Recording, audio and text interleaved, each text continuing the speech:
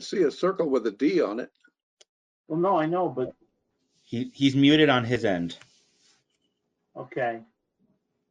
Dwight, are you there? Can you say something? Unmute yourself. Or use the chat box, Dwight.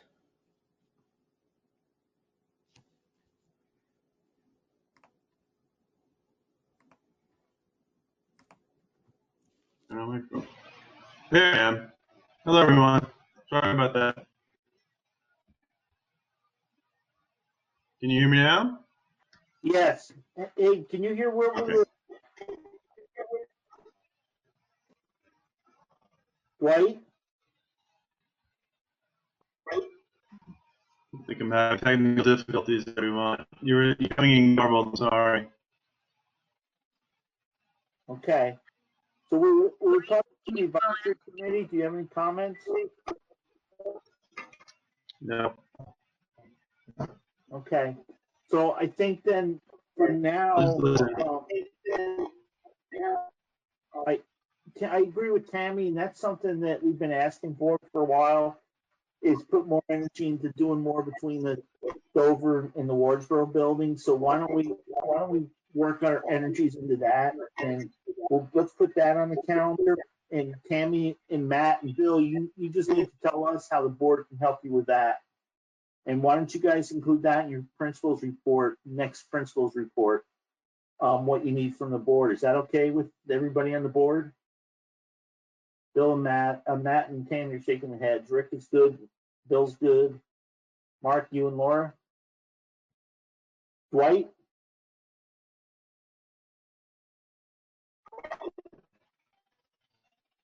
Are you good with that, Dwight? Okay, sounds good.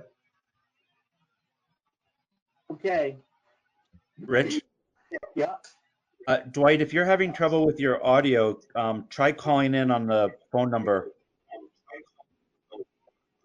Okay, it's a good idea. Okay. So the work plan was just, again, was something that we've asked Bill to kind of put a calendar together. And I know he sent us a calendar.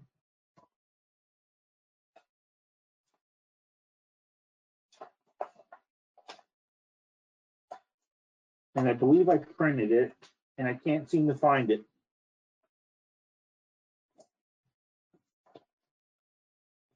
It's on your screen, Rich. Okay.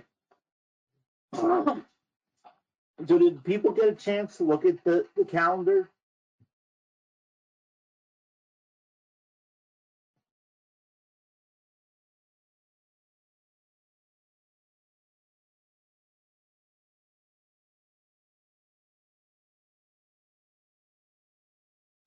Is Are there? there any changes to this from last month when we spoke about this, Bill?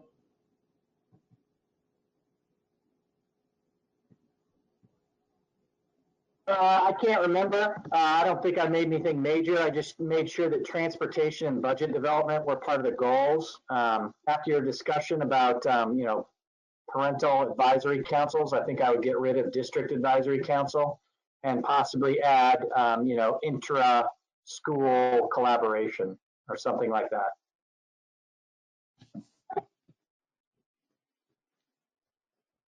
Everybody good with that, Laura? Mark, you good? I can't see Rick anymore. Works for me. You're good, Rick? I'm good. Dwight, you back?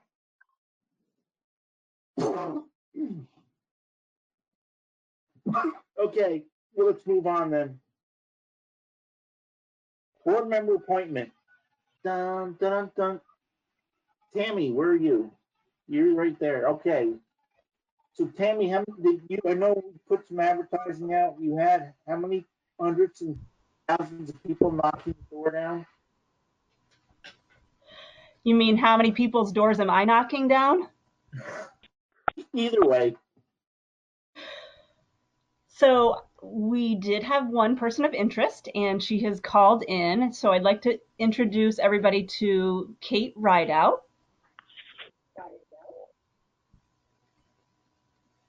That Kate came to the school board meeting in Wardsboro right after the town meeting, correct? Correct. Yeah, in early March, I showed up. Okay.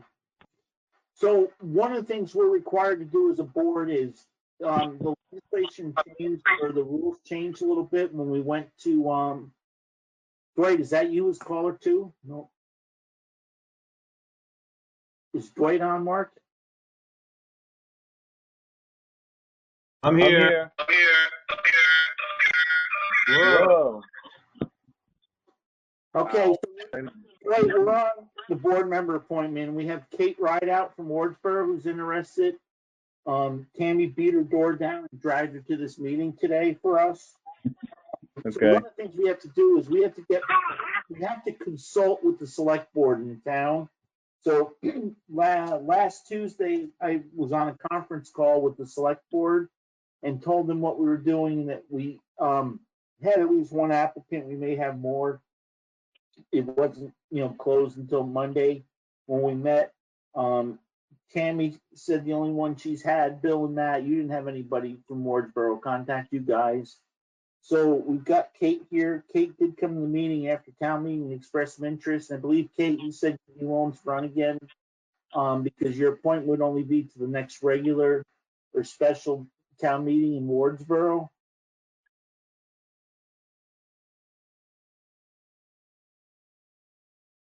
So, yeah, so the appointment would be till the next town meeting, and then it would be an elected position after that point in time. Yeah, and you would get the remainder of that term.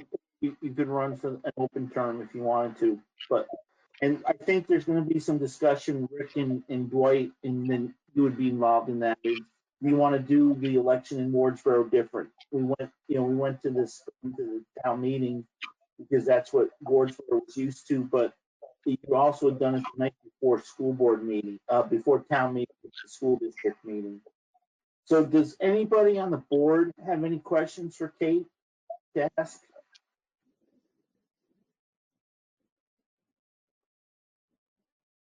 Anybody, Tammy or Matt or Bill?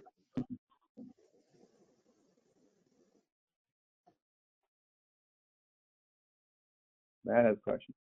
Go ahead, Matt.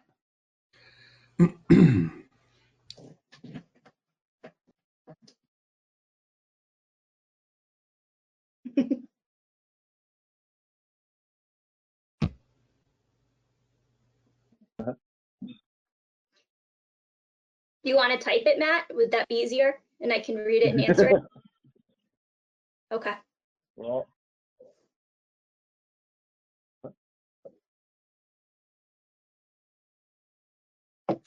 yeah, you're muted on your end, Matt.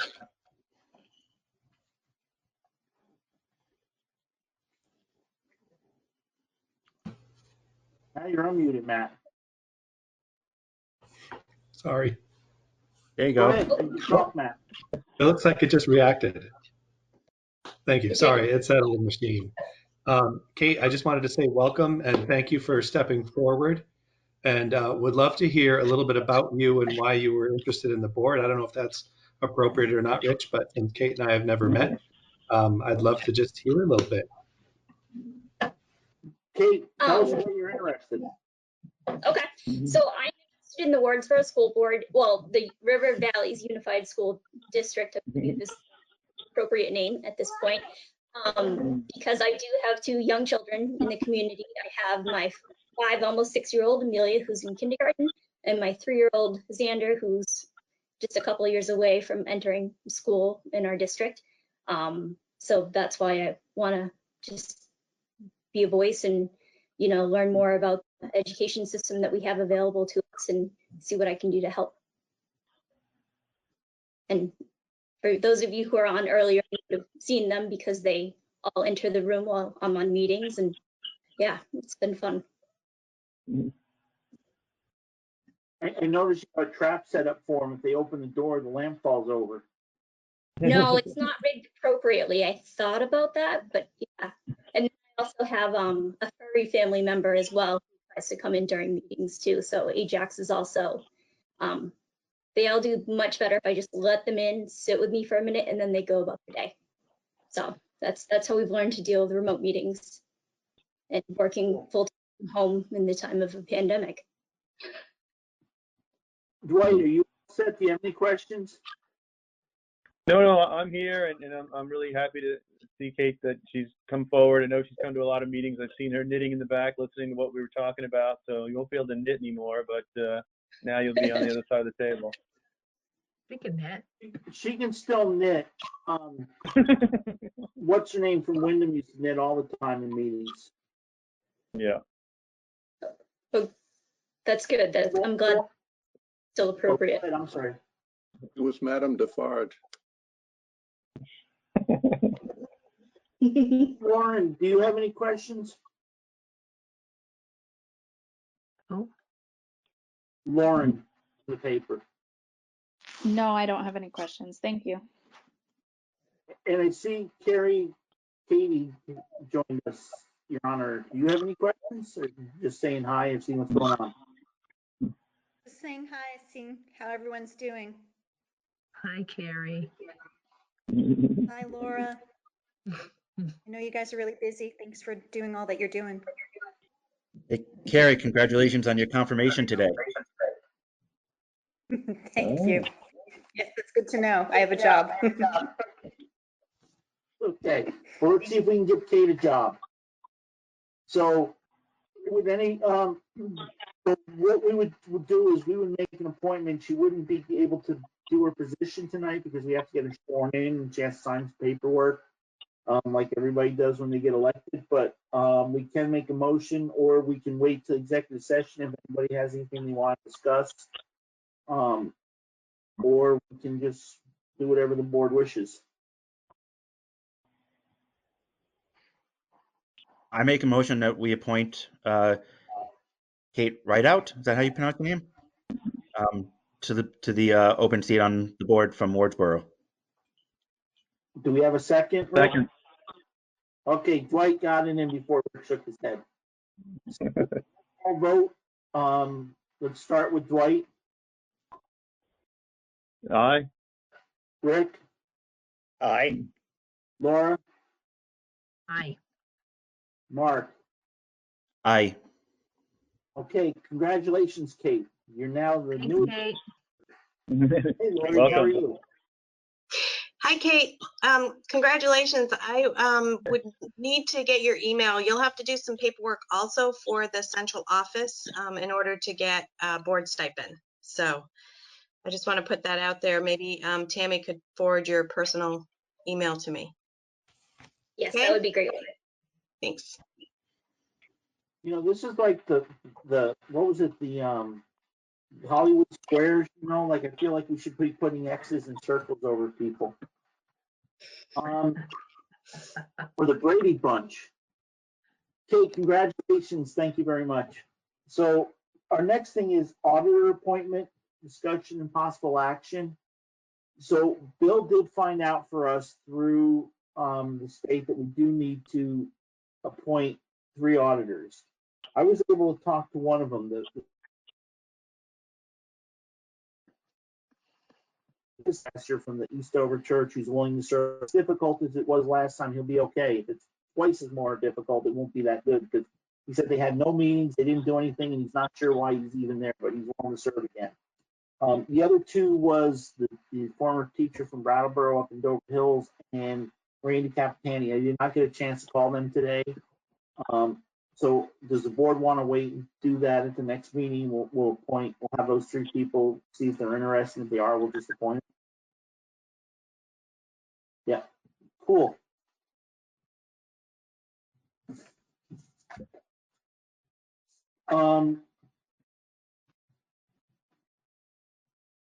So does anybody else have anything other old business?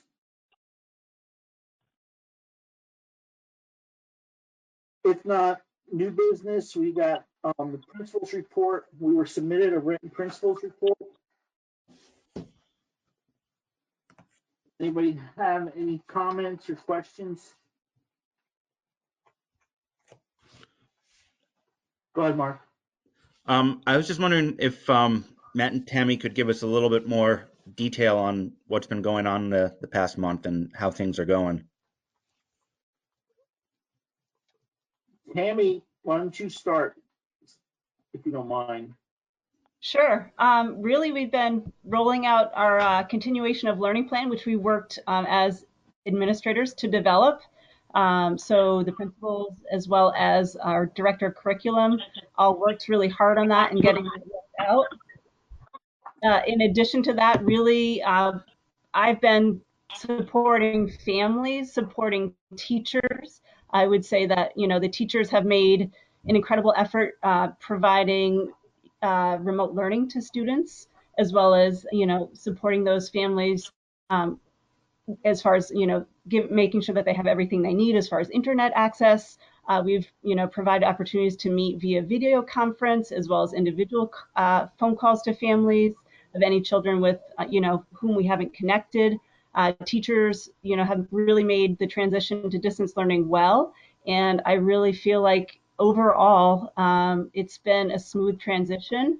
I would say more recently, we finally have gotten to sort of catch our breath, and we're feeling a little bit more comfortable in the new learning environment.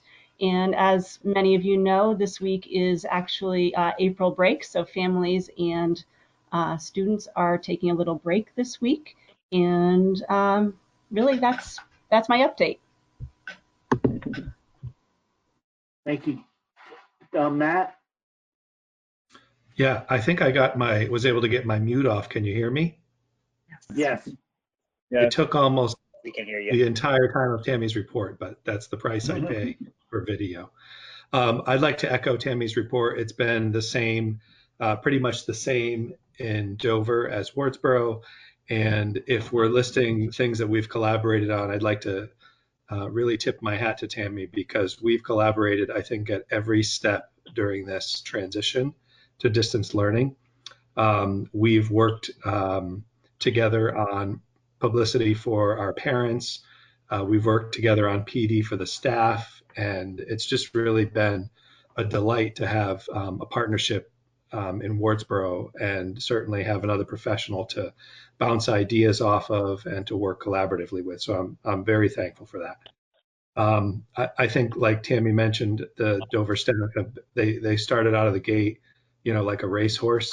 And after the first lap, everybody was pretty tired. But I feel like they're settling into a groove now, and we continue to support families that are having trouble accessing, or I'm trying to provide technical support over the phone via video, and having people come in and talk through the glass at school. It's working pretty well. There's still a few families that are struggling to access, but that has really been the priority. So I think the families are very thankful. They're especially thankful for the food service and the work that the food service and custodial staff have been doing on that.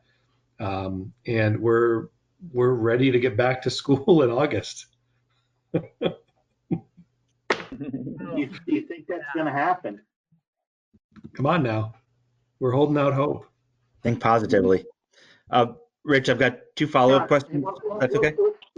Let Laura go and then Mark.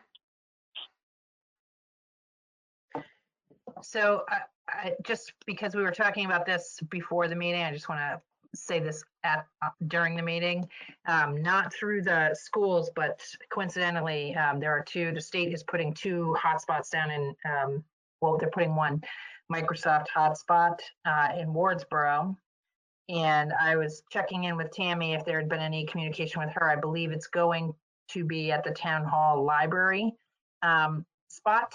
And we were just touching base on whether or not she knew about it and whether or not she might want to have some input on it. And we had talked about, I believe the arrangements were made with the select board. So I think but I just wanted to say that during the meeting. I don't know if Tammy had anything else to say on that. No, I had more to say on activity, but. Laura, I just wanted to clarify, did you mean town hall? Because you said library.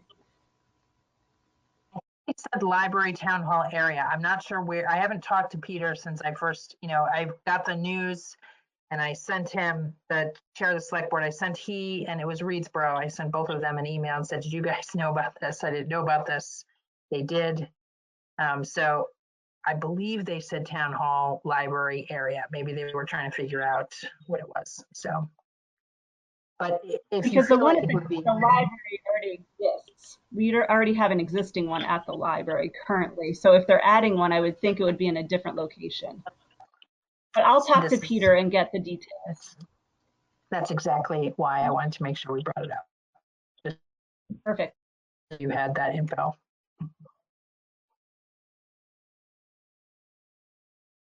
Mark, you're next. So Matt, two questions. One for both Tammy and Matt. Do you have a count of the number of students that do not have internet at their homes at this point?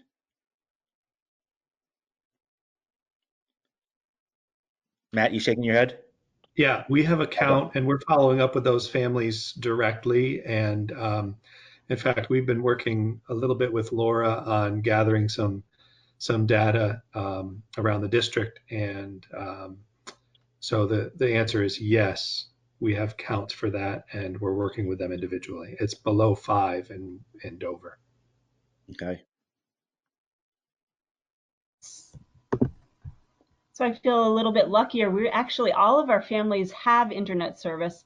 It's just how reliable it is really the bigger issue here in Wardsboro. It seems like it sort of fades in and out depending on the day or the usage. I'm not really certain. Yes, so everybody fortunately has it. It's just whether or not it's working reliably. That's the bigger issue here. Okay.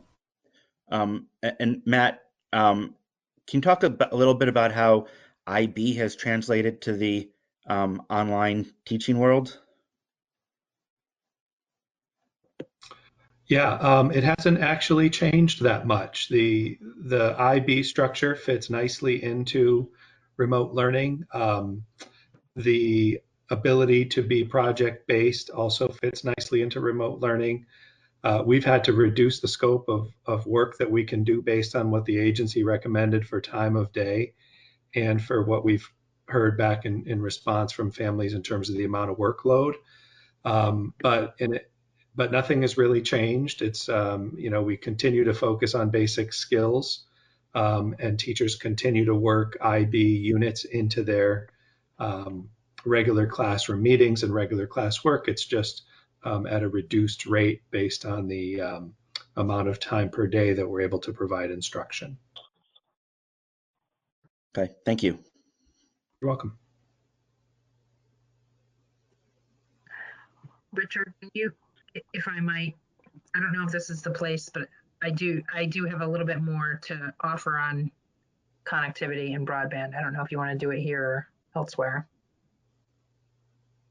Why don't we let Bill make any comment if he wants, and you can follow up.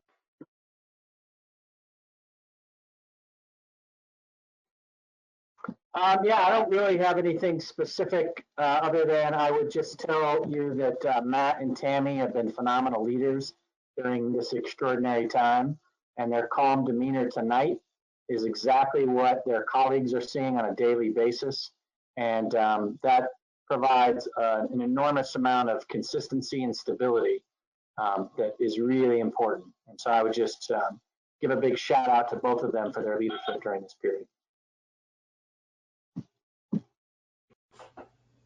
Now, how come Tammy disappeared on us? I think she just turned her video off. Okay. Yeah, I was having a poor Thank you, connection, so I Bill. just turned the camera off. I'm still here. I think it's Okay. family movie night in Wardsboro. Matt, you got anything else? If I could, I just would add that on this issue of connectivity, Bill's office has taken on this project to try to identify families in the district. And it really has turned out to be a big project, but the staff at the central office have really done a fantastic job identifying and mapping out those households, including staff, and really allowed us to, actually, they've made all the individual calls, but it's really allowed us to dig in and see really which specific families are struggling to access. We got information about the ability for them to access at all versus, poorly.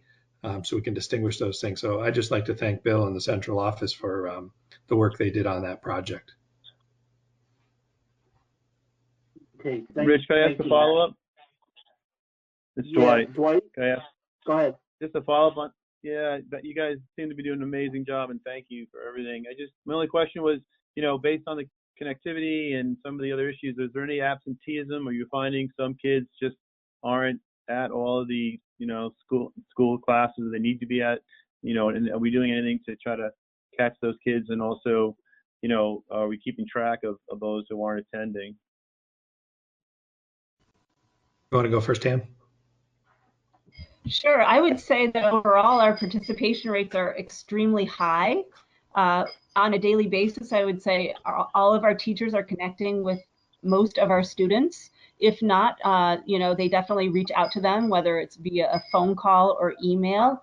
And I think parents are being extremely proactive. If their child isn't going to participate, we get a phone call or an email saying, hey, listen, we're not going to be able to make it today. So overall, our communication has been really fantastic, and participation, I would say, we have maybe one or two students, maybe once or twice a week, not, connecting with their classroom teacher. So overall, we're, I would say I'm really thrilled with the amount of participation that is happening at our school. Just in terms of Dover, it's similar. We do have, Dwight, we do have some students who are not accessing because they don't have access. So they're finding creative ways. Teachers are accessing kids by phone or by FaceTime, or parents are taking kids to work.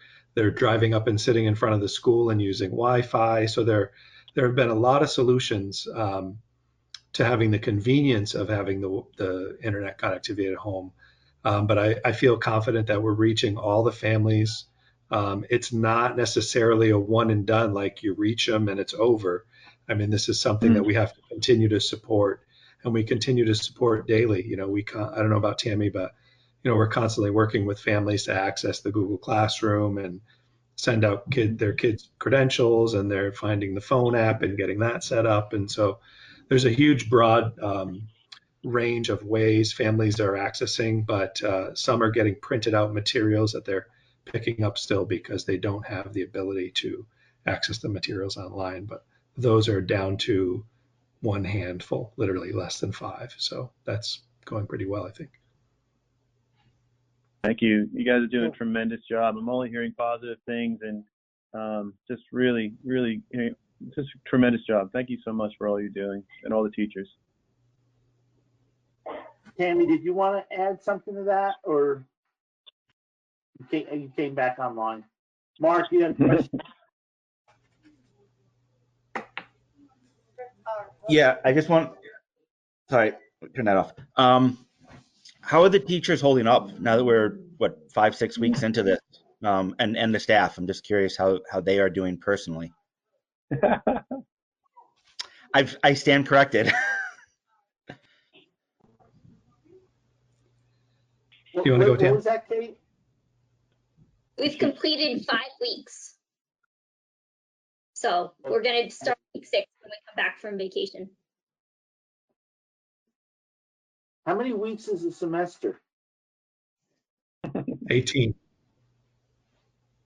So you'll have a third of your semester will have been this way. The teachers in Dover are, I think, again, I mentioned out of the gate, they were running hard and they were tired, and families were tired. There was too much work. I think they're finding a balance now after this period of time, and they're occasionally stopping into school to get materials. So I'm able to kind of check in with them. Everybody seems good. They seem strong. They're ready for this break. So I'm hoping everybody's taking this break and getting away from their computers and taking walks. But I think they're finding the balance with their family and creating boundaries with their students so that they're not Zooming on Easter Sunday, for example. But I think generally they feel pretty strong. They really miss the kids a lot. That I hear that over and over again. They miss the personal contact, they miss the face-to-face, and they're really just looking forward to getting back to normal so they can see kids and get them back in school. Yeah, I would say at Wardsboro, it's very similar to the things that Matt spoke about. I mean, all the teachers are saying they would much rather fulfill their contract in the way it was meant to be fulfilled, which is, on a day-to-day basis, teaching the kids in their classrooms. Yeah. So other than that, I think they're holding up really pretty well. There's a little bit of anxiety about, what it will be like coming back after a little break. And then we've got about 8 weeks left of school after that. So we're trying to think of ways to make learning fun and engaging and exciting from now to the end of the school year. Go ahead, Matt. Just one more thing to add, following up on Laura's comment earlier in the meeting about how you all are getting more technologically advanced. That is also something I hear a lot from teachers, is just the amazing amount of learning that they've been forced into in the last 5 weeks with all the online learning how to run a meeting, learning how to keep kids engaged. Some of those things continue to be, things that we're working on, but it has been true for teachers that they have learned a tremendous amount these last few weeks and are growing under these circumstances, which is pretty remarkable, I think. Well, thank you to you and your staffs and all the great work that you've been doing. You're welcome. Laura, you wanted to follow up on something about technology or Wi-Fi or interconnectivity? Yeah, I just also wanted to thank Matt for highlighting originally an issue that was going on with one of our providers, Bill for gathering all of that data. With my legislative hat on, I asked Bill and the superintendent in the other district I represent for that information. It's been a pretty high priority in my legislative committee for my chair. Like his number one thing that he cares about doing right now is making sure that kids are connected. I don't know that we're doing so well in that department, but we are working really hard.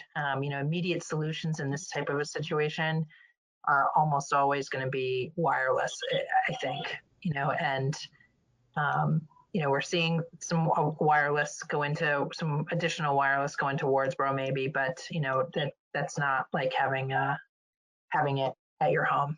So people are really trying to think about how to get these kids more connectivity. It definitely illustrates even more, the inequities that we see for our kids all across the state, and our staff and our board right now, so luckily we're all able to be on. So I also want to thank you guys for gathering that information. I think it will be helpful eventually. Thank you.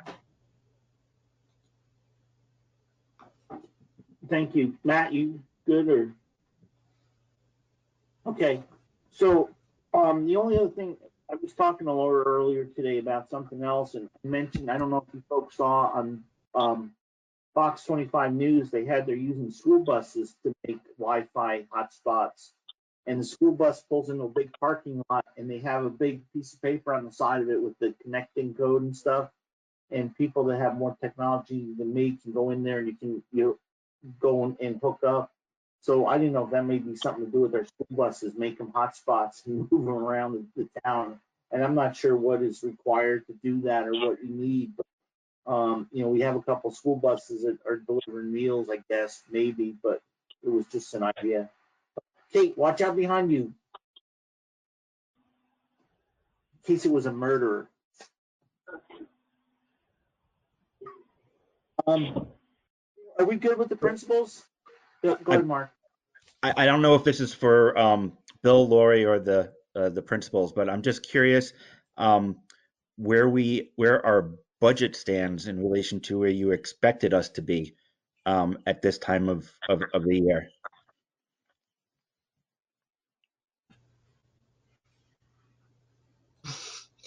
So that would be me, right? Probably. So yeah, I just looked at it the other day, and I think I had given you a basically an up-to-date last board meeting, maybe last month. And I'm not seeing, there's no big savings, if that's what we're looking for. It certainly seems to be keeping track. I will say the revenues are probably going to be off even a little further. For instance, I just heard today that the Medicaid billing that happens is not, it's still happening with remote learning, but it won't be, you can't bill for a one-to-one when you're not actually having a one-to-one service. So, there may be some reduction in some of the revenues on that. Food, we may have some increases in food costs there, but some decreases in some substitute costs. So those might balance each other out. So I would say, right where I thought we were going to come out for the end of the year is what it's looking like, within a 10 to 20% range. Okay. Does that make sense? Yeah, absolutely. Of the somewhere between 27 and 31, depending on the time of day that someone says it, money that's coming to the state for elementary schools, which I know is being distributed based on Title I. Any idea on how much we're looking at receiving? So it's going to come to the SU, and it'll come down through probably the Title I, the grant funding. It's roughly about $281,000 for the SU. Okay. And then it will be distributed based on, we actually have a COVID-19 project code in all of the different databases right now. So any spending that's above and beyond what would have happened normally has been coded to that. So we're tracking expenses. For instance, when the SU was asked to create childcare for essential workers, we immediately coded all of those costs. It didn't last that long, but we coded all of those costs to the COVID-19 project code. So we're tracking expenses, and that will come out of there. The money, it will come down directly to the SUs. So it does not go to the Ed Fund. And so that is, it's another pot of revenue that will be looked at for grabbing back to go towards the Ed Fund. Trying to put it in simple terms of, I don't know if you remember, many of you were on the board, we had the healthcare recapture, where they, the estimated savings in healthcare due to the new healthcare plans, they reduced ed spending over a 2-year period by doing a healthcare recapture. And so I know that's been talked about. I don't know, and Laura could probably fill us in a little bit more about that, but I'm not sure where that stands right now. But we may see that 281,000 for the SU recaptured in a different way because this 31 million or 28 million dollars that you're talking about doesn't touch the Ed Fund, and they need it. Okay. Thank you. Mm-hmm. So, just something for everybody May to I, remember. Richard? This year's budget is pretty well set. Most of our income is in. We don't have a lot of income stuff coming in, except for grant money when we even up.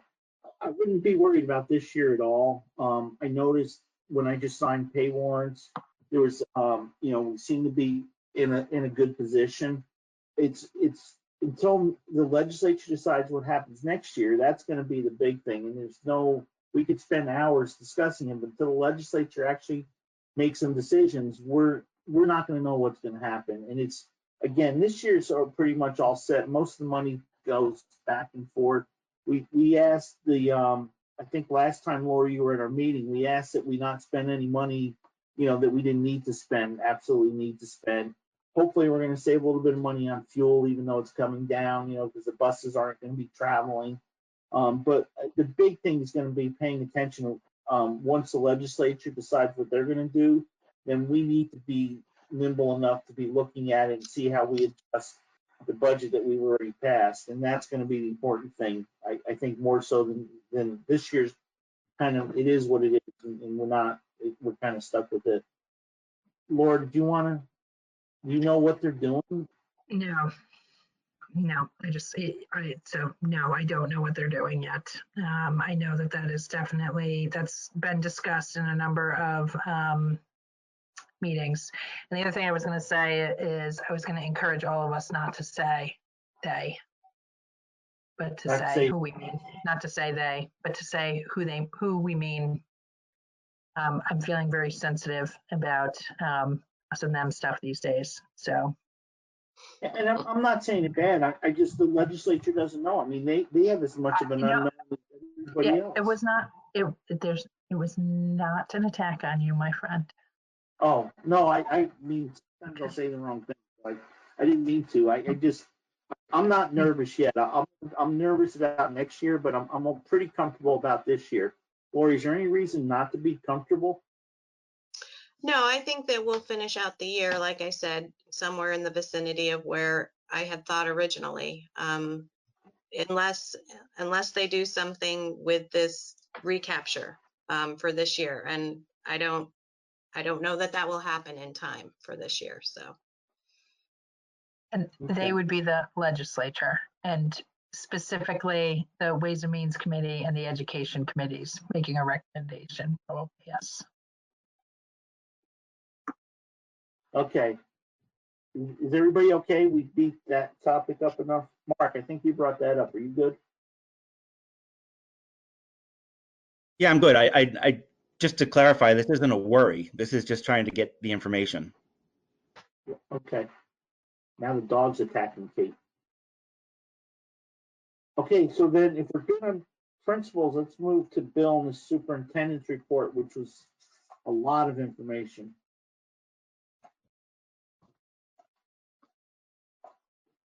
Go ahead, Bill. I don't really have anything to add. I mean, I'll take some questions. I'll capture the superintendent's report and the COVID-19 report, just to let you guys know kind of the landscape. I meet twice a week with all the superintendents from Windsor and Wyndham to talk through every issue that we're all going through. We're sharing documents, we're sharing concepts, we're sharing strategic approaches, so that we're all trying to work lockstep together. We meet once a week with the Secretary of Education for an hour on Thursdays. He gives us a debrief of what's going on. We get guidance every single day in written form that we share with all the principals and the cabinet members, and then we take action based on whatever the guidance is. We meet once a week with our COVID-19 task force, which is our leadership team, plus the association, the nurses, the counselors, food service, just so everybody knows what everybody else is doing, so we can stay in touch with each other. And just trying to keep things as normal as possible and routine as possible during a very unroutine time.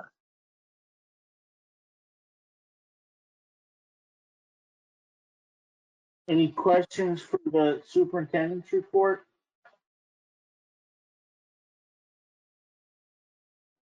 Okay, thank you, Bill. Thank you. Laura. Thank you, Bill. Matt, one thing I missed during your presentation, I don't know how much you can say, but I don't know if everybody's aware of the situation you had up there with a staff member. Do you want to just, Mark, you have a comment? I was waving at Dwight, who just showed back up. Oh, Dwight's there. Hi, Dwight. Matt, can you give us a brief overview of what happened? Sure. I think I sent out a release to each of the board members. We did have an employee have a medical emergency while preparing some meals, on Wednesday of last week. And rescue was called. Deerfield Valley Rescue came to the scene. Dover PD, East Dover Fire was there, and the employee was transported to BMH and was released on Thursday and is home recovering. And the news is all good, and we are extremely happy about that. It was not related to her work in any way. It was not related to any of the work conditions. It was a personal medical emergency. And we're just really feeling fortunate that we were there to help her, and that she's recovering well and is ready to come back to work. Although I told her she has to wait 14 days because she's been in the hospital. So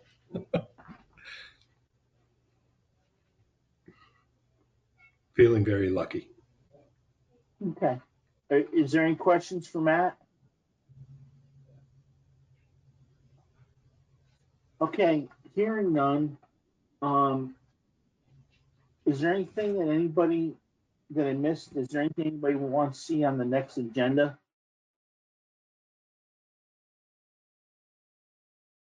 Mark, you had sent something that said go to meeting best practices. Did you send that to everybody, or was that just for me because I didn't know what I was doing? No, I sent that to everybody. There's one small correction to that, which is the link on there to the meeting documents. I mistyped that. It's only HTTP there, and actually has to be HTTPS. Hey, Cabernet. Sorry, dog and cat are fighting. But no, that's it. So just how do we do an executive session now? We are going to kick everybody out who doesn't belong in the executive session, and then come back from it. And anybody who wants to come back in can, but won't be the easiest thing to communicate about. Okay. So Mark, is there Yeah. a waiting room? There is. If people want to dial right back in after I kick them out, they can wait in the waiting room, and then when we come back from executive session, I'll let them in.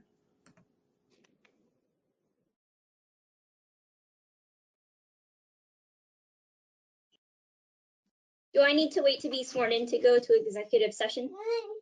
This is Kate. You should be, but I think we can, and I don't see Bill anymore. Is Bill gone? No, Bill's there. Bill, we can invite who we want to bring into an executive session, correct? Okay, we can invite you in. Okay. Is there anything I'm missing? Because I think all I have is contractual issue. Yes, Peter. How shall we know when to come back? Well, I don't know if we're going to make any decisions, so I can just send you an email again, like last time. I have that technology. Okay. Okay. Is everybody good then? Board members, just give a thumbs up if you're good. Okay. And I'm sorry, it looks like I'm looking off to the side, but I got a bigger screen in front of me and my computer's on the side. That's why I'm really not looking at you guys. So why don't we? Pardon? It's your good profile. Better profile. Thank you. Why don't we do an executive session for contractual issue? If somebody would make such a motion. Rich, Bill just asked whether you want Tammy and Matt to attend. No, as long as Bill attends, he can fill them in. We'll let them get off. Poor Matt is struggling down there in Guilford.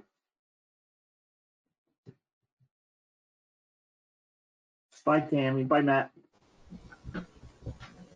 Bye, guys. Thank you, and have a great night. You too. Bye, guys. Thank you. Did we have a motion? I know, I'm waiting for one. I'll make a motion that we move into executive session for contractual issues. Okay. We have a motion. Somebody second that, please. Rick? A second. Okay, so we get a motion in a second. We should note in the motion that we're gonna invite Kate into the executive session. Got it.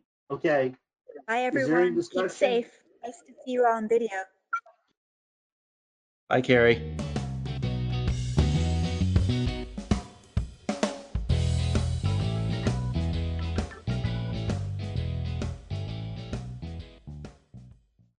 So let me just let people know that on the contractual issue, Rick and I will let the board know, and hopefully we'll have some more information at our next meeting. And then, is there anything else before we adjourn, Mark? Yep. Bill, I was just wondering where we were on the status of the couple hiring positions that we had. Sure. Matt has posted the positions. We've received over 10 applications, many of them local. So I would agree with the board's approach to contractual negotiations and investing in what you have invested in. I think that word gets around and people see stability and durability in what you guys provide in River Valleys. Great, good to hear. Okay, so if there's nothing else, Bill, I don't know, do we need to meet the first Monday in May, or what do you folks think? Do you want to put it off to the middle of May, see what's going on more? Do we want to maybe just have a written report from the principal administrators and see what's happening? I'm not sure what the board's thoughts are. Laura, go ahead. Oh, Mark, I'm sorry. No, I was gonna say, I think I'd like to meet. It's helpful for me to hear from Bill, Matt, and Tammy about what's going on. So that's my opinion. Laura? You're good? Nothing.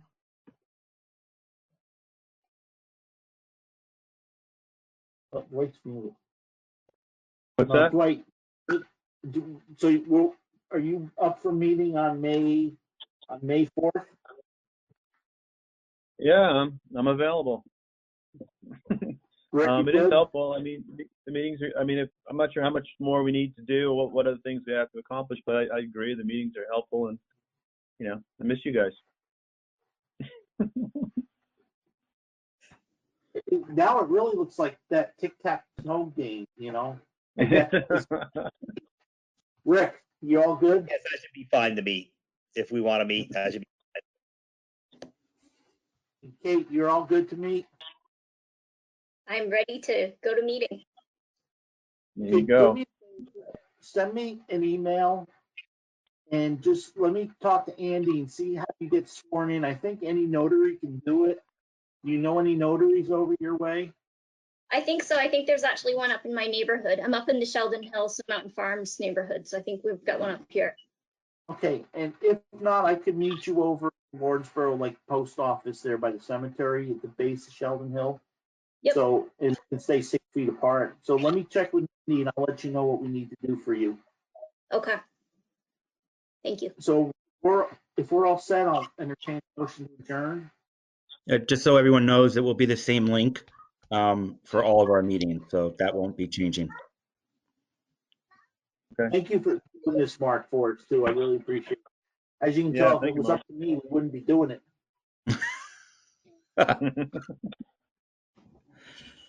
All right, motion to adjourn. So moved. It's what is it? It's 7:37 p.m. We'll see you guys all on May 4th. Bill, and we'll get together the week before, and Bill's gone. Welcome on board, Kate. Thank you.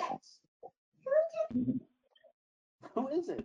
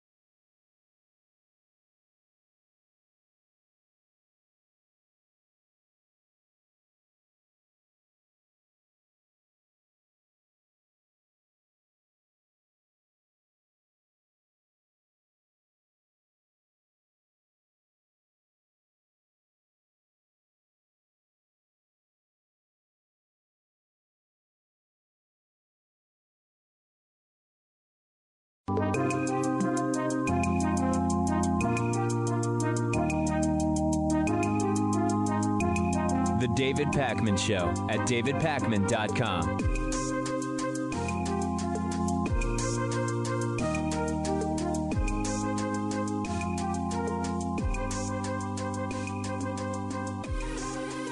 A whole bunch of people emailed me about CNN's Anderson Cooper interviewing the mayor of Las Vegas, Nevada, Carolyn Goodman, and it is something else. So I want to look at a few clips with you. Anderson was visibly stunned by how ignorant and incompetent the mayor of Las Vegas is.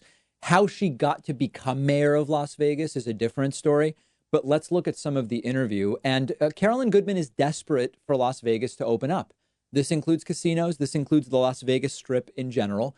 But she doesn't actually have any idea how it could happen safely other than to wildly dismiss every concern that Anderson Cooper brings up and say that, listen, they're going to have to figure it out. Let's get right into it. There's Chinese researchers have shown how this virus spreads. And I just want to put up for our viewers. I just want to put up for our viewers. This is a restaurant. Anderson, you are tough. No, I'm not We're talking. back to China. This isn't China. This is Las Vegas, Nevada. Wow. Okay, that's really ignorant. This is a restaurant, and the That's yellow ignorant circle. to say That's an ignorant statement. That's a restaurant, and yes, it's in China, but there are human beings too. That yellow is a person who is asymptomatic and infected. And all those other red circles are other diners who that one diner passed the virus to. All those other people became infected in a restaurant that had air conditioning, and they believe it was the air conditioning which helped the virus spread to all those other people. You remember the Legionnaire's disease in 1976 in Philadelphia came all through the air conditioning.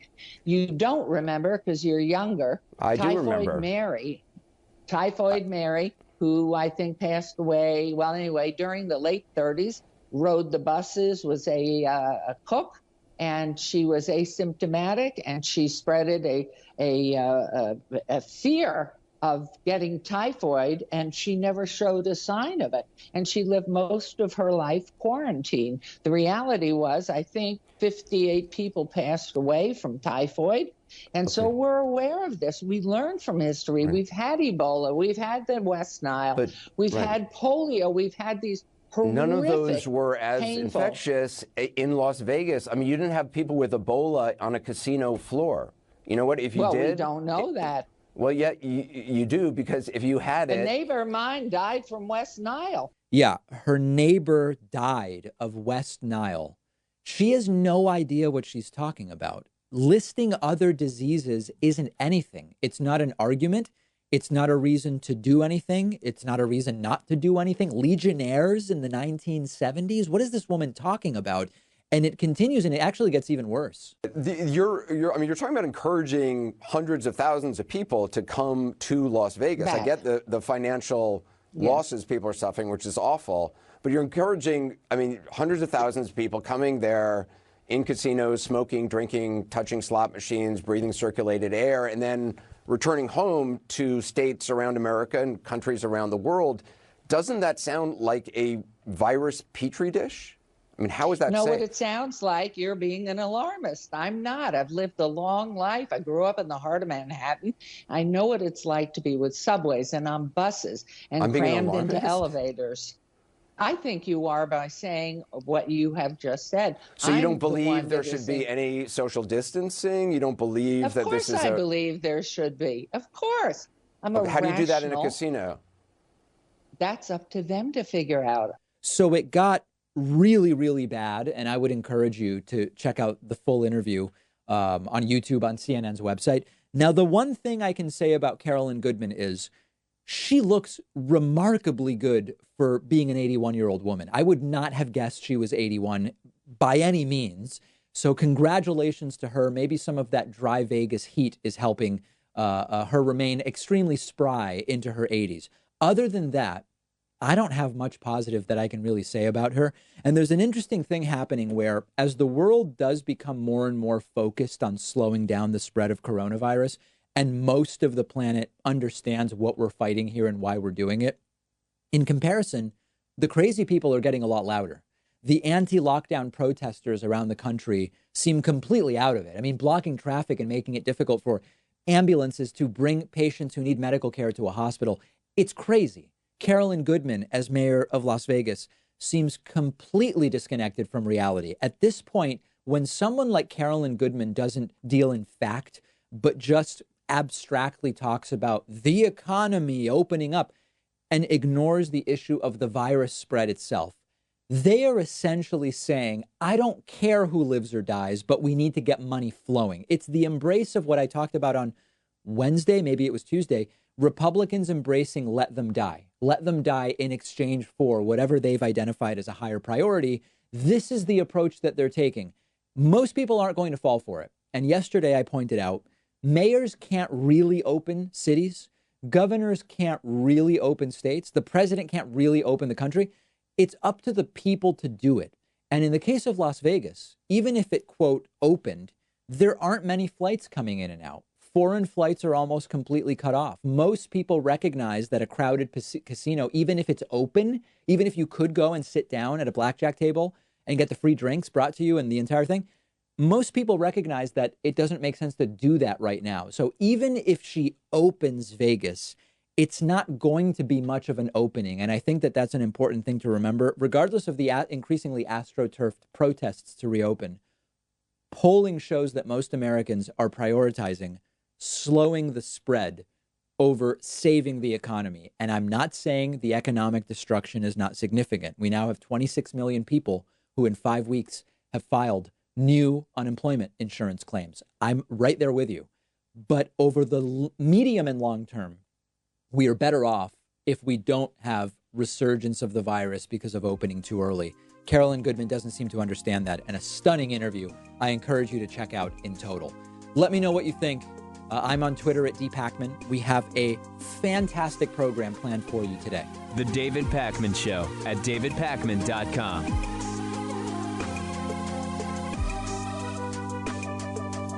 The David Pakman Show isn't some corporate media show with huge advertisers and a media conglomerate supporting us. We actually depend on support from our viewers and listeners.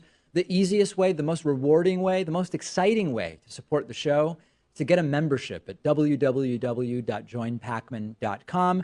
You'll receive the world-famous daily bonus show for supporters only, the commercial-free audio and video streams of the show every day, and you'll be part of the solution. Because of membership, we are independent and we're able to cover whatever stories we want, whatever stories our audience is interested in, without executives looking over our shoulder. And it's why we've grown from a weekly show to a daily show.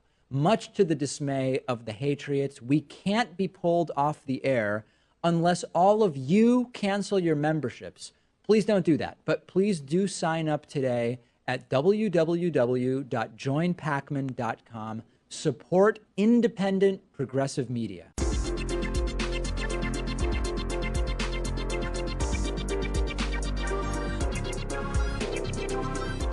The David Pakman Show at davidpakman.com. Today's new members of the day are Nettie Mice and Nick Hallchurch. Nettie and Nick, thank you so much for your support. And also a big, very special thank you to Corey Wyatt. Corey's been a member of the David Pakman Show for almost 5 years and is today's, he gets recognition today as our long-term sustaining member of the day. Okay, let's go to the phones at 617-830-4750. A very exciting day in some sense, although I've not yet identified how. But people are blowing up the phone lines. Let's see what's on people's minds, starting with our caller from the 347 area code. Caller from 347, what's your name and where are you calling from today? Caller from 347, are you there? Hi, am I on? Yes, you are. Is this me? Yes, it is. Yes, I'm here. This is Nick calling from Brooklyn. Hey, Nick, what's How's it up? going, David? Good. Hello? Yes, you're on, Nick. You're on the air right now. Yeah, just wanted to call. Obviously, huge fan of the show. Just wanted to call just wanted to hear your opinion about something. So, obviously, we've been hearing a lot about Trump being compared to Hitler, which is obviously not the case. However, kind of looking into the history of the U.S. kind of before World War II as well as after World War II, I think you could make the argument that kind of the ideologies at the time, maybe even today, are kind of closer aligned, I'd say, to the kind of to the ideas of the Nazi Party than to possibly kind of the USSR's communism, kind of that idea. So kind of going into the America First movement in the 30s and 40s, as well as denouncing Japanese as the lesser race during the Pacific campaign, and then obviously sheltering Nazi officials post World War II. So just want to kind of hear your opinion on that and how that maybe plays into what's going on today. Yeah, I mean, I think we don't really need to do the sort of hyperbolic sensationalist thing of saying Trump is like Hitler to have a conversation about similarities in pre-World War II Germany to how Donald Trump's tendencies. So when you look at the use of hyper-nationalism to justify policy, when you look at the othering of certain groups that Donald Trump has identified, it's ranged. It's been everything from Mexicans with the whole rapists and all that stuff, Muslims from the Middle East, Asian folks in different ways. When you look at the sort of attitude towards media that Donald Trump espouses and a free press, there are definite similarities. So, when you look at somebody like Timothy Snyder has written a lot about this, you don't have to say Trump is like Hitler. I have no reason to think right now that Trump is, looking to exterminate Jews or any other particular group in the way that Hitler wanted to. But there are many similarities between what we see now and pre-World War II Germany, and it's perfectly reasonable to talk about them. Signs of totalitarianism, authoritarianism.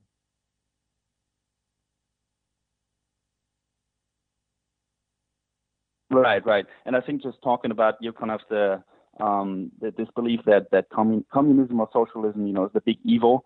Going back to the 40s, where it was the big evil compared to, kind of cozying up to kind of the Nazi beliefs, especially in America, I think is kind of a dangerous train of thought. And I can definitely see that still happening today in terms of the way that the right portrays kind of communism as well as socialism, not really knowing the difference between them. Yes. So that's basically what I wanted to call in. Also, maybe for context, I'm German, so I'm U.S. born but raised in Germany. So I guess I have kind of an interesting viewpoint on that. But yeah, thanks for taking my call, and all the best. All right, great to hear from you. Nick from Brooklyn, 617-830-4750 is, of course, the number. Let's go next to our caller from the 309 area code. Caller from 309, what's your name? And, of course, where are you calling from? Very important details. Hi, David. This is Sam from Texas. Hey, Sam, what's up? Yeah, so I'm a Bernie supporter who will be voting Biden in November. Okay. I talked to a fellow progressive on Facebook. He was posting some Never Biden stuff. And thankfully, I'm a viewer of your show and a member, because I used some of the arguments about how you brought up how Biden is more helpful to the progressive movement. And he actually said he was warming up to that idea. But he brought up something really interesting that I think you could have a good perspective on. He said he can't vote Biden because of his past policies and how a lot of his previous votes in the Senate sort of contradict the current platform or his appeal to progressive values. Right. And he said that a lot of his past policies are what got us Trump. So I guess as people who want to convince Never Biden people to vote for Biden, how do we convince them? How do we help them reconcile that? Listen, it's a matter of this is simply a matter of do you want to win, and do you want to reduce harm by getting Trump out? Trump was pro-choice for 68 years of his life. He completely transparently said, and it was transparently dishonest when he said, as he was becoming a Republican candidate, "Oh, I'm pro-life now. I'm against abortion. Abortion's terrible. Jail the doctors, jail the mothers," right? He said every crazy thing. And the evangelicals said, we're going to vote for the guy because that's what he says his policy is now. And we at least somewhat credibly believe that this is how he will govern. And he has. Donald Trump spoke to the March for Life or whatever, and whatever the case may be. With Biden, the policies are more complex than simply are you for or against abortion. There is no question that Joe Biden in the 80s and 90s was running a more conservative platform as senator than he is espousing for 2020. But this is just this is how things work. People don't have, there's this idea that has become popularized with Bernie Sanders that if you have the same idea for 40 years, the same position for 40 years, it's objectively better. 40 years is a long time, and things change during those 40 years. Many of the people who in the last 5 years have become large advocates, strong advocates of LGBT rights, 20 years ago were probably pretty homophobic by today's standards. And if that's going to be the standard, we'll just lose. I mean, it's like we're just going to lose if that's the case. Is Biden going to do everything he claims he's going to do? Of course not. Just like Bernie wouldn't be able to, just like Trump hasn't been able to. But that seems like a very poor reason that Biden's policies have changed. Therefore, we want Trump to win. It seems crazy to me. Yeah, no, I 100% agree. And I also tried bringing up to him that I think Biden will keep people around him that'll kind of like, I think the people that Biden will keep around him are going to be pushing for those progressive values. And I also tried explaining how, AOC or someone like that or progressive has a better chance of meeting with Biden to discuss policy than they do with meeting with Trump to discuss policy. Course. You know what I mean? Of course. In a Biden presidency, the AOC wing at least will get a voice and a hearing. They might be ignored 98% of the time, but with Trump in the White House, they don't even get a hearing. They have zero voice. You're absolutely right, Sam. And in fact, Trump campaigns on actively hating those values. That's right. So it's just such a ridiculous position, in my opinion. Sam, you're not falling for it, which I think is good. Yes, absolutely. Good. All right, Sam, excellent to hear from you. Very much appreciate the phone call. Let's go, just because a lot of people are interested in this arc, let's go to our friend Pedro from Colombia. Of course, none of us believe that that's the case, but what's new? What do you have for me this week, Pedro? Hola, Mr. Pacman. Thank you for taking my call, Por supuesto. I just really wanted to tell you, thank you for the show, and I appreciate, all the people on, all the viewers who like tell me, nice things, All of your fans, yeah. it. Oh yes, so I just want to tell you that, you're a good guy, Mr. Pacman, and I actually did send you a picture of me, by the way. I don't know if you got it. Yeah, Pedro sent me a drawing of a stereotypical Mexican mariachi guy, which is a weird thing to send if you claim to be from the South American country of Colombia, right? That's an unusual thing to send, right? Oh, well, I wanted to send an actual picture of me, but my wife, she doesn't like that I call the show at all, I see. And, she got mad when I told her, and she's like, oh, Pedro, you can't do that. Now, that's So interesting. I was like, okay. Pedro, as you and your wife, of course, immigrated to the U.S. from Colombia, right? Oh, yes, you know. And do you speak to her in English? That sounds unusual. Oh, no. Well, so we talk in between Spanish and English, I'm just doing a little impression of her. So how did she actually say, she, how does your wife tell you in Spanish that she doesn't like you calling the show? What does she say? Ay, está llamando ese Pacman otra vez. She talks like that, Interesting. It's kind of, so I didn't want to get on her bad side, So yeah. I just got my friend from Argentina. He drew that little picture, but it looks just like me. It's not a stereotype. It's just what I look like. Yeah, because Colombia doesn't really have the Mexican mariachi stuff. It's not part of the culture there. Oh yes, there's a little bit, but it's more Mexican. But I love Mexicans. I love Mexico, and I love Argentina and Ecuador. Pedro, and where are you really okay from? too, Can you just tell me, where are you actually from? Well, I'm in Texas now, but No, but where were you born? Where were you born? I'm from Colombia, Yeah. I forget the city. I know there's some confusion about Yes, where yes. I'm from, There is but confusion, yeah. you can just All right, Pedro, listen, how okay, long is but this going to go on for? I'll call you and just say hi sometime, but I don't want to bother you. I like your show. I like your good answers and good guests. So I don't want to bother you guys. So if you don't want to talk to me anymore, that's No, okay. I But just would love to know where you're really from. That's what I would love to know. okay, well, someday I'll remember. Someday. All right. Okay, Pedro, thank you for the call. Very much appreciate hearing from Pedro. A lot of people in the audience all wrapped up in the entire Pedro arc, as it may be. Let's go to Dante from Florida. We haven't heard from Dante for something like 5 or 6 weeks. Dante's calls are sometimes interesting. What do you have for me today, Dante? So, there's been a lot of criticism of Trump and how he's handled the response to the coronavirus, and I think that's merited because his response has been terrible every step of the way. Sorry, But Dante. I hate to I've also interrupt. noticed Dante, do you have us on speaker or Bluetooth or something? Because your connection is not what it usually is today. no, I don't. Okay. All right. Go ahead, Dante. We'll keep going.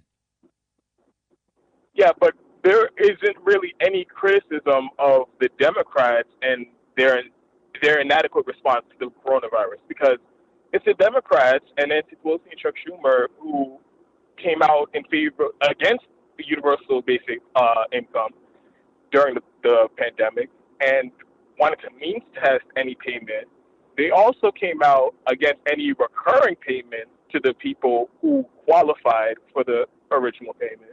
Yes. And they've also, even though Nancy Pelosi controls the House, she hasn't proposed anything to deal with the like rent freezes or even subsidizing people's rent. Right. She in the middle of the unprecedented pandemic and economic crisis, she is on vacation. She's allowed the House to go on vacation for a month and refuses to adopt remote voting. So, and even progressives like AOC won't even acknowledge that the Democrats are largely blocking the policies that we think would be best to deal with the crisis. Right. So, what do you think about the point I'm trying to make is nobody's blameless. There are no good guys. So, what do you think about the Democrats being let off the hook for their terrible response to the coronavirus? Well, again, I don't know who's necessarily letting them off the hook. Let's go through each piece one by one. The mainstream media. Hold on, Dante. Whoa, easy. Hold on a second. The vacation thing, I don't know that it's the best critique. I mean, listen, everybody's distancing and everybody is in their home districts rather than in DC. And we can say it's obviously necessary to have a remote voting system. I'm with you there. I don't know that, Trump has been pushing this Nancy's on vacation. It's like so's Mitch McConnell, right? I mean, so everybody's just out of they're only doing pro forma sessions. I don't know that that's the right critique. I think the right critique, which you're astutely making, is that even if a lot of this stuff that Democrats haven't gotten behind wouldn't have passed because Republicans wouldn't have passed it, wouldn't we like to at least see Democrats fight for some of this stuff if it's supposedly in line with their values? And as you're pointing out, even AOC has been, the supposed standard bearer on a lot of this stuff has been silent on a lot of it. So I think you're quickly figuring out why I have been saying for years, none of these people should be deified. It doesn't matter who it is, whether it's Pelosi or Bernie or AOC or whoever. Once you are elected, you change. Everybody changes. It doesn't mean that they're bad people. It doesn't mean anything, but it means exactly what you're pointing out, which is there's a lot of blame to go around here for not doing enough. And what do you think? Do you think that they'll ever try to adopt these policies, or do you think that they're just going to go along with everything that the Republicans propose to deal with the crisis? Like they went along with the multi-trillion-dollar corporate bailout. That was their first priority. Yes. Like, do you think they would ever do anything to help the regular people, or do you think they're just going to leave everybody high and dry throughout this crisis? Listen, I am not naive enough to think that I can tell you whether they will ever do something. If this extends, imagine that the current situation extends 8 months. I think what you will see elected officials be willing to do would be very different than if we're able to start loosening things in 6 to 8 weeks. So I don't know. I just don't know the answer to that. I wouldn't pretend to know. All right. Thank you. All right, Dante, great to hear from you. Dante has been calling in for a while, and it's always great to hear from him. Let's take a quick break. If you're holding, don't hang up, because we will go directly back to the phones after this very short break. The David Pakman Show at davidpakman.com.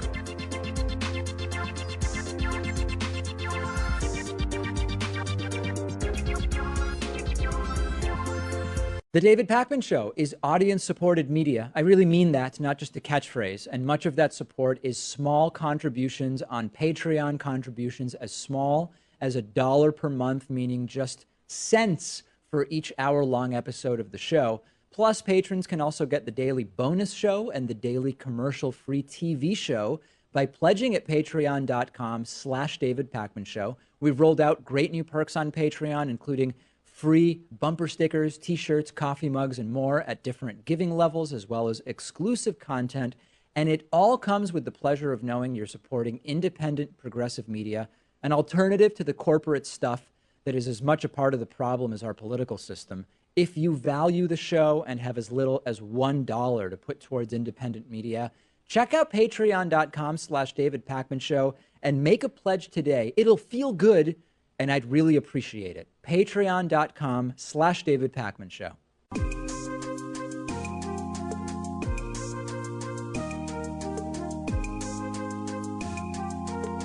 Welcome back to the David Pakman Show.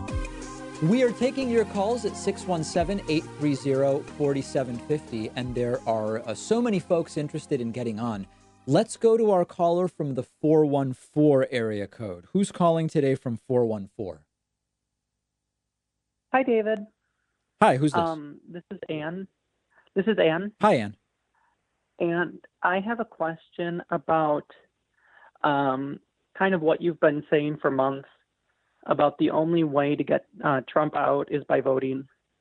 Impeachment not being the way to go. 25th Amendment not being the way to go.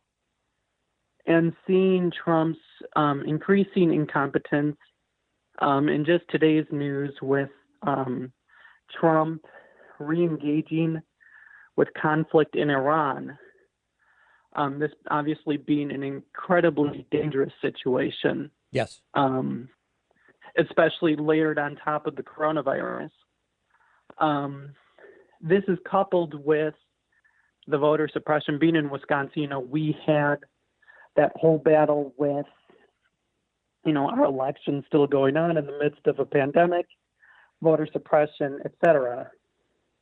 It seems like the call for the only way to get him out is by voting is becoming a weaker and weaker argument because Republicans keep attacking that avenue to get him out.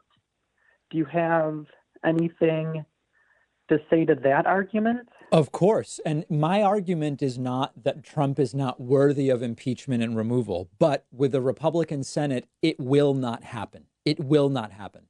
I'm not saying Donald Trump is not worthy of removal under the 25th Amendment, but his own cabinet is not going to move to remove Donald Trump. So when I say the only way of getting him out is voting him out, I'm not pretending that the election will necessarily be fair. And I'm not pretending that impeachment and the 25th Amendment would be incorrect strategies. I'm merely saying the only chance we actually have is to vote him out in November. And so they're going to be purging the voter rolls. They've already been doing it. They're going to be limiting early voting. They're going to try to push for in-person voting, even if it's dangerous because of the pandemic, which is disproportionately likely to keep Democratic voters at home. We need to, knowing that, lobby every state to go to vote by mail, at least the states that will matter. Here in Massachusetts, there's already 30 or 40 mayors that have written to the governor saying, we have the system. We have absentee ballots. Let's expand it. Now, Massachusetts won't make a difference in the election if Wisconsin and Michigan and these other states do it. So we need to, knowing that it's our only shot, knowing they won't play fair, we need to get moving now to ensure that we're actually positioned Right. to remove him in November. Well, I agree with that. So you're saying that our effort should be in things like reaching out to lawmakers to say, let's get this vote by mail thing rolling. Yes. That's so one that part we of it. can have at least a fair shot. That's right. And we've got to Well, a fight at fairer every shot. opportunity. We have to fight the voter roll purges as well. Exactly. Well, I appreciate your time. I appreciate you addressing this because this has been a concern of mine. Because I've been feeling more and more frustrated with your increasing call for is the only way to get him out, and it's like, well, they keep attacking that avenue, but at least I feel a little bit of hope that there's something we can do about that. Right. For example, when Wisconsin had their primary, I was sending an email blast, an 11th hour email blast to, I think it was the health secretary to, put in some emergency measure. I mean, it was going out on a limb entirely, but at least I felt like I could do something. So hopefully now that we have a lot more time, we can try to mitigate this kind of, this attempt at, completely squashing democracy. Yes, and we've got to get active on it now, which is why it's so important, Anne, that you are talking about it. Thank you so much for the call. I really do appreciate hearing from you. Let's go next to our caller from the 678 area code. Who's calling today from 678? Hey, David. My name is John. I'm from Atlanta. Big fan of your show. Thank you. I just wanted to talk about my thought process in this upcoming election.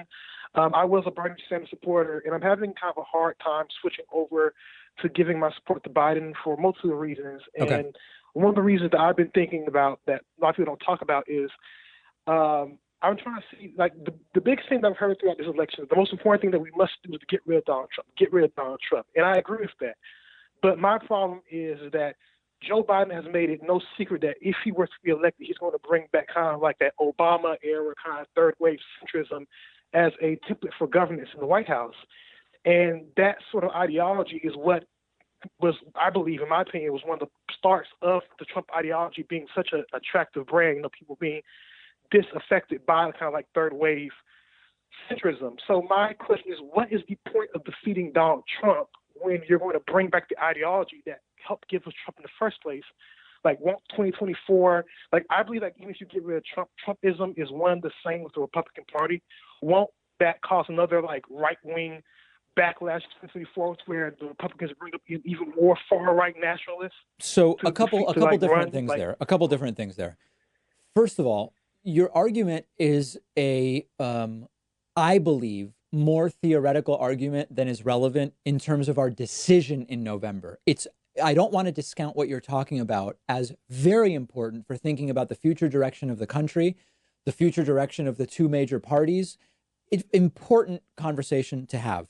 One thing that you're missing from your sort of framing is that racism was also part of what took place during Obama's presidency that coalesced and emboldened some of Donald Trump's key constituencies. And I think if we're going to really talk about what happened during the Obama administration that led to Trump, we can't ignore that. But I want to put that aside just for a second, if we can, John. What I want to say to you is the following. The theoretical argument about third way, this, that, okay. Who do you prefer to choose the next Supreme Court justice, Trump or Biden? And don't overthink it. Biden. Okay.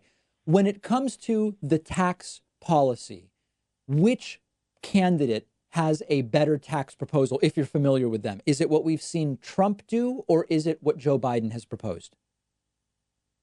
What Joe Biden has proposed. Okay. Joe Biden supports the Green New Deal as a framework, if not in its full scope. Trump believes climate change is a hoax created by the Chinese. Which of those positions is closer to yours? I would guess Biden. Right. Okay. So I could go on with 20 issues. So for me, it's just much simpler. We have an emergency. Bernie Sanders recognizes it. Noam Chomsky recognizes it. And for me, the way forward in November is not about the effect of third way politics on the future of we actually have a list of 20 policy issues on which Biden's better. For me, it's that simple. Okay, I understand. I understand that sort of like thinking, but I was just more concerned about like, just over time, will we like all these gains that we're going to make in these 4 years of Biden would just be wiped away? Because like I said before, I can't, even though Trump may be gone, I just cannot imagine a Republican Party without Trumpism. Like I think Trumpism has replaced the kind of like Reagan era of thought. I don't think you're wrong. I don't think you're wrong. The Reagan style conservatives are increasingly not what feels like the core of the modern Republican Party. Mm-hmm. Okay. Oh, and just one last thing before I go. I know you have other calls, but I live in Georgia, and I don't know if you've been aware of like Georgian politics, but our governor Kemp is going to like open up restrictions in the state on this Friday. Yeah. And if you can look into the information, I've been hearing like some theories that the reason why Kemp wants to open up so early, relative to like what scientists has been saying, is that there's been an astronomical amount of like unemployment claims in the state of Georgia, and we actually may run out because in Georgia, in order to like increase the income tax, which supports that, you have to do a constitutional amendment, and with a Republican-controlled legislature, that's like impossible. So I was thinking maybe we can like look into that and see like how maybe that might play into effect, because I think in Georgia it's going to be a devastating effect how we're opening up the state before we even hit our apex. So I just think so there's a couple things going on. I don't know about the specifics in Georgia, but there is no question that the reason that a lot of red state governors want to reopen sooner than later is if your business is allowed to be open, then you are going to have a more difficult time getting PPP money and other federal stimulus money. If your business is open, you are going to be taken off of the unemployment rolls. And there's no doubt that is playing a role in red state governors wanting to open sooner than later. Absolutely. Okay. Well, thank you, David. All right. Appreciate the call. Thank you so much. Really great to hear from you. Let's go next to our caller from the 516 area code who's been holding on for a while. 516, what's your name? Where are you calling from? Hey, what's going on, David? Hey. Name's Anthony. What's up, Anthony? You know what? Not much. I've been going back and forth with my friend in regards to a theory that I had because, I've been wanting to get on the show for a while. And at this point, and when it comes to Trump, there's really no good answer for it, regardless if you try to get him out or just his supporters. There doesn't seem to be any good answer. So while I can, I'll ask you this question. My buddy always has a problem with leftists. He says they're moving too fast. And my question to him is, what, I agree with you. I don't really follow politics too much, but do you think the left is moving so quickly because the right has held them back for so long? Like things on just, basic like gay marriage and global warming. They've held them back for so long. So now they have a footing. They're trying to go too fast. What has the left done that's been super fast? Like what's an example? Well, that's his argument. And I'm just trying to get, like, no matter what I throw at him, like I always try to bring up Trump and like his press briefings, right? And I just show them an example. But one thing they've done very well is just, what about this person? And they never seem to answer the question that's being asked about one particular person. Yeah, they go, but the Democratic I Party. wouldn't. If your friend says the left is moving too fast, I don't know that I'd talk about Trump's press briefings. I'd say, what is the left move too fast on? Because listen, Obamacare. It took, the idea of Obamacare was first proposed in like the early 90s. By the Heritage Foundation, and it was passed in 2010. So in 17 years, we got healthcare.gov and a rule about pre-existing conditions and 26-year-olds. That's too fast. Gay marriage. The first state to legalize gay marriage was Massachusetts in, I think it was 2003. In 2015, the Supreme Court, that's 12 years. Like, I would just say, where is the left moving so fast? I don't see anywhere that the left is moving fast. Yeah. You know what, thanks, Dave, because I, more or less, whenever I try to bring something up, he'll say something like, oh, they're doing this, the Green New Deal. And I look, I don't know the details of it. I just know that it's a guideline. Like, look, it's an idea. What's the problem with just having an idea? It's like, oh, they're just doing that. So, I see. So really what your friend is saying, here's what your friend is actually saying. Your friend is not pointing to things that have been done. Your friend is saying Democrats are thinking too big. Democrats' ideas are too forward looking. But I would point out, if I were you, none of that stuff has been done. None of it has been done. If you actually look at, listen, Republicans want to ban all or almost all abortions. That's whacked. Now, they've done smaller things at the state level. But if I say Republicans are moving too fast by trying to ban all abortion, I'm wrong, because they haven't actually moved. They've been equally radical for a long time. So tell your friend there's a difference between an idea and actually doing stuff, and that in fact it's Republicans that have been preventing any progress.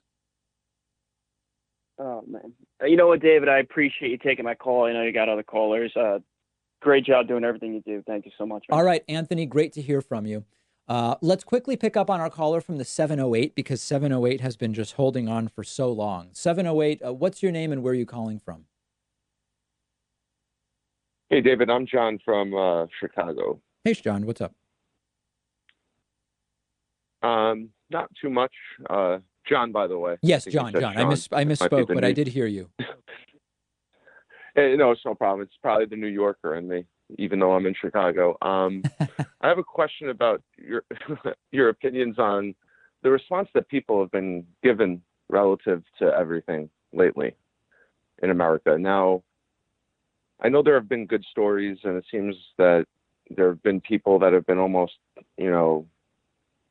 taking care of their fellow man and brother and sister, excuse me. But at the same point in time, it seems like there are a lot of people that have been vitriolic and very dark. And I was wondering if you think this is more or less a morality or an education thing, or possibly both. Because I've been a fan of yours for a while, and I highly respect your intellectual take on certain sociological things. I wish I had a strong answer for you. Here's the thing. I have thought for a long time, and I think it's probably a naive thought, that if there's really a global calamity or a global, an incident of global importance, I sometimes will say, imagine if we found intelligent alien life, that this would so quickly make all of our day-to-day conflicts obviously irrelevant and not worth fighting over. And we would unite against or with or whatever. We would realize we're not alone in the universe. This is a major step forward for mankind. We would fix or instantly resolve a lot of the minor conflicts. Or we've got a global pandemic. This risks killing millions and millions of people if we don't actually deal with it. Everybody's coming together. And you've got, people with ridiculous signs wearing no masks, all masked together in all these different states, people calling for the firing of Dr. Anthony Fauci. It would almost be insane. If aliens did show up and we sat them down and we said, listen, we've got this global pandemic, we've got no real treatment, the vaccine's a year off, and here's what these protesters are doing, and here's what people are demanding about Dr. Fauci. The aliens would say, what the hell is wrong with Homo sapiens? They would get back on that spaceship and fly away, right? Because it's insane behavior. So I don't know if it's political polarization that's causing this. I don't know if it's ignorance that's causing this. I don't know if it's bad people or a combination of all of it. But if we can't come together around this, I don't know that we can ever really come together as a human race. Yeah, I would totally agree. And I'm happy to hear you bring that analogy about the aliens. And I know you have other callers, but I just, as a teacher, because I'm a private music teacher, and because of the obvious virus, my life has changed quite a bit relative to doing everything remotely. And teaching guitar, bass, and violin remotely is kind of annoying. But the thing that I've noticed the most is that some of the students that I have around here that I could still kind of safely go to their house and teach them, because I'm obviously fine myself, there's always this philosophical argument that tends to be posed to me, because I think people don't realize that a lot of people are affected. Like, I just lost my uncle last week ago in New York to the virus and stuff like that. And I mentioned it to one of my students' parents, and they were basically going off on how it's not just Trump's fault and stuff like that, in which I could arguably do the mental gymnastics honestly to see that argument. But there's also a point in time where I'm like, shouldn't you just kind of be a little bit more compassionate relative to wanting to be right? Like, I think Stephen Fry said this in a lecture that he did, but he's like, the biggest problem with humanity right now is not the point of being like, our biggest problem is that we want to be right and not be effective. Yes. Towards everyone else. I don't disagree with that. And it is true that this is not just Trump's fault. Every country is dealing with it. And the idea that we would have had no deaths is a silly idea. Trump's response has been a failure, but it is bigger than Trump. That doesn't, excuse Donald Trump's behavior. John, I really appreciate it. I've got to run to a commercial break, but it's been so great hearing from you. I'm sorry I was not able to get to more calls today, but we will take calls again, and I appreciate everybody who did call in. The David Pakman Show at davidpakman.com.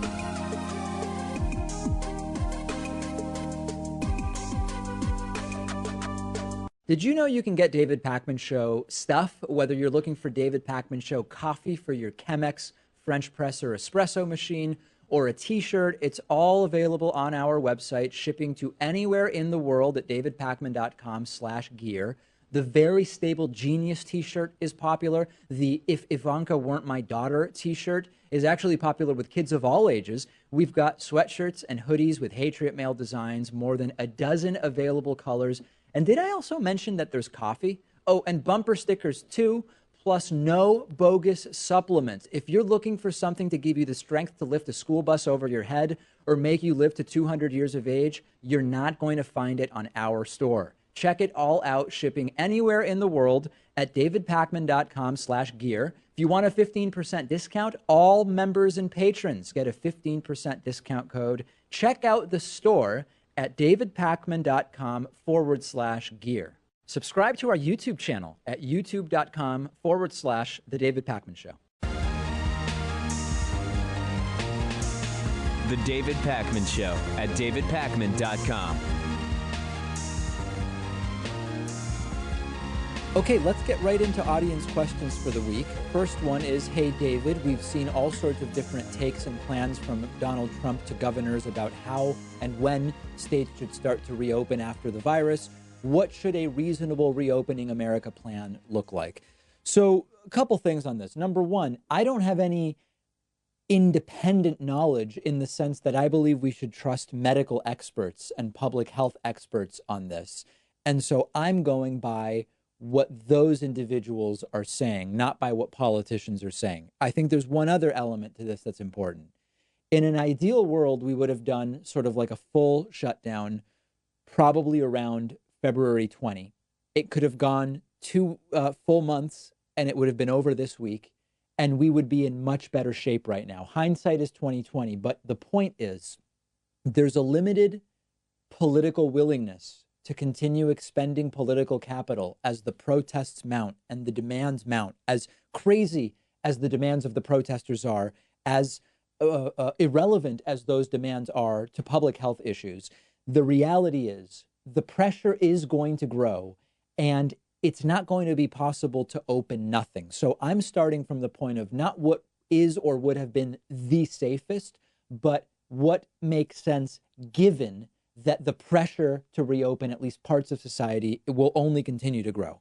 Number one is testing. Now, I'm not going to get into the full back and forth about how Donald Trump initially took credit for testing, even though the testing was terrible. He would insist that it's all him. Now that it's clear the testing is not up to par to reopen, Trump is saying governors have to figure out this testing thing. Let's ignore the shirking of responsibility for a moment. We don't have enough testing. We need, at a bare minimum, 500,000 tests a day. Most roadmaps say we need more, including like 1 million tests a day. Remember that with 1 million tests a day, it still takes you almost a year to test everybody. One roadmap says we need 22 million tests a day, so you can test everybody on a rolling 14-day, roughly, basis. Certainly, 500 or 600,000 tests a day must be in place. But not only that, you need proper contact tracing infrastructure. In Massachusetts here, they've been hiring work from home contact tracers. Different health systems have been doing it. I think it pays around $25 an hour work from home. All states need to be hiring proper contact tracers so that you increase testing, as you test a lot of people. As soon as you get a positive test, contact tracer comes in and lets individuals that may have been in contact with that infected person know so that they can quarantine. Then all the stuff about phases, I'm not going to go piece by piece through Donald Trump's proposal because I've already done it, but a few thoughts on that. Number one, there won't be a light switch that's flipped and we are back on.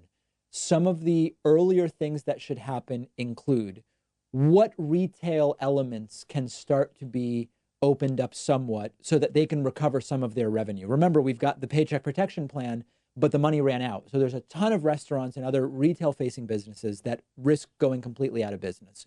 What can be done in restaurants in terms of, can people sit at tables out back, very much spaced out, so that they feel like they've had a dining experience, but the bag of food is placed on the table as if it were takeout. There's no interaction with the wait staff. Would that make people feel as though we're moving in the right direction, even though in practice it wouldn't change that much about the risk exposure? I don't know. I'm just sort of thinking out loud here.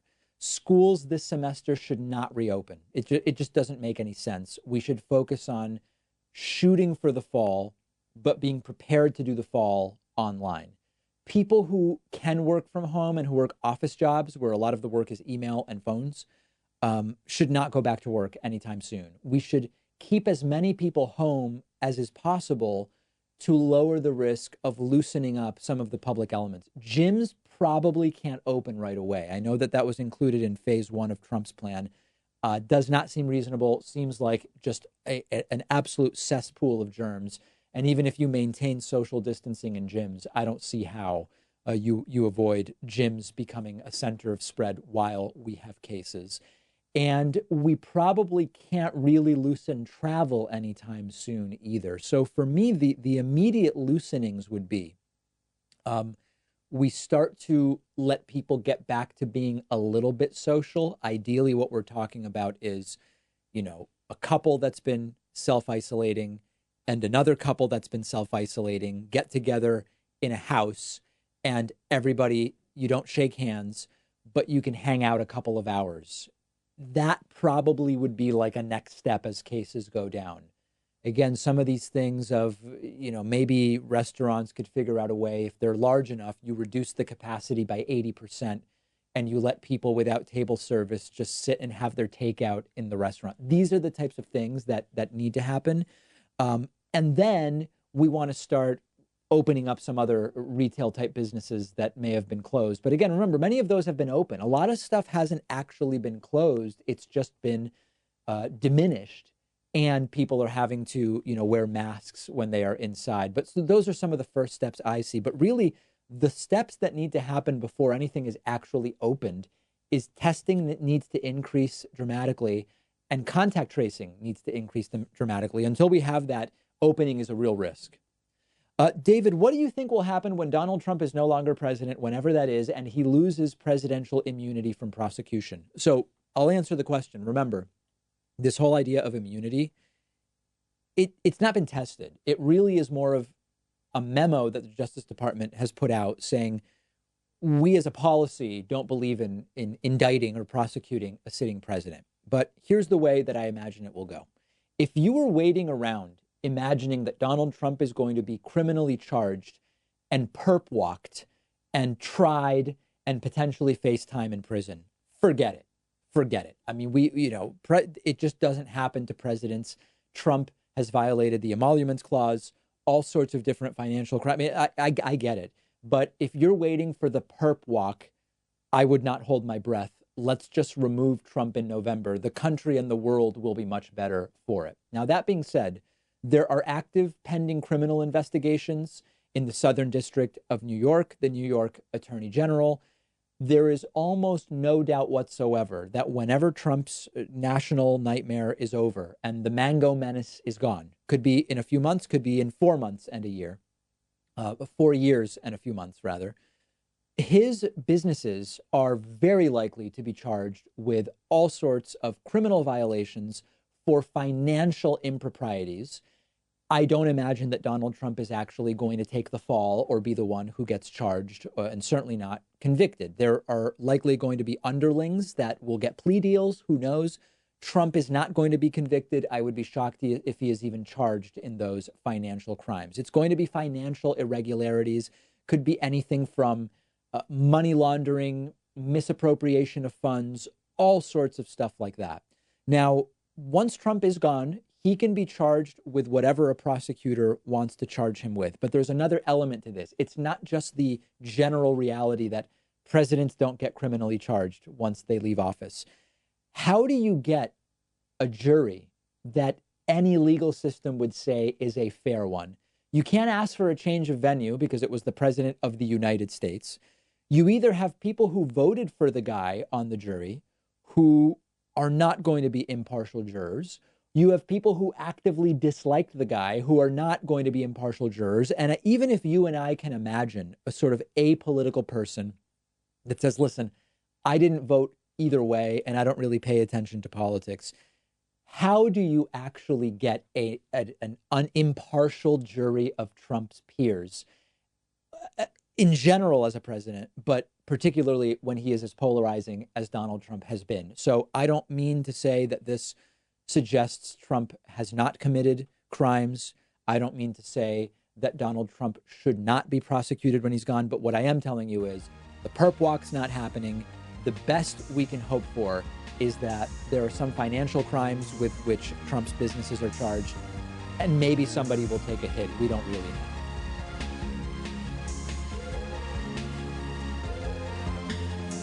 The David Pakman Show at davidpakman.com.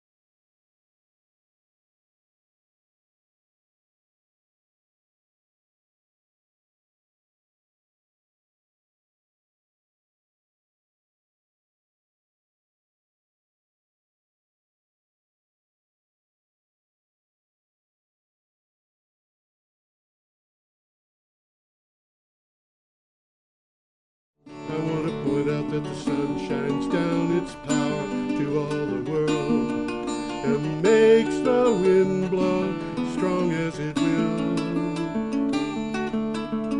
I want to hope gentle rains can fall upon the land, so lovely earth can stay lovely still.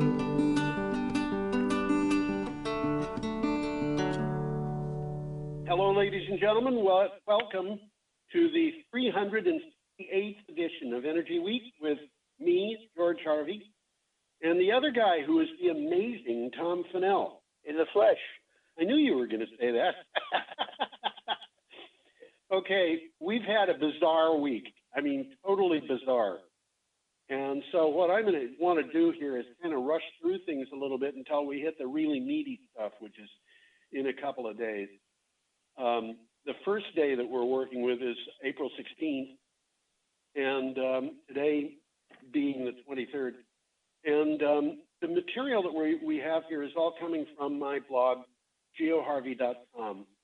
And you can get it by going there or by using links or a file download that is available from the material that DCTV puts up online and at its site. Well, some of these are well worth following up on. I mean, I read all of these, and some of them, as I say, are well worth reading. And I'll try to mention some of the better ones. And you go to George's blog and click on it, and see if you can read directly from the link. Well, there's two things that I'm going to want to do in the course of this. One of them is to explain the futures market. Yes, I got a little bit of a blurb on that. Did you? Yeah, I did, because it's confusing. It's confusing. The other thing that I want to explain is what I call Harvey's third law, which has an effect on things like the oil industry collapsing. Okay. Okay? Yeah. I'll tell you what it is, and then I'll explain it further when we get to the point that the story is relevant. Sounds like a plan. Harvey's third law, Harvey's first and second laws were like Murphy's laws. They were something I made up for a lecture. But having done that, I came to a point where I realized there was a law that is a real law. It can be proven mathematically, and it is. The likelihood of something extremely unlikely happening is extremely high. You better say that again. The likelihood of something extremely unlikely happening is extremely high. I like that one. Well, you know, it's like if you sell 1 billion lottery tickets, each one has a 1 in a billion chance of winning, but somebody's going to win. And the chance of that somebody's extremely unlikely event happening is 100%. Yeah, very high. Yeah, Maybe higher than that. Yeah, looking at things in retrospect, you say, what were the chances? Well, if it wasn't that, it was going to be something else. So with that having been said, let's go up to our first little, this is not a big item, it's from Energy Leader. Let's start with this one. We got a little picture there of solar panels. Pretty picture of solar panels out in a meadow. And what it says is, Colorado Springs Utility announces the start of its largest solar project. This is significant. It is. It's a very short article, though. Duke Energy Renewables Colorado Springs Utilities announced the start of operation for the Palmer Solar Generating Project. The 60-megawatt project has more than 220,000 solar panels on about 700 acres of land southeast of Colorado Springs. 60 megawatts isn't all that big. 60 megawatts is a big solar plant, and this is huge when you consider that it's the situation for Colorado Springs. Well, it's 220,000 solar panels, and it takes up 700 acres of land. So I guess it's significant. Yeah, and it'll give them a significant part of their energy needs. And a quick takeaway from the article, the utility has increased its renewable resources from 19 to 114 megawatts in the past 6 months. That's So they're doing something. Yeah, they are doing something, and this article refers to the solar farm actually running, not to the thing being started. So it's not just an idea. This is real. Yeah. And by the way, I'm hearing an echo here. If people online or are watching this hear an echo, I should explain. With the coronavirus pandemic, Tom and I are both working from home. So we are not going into the studio because we don't want to get infected. We are practicing social distancing of about a block and a half. That's close enough. Yeah. Close enough for me. Okay, we've got an article here from The Guardian. Yeah, we do. We got a picture of a meltwater canyon, which is interesting. Yes. That's a glacier in Greenland, presumably. Yes. And that's a river. Yes, running down a canyon. Melting ice. Yeah, running down a canyon that the river carved in the ice. That's kind of scary. Yeah, it is. When you think about it, when you want to think about it, it's even more scary. Yeah. This is well, scientists confirmed the dramatic melting of the Greenland ice sheet. This is from The Guardian. Greenland's ice sheet melted dramatically in the summer of 2019. Researchers confirmed this. A study revealed the loss largely down to a persistent zone of high pressure. If such pressure zones become regular features, future melting could be twice as high as currently predicted. Well, this melting phenomenon happens every year. This is nothing new. Yeah. But what is new is 95% of this ice sheet melted in 2019. Yeah. Compared to an average of 65% between 1981 and 2010. Yeah. Only 2012 had a higher meltwater runoff in recent years. Yeah. That's almost all of it. Well, what this refers to is not the percent of volume of the ice, it's the percent of the surface area of the ice that is in melt. And that would change things a little bit. Yeah. And I remember one point several years ago, it might have been in 2012, when and in fact, I think we talked about this at the time, they found that 100% of Greenland's ice at one particular time was actually in the process, the surface was melting. But, Greenland's big and the ice is thick. Well, the ice on Greenland is on land, so if it melts, that water will raise sea levels. That's absolutely right. It's not like an ice cube in a drink. No, it's not. It's not. So that's kind of something to be aware of. It is indeed. Okay. Let's move along here. Yep. Our next item is from the Daily Pennsylvanian, and there's a picture which is titled University of Pennsylvania Campus. And I got to tell you, that skyline that's silhouetted there, that's not the university. That's Philadelphia, I'm pretty sure. University for the Daily Pennsylvanian, and it says University of Pennsylvania Campus. Yeah. But it may not be. I think that is the University of Pennsylvania campus, except it's downtown Philadelphia. Yeah, you can't see the campus because it's kind of in shadow in the foreground. Yeah. Anyway, what do you got for title? Penn. That's Penn at the university. Yeah, Penn signs power purchase agreement to supply campus with solar energy by 2023. That's pretty interesting. Yeah. The University of Pennsylvania signed a power purchase agreement for the construction of 2 new solar energy facilities with a combined capacity of 220 megawatts in the central part of the state to supply the campus with renewable energy. It's interesting. It's the central part of the state. It's pretty far away. You mean the solar array is... The solar array is somewhere in the middle of Pennsylvania. Yeah. And Philadelphia is on the East Coast. But, they invented this really nifty thing, Tom. It's called a transmission line.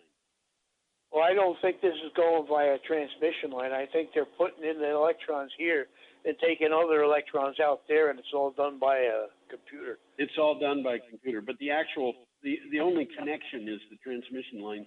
They're there already. Lines that are there already, yeah. Yep. Okay, I should have mentioned, if you want to read these articles in depth, you can go to geoharvey.com and click on the date that we give you on the calendar. Those three were from the 16th of April. We are now up to Friday, the 17th of April, and we have an item from BBC. Well, just before we hit this one, I'll give you some idea of what's going on here. The facilities they're talking about for the University of Pennsylvania are 220 megawatts. Yes. Okay? We have in Fairground Road, our own, it's only 5 megawatts, and it looks huge to me. It was indeed when it was built, and it still is. It's still pretty large. 220. I think the largest array in Vermont is still 20 megawatts. And so that means this is 11 times as big as anything that's in Vermont. If it got any bigger, it'd be in New Hampshire, wouldn't it? I suppose. You mean the array we have here in Brattleboro? Yeah, it probably would be. Okay, we have a picture of Lake Mead. We sure do. Now, Lake Mead is a reservoir. Right. And it supplies water to Las Vegas. Yes. So it's a very important reservoir. It also this is behind the Hoover Dam, isn't it? Exactly. And so it supplies electricity as well. It produces electricity. It preserves water. Yeah. Without Lake Mead, there would be no Las Vegas. Yeah, and we've talked about Lake Mead many times before, with the water level being low. This is the first time I've seen this particular picture. But you can see, it's way down from what it should be. It's way down. Well, that's what it does. Yeah. That's what it's been doing for years, but this is probably as bad as it's ever been. Yeah. And the title of the article reflects that. It says the U.S. mega drought is already underway. A drought equal to the worst to have hit the western U.S. in recorded history is already underway, according to scientists. Researchers say the mega drought is a naturally occurring event that started in the year 2000 and is still ongoing. Climate change is having a major impact, making the drought more severe. We covered this drought a bunch of times, and I guess a couple of years ago, we kind of came to the conclusion that it was over, and these guys are saying it's not. I don't think they're saying it's far from that. Yeah. Well, what they're talking about, a mega drought, it refers to a multi-decade event that contains periods of very high severity. Yes. And there's only been 4 mega droughts in the western U.S. over the period of time from 800 to 2018. Yes. That's a long period of time. Yeah. And they figured this out from using tree ring records. Right. When they compared the worst drought events in the past to soil moisture records from 2000 to 2018, they found the current period is already worse than 3 of the 4 recorded mega droughts. Yes. So this is nothing to sneeze at, folks. No, this is nothing to sneeze at. Not at all. You want to move on, Tom? Yeah, I think we got another one coming up. We got a picture of the GM corporate office. Yeah, this picture actually came with the article, and I'm kind of sorry I used it because it's so fuzzy. But, it's from Clean Technica. It is that.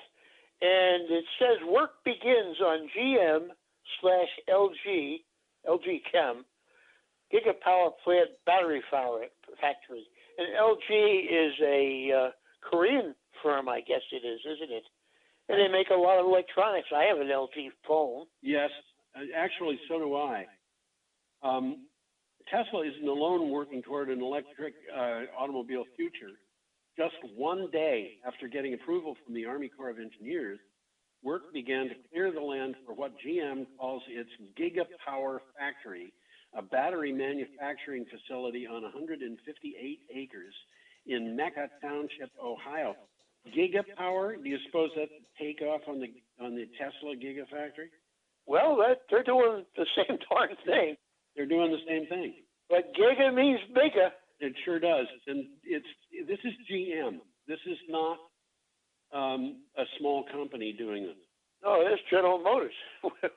We're not playing. We're playing with the big guys now. Exactly. And when Tesla started work on its Gigafactory, it was still relative. It was novel. It was novel. And GM is planning to roll out a number of new battery electric cars. And its factory is a joint venture with LG Chem. Yeah. And it's going to produce 30 gigawatt hours of battery cells annually, which is enough for 500,000 cars. Yes. Clearly, they're 500,000 cars. They're clearly planning on building a lot of cars. Well, it's coming, guys. I guess it is. The electric car is coming, guys. There's no way around it. Yes. We got a nice picture here of Kansas coming up. Yep, wind turbines in Kansas, as a matter of fact. And you know, this is a weird picture because those turbines are all lighted up, and they're against a sky that in places is just about jet black, but it has a rainbow in it. Well, it could be a composite picture. I kind of have a feeling that this is actually what it is. The sun was well behind, and you know, it's just my feeling. By the way, that picture when I first took a look at it was quite dark. Yeah. And in Word, anyhow, the Word is an easy way to lighten them up. Yes. It probably is in most word processing programs, but I light the picture up and it's a lot easier to see. Ah. Well, this article is from the Kansas City Star. Yes, it is. And it says, for the first time, wind energy overtakes coal in Kansas. We're going to be talking about stuff like that a little later on. Yeah, we are. Wind energy has overtaken coal in Kansas for the first time. The American Wind Energy Association reports that wind accounted for the largest share of energy production in Kansas and in Iowa in 2019. It is the first time that wind was the top source of electricity in any state. And I want to point out, this is wind. This is not renewable energy, which would It's just wind. It's just wind. Well, there's a lot of wind in Kansas. I was born in Kansas, and I tell people, you remember the Wizard of Oz? Yes. And that sequence at the beginning where it shows that woman riding her bicycle through Kansas and so forth. And Yeah. All very great. That was right across the street from where I was born. Oh, no kidding. Well, I am kidding, but I know about Kansas because I was born there. Okay. Well, there's a video here that's worth looking at. Ah, yes.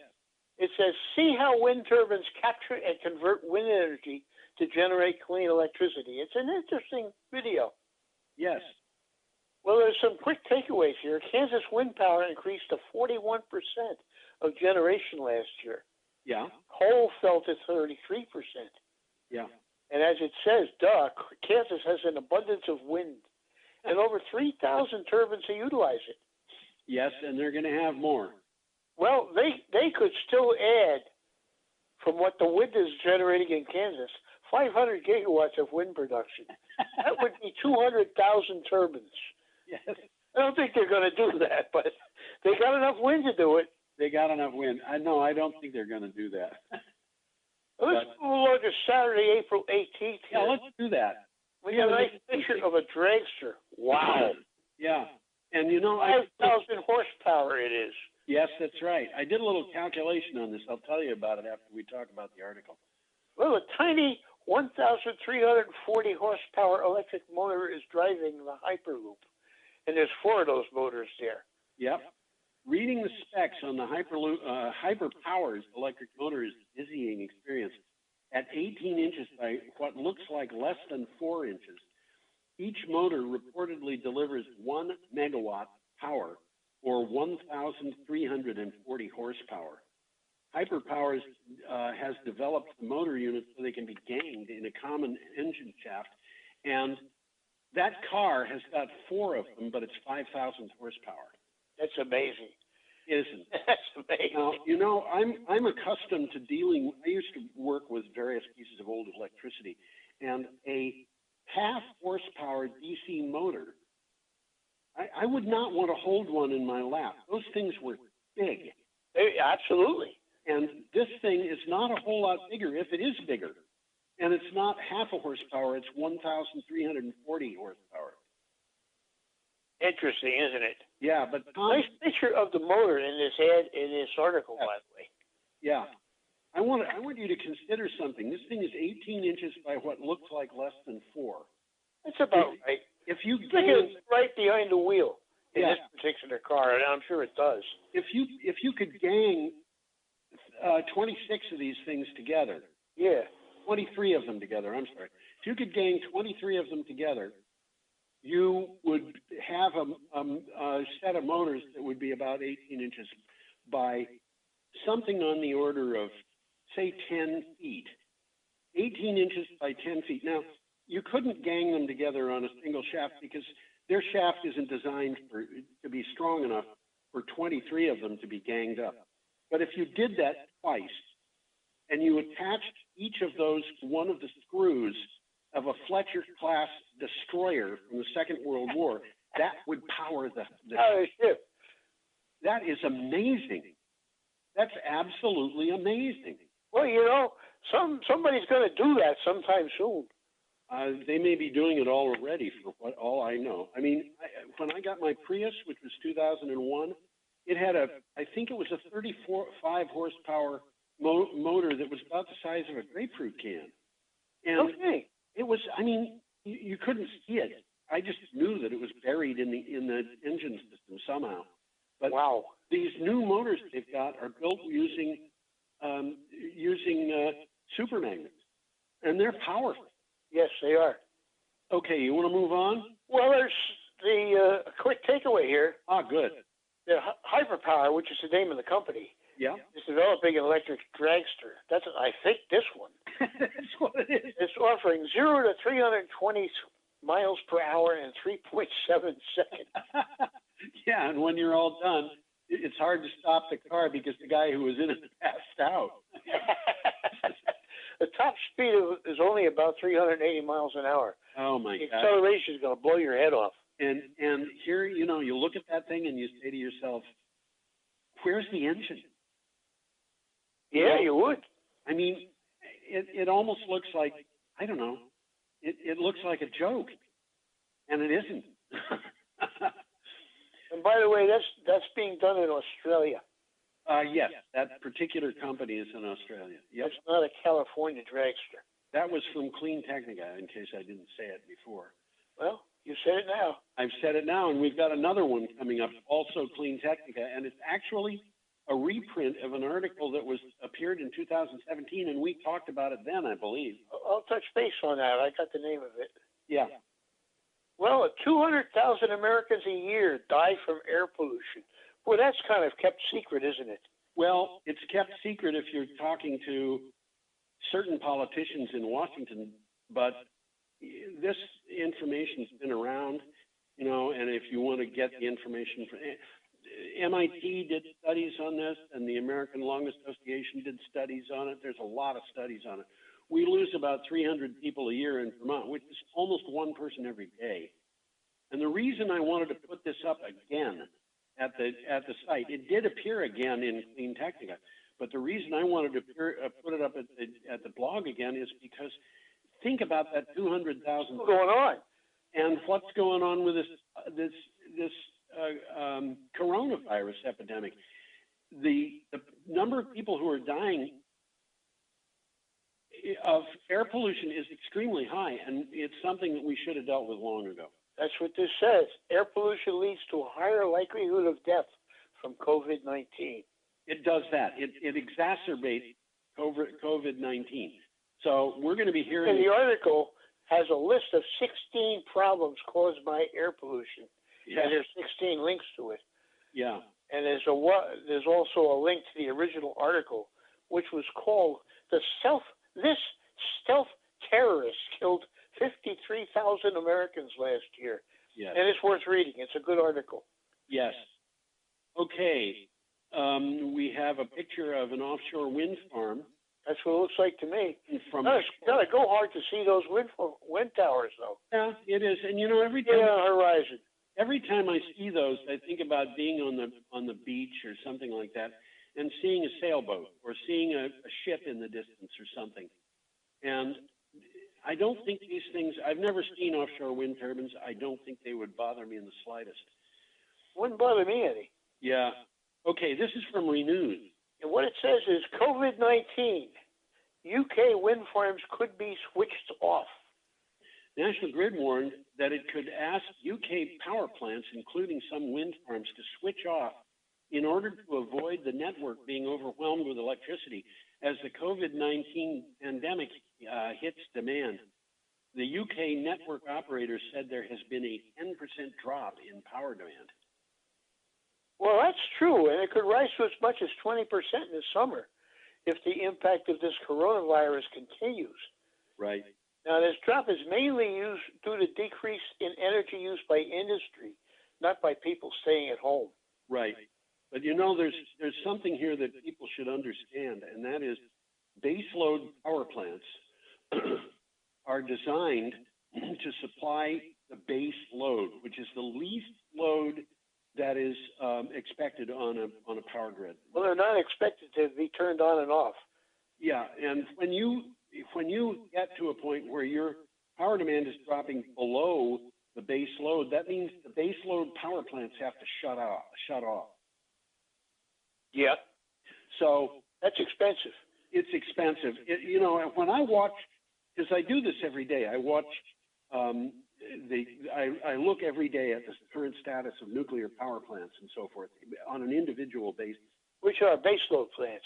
They are baseload plants, and a lot of times I'll see a plant start up, and it'll struggle for about 5 days when it's below full load, and then it'll go off again because of some quirk that happened, you know, a startup problem, and then it'll start over again, and sometimes it'll take 3 weeks for a nuclear power plant to get back to full load.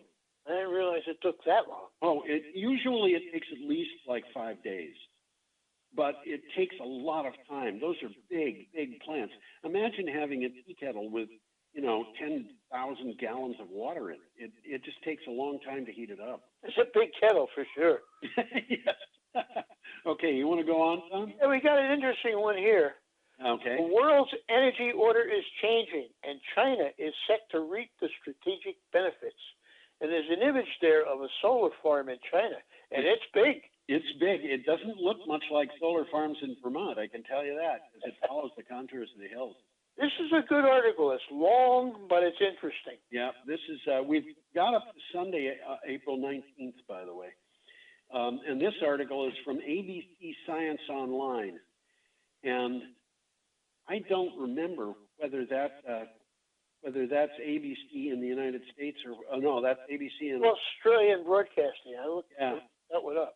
I recently had an article that was ABC News, and it was American Broadcast Company News, and it looked identical to the ABC News that comes from Australia. But you know, I've decided it's probably nice to be careful of that. But what do you have for title for this? The world, I think I read it. Oh, maybe you did. I'll read it again. The world's energy order is changing, and China is set to reap the strategic benefits. You did read it, and thank you for reading it again. The production cap agreed on by OPEC Plus, the instability of the markets, the economic fall due to the coronavirus pandemic, and the ongoing technological changes are playing out in a power shift, and it looks like China is going to be the main beneficiary.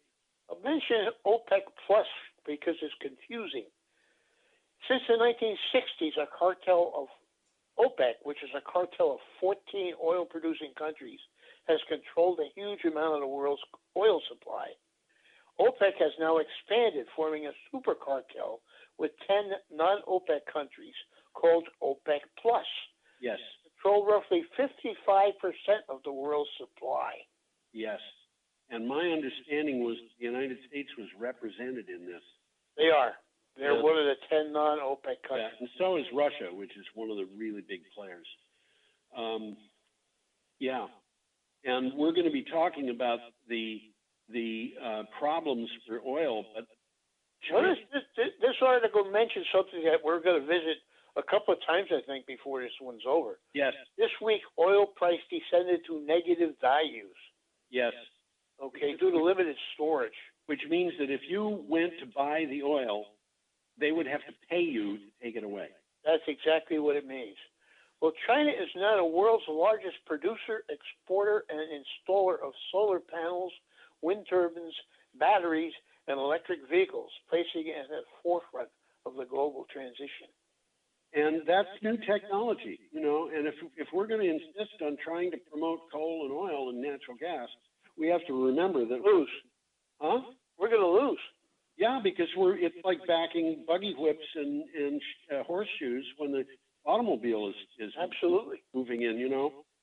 So it's not I think it's extremely important for the future of the United States to get involved in this in a big way. They have to. We have to.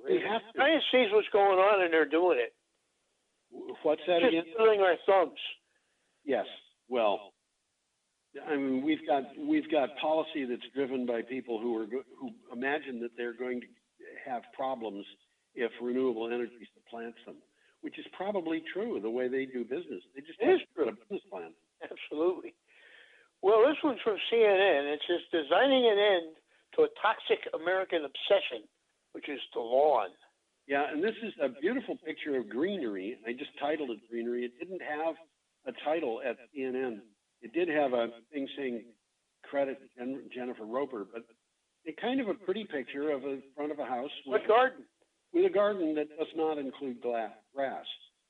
Well, they mention that's kind of ridiculous when you come right down to it. Yes, unless you happen to keep sheep or goats. Well, this is a good article. Yeah, there's a lot of pictures in there of front gardens, and it's worth considering. Yeah, lawns cover 2% of the entire United States. Maintaining them produces more greenhouse gases than they absorb. They are biodiversity deserts. Think about that for a minute. They're not places where a lot of things live. You know, the robin hops around and gathers worms, and the worms will live there. But from the point of view of a lot of biodiversity, they're just not good. And if you're going to use toxic chemicals to keep them under control, the worms don't. You got toxic worms. You got toxic yourself. Yeah. Biodiversity deserts that have contributed to vanishing insect populations, they require more irrigation than any agricultural crop grown in the country. And we've got alternatives. And that picture is actually a picture of an alternative to a lawn. So, well, that's the article is full of pictures of front gardens. Yes, it is. And imagine that picture with all of the greenery and all of the wood just cut out. So you've got a white building with a door and steps, and then have a lawn there. This is beautiful. This is much more attractive. I think so, yeah. Well, in 2005, this is interesting, a NASA satellite study found that American residential lawns are nearly equal in size to the entire country of Greece. Yes. I That's 50,000 square miles. Yeah. I didn't include that in the synopsis because I figured that most people don't really know how big Greece is. It's hard for me, and I've got a good sense of the maps and things of that nature. It's hard for me to picture the area of Greece. I bet it's as big, as close as the Atlantic seaboard from Maine to about Virginia. Yeah. That's easier, except how wide is the seaboard? Do you happen to know, Tom? No. See, it's the width of the states. It would extend to the end of Pennsylvania, I guess. Yeah. Well, you want to go on? Yeah, let's move on. We've got an item here. You mentioned one thing here that I thought I'd mention. What's that? Victory gardens. Victory gardens. In the time of World War II, virtually everybody had a small garden. There's actually a town in New Jersey called Victory Garden. Is there really? Yeah. It was part of Dover, and the people all had gardens, and they decided they were going to have their own community, and they did. Good. Good for them. Okay, our next item comes from NBC News. NBC News, and it includes a picture of a woman who has a very big smile. Even a small copy of this picture shows her big smile. In a canoe that she has made, and I want to tell you that every time I see this picture, I think about the Big Rock Candy Mountain. Oh yeah, because there's a line in there about there's a lake of stew and a whiskey too, and you can paddle all around them in a big canoe? I don't know that song, but Okay. no, there's a fungus among us. No. Is fungus the answer to climate change? Student who grew a mushroom canoe says yes. He grew that canoe. Yeah. Catch a glimpse of Katie Ayers paddling her canoe on a Nebraska lake. I didn't know there were any lakes in Nebraska. There's one. There's one. I think there's more than one. On a Nebraska lake this summer, and you might do a double take. Her 8-foot canoe seems much like any other until you look closely, and then you see it's different. It's made out of mushrooms. A little bit of an explanation here. Yes. Mycelium, the dense fibrous roots of the mushroom that typically live beneath the soil, is buoyant and waterproof. So she decided to try using it to create a boat, actually to grow it. Yes. So she built a wooden skeleton and sandwiched it with mushroom spawn and let nature take its place. The last step of the process was to let the 100-pound boat dry in the Nebraska sun. Yes. Now the boat is still alive, which means it grows mushrooms each time it gets wet. Oh, yeah. I found that. And I don't know what kind, does it say there what kind of mushrooms she used? Well, if it did, I didn't record it. So She might have used oyster mushrooms because they grow very aggressively. And if she did, then after she goes out and paddles around, she can take that canoe, and when the mushrooms grow out of it, she can clip them off and eat them for lunch. Absolutely. Absolutely. Okay, we are up to Monday, April 20th, and we have a picture of cable on a cable-laying ship. That's interesting. That ship, by the way, is named the Safety First. Oh, is it? You got the name of that ship, huh? No, I'm just reading the sign, and it looks like it could have been put in a place where the name of the ship would be. That kind of cable, by the way, is not something that you can tie into a bow easily. I don't think so. I used to work for a company that made submarine cables. Yes. Simplex Wire and Cable it was called, and they're not part of the consortium they mentioned here. Yeah. Well, Tennessee, which is the name of a company, launches a 2-gigawatt cable project. Tenet contracted with an international group of cable suppliers to develop a new 2-gigawatt submarine cable, and I want to tell you that 2-gigawatt connection for offshore wind projects planned off the Dutch and German coasts. The project will deploy a 525 kilovolt high voltage distributed current extruded submarine cable system. Well, first of all, it's not distributed current, it's direct current. This probably was written in Dutch and translated to English. Well, very good point, Tom. I didn't understand that. And it is an extruded submarine cable because virtually all of the cables are now extruded. Yeah. But in any case, Tenet is a system operator in the Netherlands and in a large part of Germany. It's owned by the Dutch government. And this particular system that they're building will be ready for deployment in early 2022. Which is not that far off. Not very far off. Yeah. Right now, well, not right now, but eventually, 40% of the Netherlands' electricity will come from offshore wind farms by 2030. Okay. So they're planning ahead. Yeah, that item came from Renews, by the way. Our next item has a picture of an oil rig, and it's going under a bridge. BBC. Tom, can you tell where that oil rig is in the picture? No, I can't. Well, you see on the right side of the screen there a thing that looks a little bit like a nuclear power plant with. It looks like a mosque. It actually is the mosque. Those are minarets. It is a mosque, huh? It is. And I looked at that and I said, that looks an awful lot like the Cathedral of Hagia Sophia, which was in Constantinople, and it was taken over by the Turks, who turned it into a mosque, and now it's a museum. But that's Hagia Sophia, which was built. I don't remember the year, but it was built like 1,500 years ago. I was going to say about 800 AD or something. Yeah, something like that. Very famous building, very interesting architecture. So let's see. Did you read the? I don't think you didn't read. I haven't read it yet. U.S. oil prices dropped to a 21-year low as demand dries up. we're going to go further with this. We'll hit this one again. What? We're going to hit something very much like We this. are, yes. The price of a barrel of West Texas Intermediate dropped 14% to $15.65 in Asian trading, its lowest level since 1999. Earlier this month, OPEC and its allies agreed to a record deal to reduce global output by 10%, but some analysts said the cut was not big enough to make a difference. And my recollection, Tom, is that you and I talked about whether it was big enough to make a difference, and we agreed it was not. Yes, we did. Yeah. Well, there's a quick takeaway here. Yeah. And we're going to talk about this again. Oil producers are paying buyers to take the commodity off their hands over fears that storage capacity could run out, which is happening. We're going to get into that if we will. Demand for oil has all but dried up due to lockdowns across the world, which has forced the price of oil into negative territory, as low as minus $37.63 a barrel.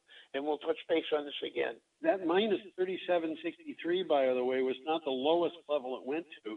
It was the lowest level that it finished the day at. It actually went down to minus 40. Wow. Fred. Do you want to go on, or do you want to talk? Let's move on. We're going to be touching base with that on another, I think, 2 more articles. Yeah, we have a picture of a big solar array in Mexico. This is from iNews. iNews, yes, it is. Green energy investment could turbocharge economic growth. Could is the emphasis there. Yes. A report from the International Renewable Energy Agency says investment in renewable energy could turbocharge economic growth in the aftermath of COVID-19, leaving populations richer, healthier, and safe from future climate risks. And what it says here is rapid scale-up of low-carbon infrastructure could revive the global economy after the pandemic. Yes. Higher renewables investment promise more jobs, higher economic growth, cleaner living conditions, and significantly improved welfare. Yes. Move to green energy could deliver a $98 trillion boost to the global GDP by mid-century. And employ tens of millions of people. Absolutely. It's a win-win situation. Far more people than are employed by fossil fuels right now. But we'll have to see what happens. Well, we got a picture coming up, and guess what? It's pump jacks. It's pump jacks that look like painted ladies. You know the painted ladies? There's a good question here. How can the oil price be negative? Yeah. This is from Tuesday, April 21st, and this is an item from what is called Share Cafe.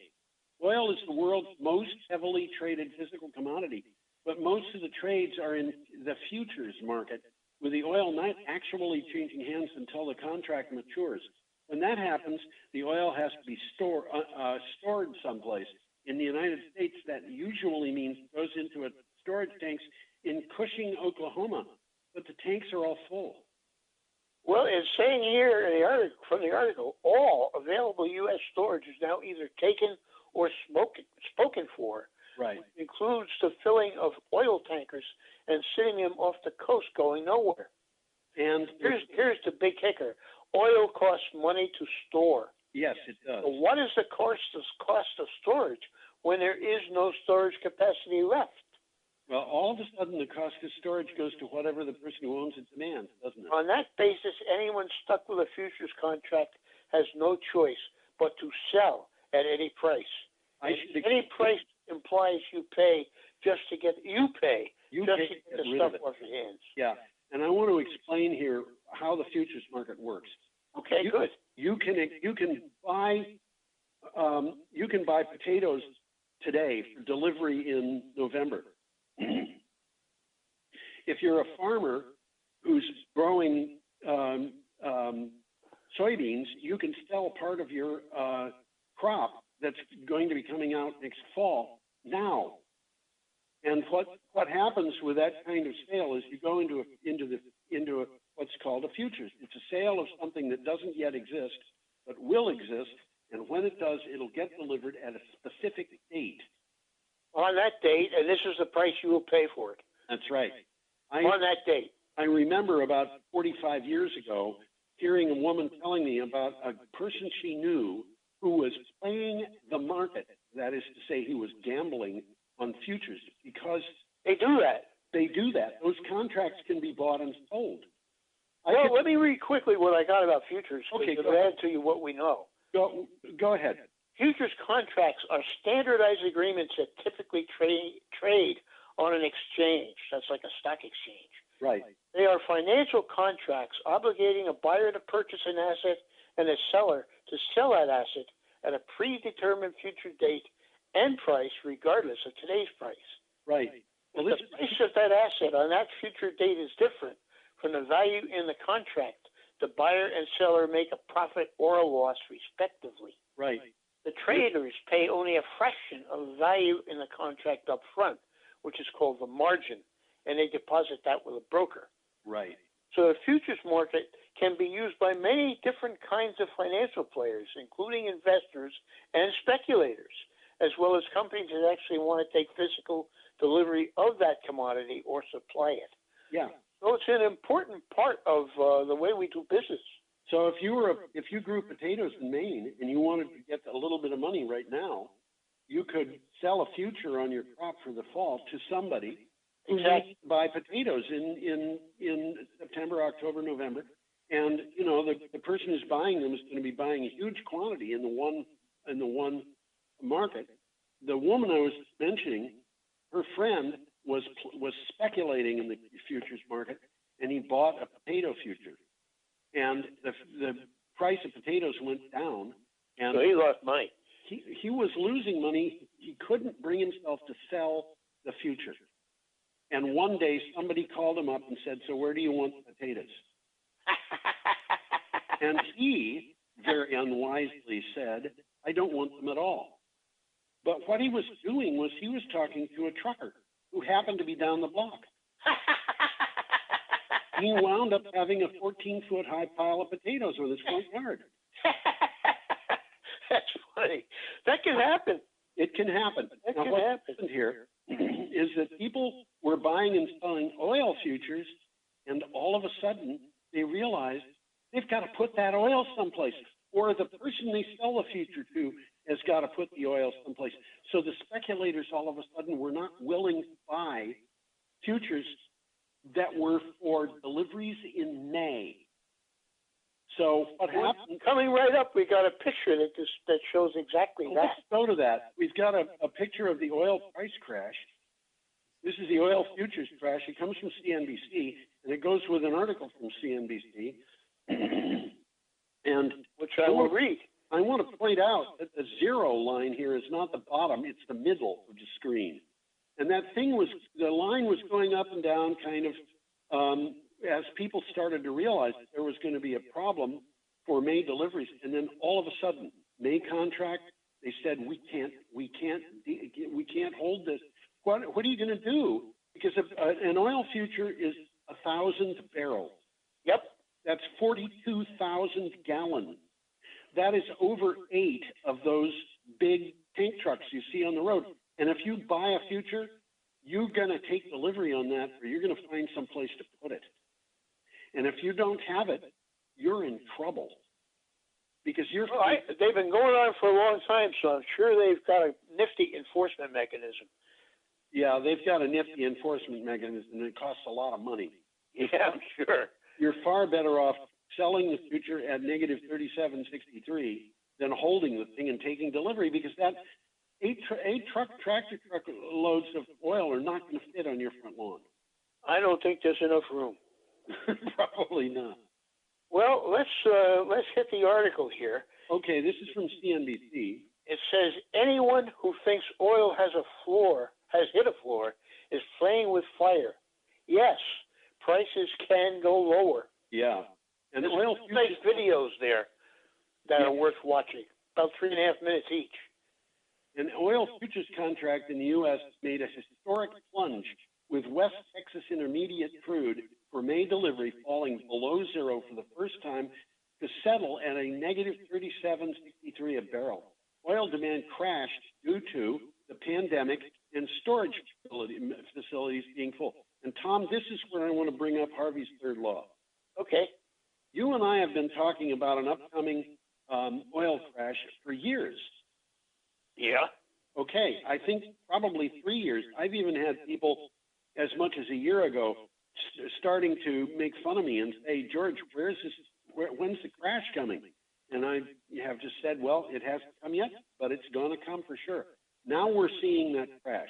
This is that crash. How did you and I know that this was going to happen? Well, we didn't know that the pandemic was coming, but something must come down. Yeah, the pandemic was that extremely unlikely thing. Yeah, that was going to happen, and it didn't have to be a pandemic. It could have been a war. It could have been a discovery of some scientific type. It could have been any of a variety of different things. It just happened to be a pandemic, and all of a sudden, in the face of this huge infrastructure OPEC Plus has to produce oil, which is producing oil like mad, the demand for it evaporates, and there's no place to put it. And they got all this infrastructure in place that's working, and they're reluctant to shut it off. Yes. And in some cases, this is a lose-lose situation for them. For them. And I had never known it, but apparently, if an oil well is under production and stopped, that act of stopping it can damage the oil well. I had never known that, and I don't know. Never heard that. I have read that in a number of different places. I don't know for a fact that it's true, but it is something that I've read, and oil companies are extremely reluctant to shut their supply down, their pumps down. But the thing is, we know that companies are going to go bankrupt. One of them already has. I was just going to say that's happening already. It's already happening. We know that many. Didn't our friend Mr. Murray get hit? He's coal. Free energy. He's coal. He's coal, yeah. But excuse me, the thing that I saw an article today in which the people who wrote the article were saying, okay, so the price is down, it's gone below zero. What's it going to be next year? We don't know. We don't know. What could happen is all of a sudden somebody comes up with a very effective a vaccine for the coronavirus. Demand suddenly returns. People suddenly go back to work, and all of that oil could be taken up. All the oil in reserve could be taken up in a situation where oil companies have been going broke, and so the supply declines. So all of a sudden, there's a huge increase in price next year. We don't know. That could happen. Yeah, it could. Stranger things have happened, I'm sure. But if it does, I'm going to be expecting another crash afterwards, because the underlying problem that made the industry weak is not going to be strengthened. Well, we got a nice picture coming up of a wind farm. Yes, things are. I don't know how they got that picture. It must be a composite. No, it's not. That's not a composite. That picture is what do they call an exposure that goes on and on and on? Time exposure? Time exposure taken looking at the North Pole. Okay, it's looking out from the north. That makes sense. Yeah. That makes sense. And the only place they could take a picture like that was the North Pole or the South Pole. Yeah. Okay. When I was little, I was very into astronomy. I am still to a little bit, but I saw a lot of pictures like that when I was a kid. Anyway. That would make sense, because I was wondering about that. Yep. Okay, this is from mining.com. Yes, it is. Renewables overtake coal-fired power production for the first time. This time they're talking about the world. They're talking about the world. The International Energy Agency report on key electric power trends in the world's developed economies released last week shows the renewable energy overtake coal as a source of electricity generation for the first time. In 2019, coal use was 13.4% lower than in 2018. This is in 2019. Yeah. Non-combustible renewable production accounted for just under 26% of the total electricity mix. Yeah. Coal made up just over 22%. Right. Natural gas right now is leading at 29%, and it remains, as it says, the leading source of electricity in the 35 countries that this report covers. Yes. Although our last article, which is the third one coming, will address the position of We're going to hit it again. It's going to hit that thing about natural gas, yeah. Yep. Well, we got a picture coming up, and it's the Strategic Petroleum Reserve sites. I didn't realize they were all down by the Gulf of Mexico. Well, that's where a lot of the refineries. Refineries are there, yep. This It's a good but a long article. Yes. From Clean Technical. Yep. And Clean Technica. Yeah. It says speculation, hopes, and tweets, and wishful thinking. Negative prices explained. Yes, and that's what this is about. It's explaining the negative prices. This is from Wednesday, April 22nd, by the way. On April 20th, the price of a barrel of West Texas Intermediate fell below negative $40 a barrel briefly, sending shockwaves through the industry and leading to a 600-point drop on Wall Street. How can a barrel of oil be worth less than zero? Well, here is an explanation. A quick explanation. Yes. If there is an oversupply of a product, it can be warehoused until prices stabilize. However, thanks to the global pandemic, storage facilities for oil are rapidly filling up. There is literally no place to store any more of it. You have to pay to put the oil somewhere. Yes. That's the explanation. That's the explanation. And, you know, this was a weak industry to begin with. And Tom, you and I have been talking about that, and all of a sudden COVID-19 threw a monkey wrench into the works. And pretty big monkey wrench, let me tell you. Absolutely. And this is, I don't know, this is, it's hard for me to, I know that the coal industry, the oil industry as it existed 6 months ago is not going to recover.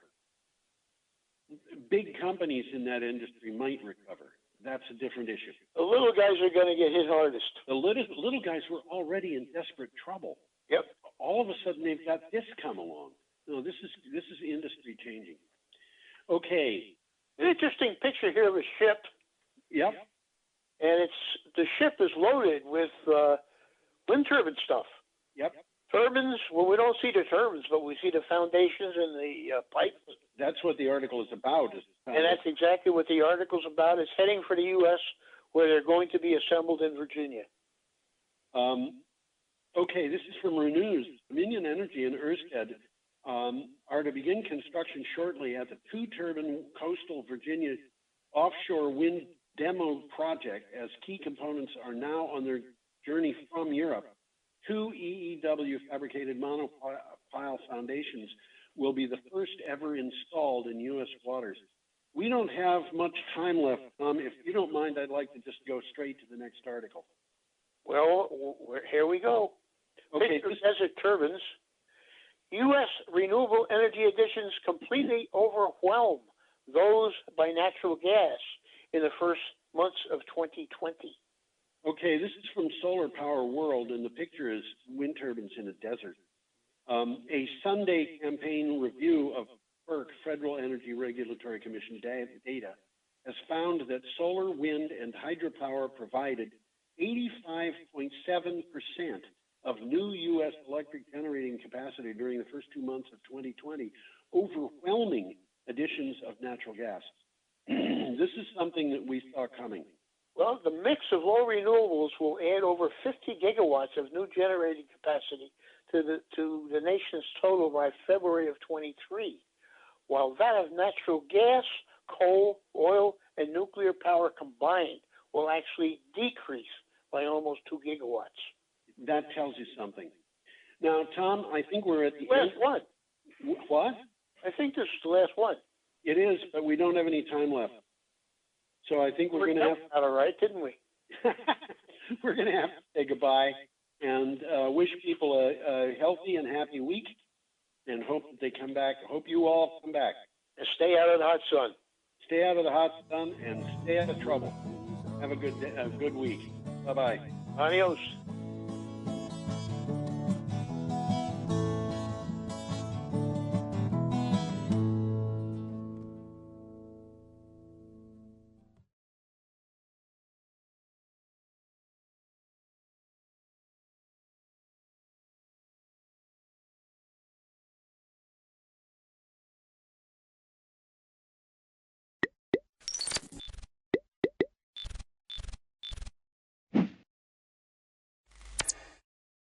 order. Hopefully he calls in shortly, but we are 6:32 p.m. and we will call the Tuesday, April 21st, 2020 meeting to order. There is a lot of noise if you are not speaking. If you could mute yourself, I'm not sure where that's coming from. Additions to the agenda. We will add in under old business, we should talk about the building use of the town offices.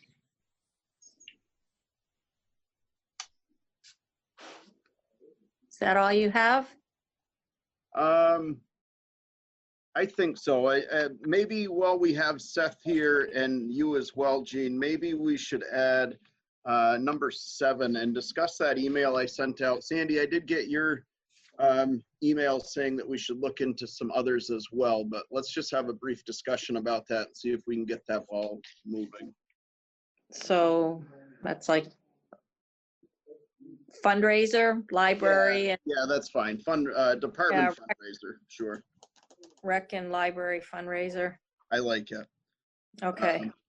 Did anybody else have additions to the agenda? Seeing none, I don't have any chair's remarks other than I think we're doing okay here, Vernon. We had a great weekend with the parade, and we see a lot of people coming together on Facebook offering to help each other, looking out for each other, and it is great to see, and hopefully we can continue that. I know that this is tough and we all want to get back to some sense of normalcy, but as long as we keep up the good fight, I think we're headed in that direction. Open public comments on agenda items only. Seeing none. Yes. Excuse me, Mr. Chair. Do you want a motion on the additions? Oh, sure, we could do that. Yeah. Okay. This is why you guys are here. We all work together. I move that we add under new business, recreation and department and library fundraiser, and under old business, building use of the town offices. Second. Moved and seconded by Ms. Harris. All those in favor, please signify by saying aye. Aye. Opposed? Perfect. I was hoping that Mr. Emery chimed back in here, but Mark, if you're able to get us started, and hopefully we can catch up with David after you go.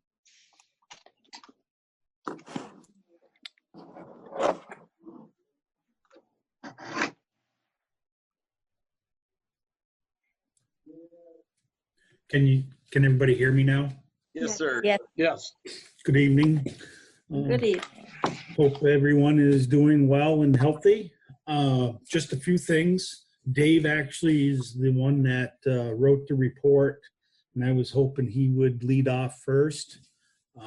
Unfortunately, he's having technical difficulty. So there's a few things from the Vermont Department of Public Health that I'd like to go over. As we all know, on Friday, this past Friday, the governor, state of Vermont, announced a path to restart Vermont.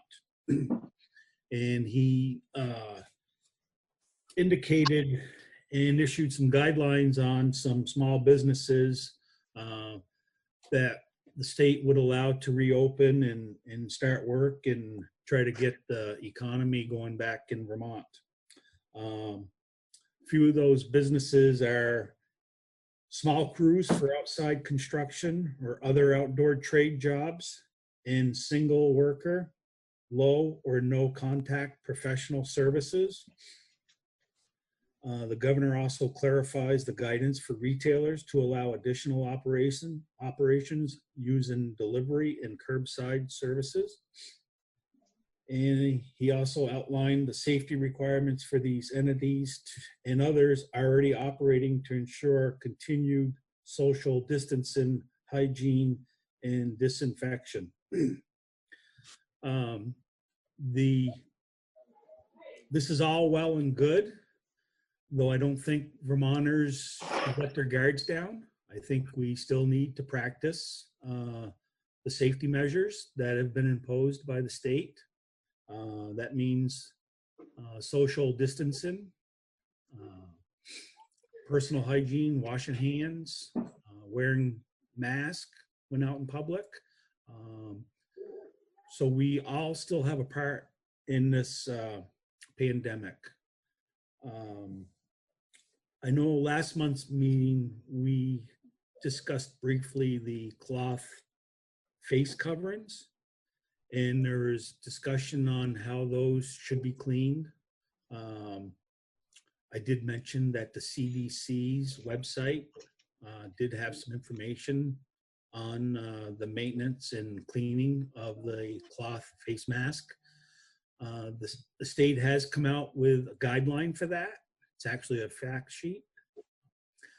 I'll be forwarding that to Tim, hopefully tomorrow, and he can post that on the town's unofficial webpage for people to read and know the do's and don'ts for a cloth face mask. Another item that the governor discussed is that they want people outside. However, they want you to continue distancing yourself and practicing the safety guidelines. In addition, they have, as you know, ticks are really bad, and those cause problems as well. So the governor has issued, or there's guidelines for ticks. Make sure you take proper precautions for ticks. That's pretty much what I have for right now. I'm not sure if Dave's on yet, or if you have any questions of me.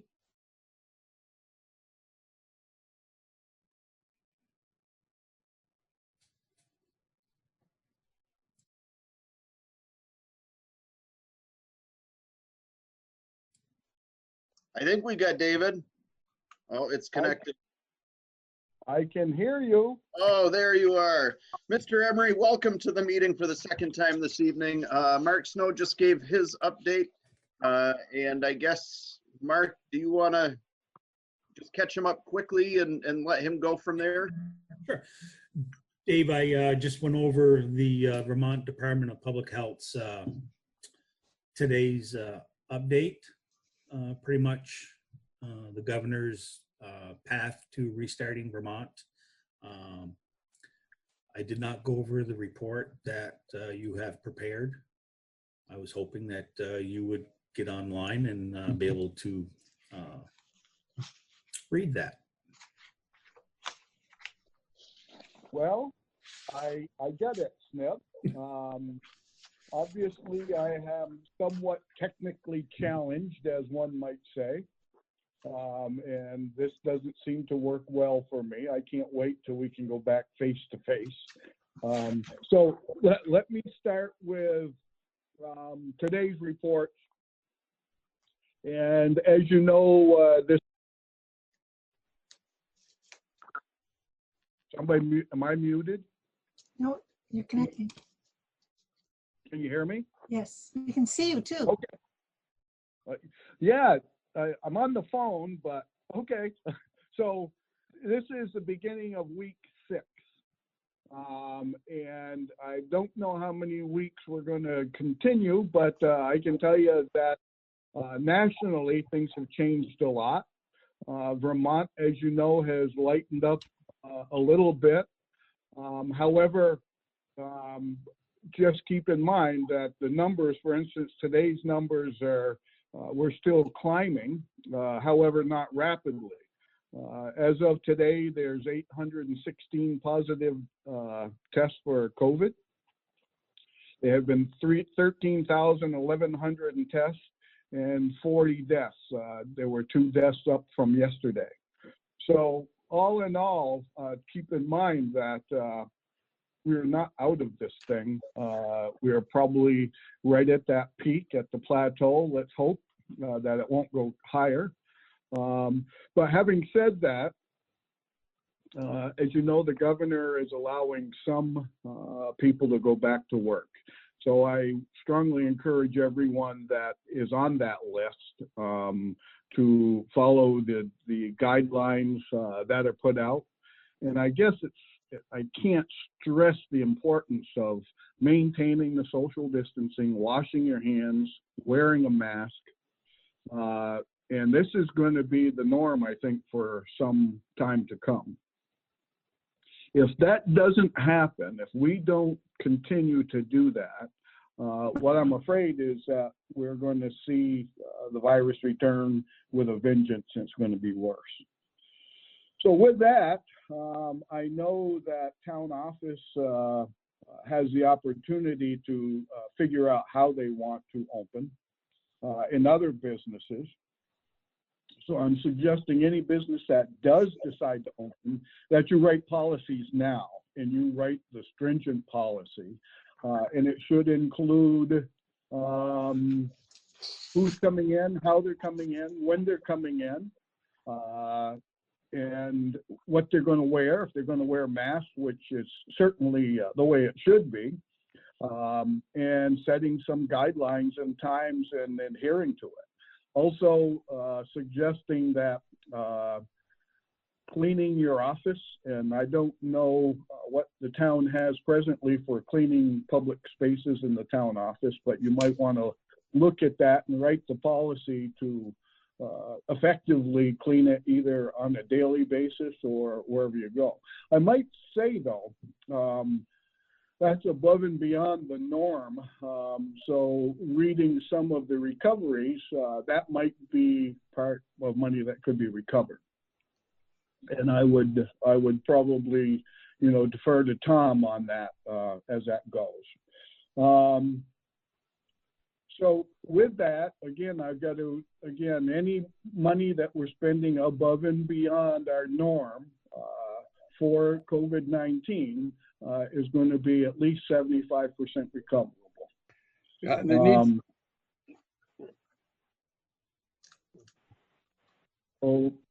Okay. I can't, what? Okay, I'll keep going then.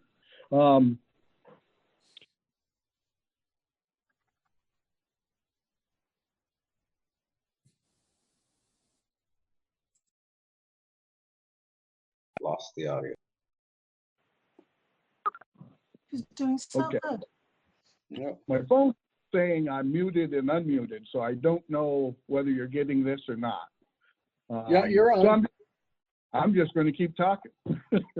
So the updates from our local stuff, as you know, school is still in its spring break, and they're still doing their meals. That's still working extremely well. No problems that they've reported, and everything's looking good. Deputy Whittle reports no significant issues other than the norm down here. Fire Chief Capon, as I reported last week, said calls are lower than normal, and their PPE is still okay. They're still okay with all that. I see Seth's here, and he will certainly report on his closing and what he's got planned. And probably one I'm most concerned is the green, and Skip is still diligent with keeping that well in hand. And so far, and I'm knocking on wood, there's no cases reported to staff or residents. We're still maintaining a list of volunteers. So if there are people that want to volunteer, you can call Tim. Email him or call him. Tom was successful last week in talking with all of our caretakers in our list of people, and so far that has not changed. So now I would open up. Anybody have any questions or anything that you want to know?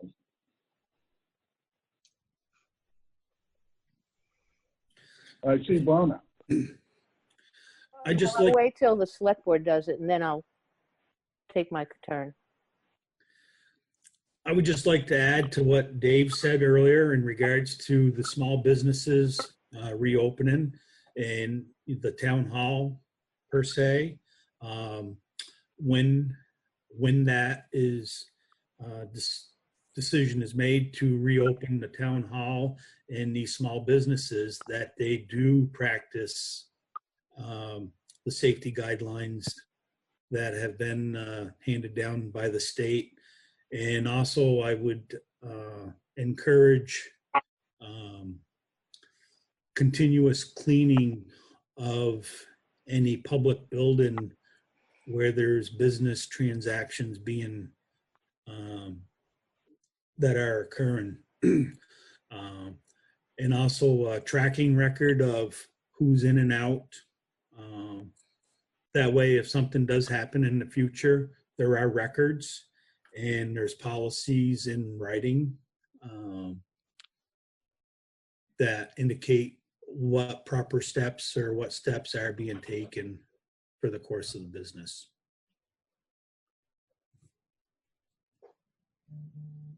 That's all I have at this point.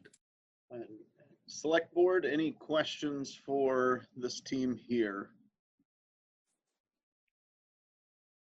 Seeing none, Brana, go ahead. I have two. One is there any suggestions for use of restrooms in public buildings? And the second question has to do with, we're meeting, the library trustees are meeting on the 13th of May, and I think it's imperative that we adopt the policies. Is there any possibility of us getting copies or suggested language? Well, Mark, do you want to go with that one? You got any thing? In regards to the use of public restrooms, if a business is offering public restrooms, then the business should be responsible enough to make sure that the restrooms are cleaned on a regular basis and that proper sanitizing is done, as well as hand sanitizers available on the outside of the restrooms as well. As far as policy, there's none that I'm aware of. However, you can go onto the healthvermont.gov website. There's frequently asked questions and answers section in there. You might be able to find some key points in there, or there may be a section that may have some templates for policies that you're referring to.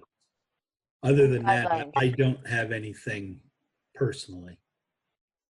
And guidelines? And guidelines. Yes. Thank you. Brana, we'll discuss that again towards the end of this meeting as well. So I'll stick around. You're welcome to, or we could certainly include you in that on that email that will go out tomorrow, I'm sure. Thank you. Any other questions for David or Mark? Jean, you had something? From the Department of Libraries and the state librarian, I can tell the questions they're asking that they're already starting to formulate a plan for how to at least reopen libraries, which would really be similar to the public building. I feel like the governor is going to really lay out how this should be done, and that's where we should take our cues and do at least that, if not more. So I feel like that is going to be coming as the openings are allowed. And I think you're right. I think, Dr. Levine, and they've done lots of press conferences, and they've all been, very, very clear that the social distancing, washing hands, and masks are probably going to be truly what's going to be enforced. Yeah. Even in library or wherever, any of that. And unfortunately, it's going to be a little bit tougher because people are going to be turned away from entering that type of building if they aren't complying. Yeah. But the CDC has been very clear with the same thing. So if you narrow it all down, the policies and procedures are probably going to be pretty simple. We just got to figure out how to make them work.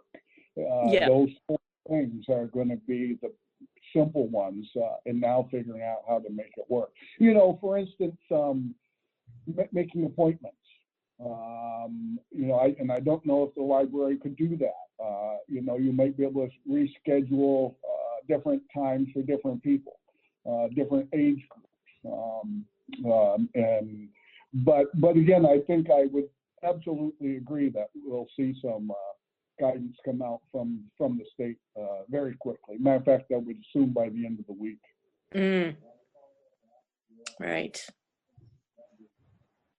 Rana, was that helpful? Yes, thank you. I know, like before we had lockdown, that the assistants were washing down books or disinfecting books covers as they were coming in. So I assume that those kinds of practices will, and others. I know that Jean has been thinking about it, and I've also seen questions on the trustees listserv. David or Mark, is there, when we start talking about square footage of a building like the library or something like that, is there recommendations or guidelines as to how many people are allowed in those specific size places? I don't know if I'm making sense with that. Yeah, there are. However, square footage hasn't been the topic of the discussion. Unless you're talking fire code, then square footage and the number of exits make the difference. In this application, with the virus, it's the 6 foot thing.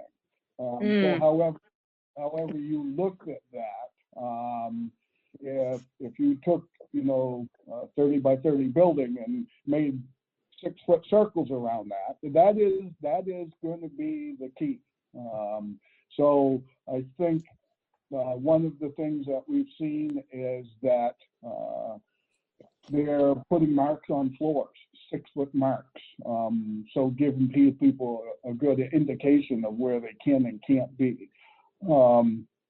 Doing everything that you can to help the public decide, you know, it's funny, I've heard people saying, well, I'm carrying a 4 foot pipe wrench, and I've got 2 foot arms. So, you know, it's funny that that 6 foot measurement comes out in a whole bunch of different ways. So I would say that the 6 foot is going to be one of the tougher ones to do. I know in my case it's extremely difficult. You know, I'm a hugger from way back, and so 6 foot is difficult. So it's going to be one of those things that we have to do, and we need to get used to it because it's going to be here for a very long time. Until in today's press conferences, that said these guidelines are going to be pretty much the norm until there's a vaccine, an effective vaccine, and we could be looking at 12, 18 months away. And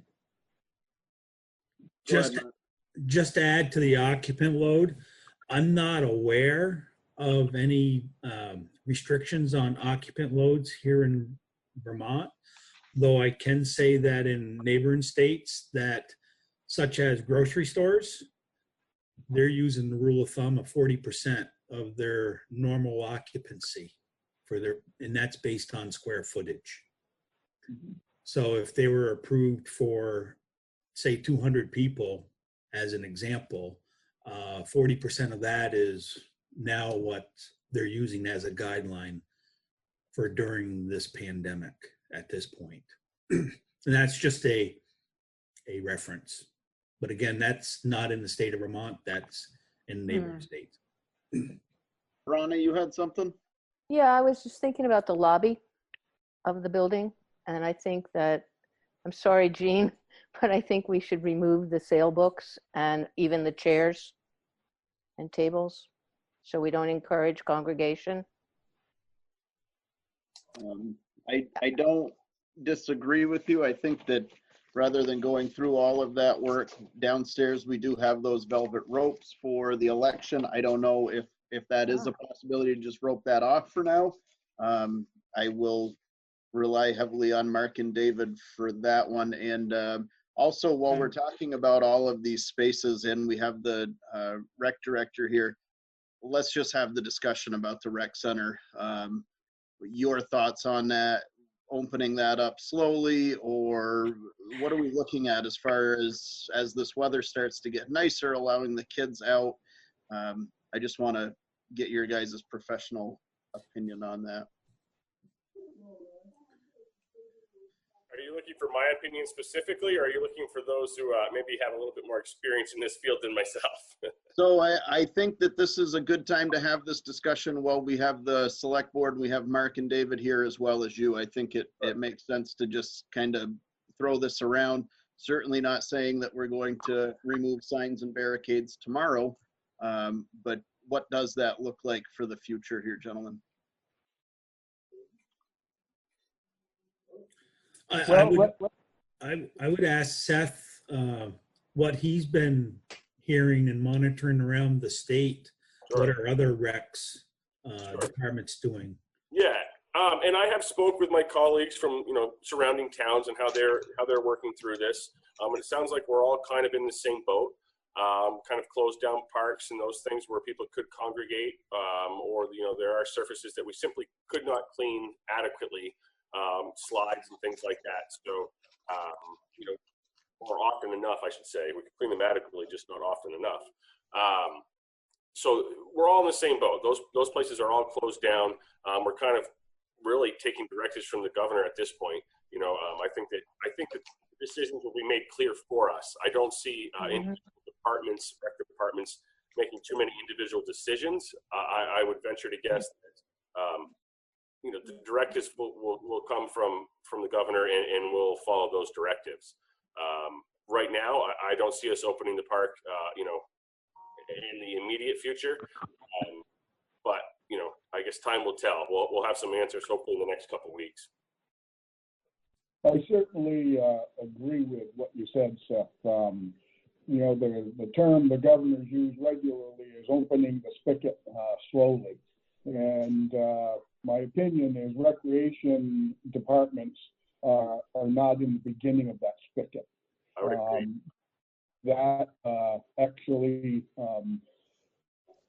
Recreation departments in reality are always group things that take place. And the businesses that are being allowed to open are 2 people.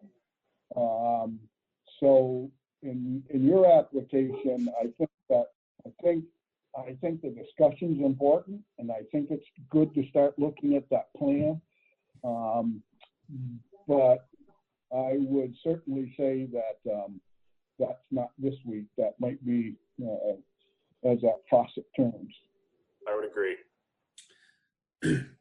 And to add to that is the gathering of 10 or more has not been lifted. So, so that's still in place. Certainly that falls under the rec department. Yeah, and that was part of the original challenges that we were facing. I had people say, "Are you going to, ask me prior to the closing if we were going to close down the park?" And my initial thoughts were, "Well, no, we'd love to keep it open."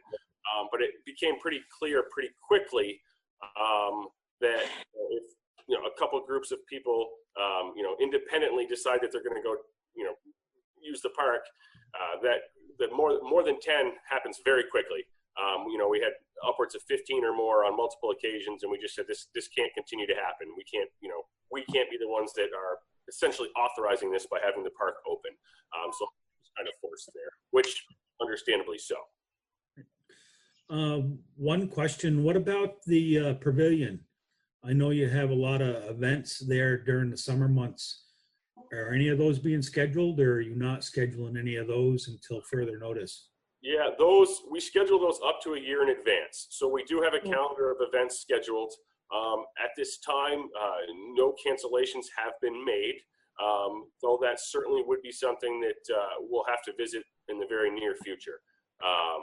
But we do have events that generally start, I say events, we have rentals that begin late May generally. And I don't have the calendar in front of me, so I couldn't tell you when the first one was this year. But certainly in June. Decisions will have to be made for sure. So Seth, let me be the first to cancel. Our cancel fundraiser for June has been canceled, and I hadn't called you yet, but I'll tell you now. Yep, that works, Dave. Thank you. I'll make a note of it. All right. Any other questions for Mark, David, or for Seth pertaining directly to the rec opening? Seeing none. Let's go ahead and move on to the approval of minutes from our March 17th meeting.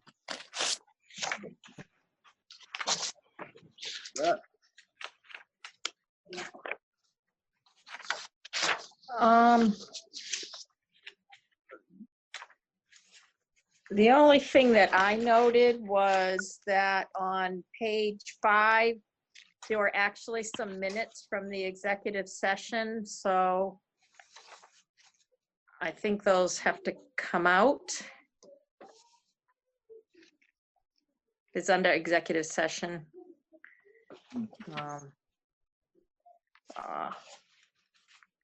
Oh, wait a second. I'm sorry, I read that wrong. Forget that. You're on March 27th, right? Yeah. On page 4, it says page 3, but it's the last page. It's at the conclusion of all of this discussion. I have no idea what that means. On page 4? Yeah, it says page 3, but then it also says page 4. It's under,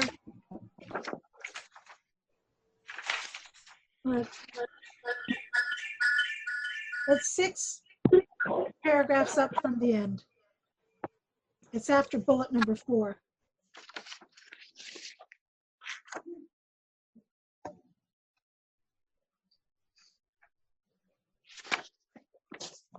I don't know where that is. Do you see where the motion is to pay the employees not considered essential? It's a last made motion before the adjournment motion.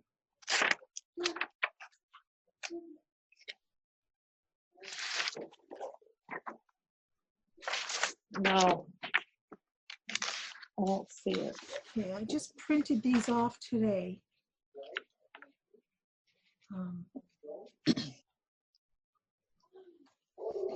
Oh, okay, there we go. Oh, I see what you're saying now. Yeah. Bottom of page 5. Oh, it's page 5? Suggested that both right, some online.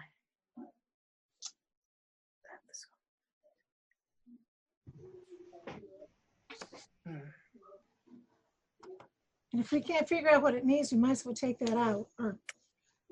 Well, it's, yeah, the end of the sentence, because it was suggested that the preschool and after school consider providing online activities.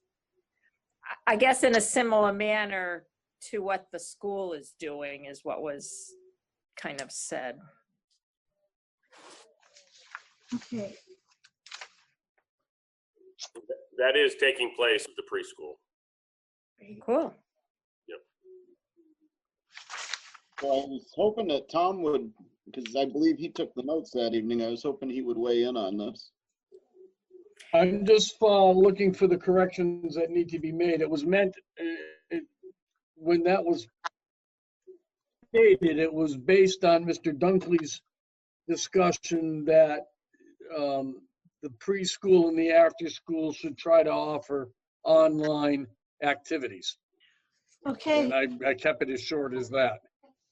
Okay, so I'm not sure I have the same minutes everybody has because I only have literally 4 pages, but there's 4 bullets.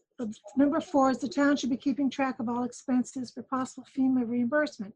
Then it says at the conclusion of all of this discussion information, colon. That's as clear as mud. And I'm seeing the same thing. To the 27th.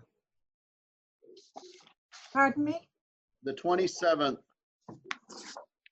27.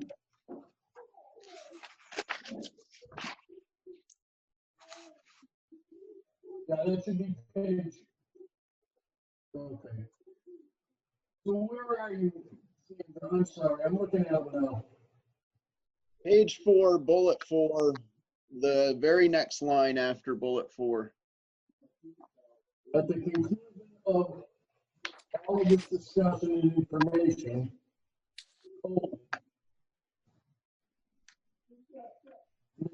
made a motion is what I've got. Before the motion, it says at the conclusion of all of this discussion and information.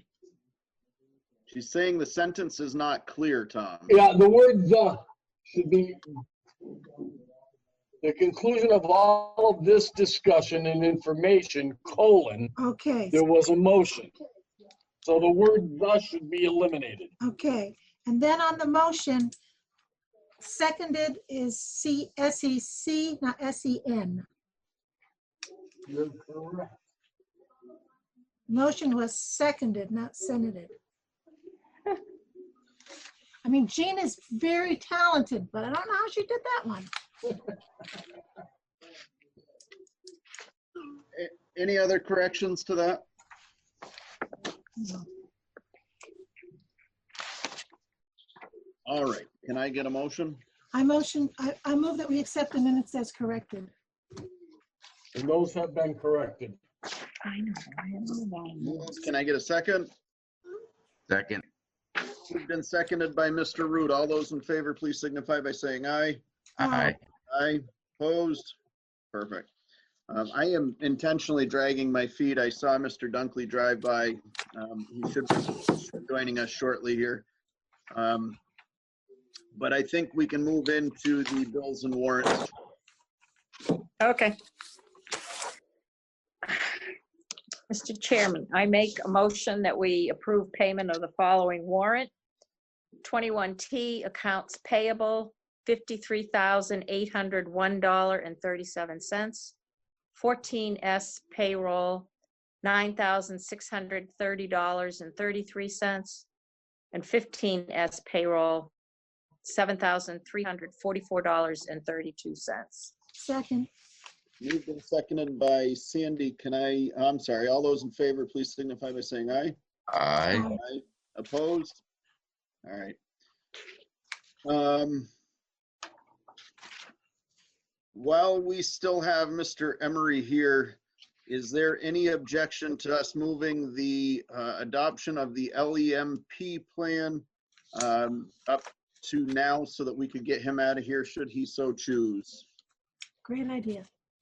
All right, having no objection, you're up, Chief. Okay, I think I got this thing working. Can you hear me? Yeah. There you go. Welcome.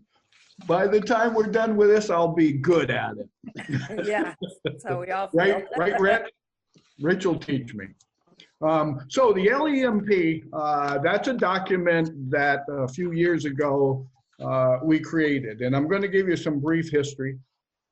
Prior to the LEMP, you all remember that there was the RERP plan, the Radiological Emergency Response Plan.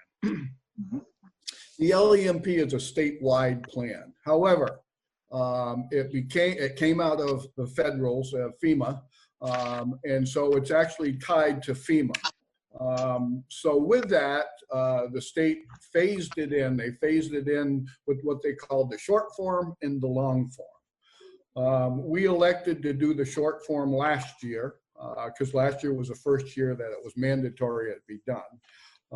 So we did the short form. it was planned to do the long form this year, but given the crisis that we're in, it didn't allow us the proper time to do that. And it is time-stamped. Even though the feds and the local government and state government has extended deadlines on everything else, this is one that they did not extend the deadline on, even at the request of every EMD in the state of Vermont.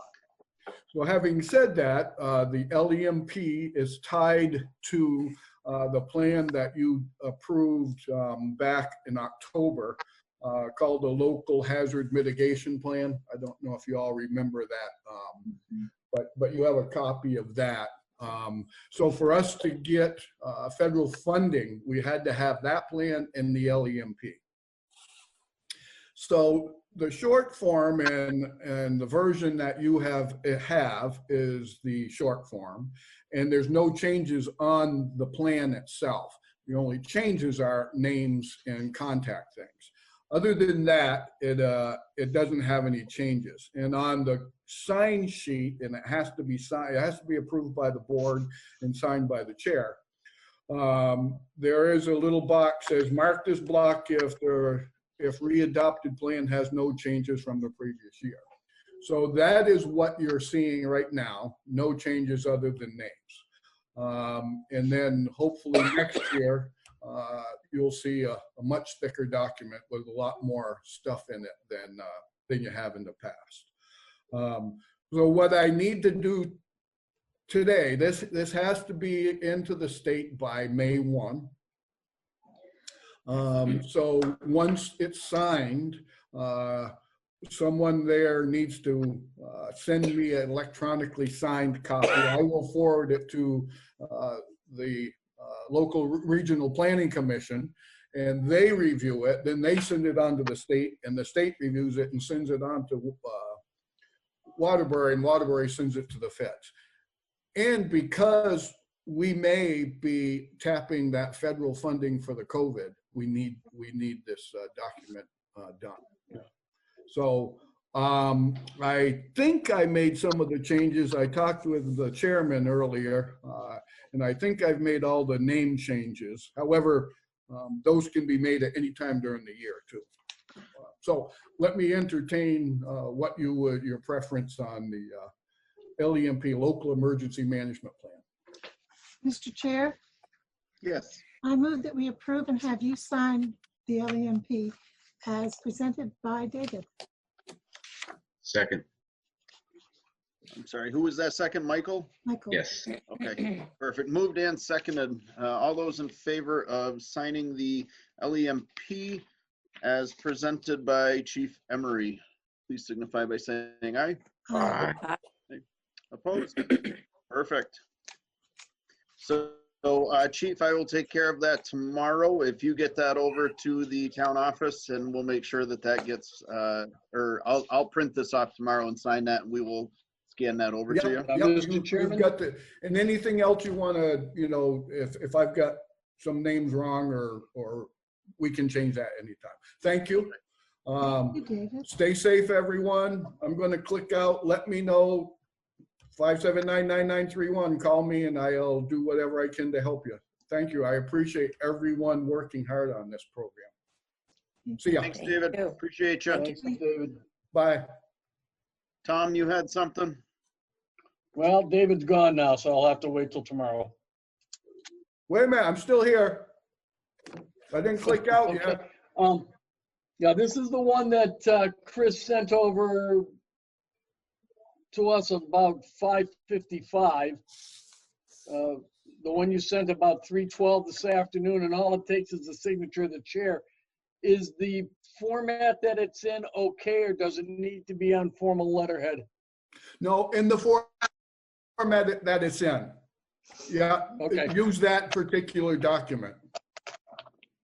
It just needs to be, it needs to be the most recent one, because that's the one that has the name changes, Tom. Yeah, that's the one you sent me. Correct. Just before the meeting. That's what I'm looking at now. Okay. Yeah. And the top of it only says Local Emergency Management Plan Adoption Form. That's the that's the form. And then it's got my signature on the front page, contacts my signature and the chairs. You got that one, Tom? Yes, local emergency adoption form, 22K. Yeah, it's fine. It's the one I received late today, not the one I sent out earlier today. Correct. Yeah, we'll just print that off, Chris, and whenever you can come in to sign it, it'll be ready for you. Okay, I'll be there tomorrow morning. Okay, excellent. All right. Mr. Emery, thank you, sir. We appreciate you. Thank you, ladies and gentlemen. Have a good night. You too. You too. Thank you, you too. All right. In an effort to, oh, Seth is not right there. So we will do the update regarding the emergency meeting and the work session meeting. Tom, did you have the minutes from them? I'm not sure if there's, if you have the minutes readily available, would you like to just give an update on that? On the emergency meeting, hold on. I sent those out. I don't have them. I'll have to go to my desktop to find them.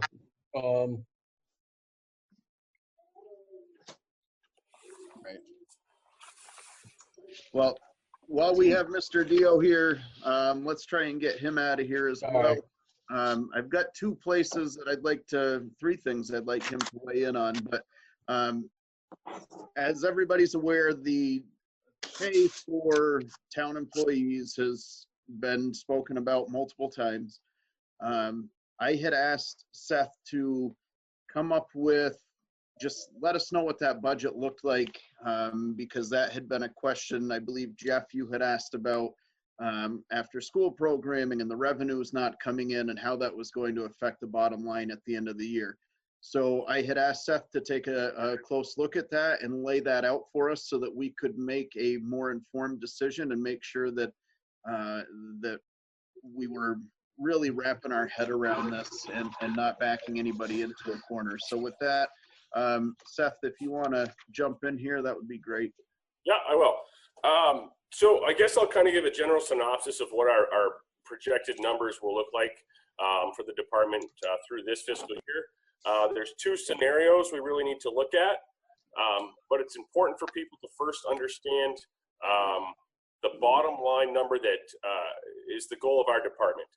Basically, you're looking at our actual budget of $350,429.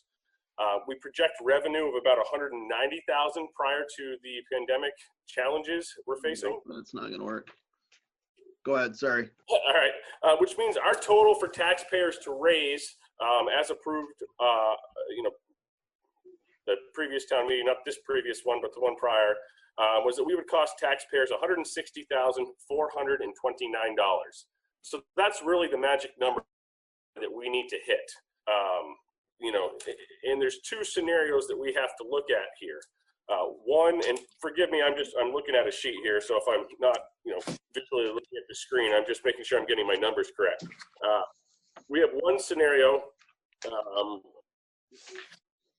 being, well, first of all these numbers that I'm going to tell you factor in all department staff that are currently receiving those paychecks at their current levels through the end of the fiscal year.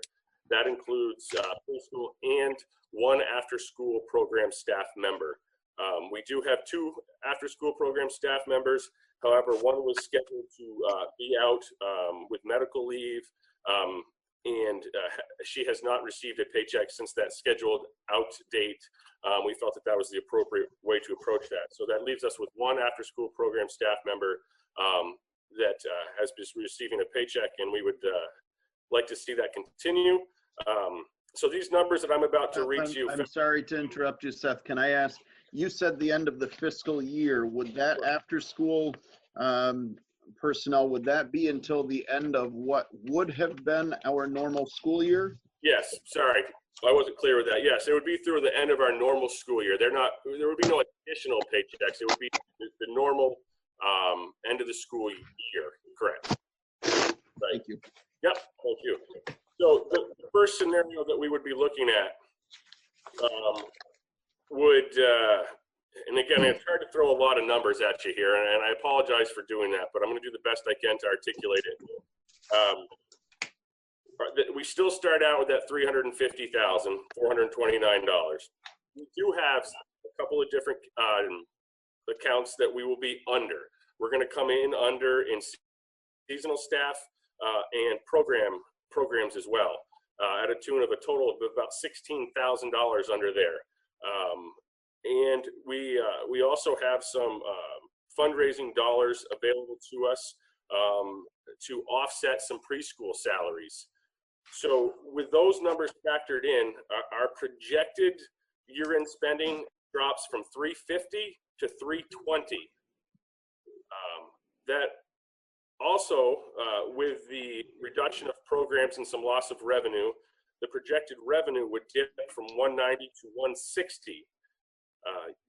320, 429 minus the projected 160 revenue gives us the total to raise of 160, 429, which is exactly, that's the number that we need to hit.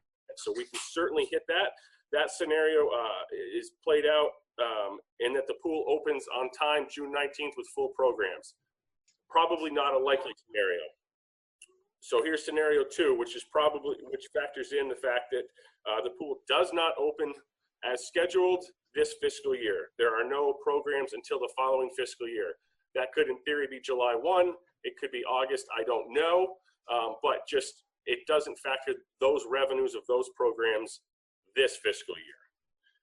Looking at our budget, we would have about let's see here, $24,000 in savings between seasonal staff under budget. We would have about still that $9,000 in programs we would still save. We do have some fundraising dollars to offset preschool salaries, which means our projected year-end spending in this scenario, without the pool opening on time, projected year-end spending of $310,429. We would have a little less revenue in that case without those early programs in the pool, dropping our revenue to $150, which still puts us at our bottom line of $160,429, which is exactly where we need to be. So budget-wise, while we have had loss of programs, and that is certainly unfortunate, we are able to hit our bottom line to the taxpayer. And to sit here today, that's something that we're as comfortable as we can be, I suppose, in this situation. We are using this time to try to get ahead with some things and planning for the summer as if it's going to happen. There's some, we have our paint for the pool. The pool has been cleaned out. We're not going to paint it or start filling it or anything along those lines until we have some guidance from the governor. We do need about 3 weeks to make that happen. If they say, hey, you can open your pool and there's going to be restrictions and this is how, it's going to have to operate. We do need about 3 weeks to go from where we're at now to the pool being operational. Pretty early to really say whether any of that's going to happen. So, I mean, I guess that's a lot of numbers to throw at a computer screen without having any visuals to look at here. But the bottom line is we are able to hit our total to raise to the taxpayers, maintaining payroll, and still operating the best that we can. The principal is running a similar programs that the school is. They have, some Facebook groups. They're putting together packets that they're getting to students. They're communicating with the students to the best of their ability. While I would personally say teaching is extremely challenging, in the classroom, the current situation that they're all working through is every bit as challenging, if not more. And so they deserve a lot of credit for what they're doing. Thank you. So the reason that I had asked Seth to chime in here this evening is not because we're making any decisions tonight, but because this was scheduled to be a large part of our discussion at the May 5th meeting. So I wanted to make sure that we had these numbers. Seth, if you could send those out so that now it'll make more sense for them to see that, and we can have that for discussion on the 5th. Having said that, Jeff, I know that you had raised the question at one of the previous meetings about the preschool teachers doing similar to what grade school and middle school teachers were, and Seth has confirmed that that is happening. So I guess anybody have any questions for Mr. Deal? First question, Seth. Sure. What was the projected income or revenue for the after-school program? Right now, it'll be a little bit over 11,000, I believe. That revenue would cover salaries through May 8th. So we would be looking at a month basically of uncovered salaries for one person. However, the total department budget still comes in equal to what we had need to raise. So that means other expenses are less than what was originally budgeted? Sure, yes. Which some of that is reflected in the upcoming budget that starts, July 1. Like the fact that we have a fair amount of savings for our seasonal staff this year, I say savings, coming in under budget. We did reduce seasonal staff salaries starting July 1 as we've been able to figure out how to do things, similar services, but still reduce staffing from what we had previously done. So in the past, I know you've looked pretty hard at individual programs, I believe with the idea of trying to make as many self-supporting as possible. Yep. So after May 8th, the after-school program is not self-supporting. In this particular environment, yes, that is the case this year. That's what I wanted to know. Okay. As far as the opening up the pool and the rec, who's going to make that determination? You mentioned the governor. Sure. Is it the rec board, or like I said, who's actually on the ground going to make a determination what to open? Yeah, I don't believe those decisions will be made here locally. I believe those decisions will be in the form of directives from the from the state, whether or not it's number of people on a given site, whether or not it's 6-foot rules. I believe there will be some guidance that will be coming down. I know that the Vermont Recs and Parks Association has drafted some letters and looking for some protocols from the governor's office to say, hey, what can we do and how can we do it? So I believe those directives will be coming. Okay, thanks. Sure. And Jeff, we did discuss that briefly while we had Mark and David here earlier to just to get their kind of recommendations or input on that. And their feeling was the same, is that was going to very much so come from Montpelier at some point. At least this is the quarter turn that the governor keeps referring to, and how that's going to reflect in the reopening of our parks. Any other questions for Seth in regards to that? Okay, so if nobody on the board objects, while we have Seth here, this is how organized I am. I'm just all over the place, but I had sent out an email earlier about I believe it's called the Gray Shirt project. And I just reached out to him to see, I saw that he was working with a local business here in town. It seems like a fairly straightforward, it doesn't cost us any money, but there's potential to make money to offset some of these costs, to offset some of the fundraising dollars that Seth might have to dip into, as well as the library. So Brana, this was where I had said, or mentioned you might want to stick around for this. I just think that this is worth looking into. The shirts sell for, I think they're $19. Each department would get $10 from that specific sale. $9 stays with the company to cover their costs and their salaries. So ultimately, it's a small business trying to help other small businesses or entities like this and keep everybody's head above water and make this hurt a little bit less. My personal opinion would be that our town recently has very much shown that we are in this together. They've worked together. They have looked out for each other. So I feel that this is a potential to put a few extra dollars into each of those funds to offset a little bit of this. So questions or comments from the board on that? Oh, sorry, I'm not the board. Go ahead. Sandy, I know you had said that there might be some other places out there. Just curious what your thoughts are there. Well, I know that Seth uses different silkscreen companies, which might be offering the same. I think he's still using them, but there are 2 silkscreen companies in a short radius of us here that might offer something similar. I just feel that we should open it up to see if somebody else does it. I'm not against it. I think it's an awesome idea. I just don't want someone coming back and saying, well, I didn't even have a chance to tell you what I could do. That's fair. Seth, But I'll you go usually on. deal with Melissa, right?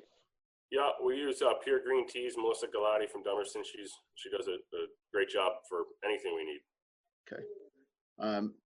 So I don't know, Braun, I apologize. I should have sent that email to you earlier as well. I can send it over to you later, but between Gene and Seth, I think it's something worth looking into, reaching out to Melissa or Sandy, if there's another one closer that you're aware of. I agree that we should continue to support those local businesses, but I would absolutely love to see both of your departments be able to bring some money in. And at the same time, I think it would give the Vernon residents a chance to show their support and a little bit of pride in their town. And I think that they are more than willing to do that right now. So we should utilize that. What would the t-shirts say? So ultimately, you just have to give them a, I don't remember what the format was, but whatever your logo is for, so like the thing that's usually on your fundraising pamphlet, I believe that Vernon Free Library thing. For Seth, Yeah. I'm not sure what you guys have for a recreation logo, and it might just straight up say Vernon Rec on it.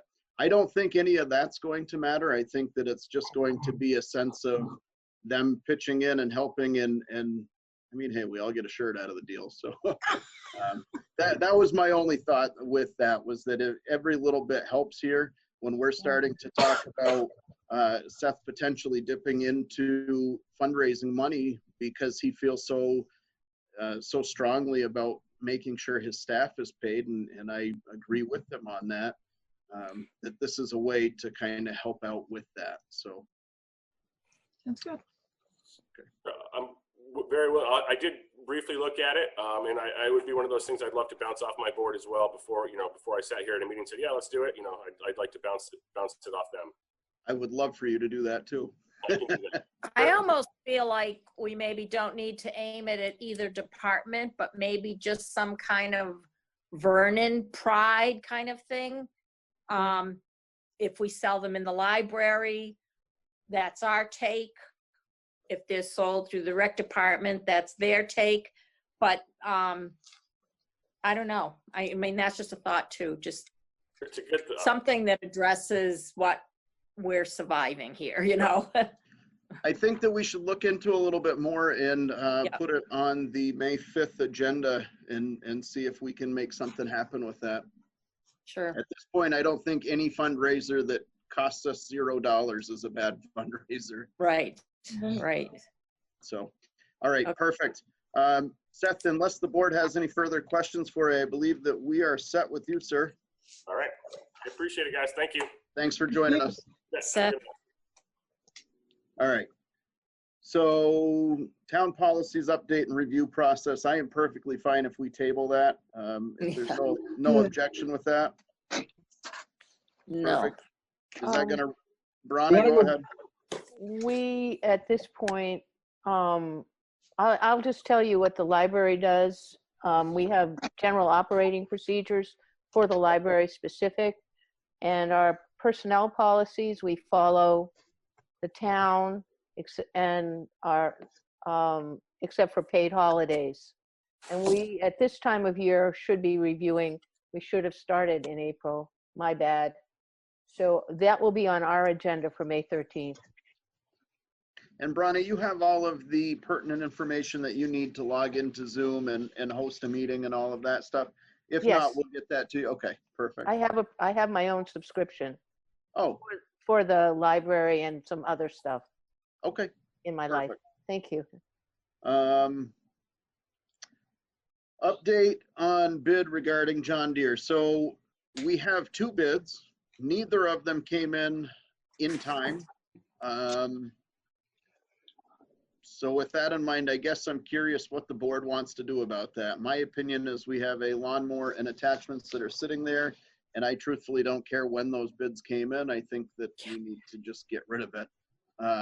But that is my opinion. Jeff? Yeah, I agree with you. I mean, the time frame I don't think should matter. Okay, Michael? Better late than never. Gene? I agree. Sandy? Move them out. With that being said, Tom is the holder of the bids, and I'm not sure how we proceed from here. So if I could, Mr. Chairman, I'll just let you know when they came in and what they were for.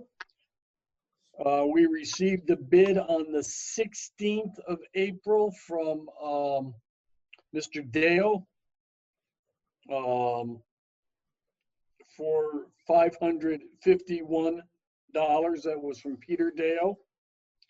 And on the 20th, just to make sure we understand the dates, we received a bid from Mr. Pond on the 20th for $550. So, but the dates are important here. Mr. Chairman, I move we award the bid to Peter Dio for $551. That dollar could help the wreck. Second. Second. Moved and seconded by Mr. Dunkley. All those in favor of accepting Mr. Dio's bid of $551, please signify by saying aye. Aye. Aye. Aye. Opposed? Perfect. Congratulations, Pete. It is all yours now. Now get to work. That's right. And I guess this has absolutely nothing to do, not on the agenda, but it has to do with the North School. The shed that was outside of the town office blew away in that windstorm that we had last week. There was absolutely nothing of any value in that. It is still out there. It is held down so that it doesn't blow away again. And I would like to say thank you to David Emery, Seth, and Ian Dio for cleaning that up. The things were strewn all over the place. And when I got there from work, those guys were so unbelievably soaked in the pouring rain, and it was miserable and cold, and I was out there for 5 minutes. So thank you for getting that cleaned up.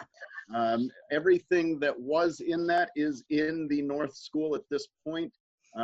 I think we will put that on our next agenda as far as what we want to do with that. It's a lot of old police department stuff that, as far as I'm concerned, probably needs to find a dumpster. But I think I will go in there and lay it all out and take pictures, and then we can discuss that at the next meeting if everybody's okay with that. Okay. Sure. Perfect. Zoom to town accounts update. So that's been moved over. That is under Cindy's name now. It is paid for by the town card. I believe, Tom, you've been reimbursed or will be reimbursed. Yeah, I'll be made whole. It's all good. So thank you for letting us utilize your card in the beginning of this nightmare until we could get that switched over. So ultimately now any committee has the option of using that account to host their meetings. And this was in an effort to continue to move the town forward and keep business operational. So I don't think that really needs much more discussion unless anybody has anything. Seeing none. Town picnic discussion. I was asked this week if we were in a place to make a decision about the town picnic. And the reason for the question was because if we are not in a position for that, we need to cancel the fireworks by, I believe it was the end of the first week in May, or else we get billed 10% and we continue to get billed until we either cancel it or allow them to come and do it. So I will just start by saying that my opinion is that yes, this was all voted on last year. It was made pretty clear at this year's town meeting that this isn't an overly supported thing. And my feeling is that we should potentially be looking for some type of a townwide party, whatever we want to call that, in maybe September to celebrate making it through all of this stuff. So I understand that that is in a different fiscal year, and I'm not sure how that works. That was just my thought. But I don't think that we are in any position to say that, yes, we could have a town picnic at the end of June. Having said that, Sandy, your thoughts? I think for them to require us to make that decision now, my decision would be forget it. This is Jeff? not something we planned on. And it's not something, we can't tell when this is going to be over. Yeah, I agree with both of you. Gene? I also agree. I don't think that crowds like that are going to be allowed that soon.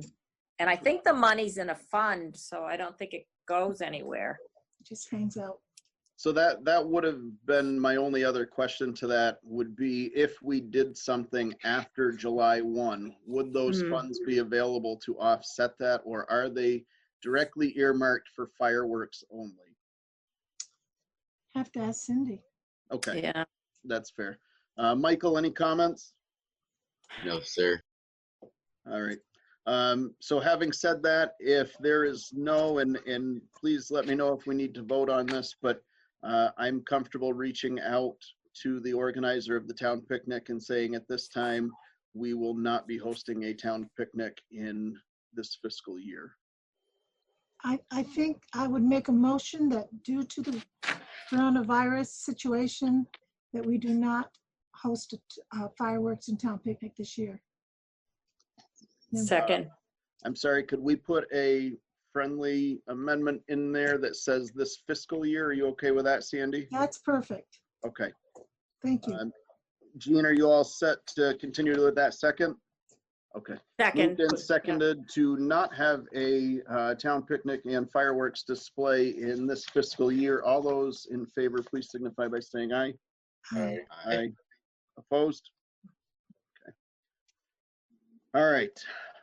On to old business, town administrator recruitment discussion. So we had our workshop meeting last Wednesday to discuss that. There's been a few changes laid out to the job description. I believe everybody saw that email today. There were some highlighted things, some things taken out, some things that were changed around. So I think that we should discuss when we want to meet again about that. Did we set up a meeting last time? I thought we did. No? I don't think so. Okay. So is everybody okay if we look at next Wednesday to do another workshop? And hopefully that would be the last one that would, I think that we would be able to have everything discussed and be at a point where we could involve whatever recruitment we might be looking for. Fine. Here. Yeah, next Wednesday is good. Yeah, Mr. Chairman? Sure.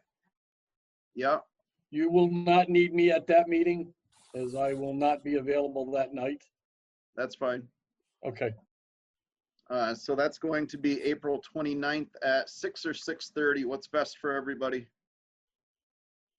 6:30 is better. 6:30, please, so I can get home from work. Okay. So Wednesday, April 29th at 6:30, we will host another workshop meeting for a town administrator recruitment.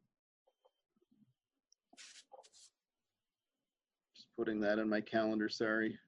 Me too. So I won't forget.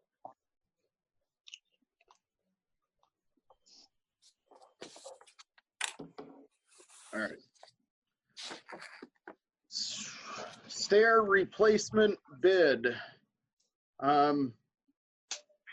We've gotten some comments on it. I personally think that it is not an overly welcoming sight when we drive into town and the first thing you see is caution tape on the stairs to the town office building. And I know that there's been some discussion about this before. Apparently it was supposed to have been taken care of. It wasn't, it was. I have no idea. Either way, those stairs are still in terrible shape. I think that we need to do something about that before it looks any worse or before somebody gets hurt. The only problem I see with it, and I'm hoping that with the governor's orders that some of those things start to open up again, is that nobody can get concrete right now. is what I heard the other day. What truth there is to that, I'm not 100% sure. I seen six but I was. concrete trucks. What's that? I seen 6 concrete trucks on Route 30 the other day. I don't know if it depends on what the project is or where it's from. I did hear from a employee at one of our local businesses that if a truck crosses from New Hampshire with it on it, that there is a fine waiting for them for doing that. So I don't know what the ins and outs are of that. I don't know if there's any truth to that. I just wanted to pass it along that this might be something that we get bids on and then the work is actually pushed out a little bit. Having said that, I would like to open it up to a discussion. Go ahead, Jeff. Yeah, well, I agree that it does look pretty unsightly when you drive by seeing the caution tape. You know, and again, I don't think they're dangerous if you got the caution tape up, but anyways, yeah, I think whatever we can get done sooner is the best. Gene? Well, I have rallied to have those stairs replaced for a long time because they're not consistent measurement. And then, you know, the crumbling, which I'm not sure patching that is going to be the answer. I think it'll, you know, resurface again, you know, what's happening to them. So, and I'm not sure that a staircase needs to be that wide, you know. It could perhaps be a little bit narrow, whatever the state codes are, and, you know, fill in on the sides and go with that. Sandy? I think you find that the instability of that area there goes right up to the foyer. You'll notice the crack goes across the steps. I think if we do it, we really should do it right before we have, if we had done it when it came up back in the early 90s, it would have cost a lot less money. So is there, where is the, and Michael, I'm intentionally holding out on you because of your experience with that, but I'm curious where the funds for that are. Was there something set aside at one point where, because I thought we had said that that had been discussed previously and it was supposedly supposed to be taken care of and wasn't. So where were we spending that out of? I don't know if that's just like building maintenance and repair. I didn't see it in the capital plan. No. It would definitely be a capital plan. No, it's not in there.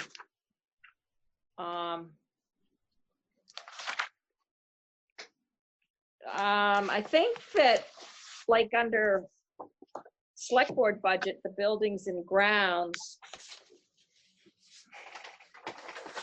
well, it'd been right now, this fiscal year, we've got $250,000 was budgeted. I can't tell you what was spent. I don't have that, but next fiscal year, there's only $8,000, but we also made that other fund for kind of emergency things, so.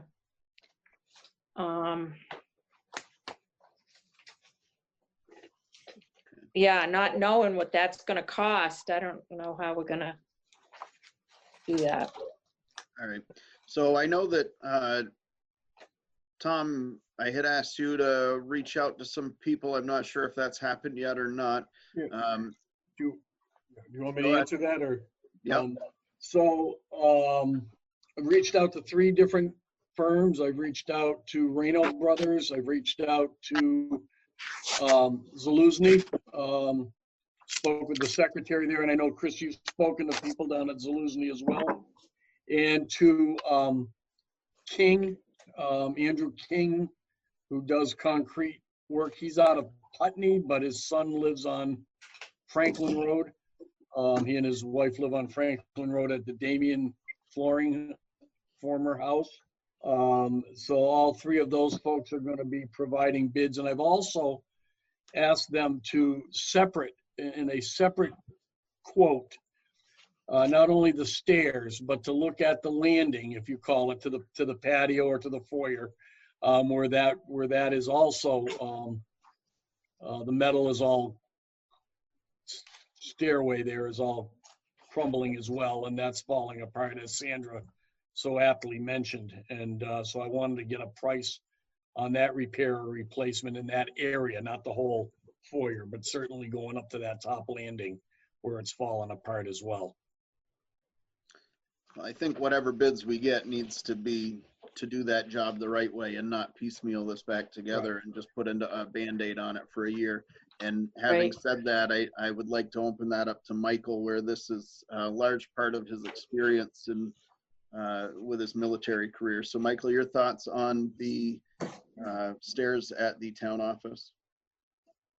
I think it's going to be cheaper all the way around to replace them completely. Band-Aids are very expensive. In my experience, we only used them for dignitaries coming to visit, but they're very pricey.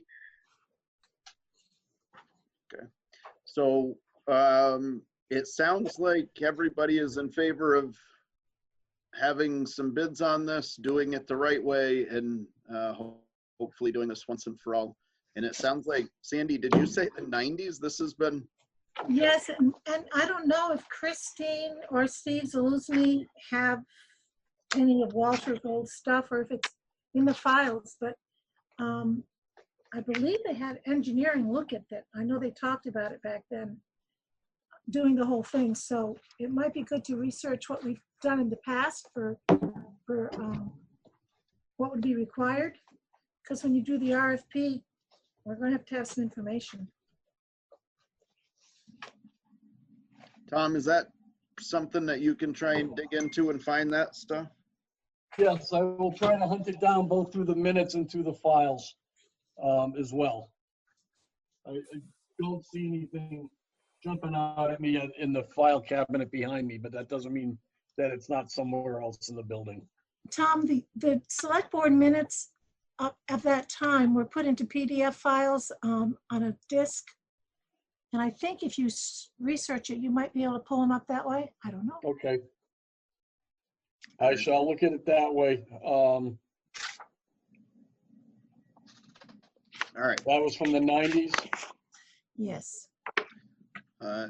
Sandy, do we need a motion to move forward on any of that, or where are you at? What are your thoughts? I think we ought to see what he can find and then bring it at the next meeting. Yep. Okay. Okay. All right. I think all that we have left here is a quick discussion on the building use. We all received the email. Tim is allowing certain people in. He admittedly felt like he maybe stepped on toes without more communication with the other people that share that office space. So then he sent out kind of an amendment to that and some thoughts on how we could compromise and everybody could utilize that space. I did speak with David Emery today, who also touched on this during our meeting this evening. He said that it would be in everybody's best interest to have a written policy. So unless the board objects, Tom, I would like to ask if you could possibly organize that between the lister's office, the treasurer's office, the clerk's office, and Brana and Jean, if you guys want any weigh in on that. I think that you guys might be coming up with your own policies and procedures to move forward, but you might be able to take some ideas from what we get there.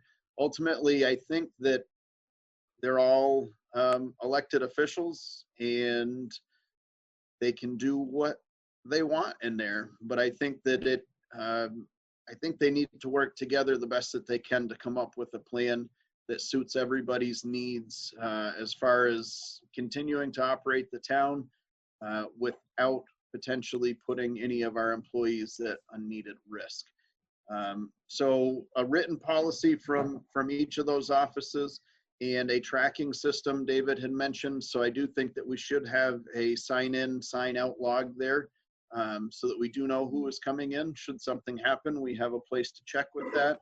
And I am curious everybody's thoughts as far as, and if it's a possibility, but increasing some of our cleaning companies' time, and if that would be available under the COVID, the federal funds that would be there, so that we could potentially recoup some of that cost, but ensuring that, because I think, Gene, how often do they come into that building to clean? One night a week. The governor's directive had said that areas where the public is coming in needs to be cleaned 3 times a day, the beginning, the middle, and the end of the day, any day that the public has come in. So I guess, Gene, you've got the floor. What are your thoughts on this as far as moving forward, and how we should be looking at this building?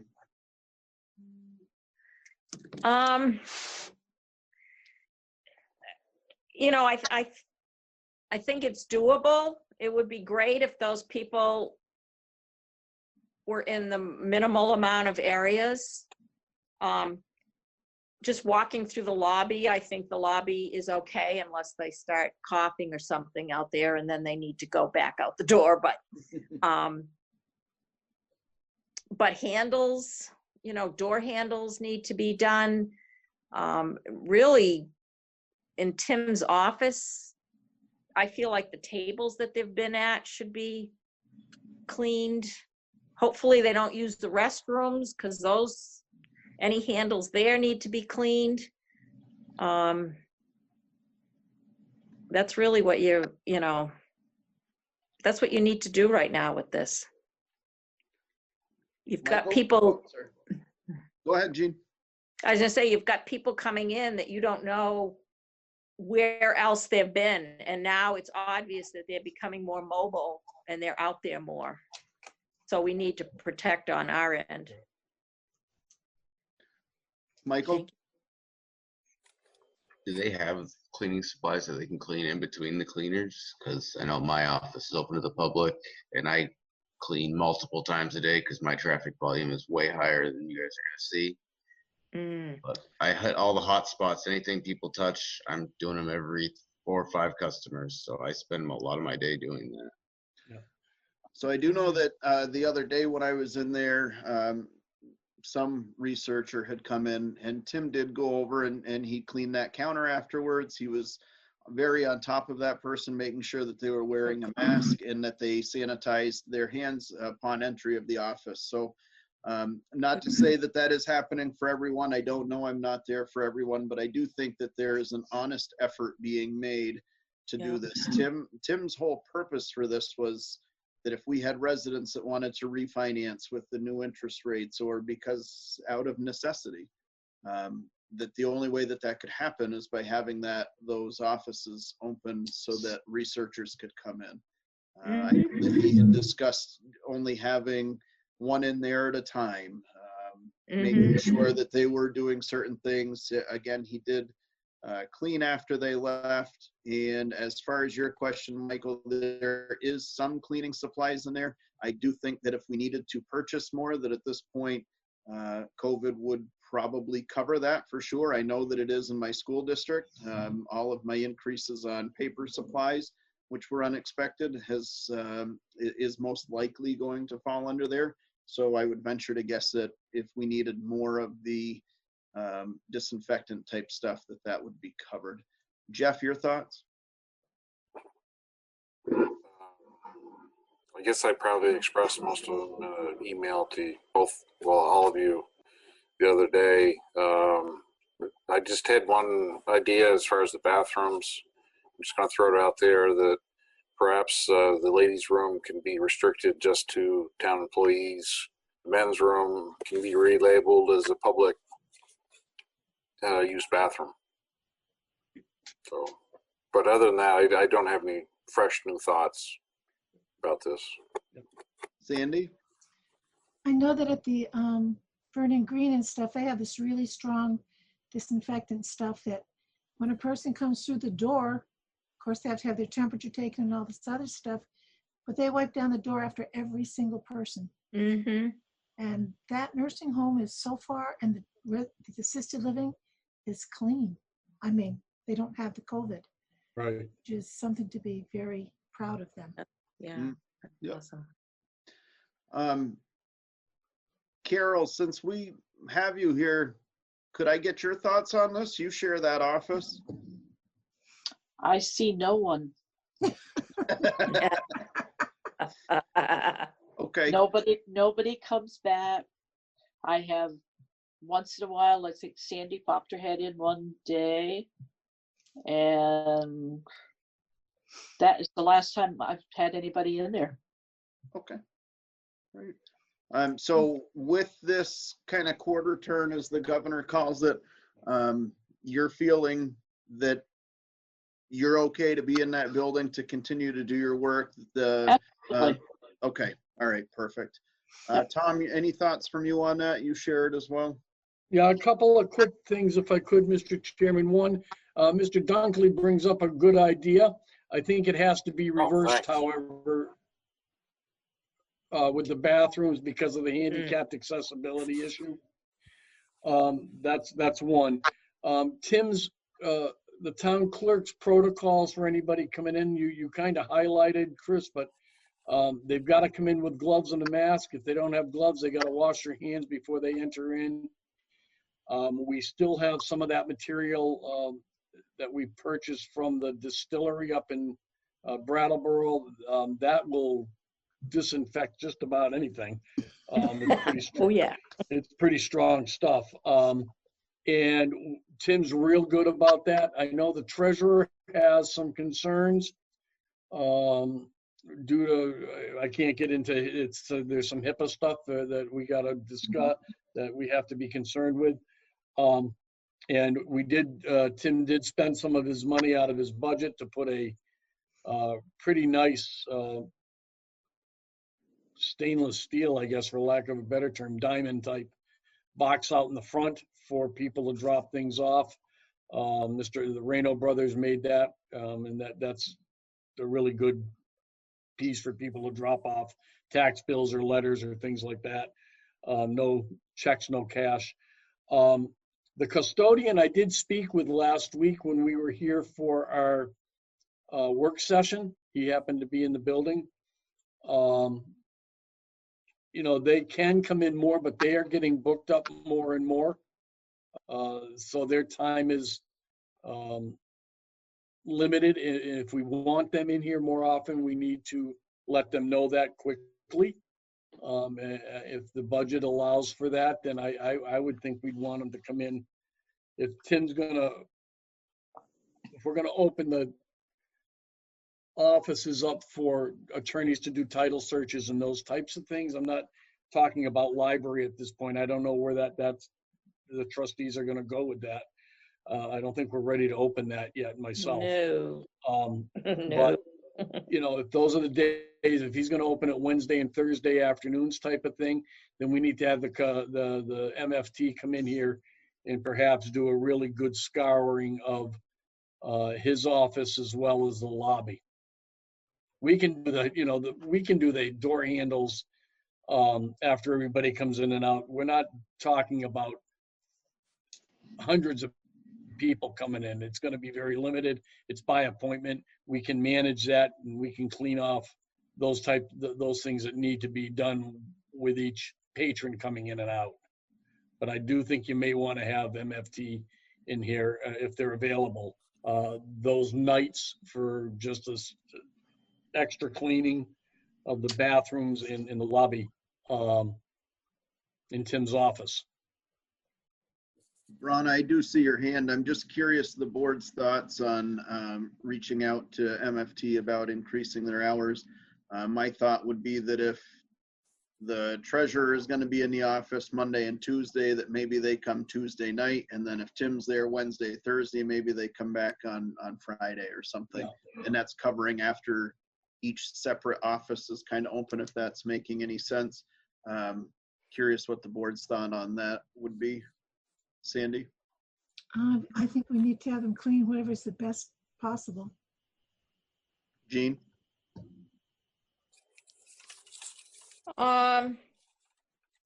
It certainly doesn't replace the constant disinfecting that needs to be done. Not at all. Otherwise, in terms of doing the floors or whatever, other than cleaning the bathrooms more often, there isn't a lot of traffic to warrant more mess on the floors, but the bathrooms would be important. Jeff? Yeah, I agree. Michael? I think as long as people are handling the hot spots when people come in and the cleaning schedule doesn't need to change. My works hasn't, other than doing hot spots. Mm-hmm. Right. So it sounds like we're kind of up in the air on that one between. Gene, you don't sound sold on that either, the necessity of it. I mean, I think if we went to more hours with them, we would have to be sure that we were asking them to focus on bathroom handles, stalls, and making sure that there was more of a disinfectant type of work happening over multiple vacuuming of the same rugs or something. Exactly. Yes. I agree could with that. Could we task Tom to reach out to them and see what their availability is and what they could offer and what that looks like? And then he could send that to us so that we could see that. Is everybody in favor of that? Sure. Yes. Yeah, okay. Sounds good. Brana, you've had your hand up. Go ahead. Several suggestions based on experiences in Brattleboro. I know Brown and Roberts does not allow any customers to use their restroom, and the co-op has people outside. These are staffers just giving you, we saw you yesterday. Yeah. That you get in line. I was first yesterday.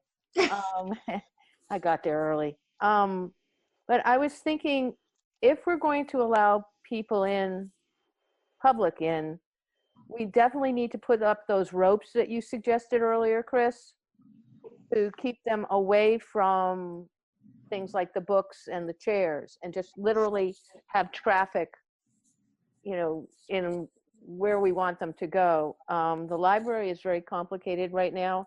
And also I think it might be people, unless the researchers, the legal researchers are in there for a long period of time, restrict the use of the bathrooms to just staff. Yeah. I know that's really hard, but I'm fine with that. I think that is really gonna, well, I guess that's probably one of the only decisions that we as a board could make. The rest of it comes down to each department. So I think that we could certainly ask that they do that. The restrooms are reserved for staff only. My only concern is that in a time where we are highly encouraging people to wash their hands after every move that they make, we're taking that away from them by Good telling point. them that they can't use that. Good point. So I'm not sure that that's the answer. I do like the idea from Jeff. See, there you go, Jeff. You got 3 supporters tonight. Wow. That we On a close roll. one. That we close one for just our staff, and when we start talking about the library, I believe you guys have 2 bathrooms and just one. Oh, Oh. one. Okay, all right. Unisex. So maybe at that point, Gender. the town clerk's restroom would become your staff restroom that we could designate until this is over. As far as roping things off, Brana, yes, we can absolutely do that. However, I don't believe that we're allowing public in just yet. I believe that this is strictly all about title researchers and things like that. So it is going to be very limited. We are going to know who they are. But yes, for any type of comfort reasons, if you would like, I will go down tomorrow and put those up across that lobby so that that's off limits.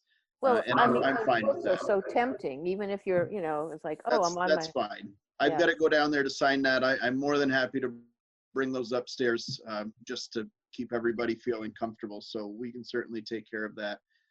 So Tom, I would ask that you work with the treasurer, the lister, and the town clerk to come up with a policy that works for allowing people slowly into that. We understand that there is going to be some complications out of the treasurer's office. Again, trying to not get into any details there. And we'll do everything that we can to make everybody comfortable in that building to the best of our ability. Ultimately, it's going to come down to Cindy and Tim and what they see fit for that building, as well as their assistants. So aren't the taxes due the 7th? they are. So They Tim could had be- said that he would not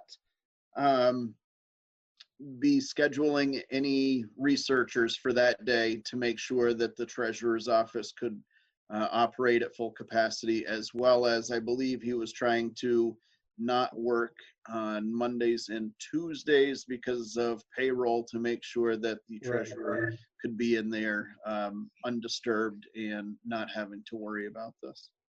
Any other discussion on this? Maybe just postpone tax day for a month or so. You could. Well, you know, just south of here, they did do that, but they didn't do it across the border up here. Well, they did it for income tax. Why couldn't we do it? Are we entertaining that discussion at this point? No? I'm just joking. Anything I can do so I don't have to pay taxes Yeah. Jeffrey. on time. For you pay later. All right, any other discussion on building use? Seeing none. Public participation. Bronny, you got anything for us? I think you've been involved in all of it. You got anything else? No, I just need to call Jean, or we need to have a conference call separate for this stuff. But thank you. This has been very, very helpful. I would think that you would be able to steal the language right from whatever they work with. I would imagine that, Tom, we could keep that in mind as we're coming up with things, making sure that we're including that lobby to protect anybody that might be in and out of there. And then you guys could look at that and see what works for you and what changes you might need to make there. I do think that utilizing the one designated bathroom that would be available in the clerk's office would solve your problem, so that you could still have the public restroom, should you choose to go that way. Or we would have to get some type of a hand sanitizer, those wall mounted ones or whatever. We would have to have something in there for your guests when we get to that point. However, I think that we're still probably a couple of weeks out from having to really worry about that. So yes. Correspondence, town admin report. What do you got, Tom? Been working with a couple. We had a call today. You should not be aware of this, from a senior from the housing development down on Huckle Hill, relative to the town reimbursing people for ambulance runs. And that's not, and speaking with the treasurer, that's not what we do, but upon request, I guess there is a policy to cover the cost of the Rescue Inc. membership. And I let her know that. And she was very clear that she was going to be sure that everyone in the complex knew that. So I think you might see a run on that from some of our seniors over the next few weeks, just so you're aware of it. There is a fund. I also put her in touch with Mary Lynn Sherlin if she was having difficulty paying that copay, that there's the senior, there's a fund to help, and Mary Lynn was involved with that. So I put her in touch with her as well. As it relates to the FEMA reimbursement process, I've been on one webinar conference call. There's another one on Thursday that I'm going to participate in. I just want to put a little caution out to the board. that, we think all of this will be reimbursed at 75% if we meet the threshold, but there is a threshold we have to meet. And there's a minimum cost that we have to meet before we can submit. And I think with the Tyvek uniforms, if you will, that the EMD has ordered, I think we should be okay with that. But I don't want people to get a false sense of hope that everything we spend is going to be reimbursable or accepted for reimbursement. We're going to submit everything we have, all of the payrolls, all of the other things that we can that are overtime, and those are extra, and those extra costs that the town has incurred since the declaration of the emergency by the governor and through this COVID piece. But I just want the board to understand we can submit all of the invoices. That doesn't necessarily mean that they're all going to be accepted. And I just want people aware of that. We submit, I've submitted before hundreds, the thousands of dollars, and thousands of dollars less X has come back as reimbursement at the 75%.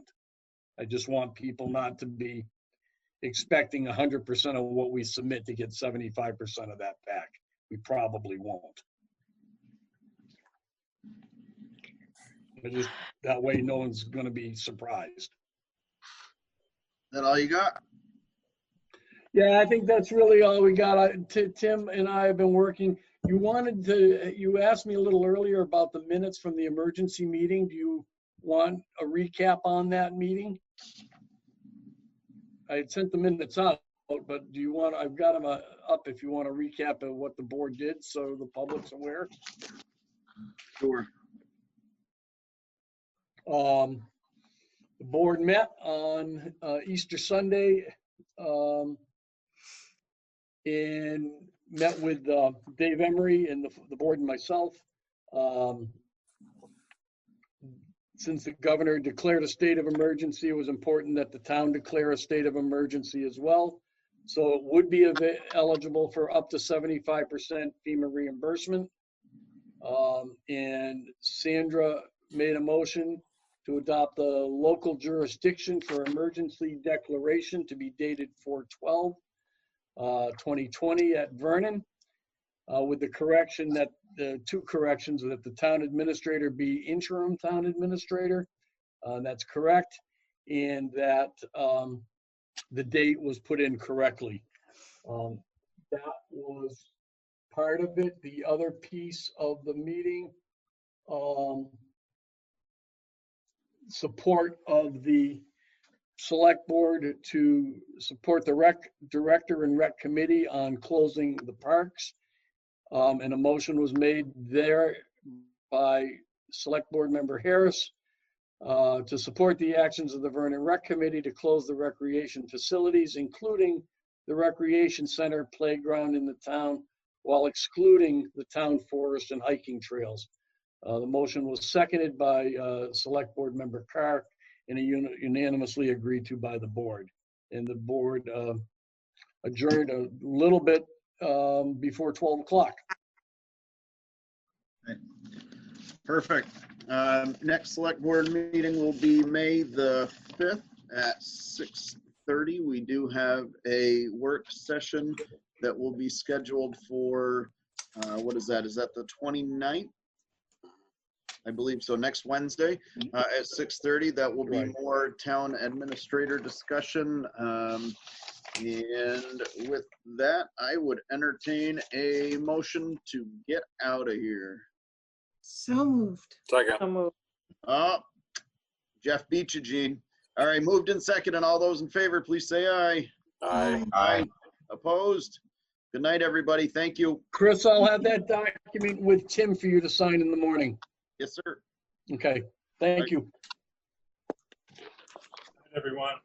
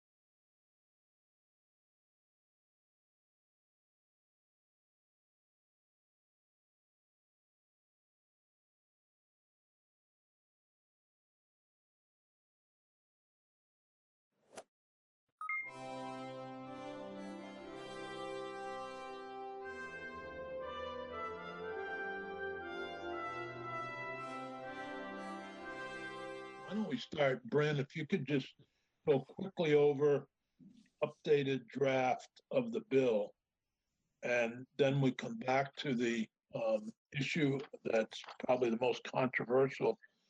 That's the emergency for the involuntary medications and involuntary commitment and the timelines. So if you could just run through the copy of the bill. Sure thing. So everybody should have draft 2.4 of S114. Hopefully it was posted to the website this morning. And I was just going to go through the changes that were made to this draft from the draft that you looked at last week. Okay. Most of the differences between the drafts are in yellow highlight. So the first one is in section 1. This is that rent escrow hearings portion of the bill. So if this is where if a plaintiff asks for an emergency hearing, the court can exercise its discretion to hear it. And to the extent that the case is heard as an emergency, then this section would apply. And it gives, if you recall, it gives the judge discretion whether or not to order the person to pay rent into escrow. So that the change here from the last version is that it's put into session law, and it only applies during that emergency period, which is the duration of the time that the governor has declared a state of emergency arising from COVID-19. I've talked to Senator Sorokin, and she's fine with having this in our bill. Also heard from Chris Rice, who's okay with it. He represents landlords in many cases. Okay, so I'll move on to the next section. Dick, if I could just ask, in a couple of different things we're doing, we're adopting different end dates for the emergency. Yeah. So this one is 30 days after the end. In some of the other legislation, it was 60, and then in some others, it's 120. I can understand how you might have different necessities, but I'm just putting it out there. Should we be leaning toward one date to make it easier? Because otherwise, I think people might become confused about what's going on and off. Bryn, any comment on that? So what I'll say is that section 1, the emergency period here is defined the same way it's defined in the Senate Economic Development Bill, which stays all eviction proceedings until the end of the emergency, and that's how it's defined in that bill. The idea was to line it up as closely as possible with what's going on in that bill with respect to landlord-tenant hearings. And the other sort of timeframes of when the state of emergency ends are based on the proposal from the judiciary. So I think that there are some situations which may require a longer period after the end of the state of emergency, and others which don't. So that I didn't come up with these on my own. They come directly from the proposal. Okay, fair enough. I just wanted the committee to have it in our minds. I've kind of wondered about it too, and maybe we will just pick up on that as we get to those sections. So section 2 is the execution. Right, so this is the of a power of attorney. Yeah. This is the powers of attorney section. The following is the deeds section. These are sort of the same with respect to powers of attorney and the deeds. There's no changes here. Remember, this just permits the powers of attorney and deeds to be executed remotely over a secure communication link rather than requiring that all parties be physically present. Right. So I'll move to section 4. I'm on page 3 now. Yep. This is the Rule 43. This is the section that permits the defendant to waive their physical appearance in the courtroom as long as they've had the opportunity to consult with their counsel prior to that waiver, and also their appearance is made by audio or visual transmission at the time. So the only change there was to add that requirement that the defendant have the opportunity to consult with their counsel before the waiver. We okay there? I'll move on to section 5. Okay, this is the section that suspends statutory timeframes for some court proceedings until the administrative order 49 is terminated. So if you turn to page 5, Subdivision 1 at the top of the page extends the time frame for certain court proceedings. So in subsection A, hearings on application for involuntary treatment, which right now are required to be held within 10 days of application, that's extended to 14 days. And hearings on application for involuntary medication is required to be held within 7 days of application by statute, and that's extended to 14 days as well. Subsection B, conditions of release review pursuant to Title 13.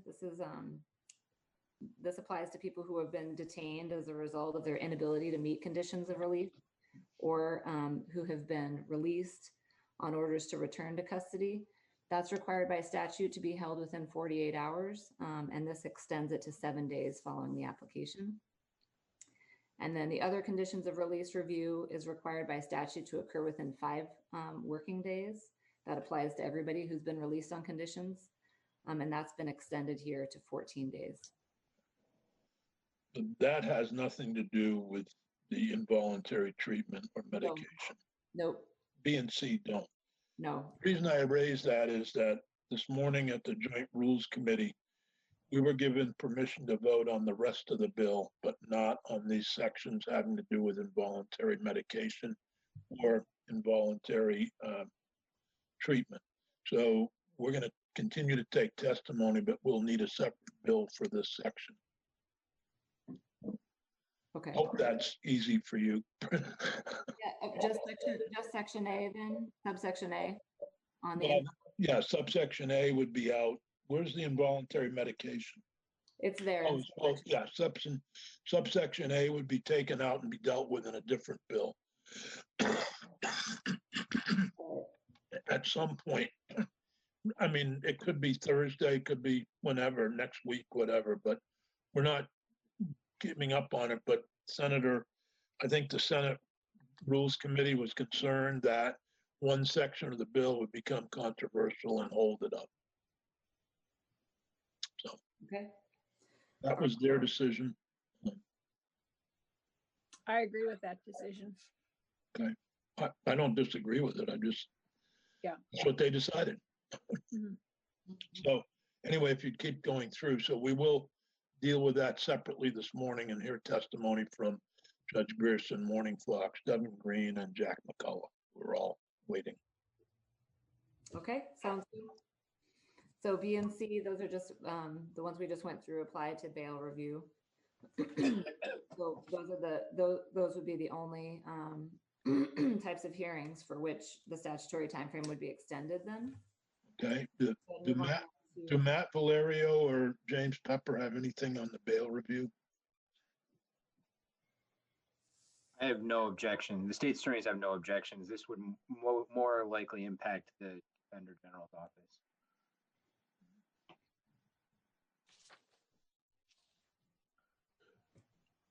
So, I'm sorry, I lost part of what was being said there.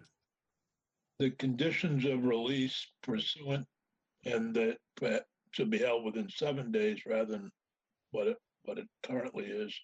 And condition of release review would be held within 14 days following application. Yeah, that's not a problem. I mean, you know, you'd obviously like to have it done quicker, but we understand what's going on here. The real hope is that these things are going to be resolved at the front end as opposed to by review. So. Well, I noticed a case in Bennington that usually would have resulted in much more than a citation for June ended up, you know, just as a citation in June and not even a criminal charge. So there's hundreds and hundreds of those around the state right now. Yeah. Bryn? Okay, so I'll move on to subdivision 2, starting on line 12. This is the provision that suspends all the statutory timeframes that would apply for issuing orders to seal or expunge, or to hold hearings on petitions for sealing or expungement until 120 days after AO 49 is terminated. And again, that was a proposal from the judiciary to keep that keep that suspension extended until 120 days after the state of emergency.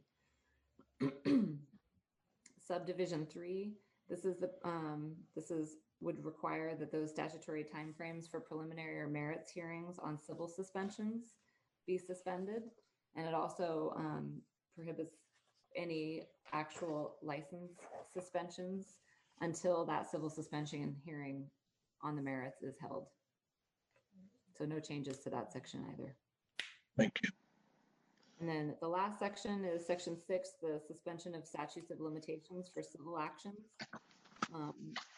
There's just been some wording changes here that provides that all of those civil action statutes of limitations that would otherwise expire during the state of emergency are told until 60 days after the governor terminates the state of emergency by declaration. Mr. Chair? Yes. To go back to what I was saying before, so in these two sections, we have one at 120 days, one at 60 days. And I understand that those are proposals from the judiciary, but I'm just wondering why we couldn't reach one uniform time frame, because otherwise we're just creating a profusion of different time limits that people will have to keep checking and rechecking. To the extent we could find common ground for them, it seems like it would be worth the effort. Judge Gerson, would you like to respond? I think you're muted or something. For the record, Brian Grierson, Chief Superior Judge. Can you hear me now? Yes, thank you. Good morning. Senator Bruce, I think each one of those, I understand they're different deadlines, but they reflect the particular subject matter. And for instance, the expungement extension for 120 days, reality is when this is over and we're trying to get back to whatever the new normal is, we're going to have a significant backlog in every single docket. And the 120 days in expungement, to me, is more of a reflection of a priority. We're going to have to set priorities on what gets set early. And it's more of a reflection of the priority. And I would put expungements and sealings on a very low priority for staffing, the impact on staffing. But for instance, the 60 days on the statute of limitations is a reflection, a different issue, and it's one that is not involved with staffing. It's a matter of getting those cases that have been held in abeyance because of statute of limitations to process those. Understood. I'm wondering. 30 days on evictions is really rent escrow orders. That's something that we would want to start that process as soon as we can. And so that's why each of those dates reflect a different priority, perhaps, as one. Correct me if I'm wrong. Let's say they were all 120 days.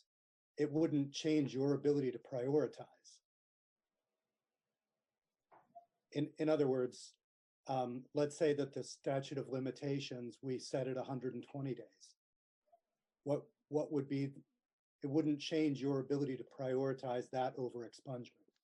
It would just create a uniform line in the same way that the beginning of the emergency had a uniform line. It would, and using, for instance, the statute of limitations as an example, there was a debate among the Supreme Court considering this language, the Vermont Bar Association, and then I believe there was I think it's predominantly a plaintiffs group, and there was a debate between 60 and 120, and the court came down recommending the 60 days, and I believe the VBA was consistent with that. So you're not wrong. There are other folks wanted a different number. This is our recommendation, and it's obviously a decision for the committee to make. But I think in many respects, they do reflect a priority from the court's perspective. Okay, and it's not a deal breaker for me, obviously. It's just, I feel as though we're doing a sort of first pass at these things, and we're setting a number of different dates for the end zone, and then we will then do other bills and we will wind up creating a kind of mishmash of dates. So it will take someone like Bryn to keep us straight all the time on when things are ending or not. So I just put it out there, but I'm happy to go with the recommendation of the courts. Thank you. Thank you. Any other questions about the dates? Judge, you have another issue that you, I believe, sent out to everybody Yes. regarding the requirement that you declare that the above statement is true. What do you call that? Swearing? It's a declaration or swearing as opposed to appearing before a notary. Yeah, but when we talk about execution and swearing here, we're talking about notary publics and. So there is a statute now, Title 4, I believe it's Section 27, relating to electronic filing, does away with the need for a notary and substitute the use of a notary for any document that is electronically filed, and allows for a declaration under oath as to the truth or accuracy of the statement. In what this language that I've proposed, and I believe I've sent it to all of the committee members, would allow that substitution for sworn declaration to apply in any filing, in any docket in the court, with the exception, you'll note, in the language of search warrants or application for non-testimonial identification. That same language is reflected in the current statute as it relates to electronic filing. And this is a proposal from the court because we're seeing more and more as this situation develops and evolves, that the difficulty in finding notaries and the actual fact of social distancing when you involve a notary. So there's a number of elements in this request. It also comes from the bill that I think some of you, if not all of you, have committee members have seen involving evictions and foreclosure proceedings and the moratorium or stay on those proceedings. There is this exact language in there, in that bill, that relates specifically to evictions or foreclosure proceedings. So what we're asking the committee to consider is adopting this same language and allow it to apply to any filings in court. In sum and substance, it would be to allow a sworn declaration as opposed to a notarized document. Okay. Some things never change. I lost my agenda again. This piece, although coming in late, is probably one of the most important pieces of could be of this bill. Are there any questions from committee members about this section? Everybody okay with adding this? Okay. Then we'll go ahead. So that brings us to the more controversial section, which is section A of section 5.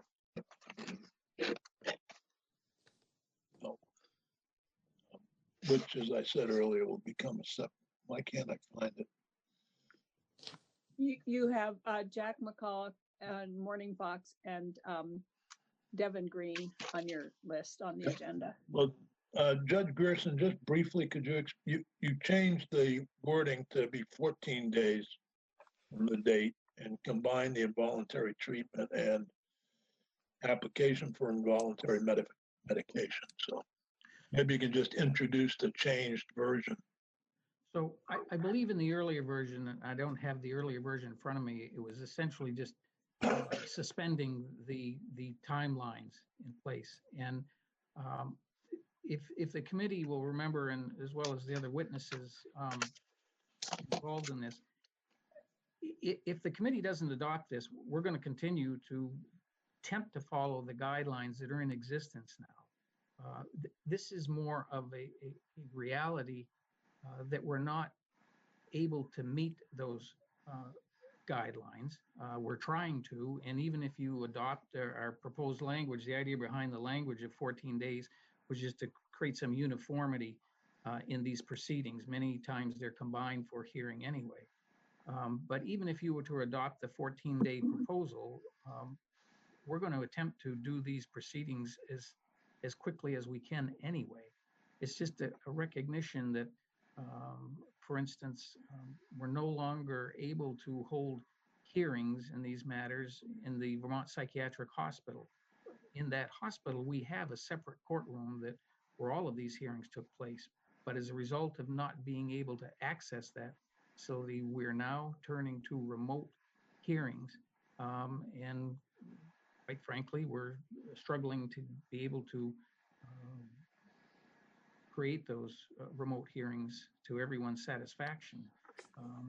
So it's not, again, if the committee decides as a matter of policy just to leave the guidelines, leave the timelines as they presently exist, we will attempt to meet those guidelines. But much like the comments that Mr. Valerio said about the bail review and review of conditions of release, it's just a recognition that at the present time we're struggling to meet that short of a time frame. That's, in its simplest terms, that's where the proposal is coming from. Thank you, Judge Grierson. Thank you. Jack McCullough, do you have any comments on this section? Jack has got a picture, but I don't see it. Maybe Morning Fox, do you have anything? Sure. For the record, Morning Fox Deputy Commissioner, Department of Mental Health. Just checking in. Can you all hear me? Yes. Great. So, no, I appreciate Judge Grierson's comments and the spirit behind the change. And Judge Grierson is actually very right that we are working on trying to do, for lack of a better term, virtual hearings. And we did the first relatively successful hearings this past week at VPCH, Vermont Psychiatric Care Hospital, as well as the retreat, with some hurdles and some bumps in the road, but being a new process similar to this testimony new process, that's to be expected. And hopefully we're going to continue on that and making it a smoother process. Just like to state from the department's perspective that hospitals and healthcare workers are already under a tremendous amount of stress right now with the public health emergency that we're doing. Hospital staff are being asked to work overtime hours, to work in very potentially hazardous situations that may be hazardous for other reasons normally, but now have an added complexity related to the COVID-19 epidemic, with the fact that individuals can carry this disease with them and not be showing symptoms, the fact that anyone with this could be being served in any facility, and that we're asking healthcare facilities to make sacrifices during this time. We are asking that the courts and everyone else try to work with us as best as possible to meet those needs of the statutory timelines. When we're talking about staff already working extra hours, many staff being out because of illnesses or related to the COVID virus, any delays in our ability to treat people places our staff as well as the other patients at higher risk for dangerous outcomes. Any delays also, it's pretty well accepted that people are best served, as far as from the healthcare epidemic that we're currently dealing with, are best served not in a hospital congregate type setting, as that's where the disease can really spread very quickly. And so any tool that we have to try to help engage someone and get them into treatment and out of the hospital sooner is better. And so we just want to express our concern of the potential of the delay in particularly applications for involuntary medications could have serious detrimental effects. And it's our hope that we try to keep on task to meeting those statutory guidelines as is. Thank you. questions from the committee? Jack's having a hard time. I can't hear him. He sent a chat. Peggy, are you there?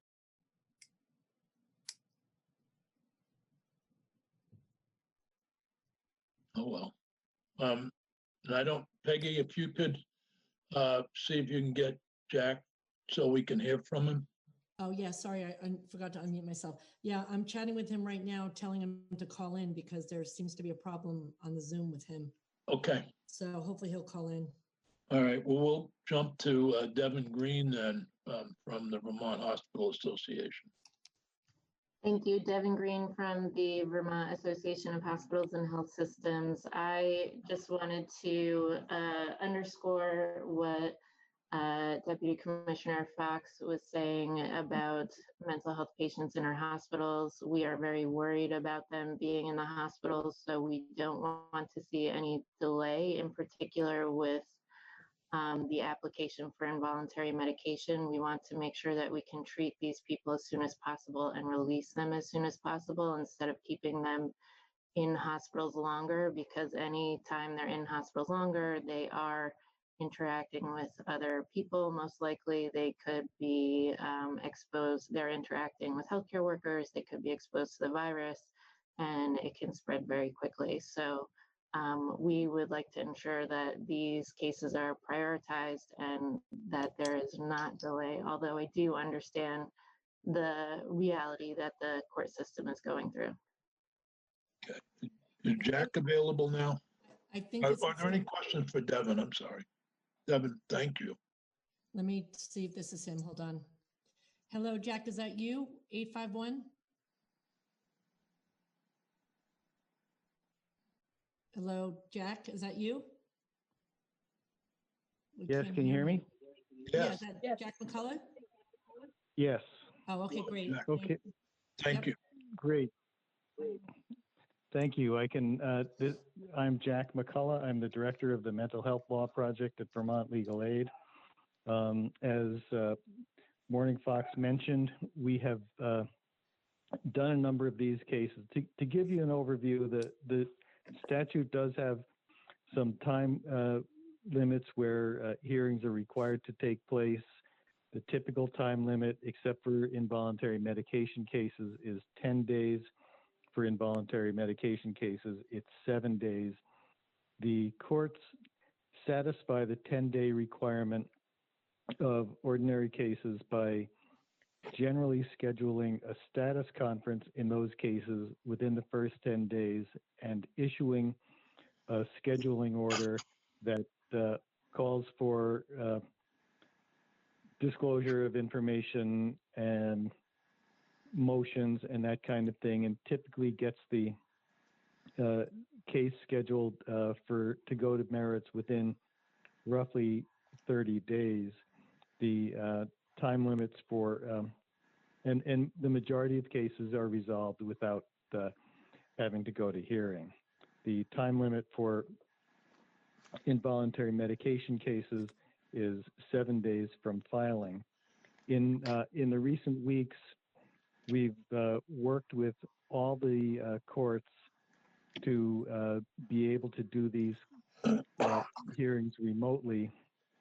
And last week we did 2 trials at the Vermont Psychiatric Care Hospital remotely.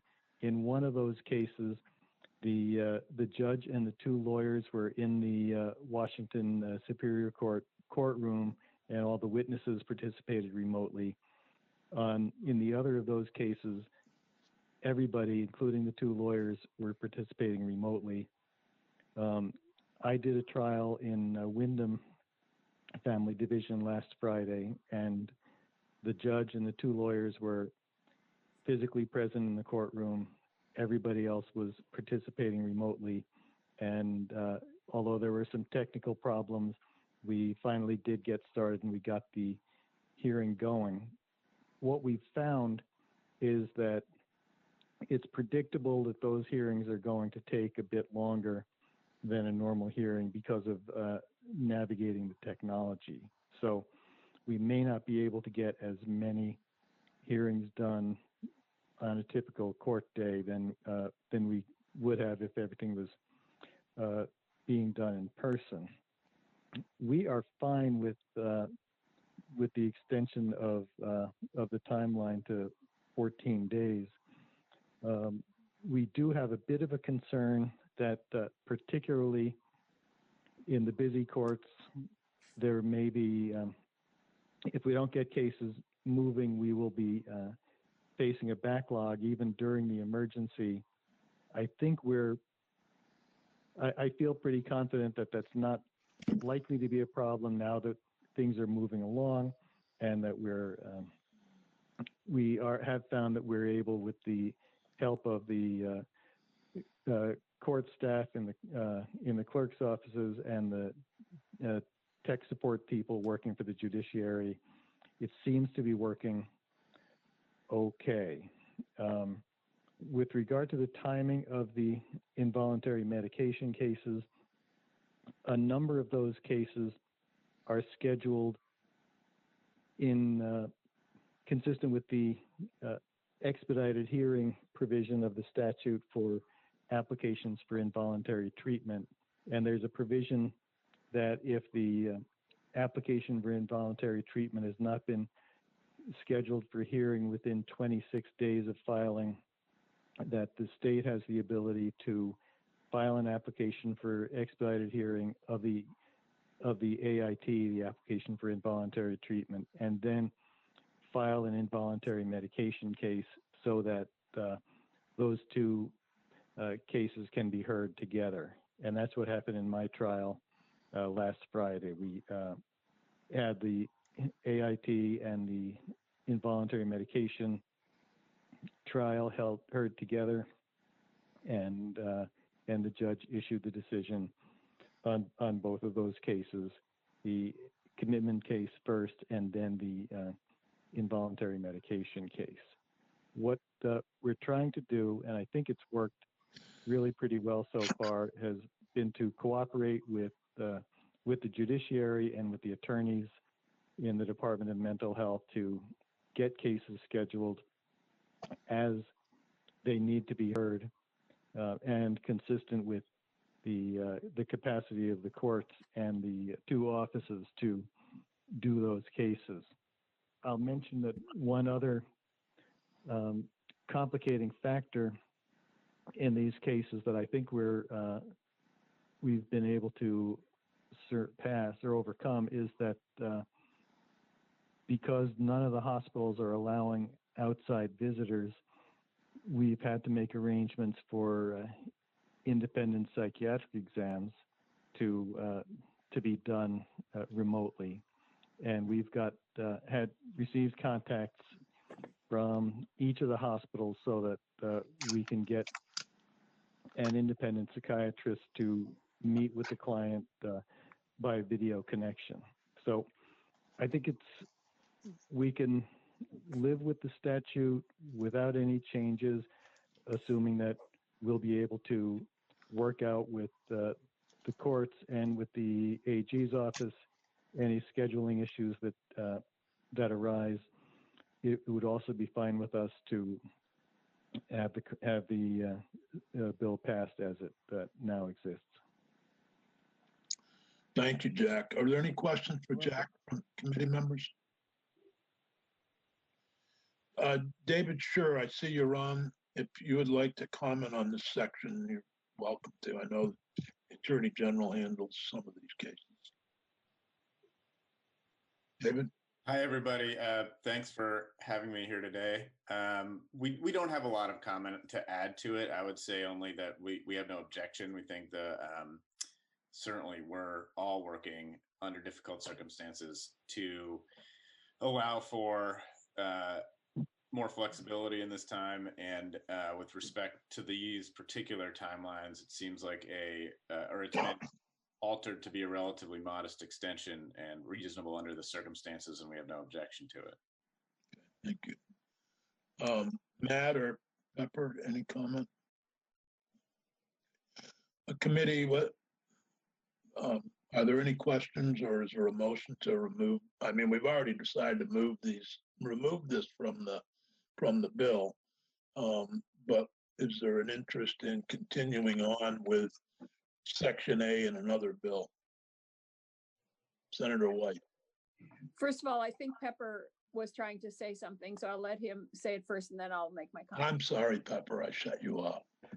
No problem. No, the state's attorneys do not object to these changes. I think what you're hearing is that even under normal circumstances, these timelines aren't always abided by through agreement of the parties. So I think this change is just a reflection of what the court needs to do at this time. So the state's attorneys do not object. And just to be clear, we do not have jurisdiction over the involuntary medication. So I'll probably limit my comments just to the involuntary. Okay. Committee, Senator White.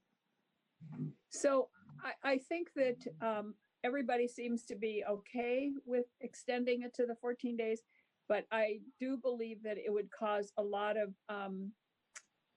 controversy and that everybody in the Senate is not going to have the ability to hear what we've heard from everybody. And I would recommend leaving it at the 7 days. And if we need to come back to it at some point, since we're trying really hard to meet the 7 days and we'd be trying really hard to meet the 14 days, but I would suggest not making the change because I believe it'll cause a lot of controversy in the Senate and may not pass.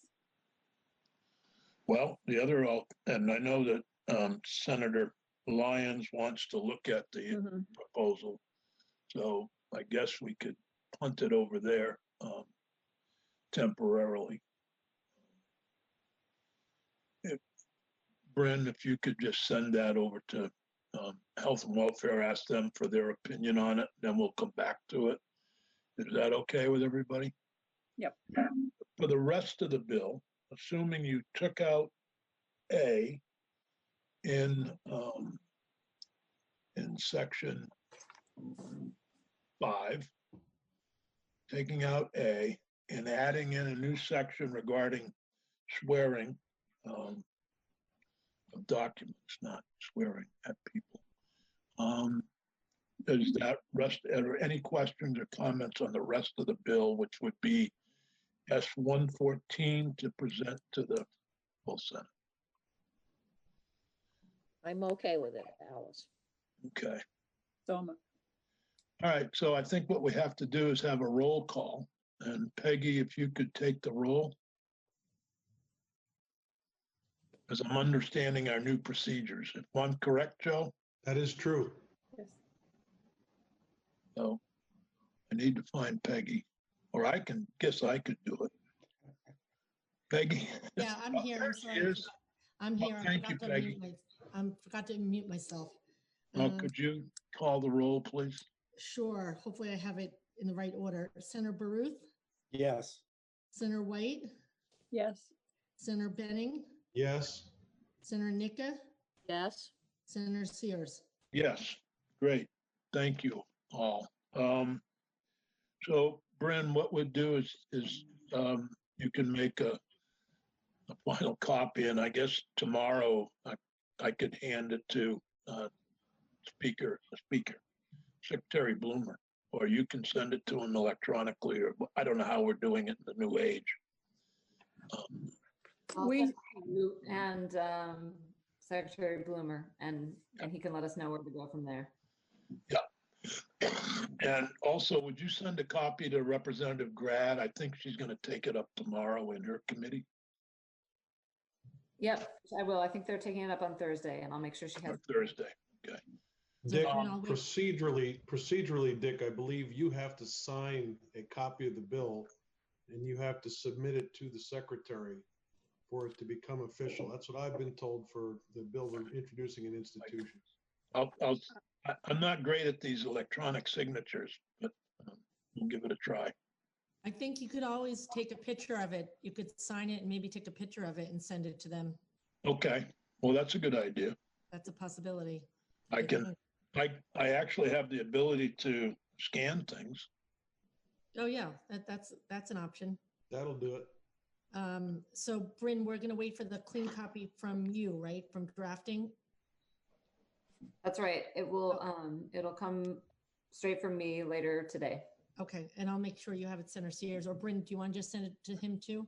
Yep, I'll do that. Okay, Hey, great. Terry, I'm sorry I didn't ask you for any comment from the bar, but Oh, that's fine. I would have had nothing to add to what Judge Gerson indicated regarding the ones I was involved in. Well, But thank you.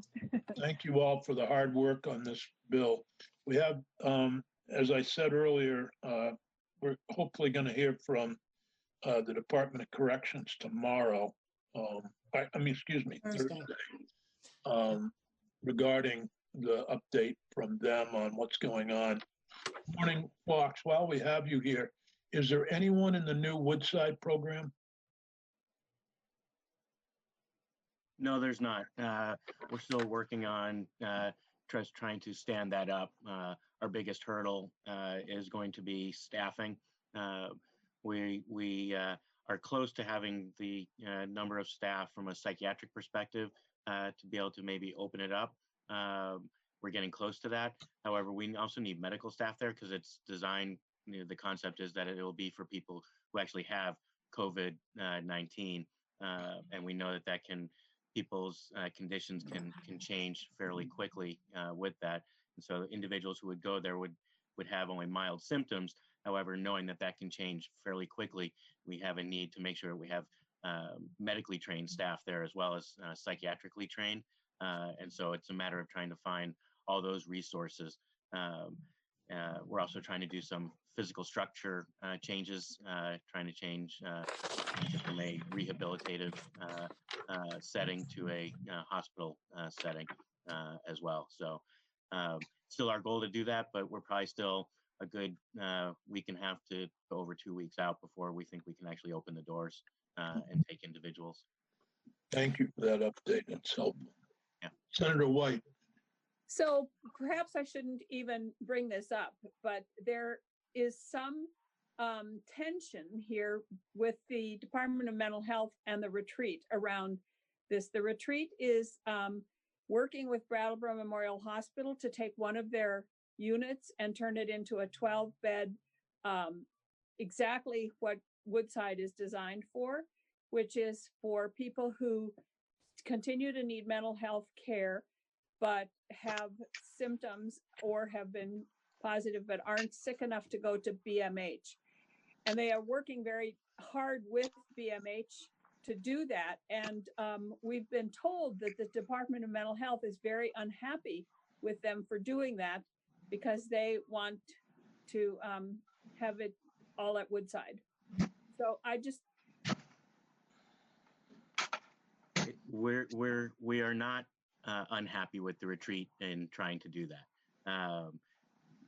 We've had a number of conversations with the retreat as well as Bratt Memorial Hospital, and we have a joint conversation set up tomorrow to discuss some of the plannings around that. Brattleboro has gone forward to set up that unit, and we, the department, applaud them for taking that initiative. If there's been any displeasure, if you will, and in the description of where those patients may come from, that it's not necessarily a statewide resource. Woodside, the perspective of Woodside is if you're in Springfield or you're in Brattleboro or you're in Bennington or you're in Burlington, you could go to Woodside. However, with the at least as far as my current understanding, with the collaboration between Bratt Memorial Hospital and Brattleboro Retreat, their concern is that people come from all over the state to that unit, and if they are in need of medical services, that it would quickly overwhelm Bratt Memorial Hospital. And so that's the concern that's been expressed in that. So that's some of the discussion. And so I think that would be some of the difference between what the retreat is setting up and what we're proposing with Woodside, is that Woodside, we would see that more as like I said, a statewide resource, whereas the Brattleboro Retreat, they're looking at it more for the folks who are already within their care that may develop this, or someone from kind of the local area that would come in. But again, it was the major concerns of Bratt Memorial Hospital as they're doing the medical support for that unit, that if someone were to need to be stepped up to hospital medical level of care, that if we use that as a unit for individuals with psychiatric needs that have COVID, that test as COVID positive from all over the state, that it potentially could quickly overwhelm Bratt Memorial Hospital. And so that was the discussion point. It's not that we're displeased or don't want them to do that. Thank you. And I want to just, thanks for bringing it up, Senator White. Thanks for being here, all of you. There are so many rumors floating around as a result of all this, so it's always helpful to be able to deal with it. Actually, on Thursday, one of the issues we're going to touch on, and I know that for Senator White, Senator Nicker, and myself, because our districts are right on the border, and Senator Benning of another state, there's a lot of concern about the border crossings and what does it all mean. So we're going to try to hear from both the Attorney General's office on the enforcement and AOT on, you know, the trucks, what information are they taking? I'm getting people from Hoosick Falls saying, well, does this mean I can't shop in Bennington at the grocery store? Because, you know, that's where they always go, to Hannaford's or Price Chopper. So there's a lot of confusion. Hopefully we can settle some of these things in these meetings and try to lessen that. I'm going to suggest we take a 4 or 5 minute break. Judge Gerson, go ahead. I just wanted to thank the chair and the committee members, and particularly Bryn for all the work she did on this bill, and also thank the witnesses for understanding where the basis for the court's proposal. That we're just, it's more, this bill is more of a recognition of what we're seeing in the system as opposed to any other reason for bringing this bill forward. So I just wanted to thank everyone. So when we get back together in about 3 or 4 minutes, Ken Schatz and Christine Johnson are here from DCF. And you have received, I think, an email from DCF, Lucinda, her last name escapes me, which has 4 documents that Ken and Christine are going to be going over. So if we could take a break for 3 or 4 minutes. Could I ask a question? Yep. What's the best way to take a break? I never let my committee do it. It's just I think you just put yourself on mute, just mute yourself, and go get your coffee, water, or use the facilities. But we don't leave the meet. We don't. Oh, no, don't leave the meeting. No, just put yourself on mute. I can mute everybody, and you might want to shut your video off if you're going to get up and go and do something else. So if everybody shuts their video off, and then you can put it back on when you come back, and I'll mute everybody. And then you can unmute when you get back. So for the record, we're taking a break. This is more of an update of where we're at with Woodside, substitute care, the COVID. You've moved twice. That's right. So we'll be glad to provide you with that update. Ken Schatz, Commissioner of the Department for Children and Families. Christine Johnson, the Deputy Commissioner for Family Services Division, is here with us today. We did provide you some written material to give you some more detailed information. But again, in terms of responding to Senator Sears to your question, yes, we have moved again. We moved into the Middlesex facility yesterday. There are 2 youth there. One is a youth in DOC custody. One is a youth in DCF custody. As you know from our prior discussions with the committee, we were prompted to move from Woodside because of the need of the Department of Mental Health for an alternative psychiatric facility for COVID-19 positive patients.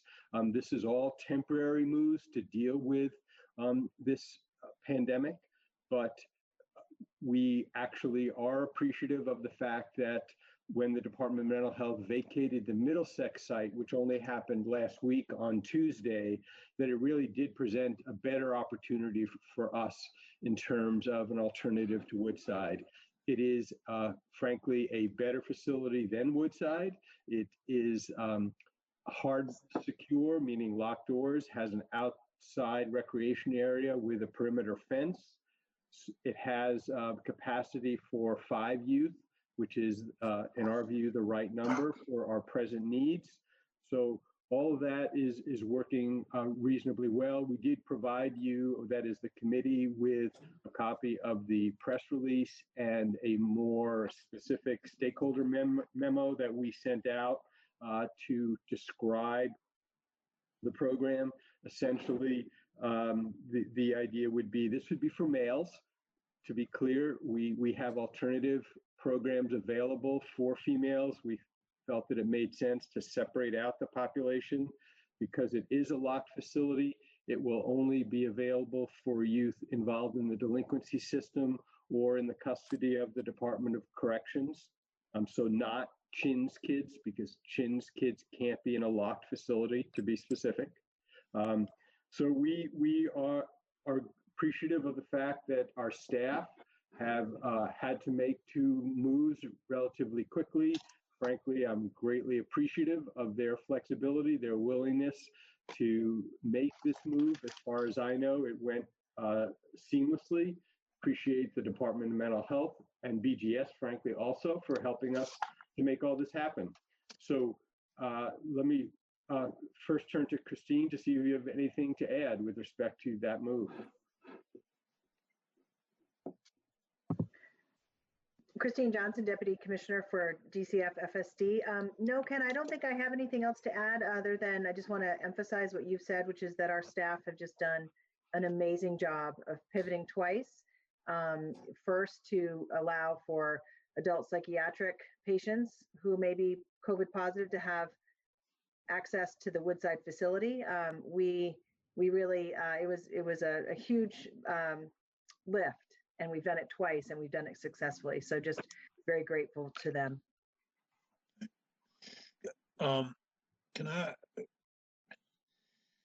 This is difficult to put in the proper term, but Woodside was proposed to be closed in the 2020 budget. Now we've moved from Woodside to Middlesex. You actually are saying this is a more ideal spot.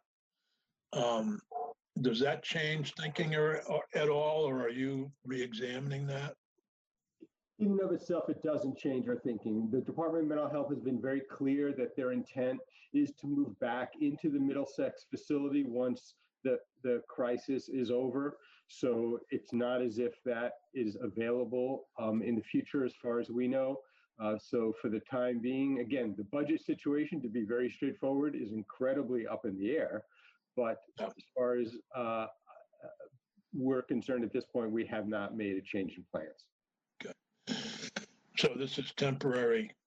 Yes. For the duration of the emergency? Exactly. Thank you. Where are the females going to go? We actually have capacity in Southern Vermont through the Vermont School for Girls. And if Christine can talk more specifically if you're looking for that, but we did enhance their capacity by adding 4 beds for acute care needs of girls. And that is definitely a resource. In addition, as you may recall, we created 2 beds in Washington County Mental Health for youth with significant mental health issues who need a lot of supervision. And so that is also needed. Is that at the regular campus on Fairview Street at the Bennington School for Girls? Turn to Christine to help answer that question. Yes, that's my understanding. We have 4 beds that, as Ken mentioned, are for high acuity, and we have 17 beds that are available for general population for females. So 21 total. Okay, because they have group homes throughout the area and as well as the Fairview Street facility. So I make a question some of my constituents. That's understood. So that has been in operation for several months now. It's not brand new. All right. Thank you. Other questions about we're still calling it Woodside, but maybe we should call it the short-term residential. So actually, and one of the things, we did talk a little bit about the name, and one of the things that we're doing is looking to the residents and staff to think and talk about naming the temporary facility. So if we come up with something, we'll be glad to let you know. I can give you a little history there. We were so original at 204 Depot Street that we named it 204 Depot Street. Then we named it 206 Depot Street, then 208 Depot Street, and now we have 119 River Street. So that's the original way to do it. Well,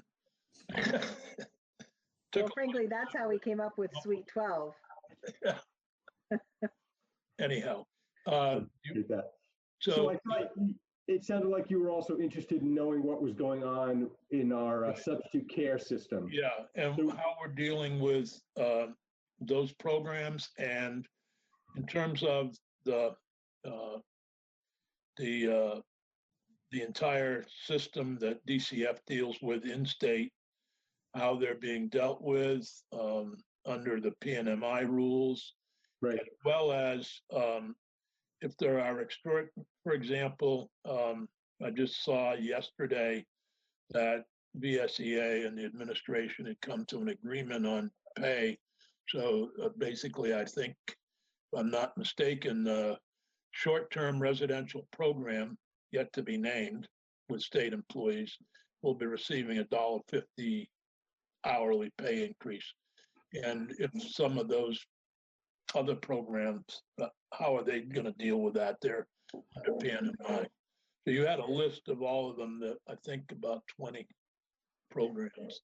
Right. So you're correct about state employees.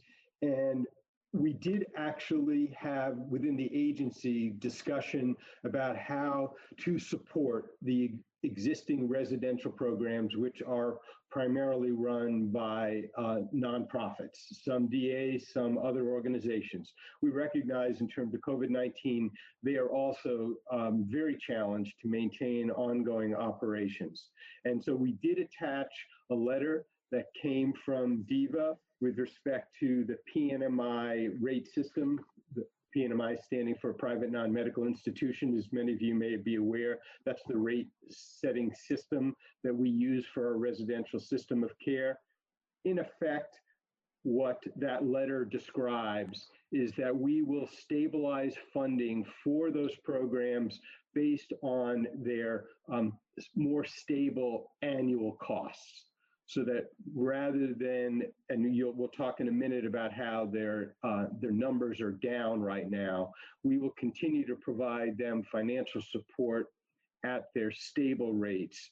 In addition, we will make available to them an expedited financial relief, extraordinary financial relief system, so that if they are having to undergo special costs with respect to dealing with COVID-19, we will have a system and a capacity to support them. From our perspective, again, what we need to do is make sure that we're meeting the needs of youth who need residential programs right now, but also wanting to make sure that we maintain a stable residential system of care once we come out of this crisis. So we're trying to hold both in terms of short-term needs and long-term needs at the same time. As you can imagine, many people who work in these programs are not exactly high-paid jobs. And so they're seeing people who are laid off receiving an extra, their unemployment plus an extra $600 and saying, here I am going to work in very difficult situations. We're definitely aware of that. We're aware that we need to provide some sort of incentive for staff to work. And that's, as you pointed out, with respect to the state has done that. We fully expect these private nonprofits will want to do the same thing. And candidly, we want to support them. Right. At the same time, we're seeing reductions in staff. Go ahead, Senator Sears. Sorry, you had a question. Senator White had a question. Okay. No, I'll let you finish that first because it's about this sheet that you sent out. Okay.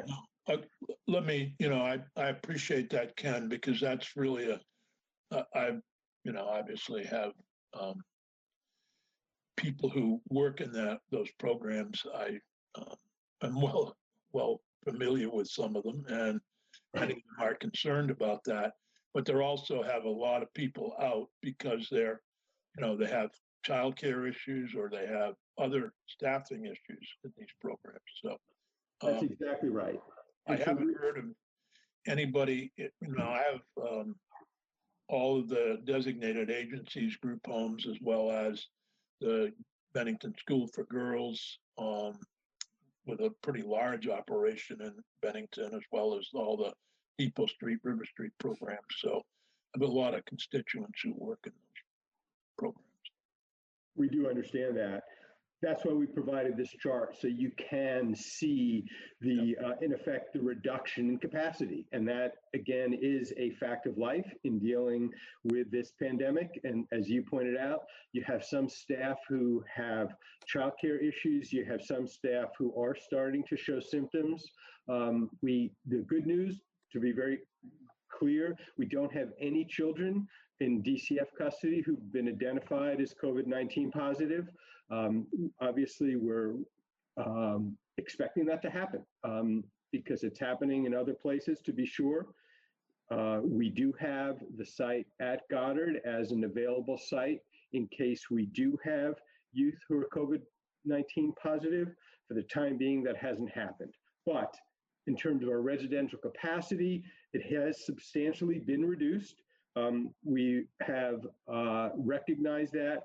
We are trying to make sure that we meet the needs of youth. We're trying to recognize that we need to be flexible on an ongoing basis to make sure that when youth need this level of care, that we have it available.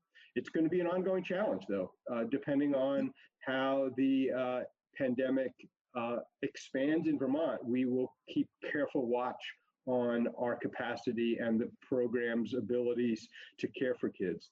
Out-of-state programs are basically not taking any new referrals. Frankly, most of our in-state programs are not taking any new referrals at this point. So we're trying to manage our programs with that in mind. The numbers, basically we've reduced, we were over 100, we're about 104 youth were in residential care. We're down to approximately 80 in in-state programs, giving you a sense of the changes that have occurred over the last couple of weeks. Can the Laraway close just for the interim, or is this closed permanently? My understanding is this is temporary. This is related to the COVID-19 pandemic.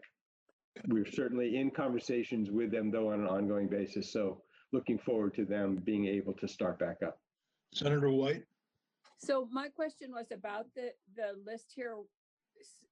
When I'm looking at it, I see that the normal capacity was listed as 30 for Woodside, but we know that there weren't 30 people there, even though the capacity was for 30.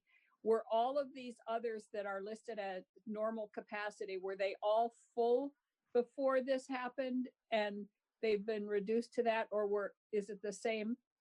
Woodside, for example, says 30, but we know there weren't 30 right. people there. So the Woodside number the Woodside number is way out of whack, as you correctly indicate. The others are typically not always full. It varies. It's certain programs, frankly, are more full than others. And so but we're typically pretty close to 3/4 to 95% full in most of these programs. Okay. Again, it does vary over time. Thank you. Yep. Ken,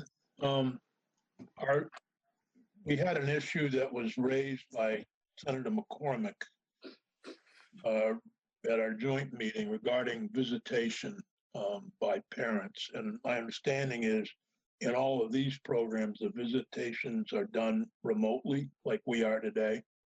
Is that correct?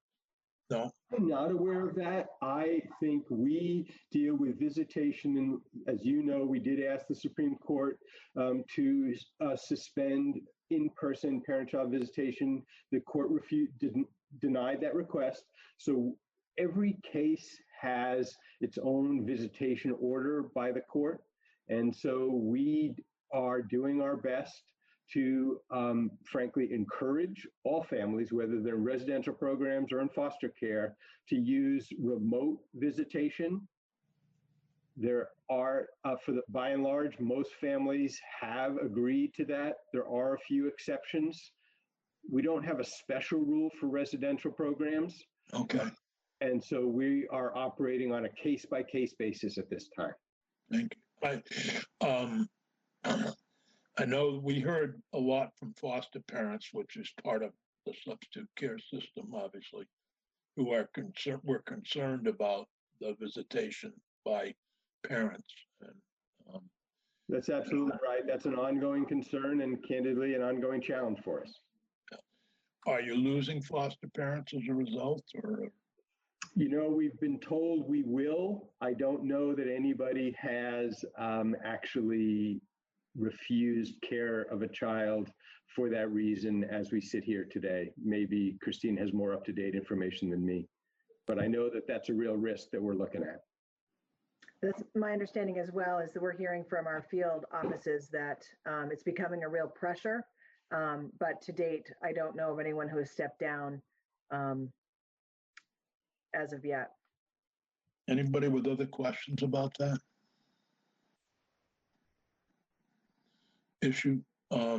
I know that Senator McCormick has an amendment that has been drafted by Michelle Childs to not only for foster care, but for not only for substitute care, but for kids that are in the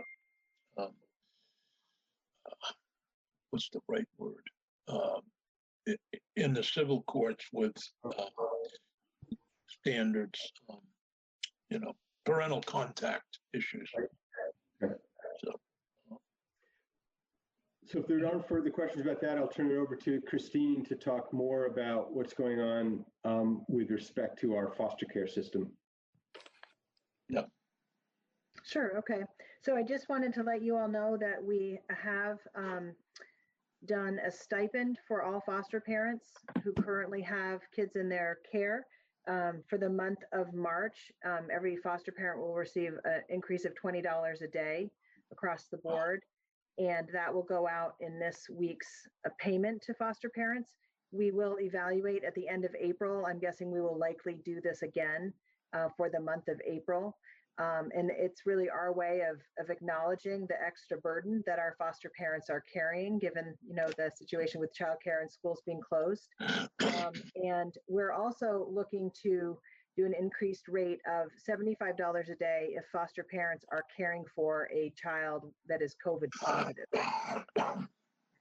And so we're hoping to incentivize, you know, our real goal is for our residential programs and our foster parents to be willing to keep the kids in their care and really maintain a shelter in place, if you will, even if they have somebody that is COVID positive. And as Ken mentioned, the Goddard site will allow us to have the capacity in a very planful, thoughtful way in case somebody cannot be maintained in a foster home or in a residential placement. But our first line of defense really is to make sure that our kids are served in the families that they're with now or in the residential program that they're in now. So those are some of the things that we've been putting in place to help bolster the system. Great. Questions, comments? It's good. Yes, Yep. I do want to ask a question with Christine. So Christine, I'm just wondering, when you say the foster family will get $20 per day across the board, or $75 if caring for a COVID child, but is that just one payment for the month, or is that per child? You said per week. No, it's actually $20 per child per day. So that's right. And $75 per day per child if COVID positive. Yes. Okay, thank you. Other questions, comments on any of the reports from Ken? And do you actually have numbers of kids or any kids who are COVID positive that are in either group homes or substitute care? I think you mentioned none, but in foster care. That's right. To date, we have none, and we're really incredibly fortunate for that. Yeah. Great. All right. Well, we're going to make your 11:30. I guess there are no other questions. Thanks so much for the update, and thanks. I really appreciate you working with PNMI and dealing with these group homes. You're welcome. Thank you. as a former operator myself, I completely understand what those folks are going through. We never went through anything like this, luckily, when I was working there. So it's Yeah. strange. That's tough. It is an incredible challenge for everyone involved, as I know you all understand. So we appreciate everybody's efforts and commitment. Thank you. Thank you. Thank you. Thanks, everyone. Okay, well, we're going to turn to the final item on the agenda, which is the an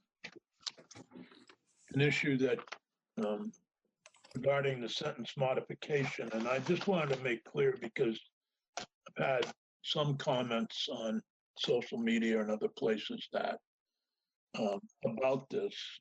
And I think clearly it's an issue that needs to be dealt with in the normal course of events, when we can have witnesses from the Defender General, the state's attorneys, the victims groups, and any other groups that are involved, rather than as part of an emergency situation. And I know that what is concerning to me is that this would have been permanent, and we wanted to make it temporary. And I think, and I made the suggestion that we limit groups, and I think Matt was correct in suggesting that we just leave it alone at this point. So that's why I haven't done that, and I asked, and we didn't post S217, but I have to tell you that when 217 got early posted or something about it on our agenda, I started to get these emails from groups who are against the bill that deals with sex workers that came over from the House. They wanted to testify. So we have to be extremely careful when we post stuff about different bills, because they thought that we were taking up that bill and we're trying to push it through without testimony. We're certainly not going to do that. I assure everybody that we're not taking up bills without getting full testimony on that, other than these emergency situations. And I don't know if anybody wants to comment on that. And I know Matt's still on board, and Pepper's still here, and David Scher and Judge Grierson. Anybody who wants to speak on this issue before we end the meeting. Judge Grierson.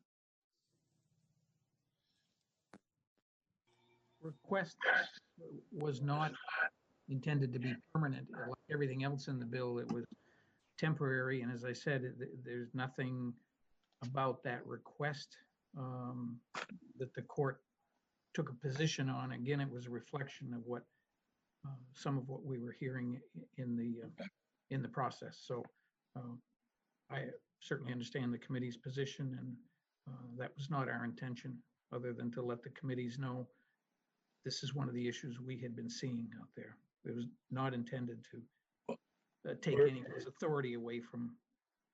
I would say one of the things that we're trying to do is stay away from issues that, at least from my point of view, to require more testimony and more people. I understand. Anybody else who would like to comment? As long as you're not taking it up, I'm fine. Okay. Dick, I'm just as happy to see it deferred, because I support the intentions behind it, but I do have a lot of questions about it, and it seems like the sort of thing we would need a couple of months to work out. I agree. Pepper, did you have any? I'm just on the same page as the committee. I think we'd like a full opportunity to kind of talk about the process and the procedure and how we could work through a process that kind of gives victims voices and just has a lot more guidance from the legislature. Okay. David, did you want to comment? David, I don't really have much further to say. Our position on it remains the same, but I also understand the committee's need to have a more thorough vetting of this type of legislation, and we respect that and appreciate that perspective. Well, I've got you right here in front of us. For Thursday's agenda, what we're looking for, or what I'm looking for, and is how exactly the enforcement of the governor's orders would be going and be done by the Attorney General's office. And what created some confusion for some people was in Vermont Digger, there was a story regarding Burlington and their particular changes, and then the state's looking at lodging. And I think some people were concerned that we were going to hand people $1,000 fine, for example, for being 5 feet away from somebody at a supermarket. So that's really what the subject is. Whether you or the Attorney General or whomever wants to speak, we're happy to hear from anyone regarding how we're going to enforce this. And then the other issue is the borders and people coming back and forth. And there's a couple of other issues on there for Thursday, but just so to be clear to what I think we're looking at is what exactly is going on and how is the Attorney General going to enforce it. I don't know if you read the story about Rhode Island, but it's a fascinating story that three men from Massachusetts decided to go play golf with their Rhode Island buddy. So they stopped at McDonald's in Rhode Island, got out of the car, and put their golf clubs in the Rhode Island car, and then went off to play golf. And somebody from the McDonald's called and said they were from Massachusetts, and it's against the law in Rhode Island, I guess, under the governor's order to play golf if you're from out of state. And so they each got fined or are facing a court date on a $1,000 fine for having played golf in Rhode Island. So that type of thing is happening. And people are reading these stories and are wondering what it is Vermont is planning. Senator White, did you want to go to Rhode Island to play golf? No, I don't. I don't even want to play golf in Vermont. Thank you. Okay. Well, you can. So I would throw in on that question, and I don't know if David would be the appropriate person to answer it or not, but I'm getting we have a number of state parks around here, and people are very concerned about people coming up for day trips because we're so close to the border, people coming up to go to the state parks for the day. And what is I've gotten a ton of emails from Jamaica area. Maybe we could ask Jamaica, Vermont. So if we could actually say, is there any enforcement around that also? And how is that working? You can check on that for Thursday too, David. Maybe Peggy, if we could add, if he's available, somebody from Forest Parks and Recreation.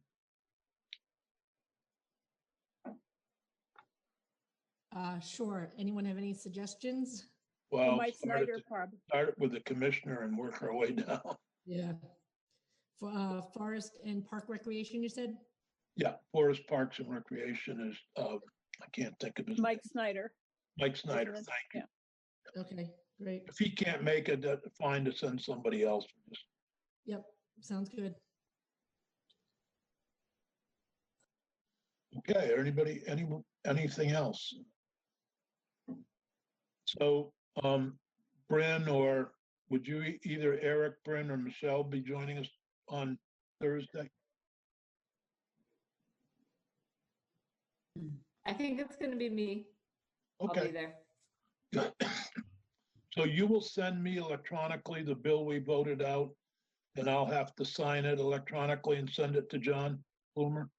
Yes, I'm going to plan to send it to you and to Secretary Bloomer, and he can give you specific instructions about whether you need to sign it and scan it, or if you can just take a picture, or maybe even just your email, an email saying I approve it will be sufficient. Joe, what did you do for your bill? I've got a copy of it from Ledge Council. I'm signing it and I'm bringing it in tomorrow physically. Oh, I guess I could do the same, I guess. We just sent ours to Secretary Bloomer and to Tim Ash, and I haven't heard if I'm supposed to do anything. Well, maybe we should find out what we should actually do. I can certainly print it off. I can sign it, scan it, and sign it. Can I ask that Peggy send us all a link to Thursday's meeting? Yes, yep, I definitely will do that. And I had reached out to Senator Bloomer myself to, not Senator Bloomer, Secretary Bloomer, to ask what the process was, and I never heard back. So hopefully you guys will get that information, one of you. All right. So busy. Well, thank you all very much, and we'll see you all Thursday, if not tomorrow. Thank you. Thanks. Bye. You might not get the link till tomorrow or Thursday, tomorrow probably, but just know that we're meeting Thursday. Okay. All right. From Thanks. 10 o'clock, 10 to 12. Yep. Thank you. Bye. Bye now. Bye.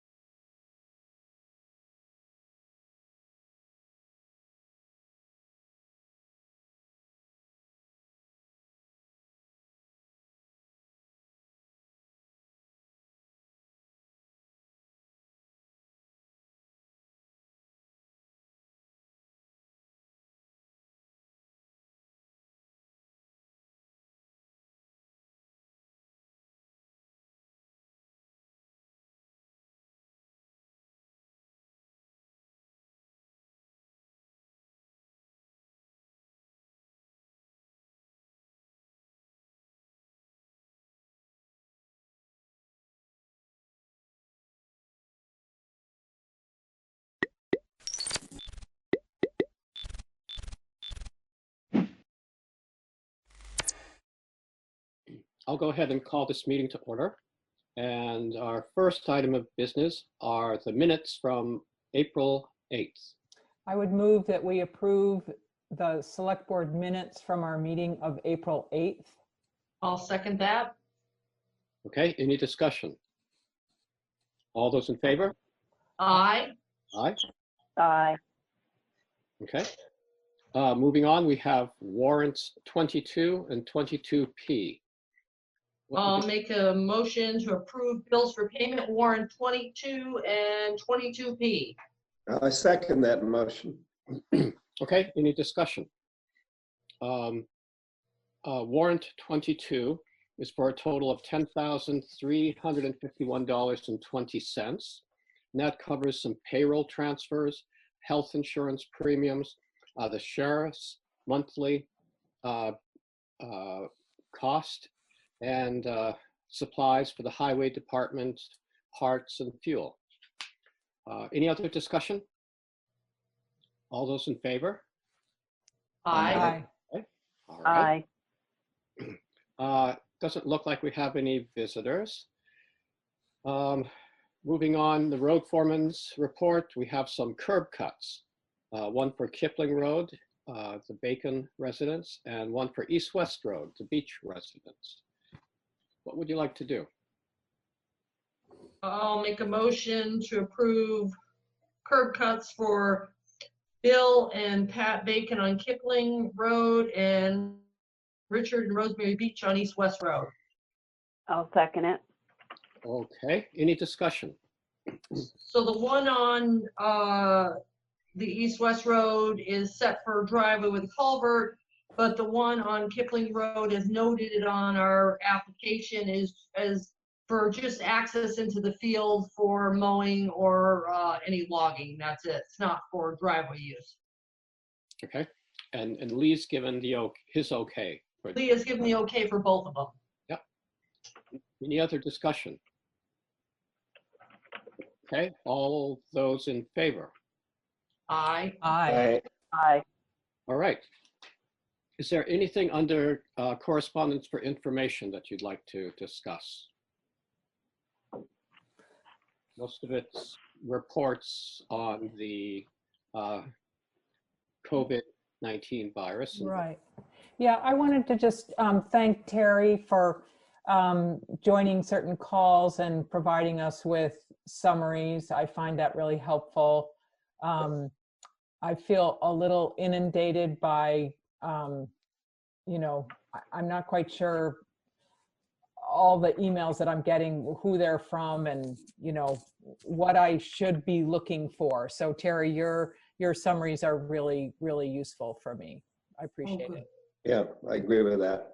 Thanks. There wasn't a Tuesday. There wasn't a regional one yesterday. They had the training that I didn't need to do this year. So there wasn't one to do, but there will be a Friday one again too. But really the two reports we get in the evening, especially the situation report, that really gives you the best ballpark of what's really going on. Yeah. And who does that come from? That one comes down from the, I think it says DOS when it comes down. Okay. And it'll say situation report on it. Great, and they highlight all the new information in red. So. In red, yes. Yes. I think I get that twice, yeah. Mhm. Right. There too. Yeah, so it is helpful. It is very helpful. Right. Yeah, and so thank you, Terry, for You're welcome. on top of that. Under discussion, correspondence for discussion and or action, there's just quite a few emails from the Wyndham Regional Commission, just keeping us up to date, providing information should we want or need to apply to FEMA for reimbursements for costs that are associated with the virus in town. Anything you want to add to that? So you'd have to have a cost of $3,300 to get any reimbursement. We don't have any at this time. So the Wyndham region was just looking to see what towns would be applying to give them a one-up on it. So it's so the reason I put this, this put on is just so that we could say to Alyssa, we don't have any costs right now. So at this point, we are not going through the process of doing all the application to go forth with it, but it leaves it open should something happen and we do go up over 3,300 weekend in the future. But the time, I think I put it in one of my notes. This is a far-reaching thing, but once the head of the emergency management up there goes from a pause or whatever, they stop at what they're doing now, then the 30-day clock will click where you got to have all your stuff in. But at this point, we're not there.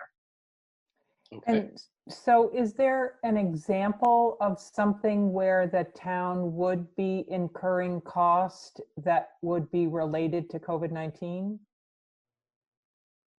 Well, if we had like a, well, we're all the emergency management, so therefore our costs are here. I mean, we're it, and we're already getting paid our stipend for the select board. So that would be probably time-wise, especially if you had a nursing home or assisted living or a hospital in there where they're trying to deal with the emergency management, trying to deal with that. And I'm assuming Brattleboro's going to get on some of that with their revenues and their. We just don't have it. Yeah. Okay. We kept everything going along the way it is, and you know, we're working it as our own group. Right. We have no loss of revenue from the parking meters. Right. That's a good one. Right. Yes.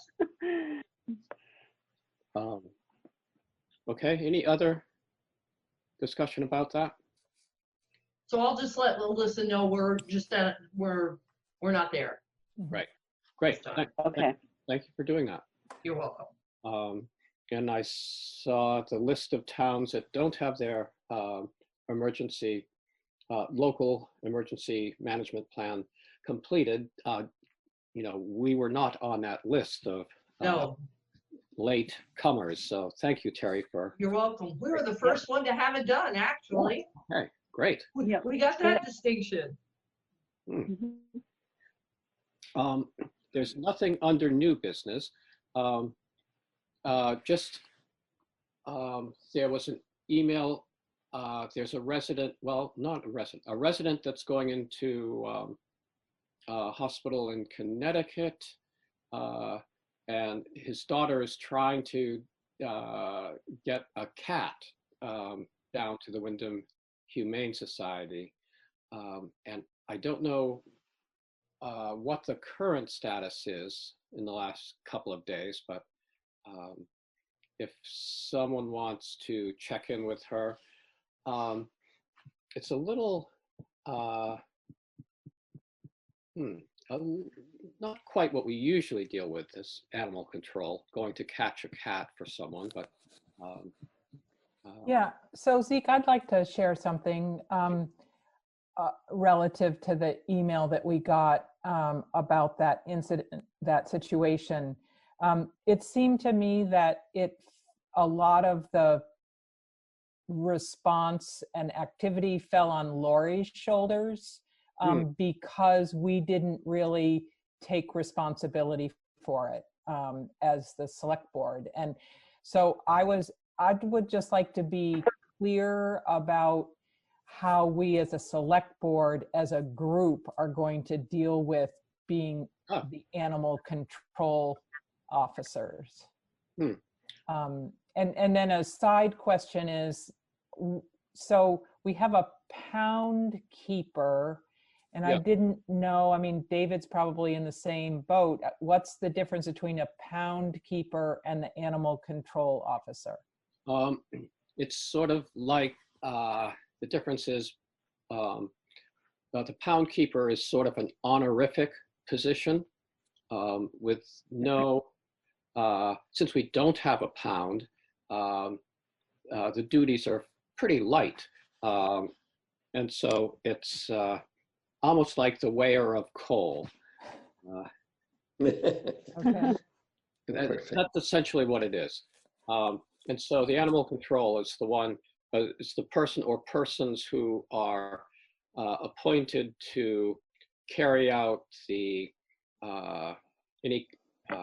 to enforce the animal control ordinance that we have in Boston, which And says wasn't- nothing about going and catching a cat for someone. So it's a little outside our usual. It wasn't catching a cat. They were looking for a place to. No, well, she couldn't catch it, actually. She was having trouble catching it. And, you know, neither Lori, so I was the only one that responded from the select board that I know of. And both Lori and I decided neither of us were interested in going and helping her catch the cat. Neither of us felt, you know, like we would be very good at that. And Zeke, I called you more to just see, so as an animal control officer, what would your response be? Let's see, she had spoken with me, you know, and I had told her I was in, I simply wasn't in town. And so, oh, I didn't know that she had spoken with you. And that she should send a email to selectboard@dummerston.org, so it would go out. I guess in the future we should just, if we have something come up, you know, if I am around, then you know, most likely I'll be happy to take care of it, or willing to take care of it, I should say. Or if I'm not available, then you know, we can chat among ourselves and see who's available. Or but we just need to know what to do. Like, I was just looking for instruction. Like, as the animal control officer, I wouldn't go and catch a cat. I would put her in touch with the Wyndham Humane Society. Yes, because our contract with Wyndham Humane Society allows residents to take animals there directly. It doesn't have to go through the animal control. And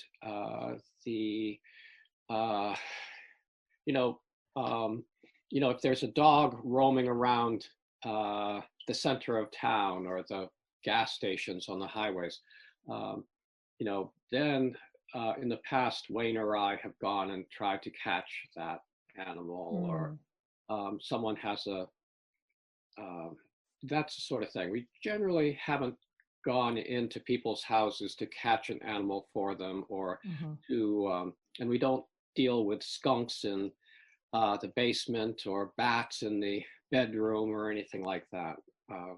Mostly dogs. There are occasional cat problems that fit a little bit more with, you know, the ordinance. But if this person, plus wasn't she was only looking to have, I mean, she basically wants the Humane Society to board it for her until her father comes home. Yeah. Right? Yes. Yeah. Yeah. Either, and apparently they're willing to do that, or you know, the situation is they're going to put the cat up for adoption or whatever. But right. So it's pretty much, if let's see, I guess I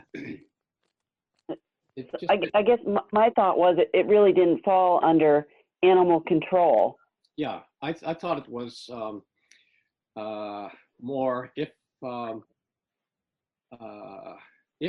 someone felt like helping this person out, but that'd be fine. But it wasn't technically.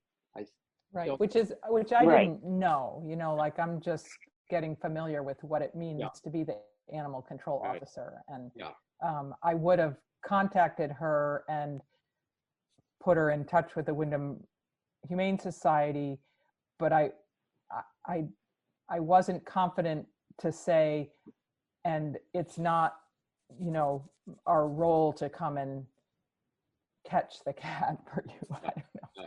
If I had been more confident, I would have given her a call directly. Right. And I sometimes in the past have thought, well, I've gotten these calls where, you know, they can't catch this animal. I don't know why they think I would be able to catch it. We don't, you know, have a lot of equipment in the animal control locker room. So. Should I call Ron Speck, who is our pound keeper. And since he is a vet in Dummerston, ask him for suggestions of who might be a good person to contact about being an animal control officer? I think that'd be a great idea. There's in fact someone I've been meaning to call who works as a technician there. That's perfect. I thought this person might be interested and certainly has some, good training. And we do have that $500 stipend now. Right. Well, would you call that person? And if that person says no, then I will call Ron. Okay, and I'll let you know. Okay. That sounds good. Yeah, that's good. Yeah, I'd like to take it off our shoulders. I mean, I appreciate, Zeke, you wanting to shed this responsibility, and you're trying really hard to do that. But I don't think having the select board as a whole shoulder it is really taking it off your shoulders, and it ends up being on Lori's shoulders, which is not a good thing. Right. Right. Okay, so I'll make a call and I'll get back in touch with you. Anything else under new business? So at our last. Oh, right, there is. What? Go ahead, Maria. Go ahead. Okay, so at our last meeting, we did some appointments, and then I had sent a list of the still open seats to be published in the views.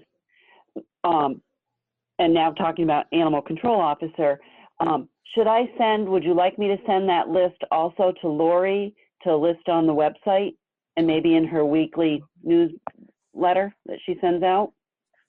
I think that'd be great. Yep. That'd be perfect. I didn't see that list. Did you send, I'm sure you sent it to everybody though, right? No, I sent it to Roger Turner to publish in the views, just the open seats. Okay. Yep. The other thing was when I was talking to Lee about the curb cuts, he mentioned about the town office painting. So I got a hold of Jeff Dixon. He'll be starting in probably about a few weeks. He said it'll be done before the deadline there. And if he'll let Lee know when he starts in case there's any questions or anything, because Lee seems to be the one that's out and about more than all of us now. So, but that will be commencing here very shortly. Great. And it seems like they should let Lori know too. Yes, if he calls Lee, I'm sure Lee will let Lori know that it'll be coming along. Yeah. Okay. But it'll be a few weeks, but he knows the time frame. Great. Good. Okay. All right. Anything else under new business? Oh, by the way, I sent you an email around that Harold sent me, but disregard that one. He's going to bring me over the correct one. It's regarding Rescue Inc. for our next meeting. I guess it's a letter from Drew that wants to go to the select board. He just sent me the wrong one, so he's got to actually print this one off and bring it over so I can scan it in.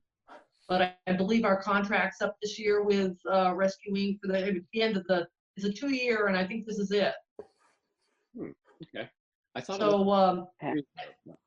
I haven't seen the letter yet, but when I do, I'll scan it around and he'd be available at our next meeting if we had any questions. Okay, great. Okay, anything else? All right, guess we're done. I think. I'll make a motion to adjourn. I'll second that. There we go. Thank you very much. All right, thank you all. Good to see you Bye-bye. all. Glad everybody looks healthy. Yep. Yes. Good night, everybody. Good night. No.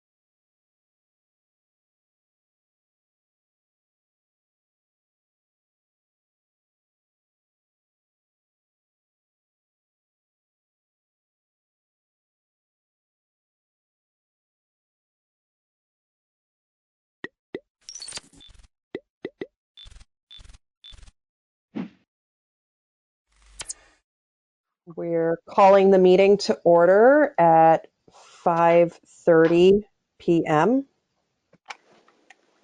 And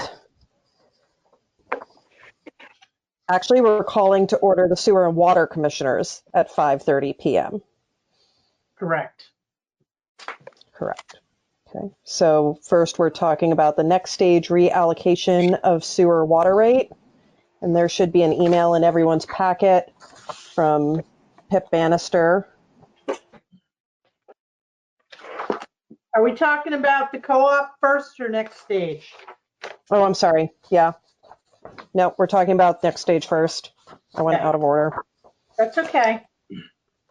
Oh. So it's a letter from next stage. They've been closely tracking their water usage. Yep. So do you want a little history? Yeah, please, Karen. Thank you. All right. So back in January, I got a request to change or look at the allocation because they feel like they're being overcharged because right now they're paying a flat rate and they're actually not using a whole lot of water. And they've been kind of tracking it too. Now, they have metered water and sewer is at a flat rate. So I had a conversation with Chris Hayes, he's with Simon's Operations, and he had spoken to Cynthia a few years back, and Josh, you might recall this. And anyone who has metered water should also have metered sewer because water in, water out, and that is based on actual usage, not how many like ERUs, okay? Let me look. Bear with me for a moment and see how many ERUs they have. So right now, for sewer flat rate, they're getting charged 4 units at $164.10 each, okay? They have 4 water bonds, and then they have 1 meter. So what would happen is the sewer flat rate would change from 4 and go to 1. And it would be based on their water usage. Chris Hayes also said that anyone with water, metered water, should have the sewer meter as well. It just makes more sense. I thought we couldn't meter sewers. Am I confused on that? No, it would go through that same water meter. Oh, you are okay. correct. You are correct that we cannot put a meter on the actual sewer, but Okay. it goes through that water meter. So somebody who has the same a well, number. somebody who has a well, Laura, you could put a meter on the well to track the usage of sewer, the amount of sewer usage. Okay. So one of the things that people, can you remind me, what did Chris say the conversation with Cynthia was related to this? So he said back then he had spoken to her about putting, getting everyone consistent. So anybody with flat rate sewer with metered water, it should be a metered rate. Now he also explained too, and I don't know how this is going to work, but at some point in the future, the select board and I will have to sit down and revisit our policy. Chris explained too that if you have someone like Landmark College, right? So they're all on a flat rate right now. If they were on a metered rate, they would probably be paying more because of the amount of usage up there. So any commercial or multi that has metered water, it would most likely be more money at a lesser rate. So, but the rate, I think we got to relook at the rate too, Josh, and calculate how that would look. Now I started the process of investigating it, so I cannot tell you right now how many people have metered water and are on a flat rate basis. So until we figure all that out, it's too early to tell. There's two things that come to mind for me that I think are important related to this. One, I believe our commercial and our residential rates are the same. And I don't, you may have already mentioned that, Karen, and I don't know that they should be. Because if somebody has and you know, I mean, I understand Next Stage is a nonprofit. Obviously, we want to be favorable to them, but at the same time, you know, I mean, the system has to be paid for. So, you know, when both of these organizations, Next Stage and the co-op, did their most recent renovations for Next Stage, that was several years ago, for the co-op that was more recently, they had to get state permitting based on their size. And so that's what the allocations were based on. Correct. So if the state is telling us that's how much they need to have for an allocation, I think that we could choose to or not choose to allow them to go to a metered rate otherwise. And they may well have a legal argument to say, you have to let us be on a metered rate. But as far as the bond is concerned, if the state is telling us this is their minimum requirement, my personal feeling would be perhaps that bond payment route stays the same, but I don't know. That's something I think we need to explore also. The other thing that's important, and I explained this to Pip, for these entities to remember, is that that bond payment is, and the number of ERUs they're based on, is, for all practical purposes, a reservation of that amount of quantity of water allowable to them through our system. Right. Right now, we have sufficient water, so that's not a problem. But if we get, you know, more affordable housing moving in down at Putney Lynn or at Putney Gateways, and we get 12 more residences built in town over the next X number of years, if they come back and say, hey, you know what, it turns out we really need those 9 ERUs and we don't have them, that's their problem, not ours. So I think we have to be very clear on that risk to them, that if they decrease their usage, then they have also decreased their allocation in our system, and that they are not guaranteed to get that allocation back if their circumstances change. But I also think we need to be clear, and I don't know whether this is ANR or somebody else, but we need to be clear what the implications are from the state. If they're the ones telling us this is how much these organizations need to be allotted for, then I don't think we should change that until we have pretty clear guidance from the state to say, A, we can change that, and B, sort of what the implications of that are if we do. So I guess my feeling with both of these is, without a little bit more information, I would be hesitant to change anything unless you feel confident, Karen, that you know those things. And also that we probably should notify these organizations in writing that information that I just said about it, that then they lose their reservation of that much volume of water should they ever need it. I mean, Next Stage, for example, if they were to go to having shows twice as often, their usage may jump significantly. And if we don't have the water when that happens, we don't have the water.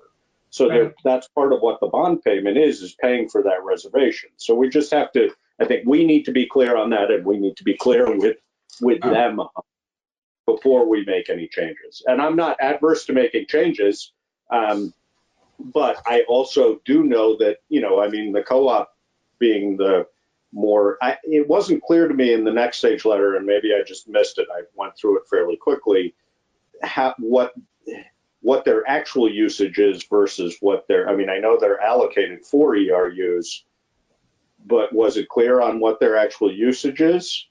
And I worry that if we're, chopping people's bills down, by very significant amounts based on their usage, where does that financial pressure end up? It ends up on all the other users as well. And again, if these are commercial entities, again, nonprofit might be a different category, but if they're for-profit businesses, then somebody's got to pay the bills. So I think I just think we need to have more information before we make a decision. But Okay, let me make a comment. I agree with you, and I'm not prepared to make any changes without looking at this further. If we start changing ERUs, equivalent residential units, so like this one's 4, right? So we drop it down to 1, so that gives us 3 units, right? So we're going to end up with all these ERUs. It drops, like you said, it potentially can drop the amount that we're going to collect. Somebody's going to have to make it up in the end. And I think eventually what's going to happen, Josh, is we're going to have to raise that rate to cover the loan payment. Yeah. To run. I think there's no question about that. I think that it's a question also partially, well, again, for the state to help us with guidance on that, but also it's partially a discussion amongst us. I mean, we have always tried when we're making decisions like this to be fair, and I'm happy to be fair. That's our job, but they need to be fair to us too. And just because they're using a fraction of the water that they thought they were going to use doesn't necessarily mean that we should allow them to just pay for a fraction of the water. I mean, maybe, for example, with next stage, maybe we drop it to 2 ERUs and call that good. Or, I don't know how we do that, but I think until this is something that when the policy was designed, I'm not sure it was foreseen, this potential loss of revenue that then increases the cost for everybody else. So Right. So I think if an organization like Landmark were to switch over to metered, there's a potential, from what you're telling me, there's a potential for them to be paying a considerable amount more into the system. It seems like this is not a really great system. It's not really well balanced. If somebody like Landmark is paying less than what they're actually using, and next stage is, and the co-op are paying more than what they're actually using. Well, the ERU system is based on an average, essentially, it's average of maximum amount. So many people don't use the amount of water, and especially as toilets get more efficient, so on and so forth. I don't think the state has caught up with that quite yet, but it's a maximum amount. One of the reasons that they do ERUs for municipal systems is because it's actually quite expensive to install a meter. So, I mean, like the meter, I don't know what the meter for Landmark would cost, but it wouldn't be cheap. Next stage and the co-op put those meters in probably when they did their renovations. But the idea with ERUs is that you're taking that burden of the added expense off of a meter on the assumption that they're going to use about an average amount. it's clear that that doesn't necessarily happen going in both directions, as you're pointing out. But I don't know what it would cost for Landmark to meter, but I'll bet it would be a chunk of change. Right. Okay. So it sounds like we're nowhere near making a decision on this tonight. We have Tom here, who I am guessing has had a very, very busy day and a really full agenda. Can we close this out? Can we table this and close this out and discuss this when we have more information? Yeah, I mean, If you want to, I'm happy to talk with you, Karen, if you want me to help you think through what the exact information we might want to have is before we revisit it. But if you're comfortable, that's fine too. But I'm happy to. yeah. So if we table it, it may be tabled for a while. So Is there a need to come to, I mean, it sounds like we have to table it because we don't have the information we need. Historically, what we've done in a situation like this is, as of the time that these requests were put in, we will, if we change it, when we change it, we will retroactively adjust the bill accordingly. So if you record these as having been a discussion that started at this time and the request was placed now, even if it ends up being 2 months from now that we make a decision, we will retroactively adjust that financial burden. Or that's what we've done in the past. Not that we have to. That fits well with me. What do you think of that, David? Oh, David's muted. You're muted. organizer. Oh, I thought you were. How do I can't get him unmuted. Hang on. There you are. Here he is. Okay. Oh, I see how I do it. You're with us now, David. Go for it. Thank you. I would like to know what it means financially to these people, the difference between 4 ERUs and 1 ERU. Is it $100 a month or $1,000 a month? I mean, it seems like the smart thing to do is to keep the system, the whole system, as inexpensive as possible for everybody.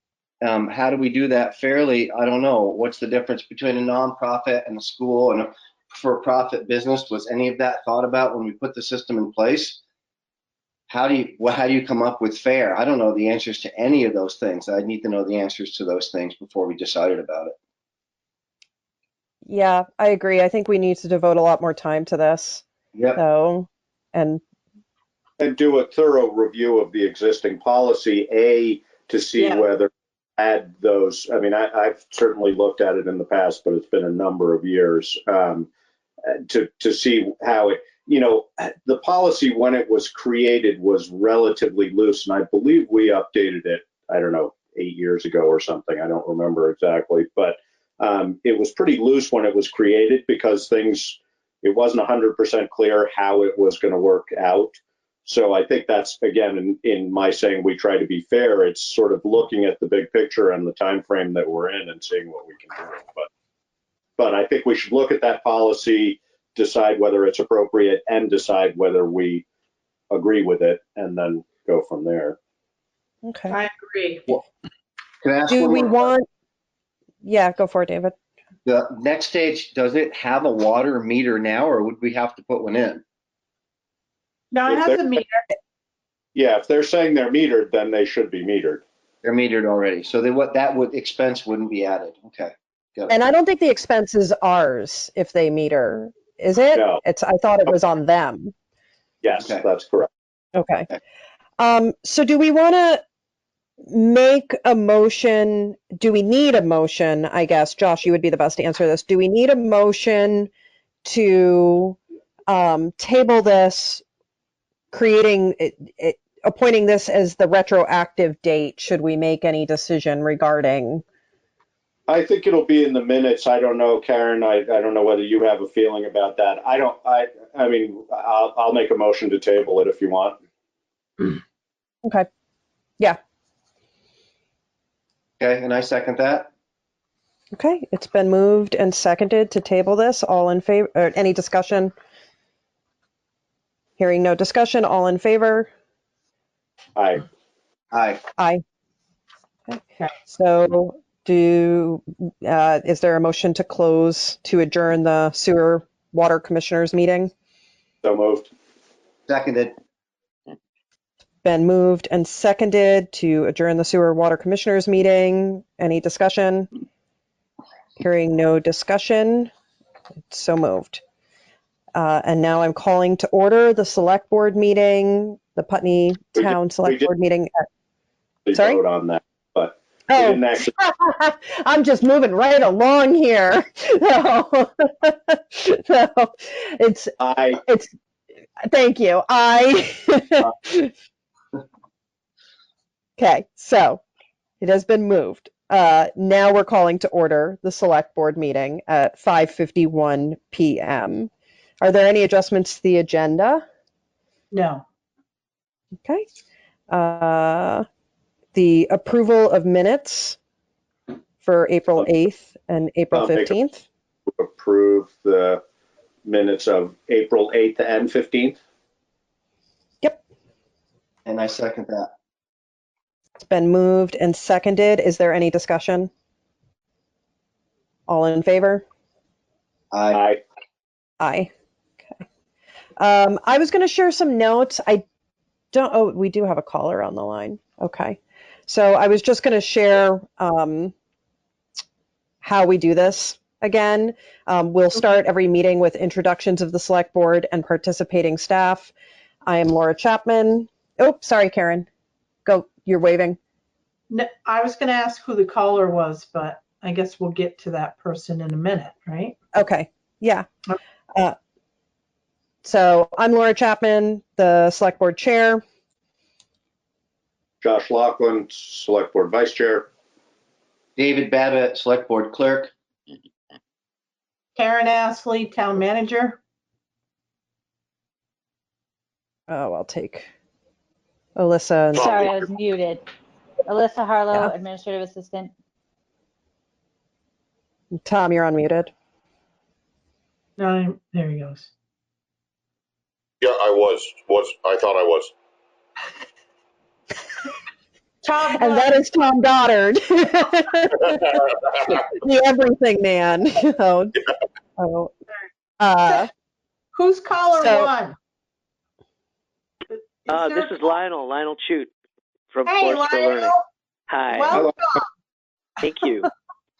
Okay. So normally the town manager or myself, I guess in this case, will mute all participants with the exception of the select board and the town manager. All participants should send a message in the chat app if they would like to speak. The mic will always be handed to select board members first and the town manager first. Public comment will be during the following times: the agenda item public comment on items not on the agenda, discussion on any moved agenda item, and the agenda item other business. Depending on time and participation, public comments may be limited. Please state your name before making comments. Video is encouraged if you are able. The easiest way to share your webcam is to click the button on the Grab tab, or you can click the Share My Webcam button on the control panel. And if you are unable to attend a meeting and would like to have a comment submitted, email it to myself or Karen, and we will read it during public comment on items not on the agenda.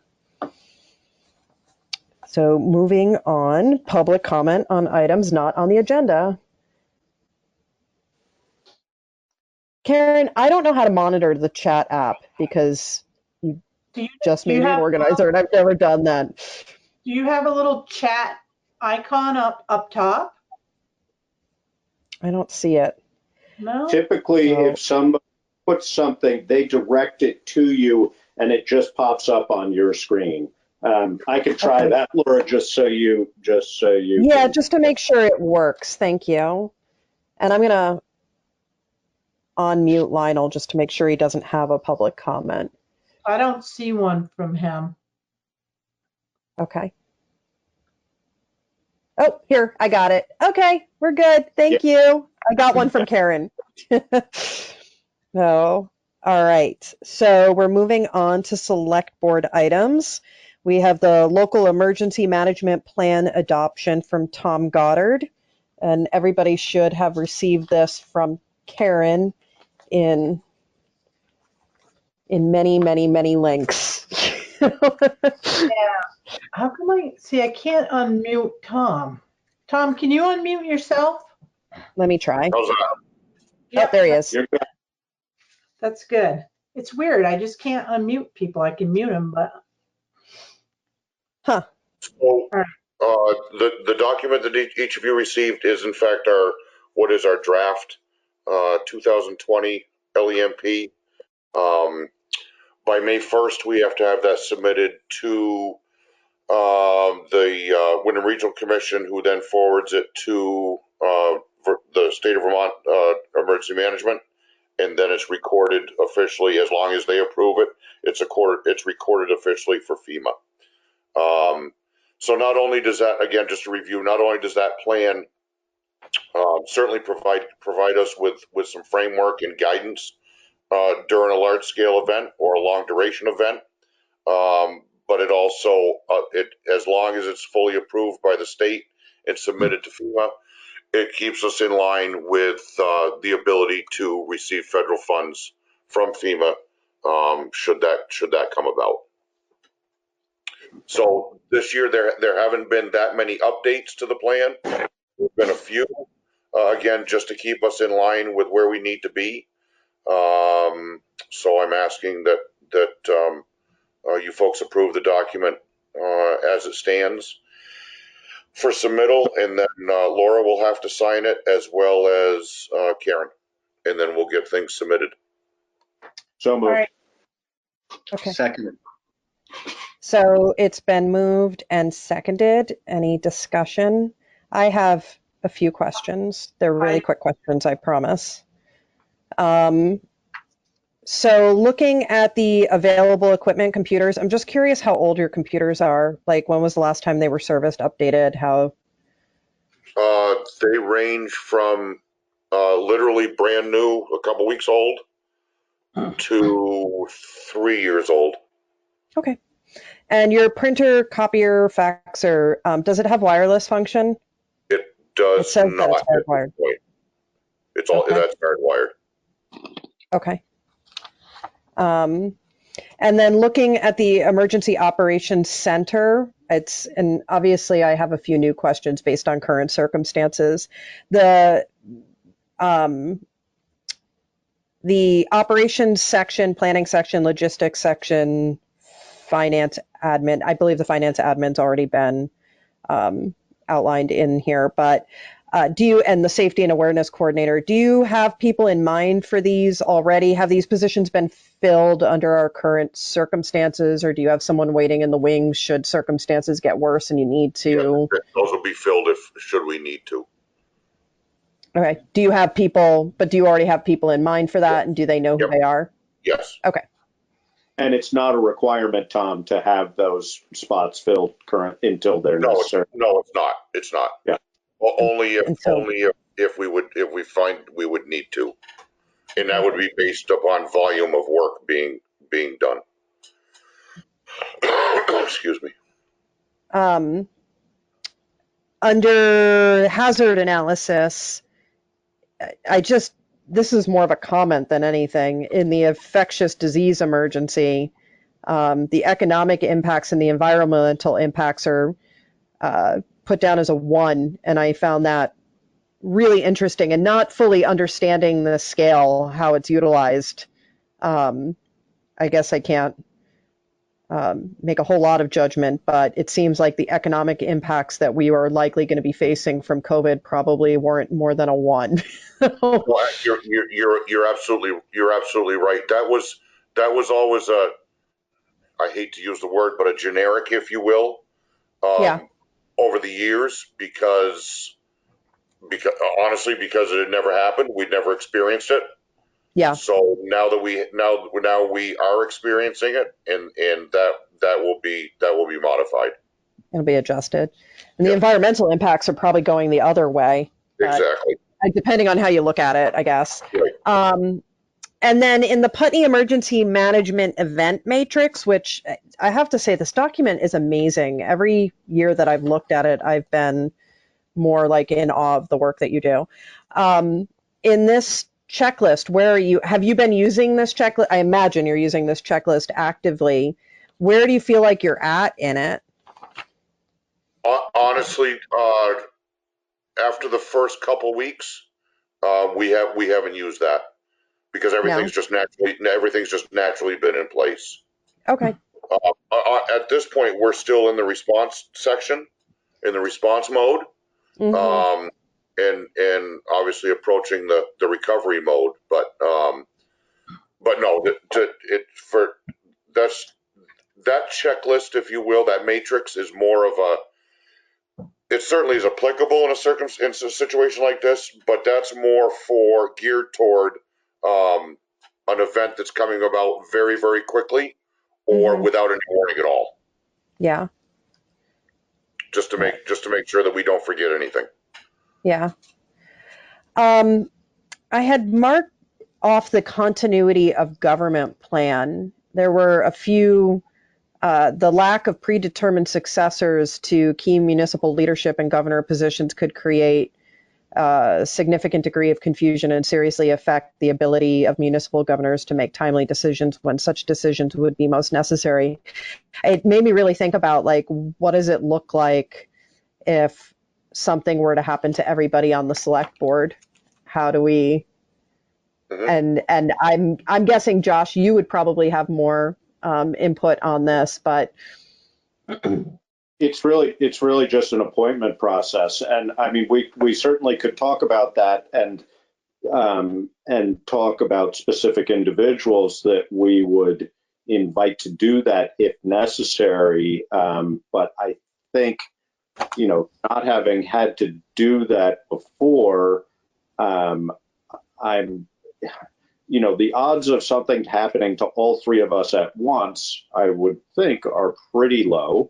But thinking about some sort of succession in the event of an emergency would not be a bad idea. I mean, I think that, historically how we've sort of thought about it and looked at it is that, there are those members of the community who clearly are better informed, more involved in things as it is, and they are the likely people we would approach if it were necessary.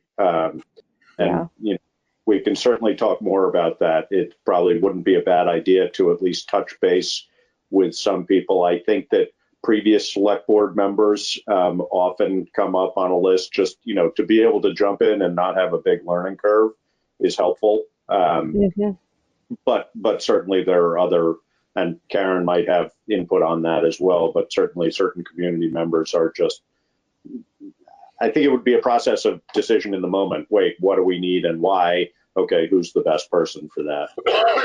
And there is a list developed that's going to be brought to you soon.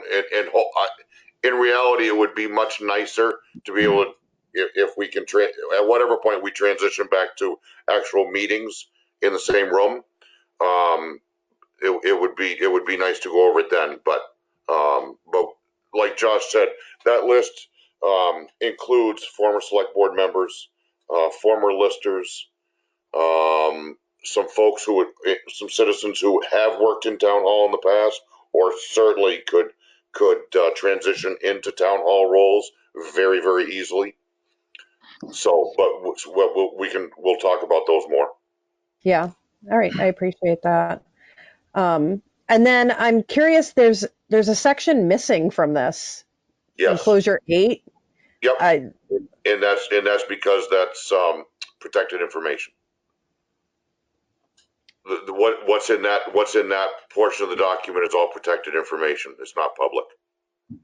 Okay.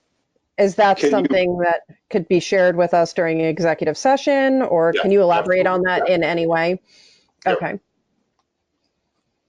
If it's not appropriate, that's fine. Yeah, as Laura said, can you elaborate on that in any way? Absolutely. It's our vulnerable population. Okay. Yeah. Okay. All right. Well, is there any other discussion? I just have some there's some minor typos, Tom. Okay. So, and some are right on the signature page. Okay. Oh.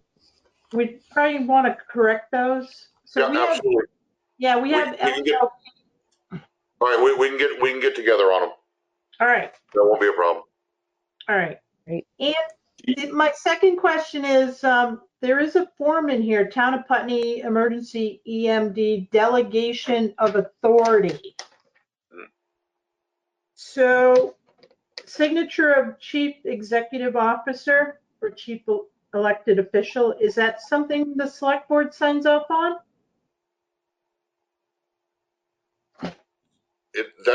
No, that's within the document. Correct. It's this Sure, one, that's right? within the plan. I don't know if you can see it. No. No, that would be for use during an actual incident. Okay. During an event. And the answer is yes, the select board, the most senior select board member would sign that. Okay, it just stays in the document. That's right. Okay.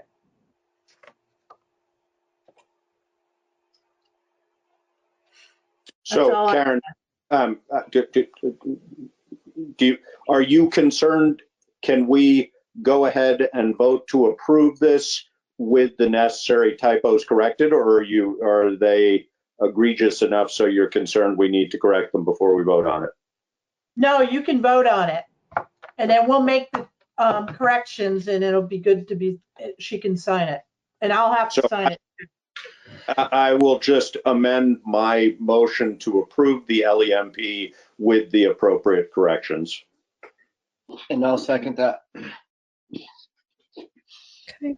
So it's been moved and seconded to amend the original motion to approve the LEMP with corrections to the signature page. Any further discussion? Okay. Hearing no further discussion, all in favor? Aye. Aye. Okay, it's been passed. So, and now we're going to get an emergency management preparedness update from Tom.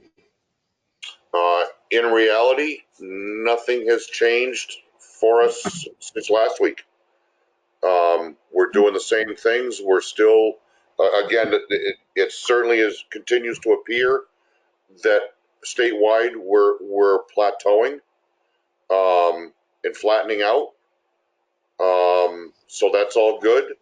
And it's simply a case where we see what the governor does as far as opening things back up. And hopefully we don't have a second spike. But as far as our responses are concerned, as far as everything else goes, there's absolutely no change in the last week. Do you want to offer an opinion, Tom, about whether, I mean, obviously we would follow the direction of the governor, but if we have the option to open up things a little bit more sooner rather than later, do you have an opinion about that?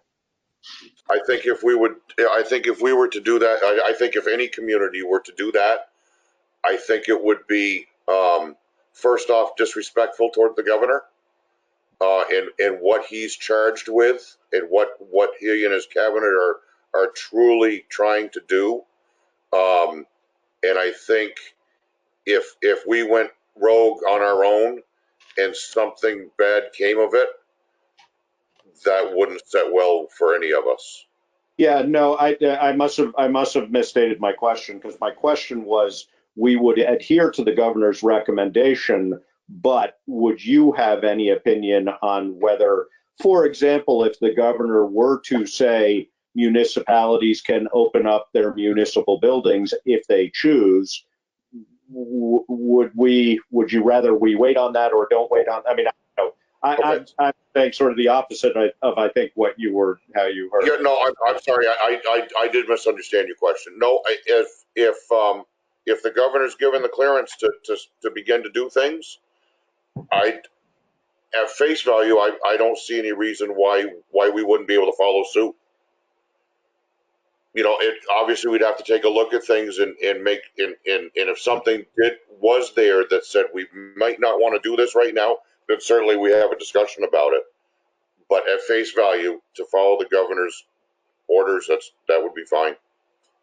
I can kind of imagine, though, a scenario like what you're talking about, Josh, where the governor puts out because we have such varying populations throughout the state and some areas are more rural than others. I can imagine him saying something along the lines of, depending on your particular circumstances in your community, your numbers, you can make a decision. And I would think that we would probably heavily lean on you, Tom, to decide, to influence our decisions on that if that were to happen. Okay, that would be fine. Certainly, we'd have some discussions about things. Yeah. Tom, I don't know. I haven't heard the governor's. I haven't heard the last couple statements from the governor. As far as testing in the state is concerned, and I would think, to your point, Laura, guiding any decisions of that kind of thing, increased testing, I would think, would be necessary to make well-informed decisions. Do you have a sense, Tom, of where that's headed for the state and or for localities? I don't. I know it's being talked about. I don't know where it's headed. And one thing that people are also talking about is, yes, we can, or any state, any state in the country can increase testing. A big issue that would come about would be you could test person A today, right, and it would be negative. Tomorrow they're positive, right. So it's like just how much testing is going to be done, and I don't know the answers to that. Again, I know, just like everyone else, more testing is being looked at. Widespread testing is being looked at. I don't know the logistics of it. I don't know operationally how it would be done. If as we get more information on that, or more information is put across to us on that, then certainly we'll keep everybody updated. I know they've started some strategic testing too, like Thompson House is being tested, the whole facility. Right. They had an individual there who was unfortunately infected. So now they'll go in, and that's been standard for the most part after a couple of specific other cases in the state. Now they're going to go in and test everybody.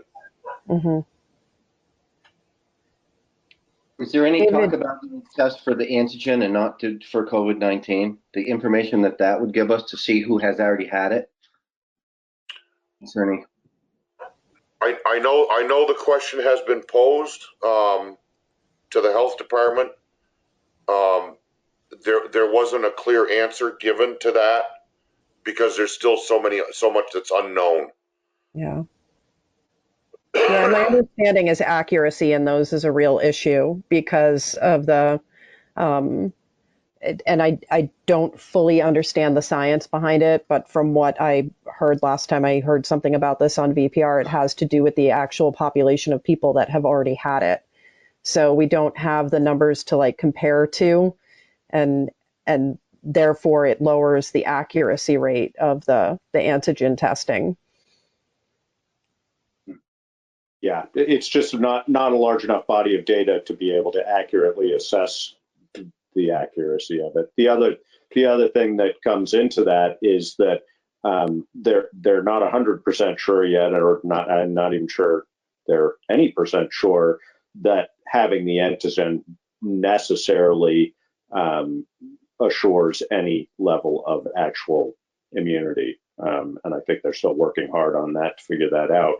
We may not know that for quite a while for exactly the same reason you're talking about, Laura. It's just there's not enough data until you see a whole bunch of people get sick a second time, or you see that nobody is getting sick a second time.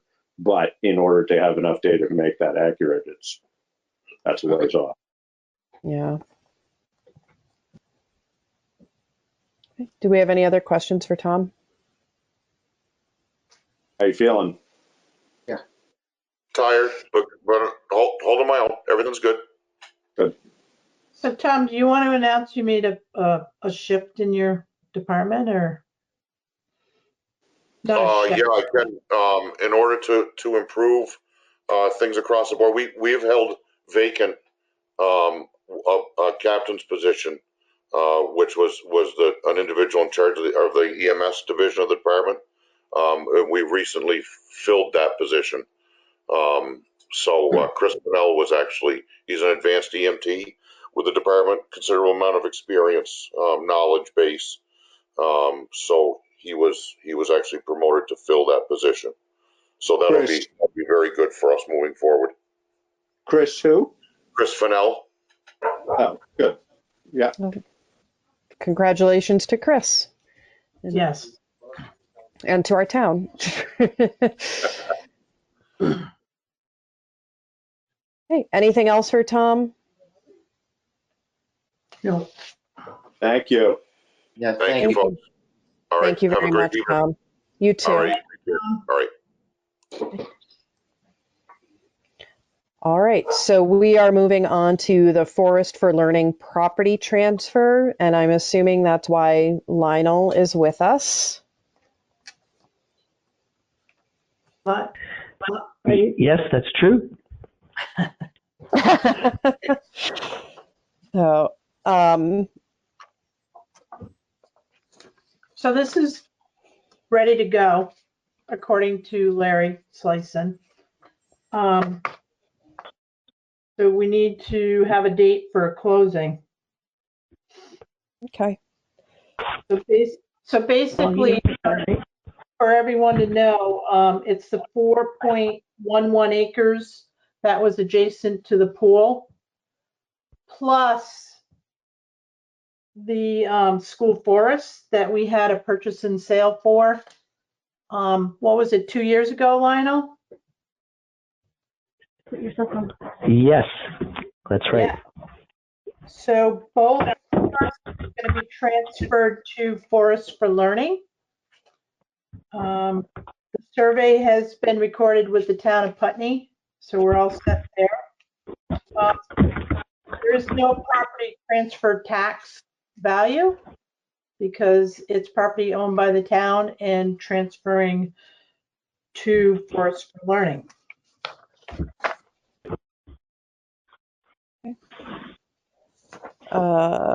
Do we want to put forth a motion? I'll make a motion that we approve that. I can't change screens to bring it up, so I might not have all the language, but I will make a motion that we approve the transfer of properties, both the aforementioned properties from the town of Putney to the Forest for Learning. And before I actually move that, are those now one entity, Lionel, or are they still two separate properties? I get it off. Get what off? Hello, are we there? Yes, you are. Yes. Okay, so you're great. It's going to be one property. It's all we're doing is we did a lot line adjustment where we added the wet meadow right in front of where the kiosk is. We just brought that as part of the property as well, and there's no point in Forest for Learning treating that as two different properties. It's really all just one property. I guess my question to clarify is, for the purposes of our motion at this time, is it recognized as a single property now, or is it still recognized as two separate properties? It's recognized as a single property because it was a boundary line adjustment. And so it was we've gone through the whole process, and it is one property right now. Okay, so I will restate my motion to say I would like to move that we approve the transfer of the property belonging to the town of Putney that we've been holding for the last 2 years to the Forest for Learning. And I'll second that. Is that sufficient, Karen? Yeah, I just want to mention that the forest is a total of 167 4.7 acres. That was breaking up. Lionel, you got quite a bit of noise coming through on your. I'm trying to. I'm sorry. Is it any better? We're trying to drive to Brattleboro. I just muted Lionel. So, Josh, I want to clarify that the forest property is 167.7 acres, and then the pool property is 4.11. So right now it's two properties merging together as one in the Right. But that's what I was just asking Lionel to clarify, is that has already occurred. And in this quitclaim deed, it says it's 163.6 acre forest land and a 4.11 acre parcel for the adjacent town pool lot. So it'd be a total of 167.7 acres. Yeah. Okay. Thanks for the clarification, Laura. I was looking for that, and it's like, it's got to be buried in here somewhere. But So do you want to just unmute Lionel for a moment to make sure he agrees with that? sure. Yeah. I think I did it. Okay. Can you hear me? Yes. Yeah. Yes, that's correct. The quitclaim deed takes into account the additional 4.11 acres. So I believe the total amount, and also the boundary line adjustment, the DRB's ruling over the boundary line adjustment also references that total number as well. So as far as I know, I think it is 167 point something. I'm sorry, I'm not in front of my computer. 167.7. Correct. And I have to agree with that statement. Okay. And so I think the Schedule A does, I'm sorry, Josh, the Schedule A does actually say containing 167.7. So I think we're all on the same page. Yes. Right. Yeah.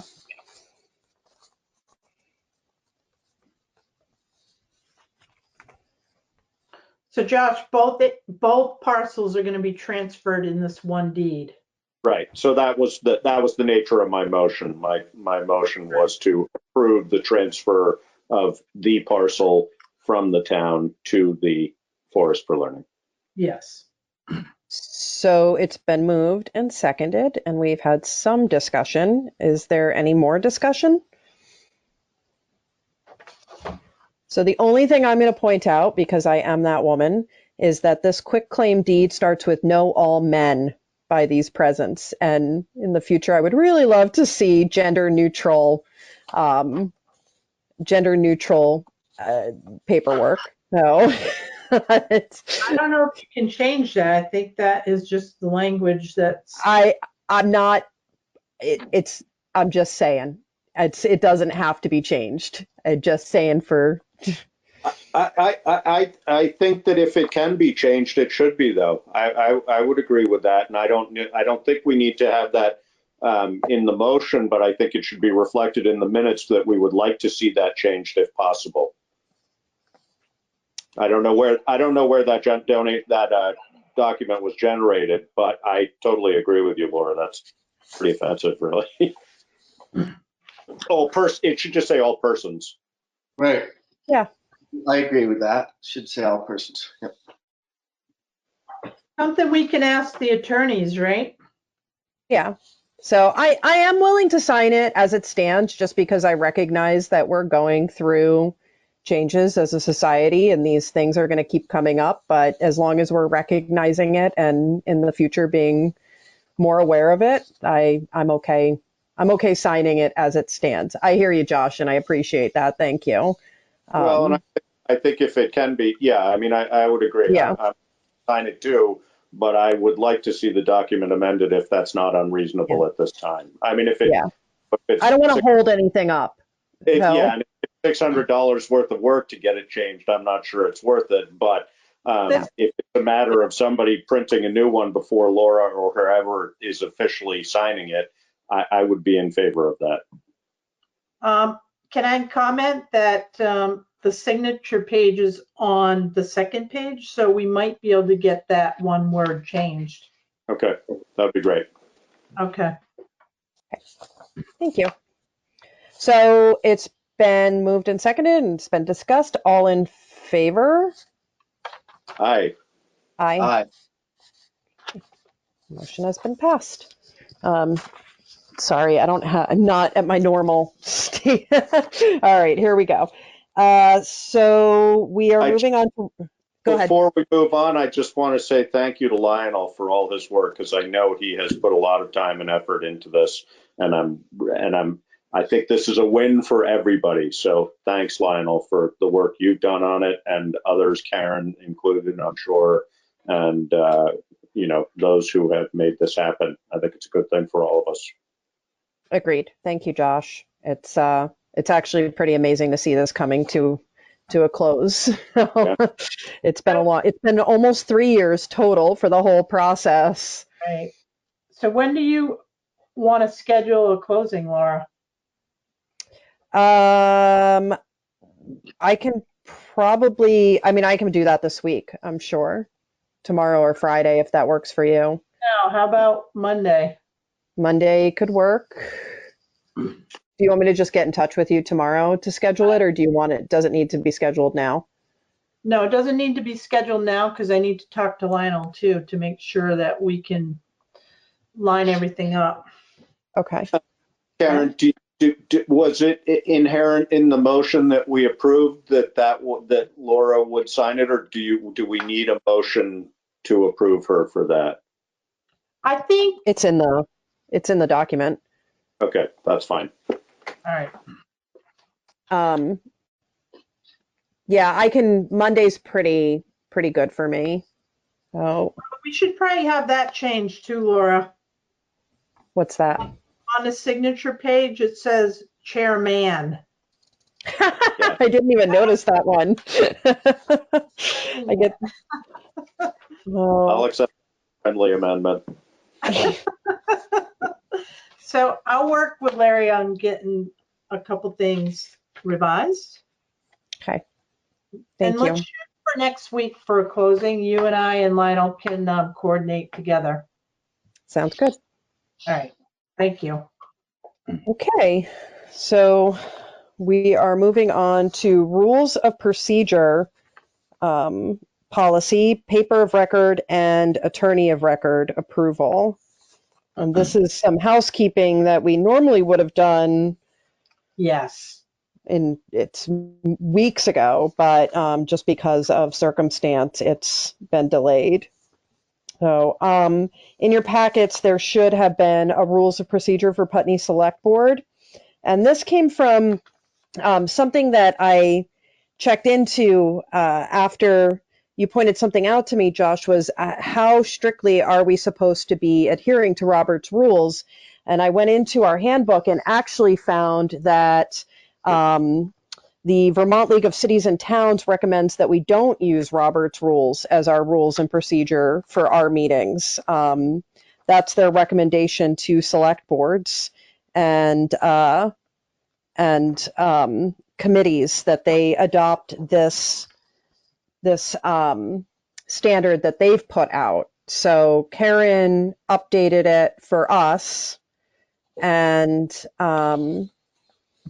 I've reviewed it. The only thing I'm going to say again, Karen, is that there's a lot of gendered language in this, and I would love to see, instead of his and hers, or he and she, their and them, just to reflect the possibility that not everybody serving on this board at any time may identify as any gender.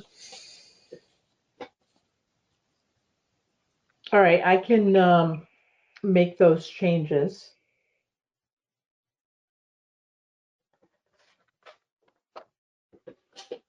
So did everybody have a chance to review this? I did not. I had missed it. So I mean, if we want to go ahead and do it, and others have reviewed it and they're comfortable, I'm fine with abstaining from that vote. Or if I can't bring up two screens at once, so I can't really look at it right now. So I'm really comfortable. I think that we we function pretty well, all things considered. And so I'm comfortable tabling this for our next meeting if you want to take time to review it. It's 3 pages, and then I think we could discuss it at our next meeting. That'd be good. Thank you. I'd like to table it too. I'm actually looking it over right now. I did once before, but I'd like to read it more. Okay. And it's something very similar, if not exactly the same, can also be found in the back of our handbook. So, all right. Well, then, paper of record. Normally, we have gone with the Brattleboro Reformer, and we've had some discussion about changing that at times. It's the last 2 years, at least, that I've been on. I know it's come up. The thought about changing it to the Commons. I know that the reasoning behind the Brattleboro Reformer is it's an everyday print, which makes it, if there's a need to warn in a really, in a way that wouldn't work on the Wednesday print, that's been part of the decision-making process behind it. I will put in a pitch that I feel pretty strongly that the Commons is available to everyone, and so it feels like it's maybe more equitable to our community to have access to that. I don't have. I think the language, and I can't remember whether you were part of this discussion or not, Laura, but that we've used in the past when we've been talking about that, this is to have the Brattleboro Reformer be our official paper of record, but to make all reasonable efforts we can to include the information in the Commons as well, for exactly that reason. That I mean, essentially, the wider we can distribute the information, the better. And when it comes to equity also, I think that's a good observation as well. So I think we could, whether we move it that way or whether we just have that as included in the minutes. Karen? So I want to make a comment. I know Westminster uses the Commons, and the Brattleboro Reformer is expensive. And I have to use them for legal notices for like Development Review Board. I have to use it for, putting out bids for projects and stuff like that. So it is costly, but to do 2 papers, it would cost more money. And I will let you know that the Commons is less expensive for what I'm sending to Brattleboro. So our legal ads would be less expensive in the Commons. So, and we can get on their schedule because Westminster makes it work. So I'm not considering them. Okay. I really like the idea of supporting a community newspaper like the Commons, and knowing that actually makes a big difference to me, knowing that we would be paying into them where we might not have been in the past. I certainly don't object to that. I think it's the question of timeliness. If you're comfortable with that, Karen, I guess the other thing that I would say, and I have no idea, is readership numbers. And I also am very aware that in the current circumstances, newspaper readership is shifting rapidly. And so I don't know whether, I have no idea whether even if we had the data on readership, it would be even remotely accurate now compared to 6 weeks ago. But I don't have a problem with it being the Commons as long as you're confident, Karen, that you can do what you need to do. Yeah. David, you realize we are obligated to have a newspaper of record? So we just have to be clear about that. I think if they both provide the same service and it doesn't cause any problems for you, Karen, we should go with the one that costs less, and feels better to everybody. And seems like Laura has it's important to her that we support that paper. Frankly, I don't read either one of them very often, so I don't really have an opinion. But I certainly think if you can get the job done with the less expensive one, go with the less expensive one. Right. Laura, the Commons is online as well too, right?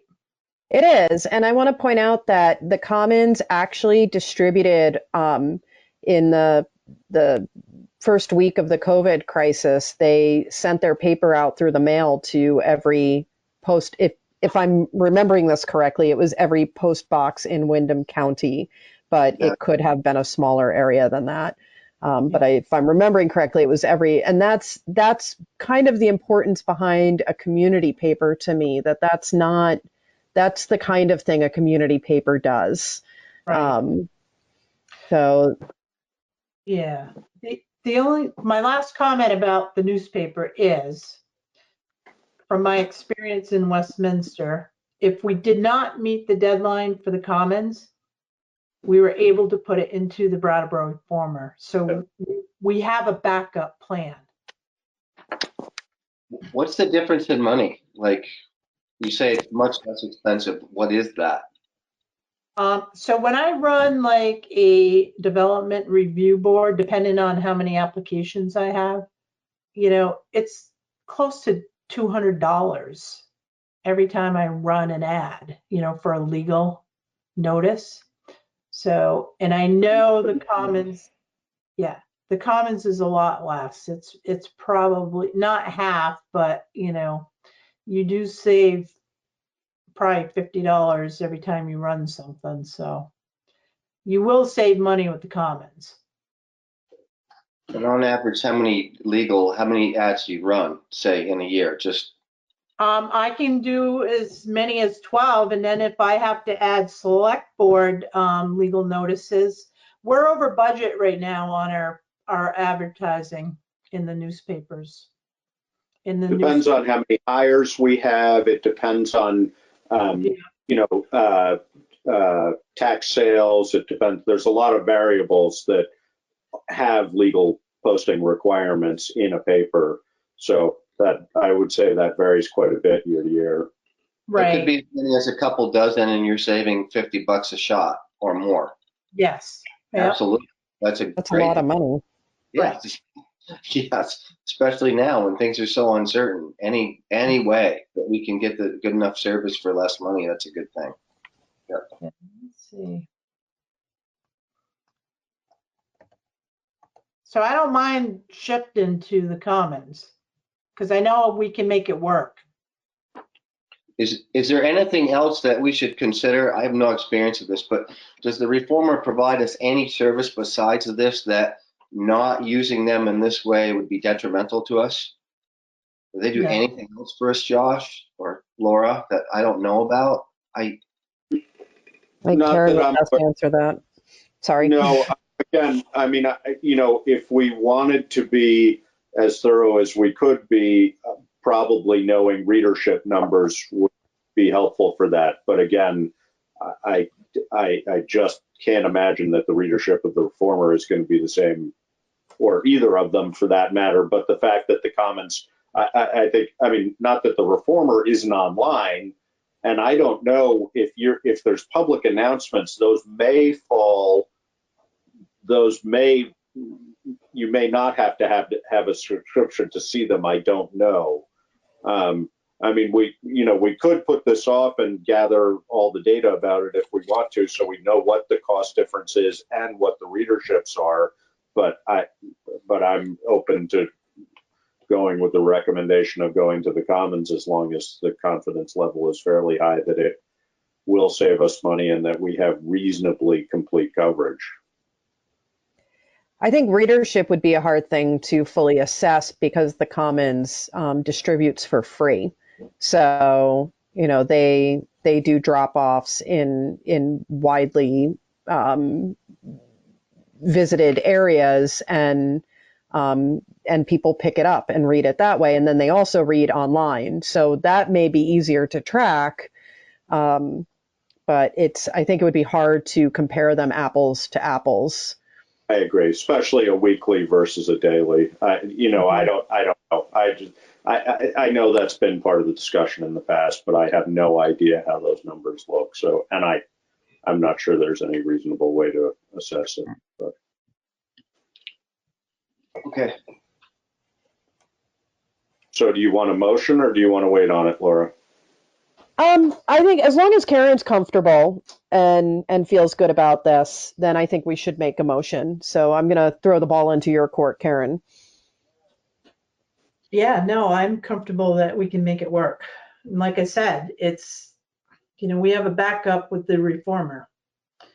So. Okay. I can't remember. There was one other part on the agenda, the list. It was approval of paper of record and attorney of record. Oh, okay. So that's separate. So, okay. So I'll make a motion that we approve the Commons as our newspaper of record. And I'll second that. Okay. It's been moved and seconded. Is there any further discussion? No? All right. So it's been moved and seconded to make the Commons our paper of record for the town of Putney. And hearing no further discussion, all in favor? Aye. Aye. Aye. It's been passed. And I will make a motion to approve Salmon and Nostrand as our attorneys of record. I don't think it needs to be specific to Larry. Would you agree, Karen? I agree. So Salmon and Nostrand as our attorneys of record. I'll make that motion. And I'll second that. It's been moved and seconded to appoint Salmon and Nostrand as our attorneys of record for the town of Putney. Any discussion? I guess my only question is there any reason to consider anybody else at this point? No. Okay. And may I also add that our, so Salmon and Nostrand is primary legal counsel, with Robert Fisher being a secondary if there's a conflict of interest. Okay. Do you think that needs to be in the motion? I don't think it does, right? I think it should be. Just okay. So, yep. So I'll withdraw my first motion and make a second motion to approve Salmon and Nostrand as our attorneys of record and Bob Fisher as our backup attorney of record. Mm-hmm. Okay, and I'll second that. Yes. So it's been moved and seconded. Any further discussion? I think just the one thing I would say is that, Larry, they give us a pretty good deal, or a very good deal, I think. And that idea of considering somebody else, I don't think it's unreasonable that we would consider somebody else, and maybe at some point we might want to do that. But we've been with them. I mean, it goes back as long as I can remember. Richard Coutant, who was a member of that firm previously, and since passed away, but they've been doing our legal for a long time, and just having the historical knowledge is very helpful for us, I think. Yes, I agree. Okay. Any further discussion? So it's been moved and seconded for Salmon and Nostrand to be our attorney of record and Bob Fisher to be our alternate should there be any conflict of interest. All in favor? Aye. Aye. Aye. Passed. Thank you. Thank you. All right, yard sales. This came up to me from a couple of concerned residents that have noted that they're already hearing discussion from people regarding potential yard sales coming up quite soon, from what I understand. And I was asked if I could bring it up to the board that maybe we should consider a yard sale ban this summer, or at least for the time being as a town. So new territory for me. I don't even, it's I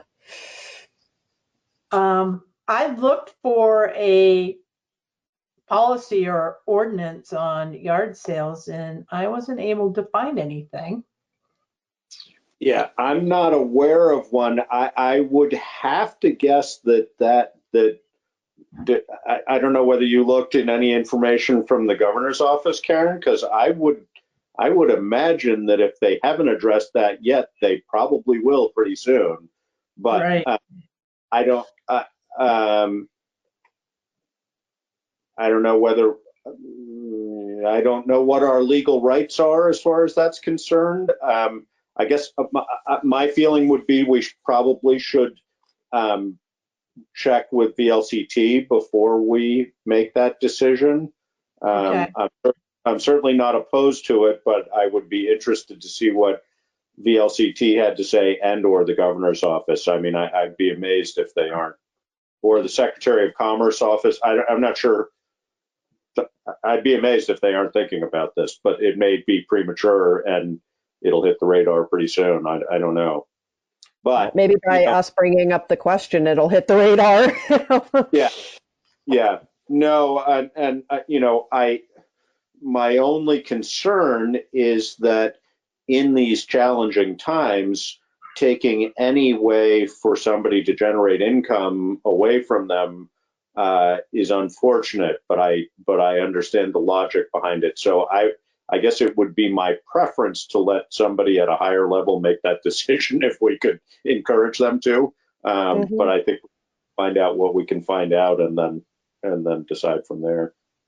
Yeah. So, Laura, are you just talking about during the COVID crisis, or? Yes, not permanently, but yes, just during this crisis, there is a concern that people are going to go ahead and do it, and that we as a town should make some kind of statement on that. And I'm not Josh, as you said, I really don't know. It's never been on my radar. It's not something I've thought about before, but I do think it's something that we should bring up and explore further. So Laura, I'm in weekly meetings with different groups, and I might be able to ask that question because maybe it's been asked already, but maybe not. And what I'm finding out that if they don't have answers, they get them to us like pretty quickly. Yeah. Very quickly. Yeah. That'd be great. Yeah. So let me investigate a little further. I'll start with VLCT, and then I do use Michael Maricki sometimes too, because he's a point of contact that might get, an answer quicker too. Yeah. I just pulled up Vermont yard sale law during COVID, and I've got nothing specific here. I got conflicting information from two different places. One saying that it's legal to have them as long as you observe social distancing, and another one saying it's not legal to have them during COVID. So I don't know. Anyway. So. Well, I mean, I think you'd have to be able to assure that you don't have a gathering, that goes outside of the governor's mandate, and how can you assure that during how can we rely on private citizens to make sure that they're assuring that every time? So it's also, I would have a hard time imagining that it would be considered an essential function, but I again, if it generates income, I don't know. So yeah, we should find out. Given that we're meeting again in a week, I think, maybe there will be a spate of them this weekend, but I sort of doubt it. And if so, then we find out the following week. Yeah. And I'll just take a moment to encourage folks that have the accessibility to use online mediums to sell their goods and do that in a safe way that has no contact, rather than bringing people to their home, which could be dangerous for them and for those people. I was wondering, it makes me think about the farmers market rules that they're working on still. And I'm wondering if this isn't falling under that category too, if they're thinking about that kind of stuff. Yeah. Yeah, although the difference again to me would be essential versus non-essential. I mean, you know, food acquisition is obviously essential. Acquisition of yard goods is not necessarily. So it's only essential, and it's probably one of my favorite extracurricular things to do in life is to go yard selling. I just absolutely, which is I would think there would be those that would debate.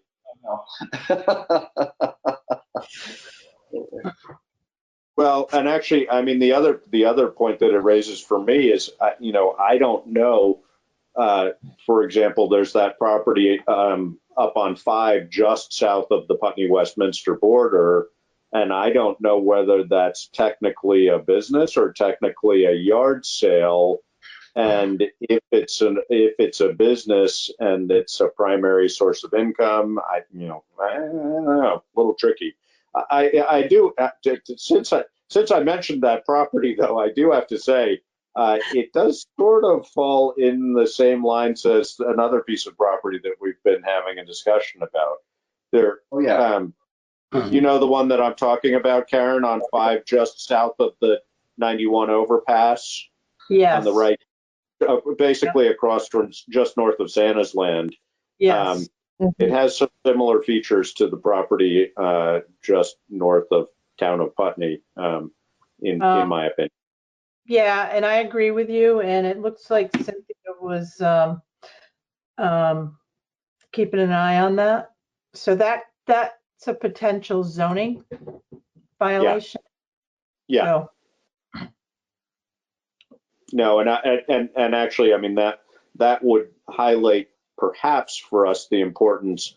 I mean, one could probably argue that that is a yard sale and therefore would not necessarily fall under zoning. But if without an ordinance to clarify what a yard sale looks like and its duration and things like that, it would be hard for us to argue the opposite. So that's something we might want to explore. And in fact, if you're gonna call VLCT, see whether they have a yard sale ordinance document that they recommend. We could at least have a look at it. Yeah. Okay. All right. Good discussion. So I feel comfortable moving on. Does everyone else? Yeah. Great. Yes. Putney public pool discussion. All right, so I wanted to put this on there thinking about the future and trying to be optimistic, after May 15th, hopefully. So Alyssa and I met with Katie and Beverly. So Katie does the swim lessons and Bev, gets all the lifeguards in the pool pulled together. At this time, we're usually doing swim lesson registration. And because there's no school until, June, and that's when the pool opens up, usually right after the kids get out of school. My intent is to be optimistic and plan to open the pool, but I have a question to Michael Maricki, who is going to go to the governor's office regarding what is the criteria for public pools.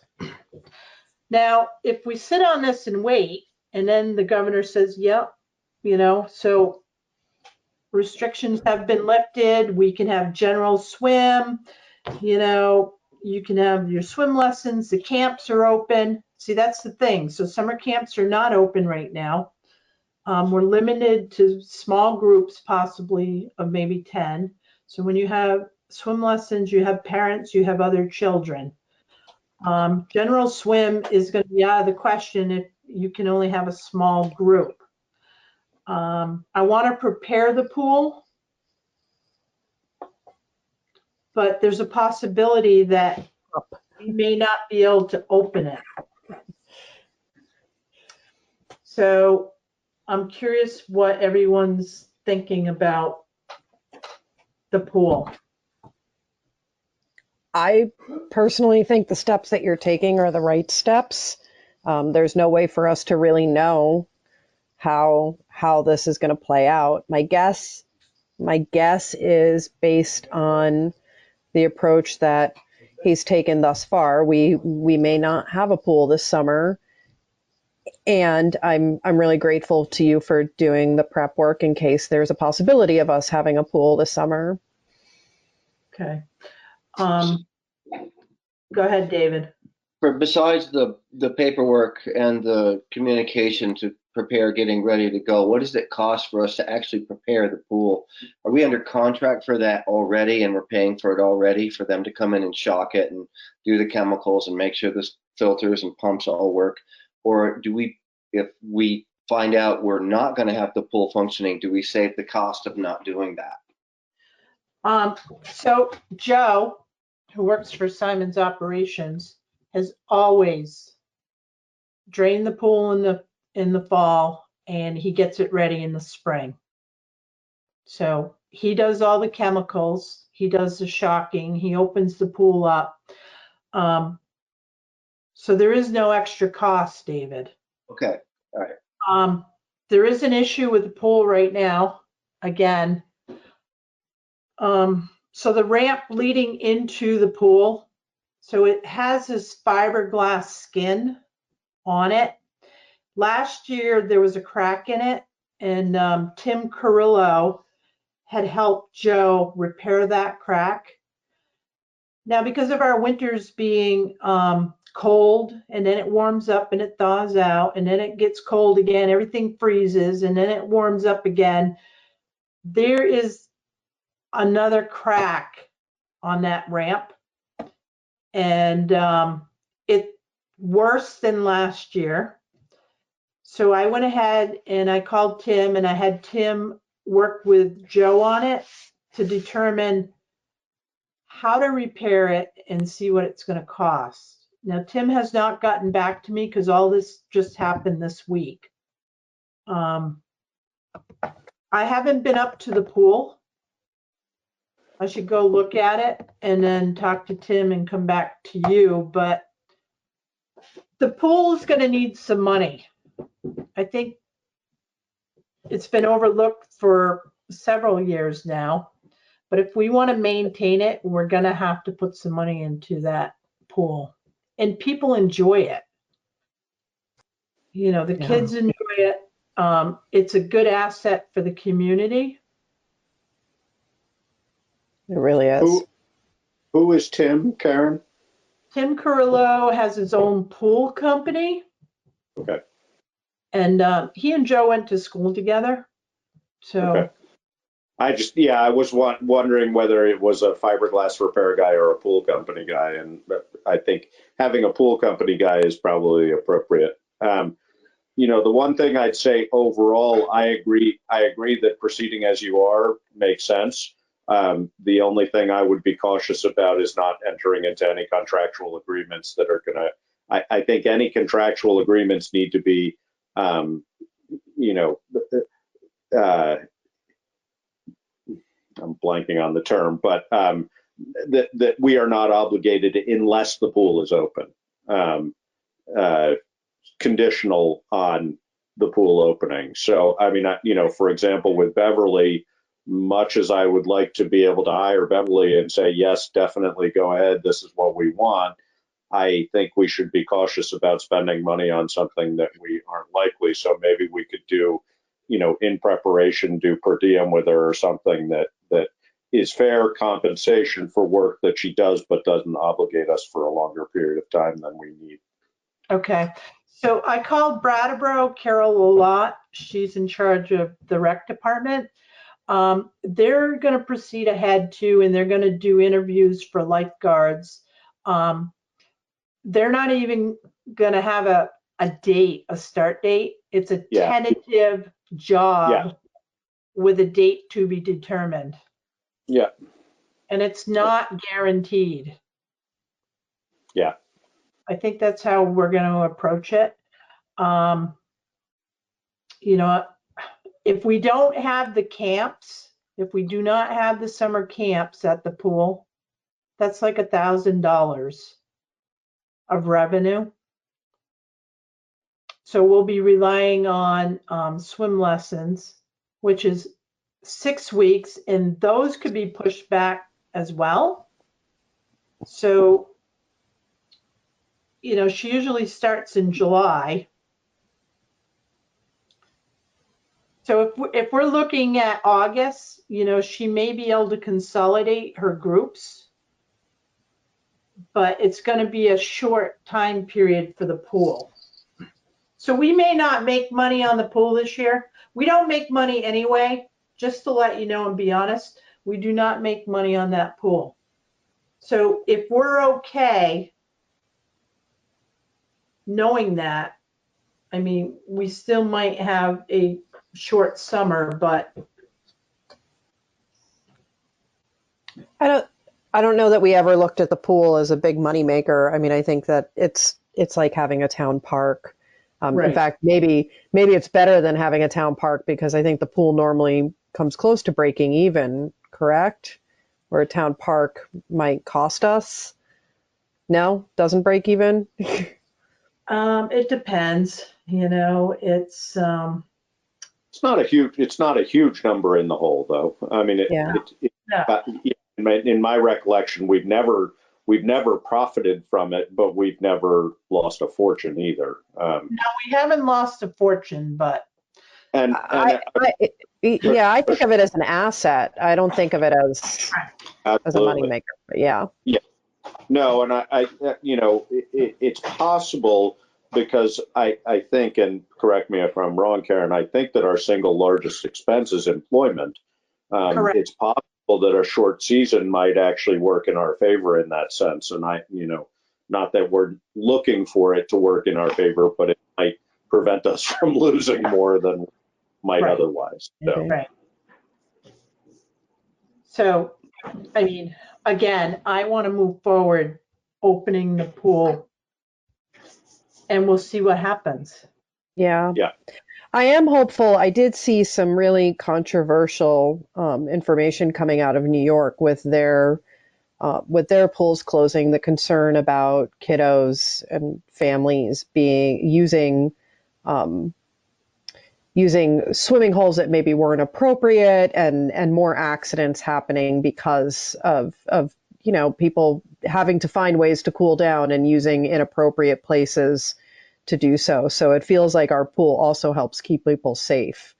Yeah. And not that I want to discourage people from using Vermont swimming holes. We have wonderful swimming holes, and I want them to use those too. But having the pool is great for little ones, and to have some kind of responsible oversight. Huge asset to the parents of young children. Yeah. No, we'll see. Okay, well, I'll keep you updated on it. Thank you, Karen. Thank you. All right, so we're moving on to the town manager's report. Okay, so moving along. Sandglass Theater grant request update. Just to let you know, so we know the history. You know, they came to us in February. I tried to work with them to get the application packet together. I finally received it at 3:30 in the afternoon on April 8th. The grant, Josh, was due April 15th. Right. So I was not able to accommodate that deadline. And, you know, before I knew it, it was Wednesday, and they had sent me an email and asked if I was going to be able to complete it. And unfortunately, it didn't happen. So and I saw the communication, and they sort of implied that they would just wait for the next round and go ahead in the next round. Is that, yeah? That's what they had stated. So in the fall, now that I know what I'm looking at, and I can, you know, if I had had like 3 weeks, I probably could have got it done, but that wasn't the case. So if they want to resubmit in the fall, I'll make sure that we pull it together, and we can be ready. And you've communicated that to them? Yes. Yeah. So that's that.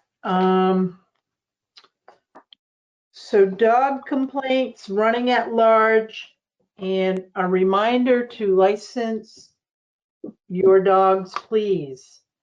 So I've gotten some dog complaint calls, whether it's a barking dog or, you know, a dog just coming out of somebody's driveway and a walker, the dog comes towards the walker. I've talked to the person about it.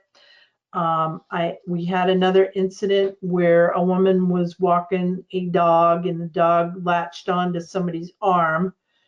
They did not break the skin and the person did not seek any medical attention, but all of a sudden we have all these dog issues. We still have an animal control ordinance that's in draft format. And right now we can't get a public hearing pulled together to vote on that ordinance. So I'll watch the governor's orders and try to get that scheduled for the select board. I think it's important that the Animal Advisory Committee put a lot of work into it, and I think we should move it forward. Agreed. So I just wanted to mention that. Also, Laura, I want to mention that there are, let me see, 168 dogs that have been licensed. And then we have 121 that are unlicensed at this point. Oy. Yes. Is that how different is that from other years in the past? John seems to think that it's there's more this year, and he's done his due diligence. He's sent out 2 letters now, and I just want people to know that if I get a complaint on a dog and it's on the unlicensed list, I will be coming. I'm going to call you. So last year we had Jonathan. I had Jonathan send out certified letters. Mm-hmm. And people came in and they licensed their dogs. So it's a lot of certified letters, though. Please do the right thing and license your dog, because we don't know if your dog's not licensed, we don't know if it's up to date on its rabies certificate. Mm-hmm. If a dog bites somebody, especially a child, there's going to be bigger ramifications than paying like a $12 license fee. Yes. So please get your dog's license.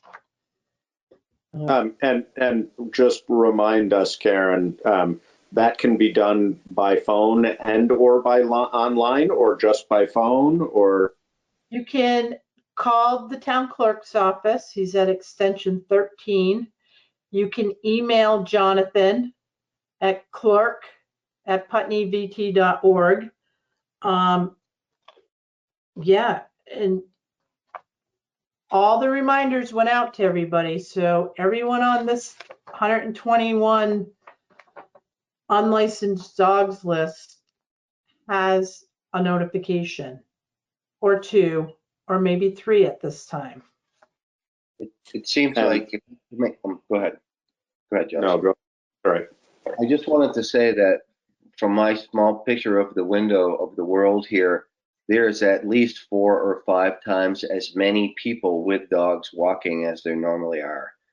My loop here, the Black Locust Road, Hickory Ridge Road loop, is a really popular loop. And there are so many people out walking with their dogs, and they need to be more responsible than ever, because there's so many, the possibility of encountering people and other dogs is so much higher now that people have the time on their hands and are walking. Right. So I've seen many near incidents from my driveway alone where dogs came together. They didn't know each other on Yeah. unfamiliar territory. Yeah. And so hopefully people will do the thing. What are the penalties for not licensing your dog? All right, so back to having no enforcement. Okay, and that's part of the new draft ordinance, Laura. Mm-hmm. So without an animal control officer, which like a retired person would be really good, and we could issue tickets for fines. Okay. Mm-hmm. I have the books in my office, the tickets, but whoever writes a ticket, they're the one that has to go to court to defend that ticket. And you have the right to write those tickets, though, don't you, Karen? I do. Okay. Not that you want to be running to court regularly, but. No, but what is the fine for an unlicensed dog? Yeah. I think the first offense is like $50. Yeah. And then it goes up, I think the highest it could be like $100. And remind me what the licensing fee is. My husband takes care of this, so I don't remember. I don't know if I know, because if you have one dog and males, it's $14. There you go. Yeah. So 14 versus 50 and headaches. Yeah. Maybe it ought to be more than 50. Maybe it ought to be enough so if you have to go to court, it covers some of your time. Maybe it ought to be enough so if someone does it once, they never do it again. I mean, that's a good point, David, because really, maybe it ought to be $250. Maybe it ought to be a bunch so people take it seriously. Yeah. Well, that will be but when we can. don't have enforcement, and if we don't have any way to back that up, it doesn't matter what it is. And we also, if people don't know that fine exists, then it has no relevance in their life either. I think helping people to understand the importance of I hear what you're saying, David, and I tend to think that helping people to understand the importance of licensing their dog is probably the better route. But I hear what you're saying too. Well, my biggest fear too is if a dog attacks a child, that's a big concern. And it's like, just do the right thing, be a responsible animal owner, and it only takes 2 seconds. It's, you can mail your payment in, call Jonathan, he'll tell you what you owe. It's a pretty simple, responsibility. It doesn't have to be difficult. And correct me if I'm wrong, but the state has given us the right to forgive penalties for late licensure at this point, haven't they? Correct. Due to COVID? Yes. So even more incentive. Am I remembering correctly that we did have that on the sandwich board for a period of time? And or do we still, and or should we if we don't? No, there's something else on our sandwich board. It's eat local, buy local. Farmers. Yeah. Yes. Yeah. Well, if we have other sandwich board opportunities, then maybe dog licenses should be included also. Maybe we just need more sandwich boards. I say more sandwich boards. Just need sandwiches. We'll give you a sandwich if you license your dog. I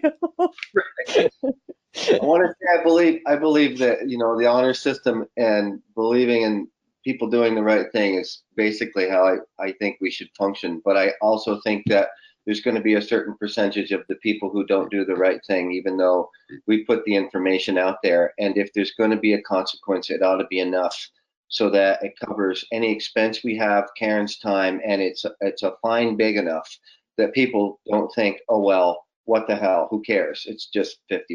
It ought to be enough so that it teaches a lesson, and then they run their mouth to all their friends, and then all their friends get their dogs licensed because it costs them some money. But you know, I would be supportive of that. The question I have for that is there an opportunity for a hardship appeal? So, yes, of course. Of course. I think that's a topic that should come up in the public hearing when we're looking at the dog ordinance. Right. So Laura, just so you know too, so licensing your dog is an annual responsibility. Yeah. And dog licensing is due by April 1st. Right. So, and I know this year has been a little bit tougher because of the COVID and the stay at home. I understand that, but there's still ways to get your dog licensed. Yeah. And as we said, the governor has given us the right to forgive penalties. So just mail in the $14 and the paperwork and get it done. Yeah, call Jonathan. He'll give you the fee and you just mail it in. It's pretty simple. Okay. So that's enough of that. So requests for proposals, we have, Alyssa and I worked together this week. So we put out the heating oil and the propane request for proposal. And we've also put a proposal out for auditing services. So we're supposed to advertise every 3 years for the auditor. So that went out this year. We're working on mowing and landscaping. So mowing of all public spaces and cemeteries. Okay. So, and I'm going to look at that on a 3-year rotation. So it's going to be a 3-year contract versus, you know, putting it out to bid every year, because that's kind of specialized. Does the cemetery commission, they do that separately though, don't they? They do it separately because there's so many cemeteries and it's kind of a specialty because they got a weed whack and you know, all the headstones that they have to mow around. So it's a little different than just mowing like the town hall or the library or the fire station. So yeah, that's going to be a little bit harder. I'm not going to put them out together, Laura. Okay. So we have bundled them before, and then last year the cemetery commission went ahead and contracted separate from us. So whether we want to do them as 2 separate RFPs or as a single, we could do, as long as we're not competing with our own cemetery commission to get bids. That's why I was asking, because last year well, all I can say too about the cemetery is the mowing costs more than what we appropriate to them. So I think we're going to need to look at that budget hard next fiscal year. So I'm putting it out to bid because I want to see what we can get for competitive prices. And you have confirmed with the cemetery commission that they are not doing that also? Yeah, no, I've already talked to Jonathan. He's one of the commissioners, and Greg sent the contract to me. So they're all on board with it right now. That's good. And I think too, the cemetery, you know, we got a few complaints about, you know, headstones knocked down or chipped. So I know these people are in the business to make money. So the faster you get it done, you can move on to the next, you know, contract or the next property. And I'm kind of looking for somebody that's going to take a little more care when they're mowing the cemeteries, because those headstones, you know, they mean something to somebody. And when when you go there and there's a chip out of a piece of granite, you know, you want to know why, you know, what happened. And I think care needs to be taken when they're mowing in the cemeteries.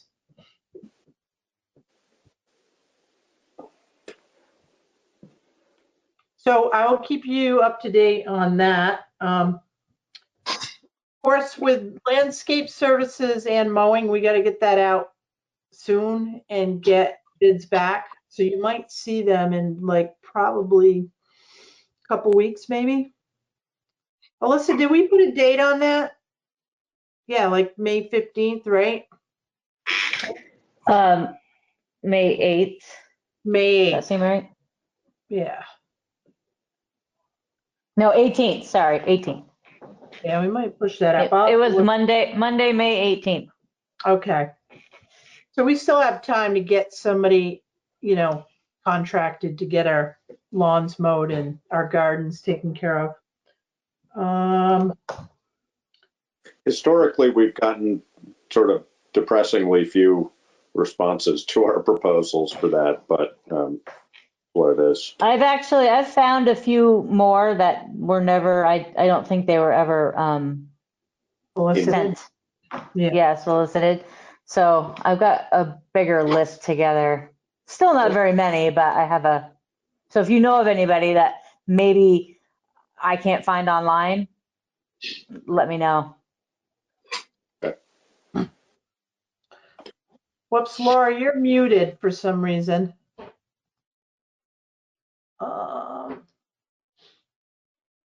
All right, she's back. The other request for proposal is going to be cleaning.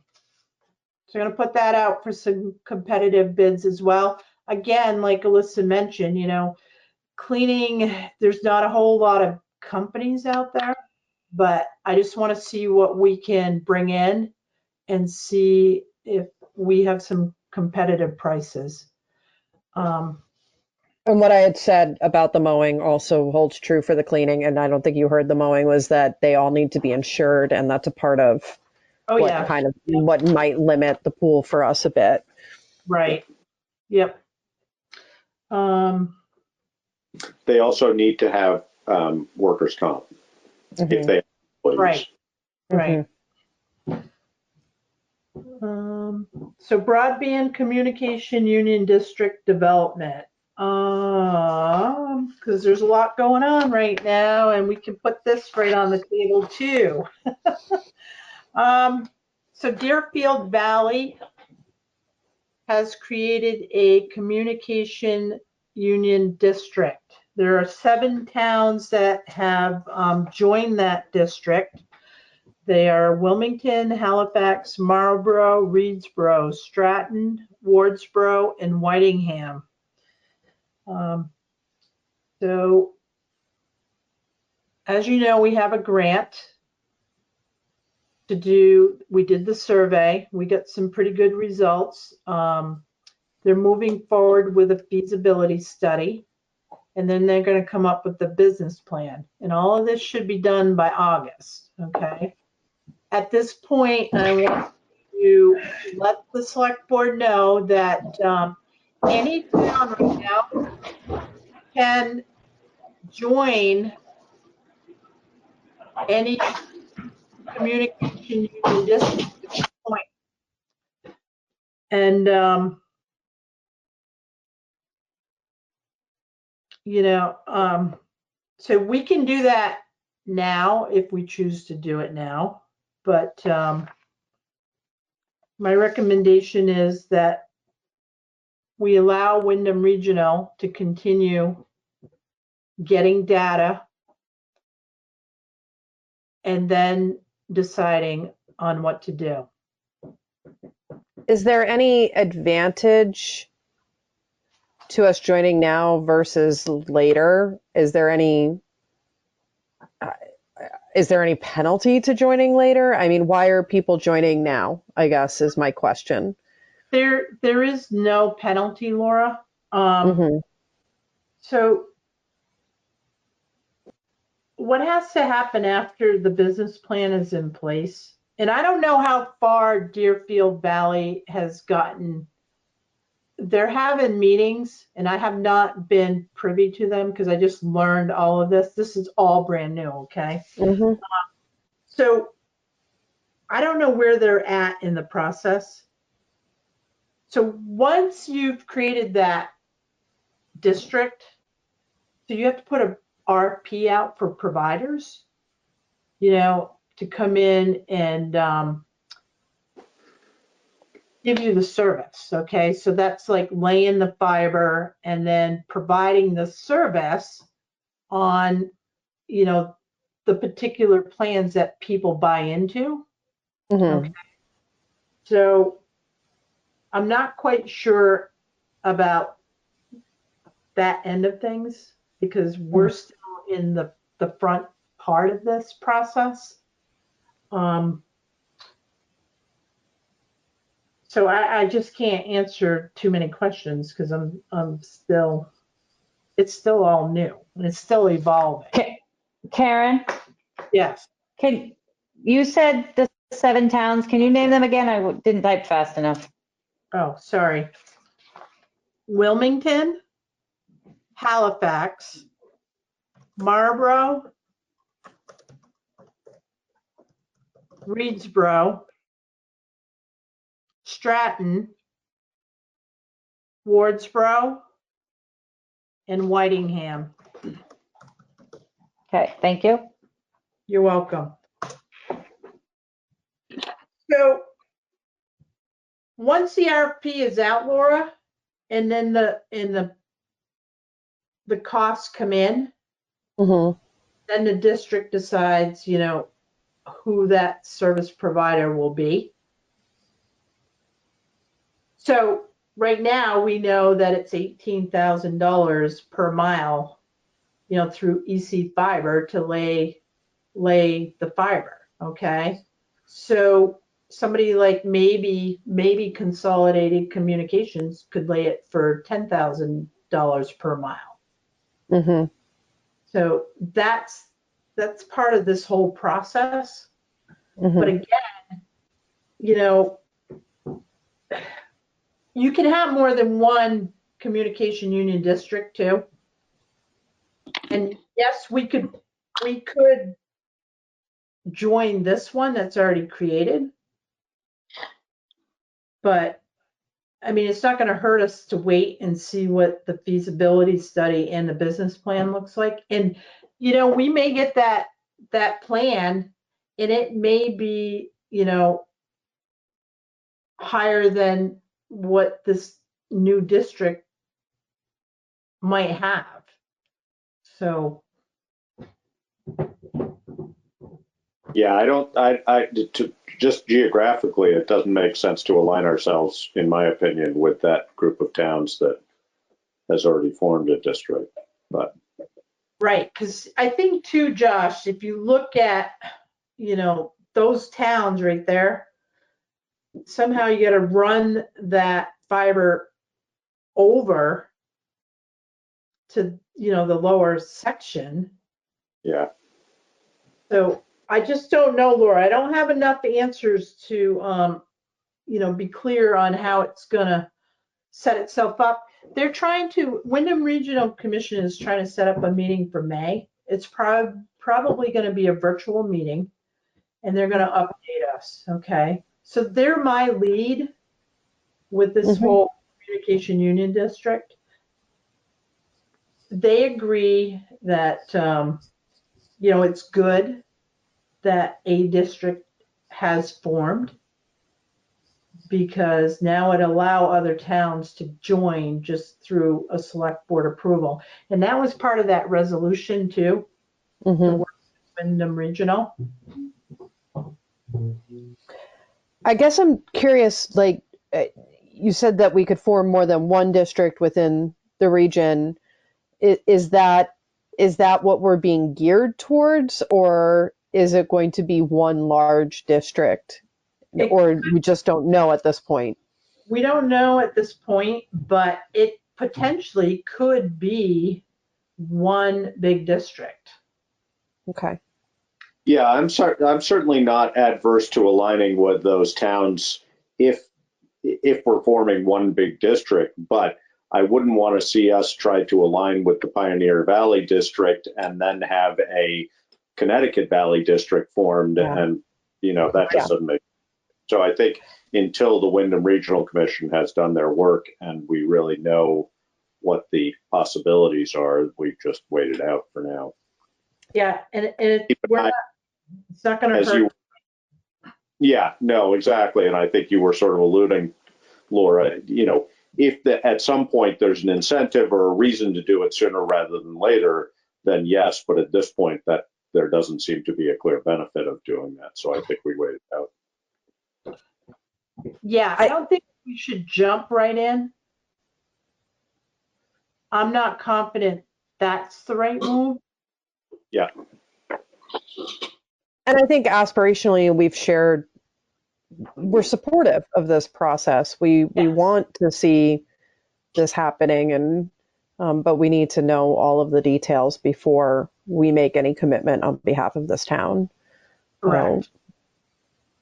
Okay. So highway department update. So all the dirt roads in Putney, except for 2, which were not that bad, have been graded.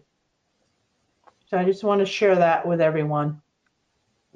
So they've all been done once already.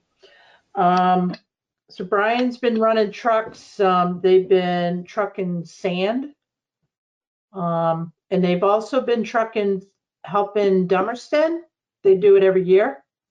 So they get sand and they bring it over to the Dummerston Highway Department. So they've been doing that. They've been busy. And right now, the governor, with his restrictions for the highway department, it's possible that we might be able to get signage taken care of now, Laura. Brian and I have had a conversation about the fence at the end of the sidewalk. So we're going to come up with a solution about that, and I've asked him, it needs to get taken care of. I'm curious, does it even need, is that section vital? Does it have to be there? Because from what I saw in community conversation, it's going to be very difficult for any plow truck to be able to move snow in the winter and not hurt something that's there. And so yes, something has to be there, because that is a steep drop off. Okay. Once you get beyond that rock. So Brian and I talked about maybe having something that we can remove in the wintertime. So snow can get plowed between the rock and the tree right there.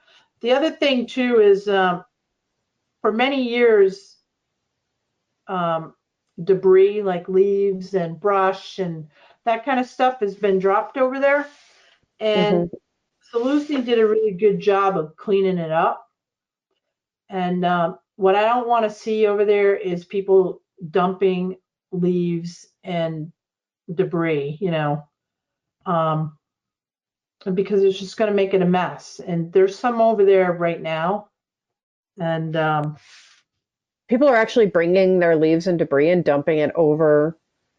They used to do that before. So, yeah. And there's footprints over there. I was over there this week and I looked and I'm like, somebody's bringing leaves over here. I'm like, oh no. And it's like, so I just don't want to have it. The grass is growing right next to the rock right now too.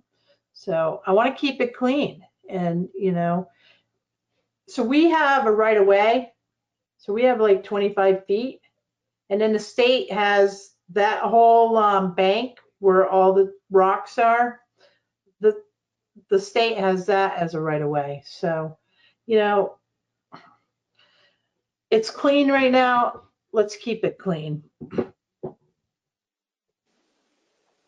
There are several places around town, Laura, where that occurs. historically and ongoing. Hard to enforce when we don't have enforcement. Right. It's also, Yeah. you know, people back a pickup in at, you know, whenever. 3 a.m. 6 o'clock Right. or 8 o'clock at night or whatever, and you know, it's what it is. Yeah. So Brian and I will work on getting the fence up there. Just, it'll be, you know, spring, summer, and fall. And then we'll take it down, and then, you know, so the fence doesn't get wrecked again during snow season. But other than that, they're staying busy. The only time they're not working is if it's raining, because they're usually home. But everybody's been healthy, and they're adhering to protocol for COVID. So. Good. One other item I wanted to bring up is digitizing the land records. And I know we've talked about this in our emergency preparedness meetings. I was on a conference call today, a virtual meeting, and John Gannon was on that call. And he is pushing for town clerks to get their land records digitized for this reason with the COVID. So if everything was online, your attorneys, your title researchers, your appraisers, they can still do some work. You know, the fact that no one can go into, you know, the town clerk's office, and right now the governor has lifted some restrictions with the town clerk. So appraisers and attorneys and title researchers now can start going to the town office and doing some work. It will be a case-by-case basis in Putney. People will have to come in, sign in, wash their hands, first wash their hands, sign in, sign out. They will have to have a mask, and they will have to have their own gloves. So hopefully most of the time, people will come in and they'll get a grand tour and a grantee list, and they know what they're looking for right off. So they can usually print it from the computer to the copier, but anyone touching anything in the office, it'll have to be washed right after as well. So we are lacking disinfecting wipes, but Alyssa scored today with Staples. So we have some of those come in. We have sanitizer in the office. And anyone coming into the office, it's going to be limited because it'll be the town clerk and one other person. So Tuesday and Thursdays is when the town clerk's office is open, or that's when Jonathan is there. I won't say it's open, but the town clerk is physically at town hall on Tuesday and Thursday.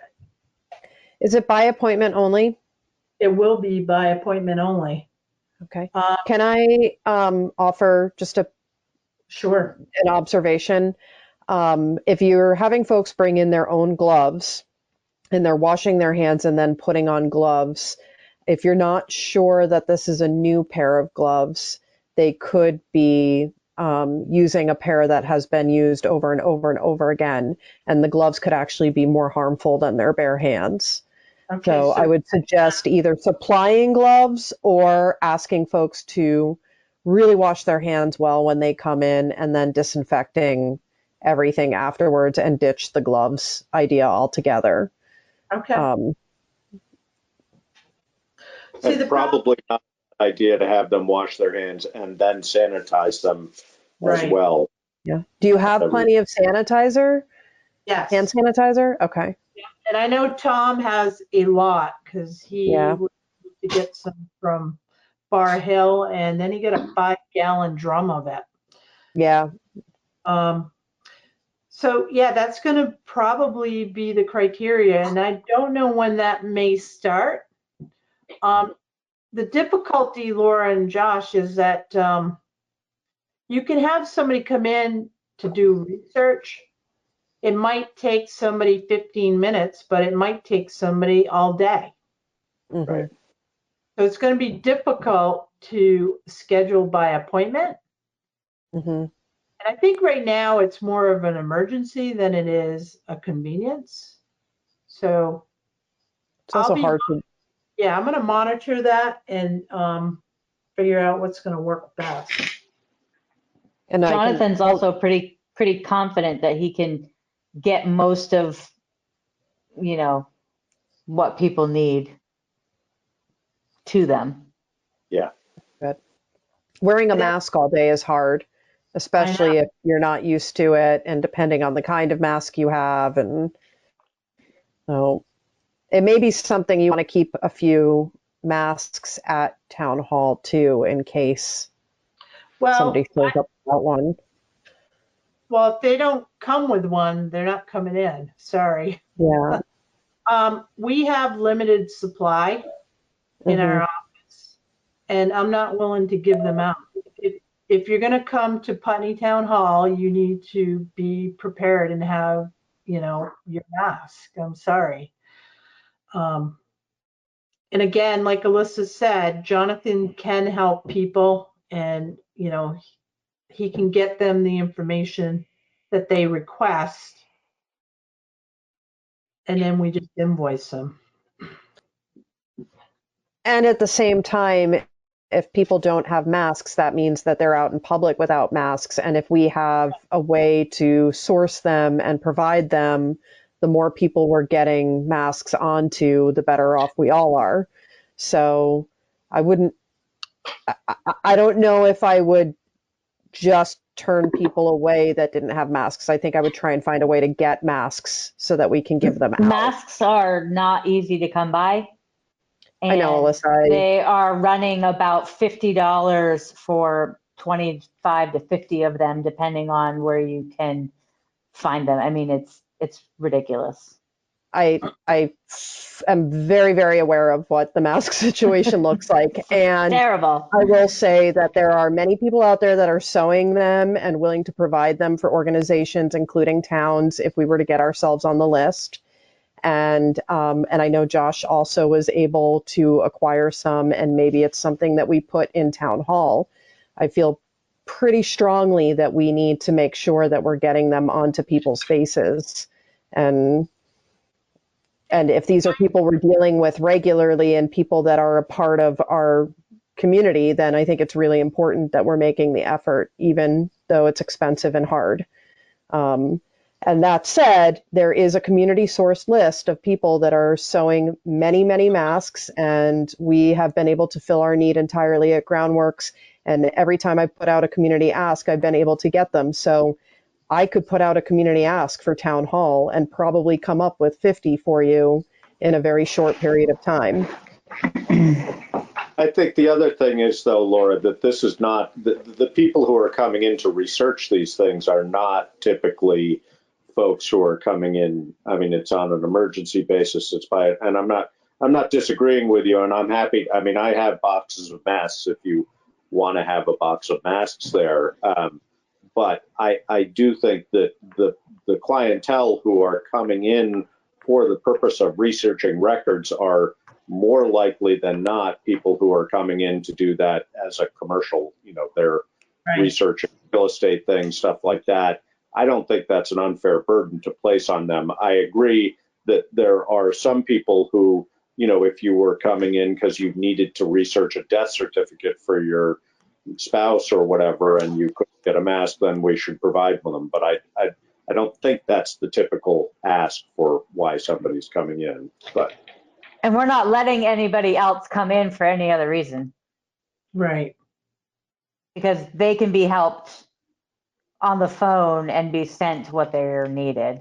Like, we're not going to let people come in to pay their utility bill. They can drop it in the box or mail it. They're not coming in until everything is said and done. I understand that. I think having an extra supply of masks isn't a bad idea. And if somebody shows up without one, that's unfortunate, and we can help educate them and get one on their face.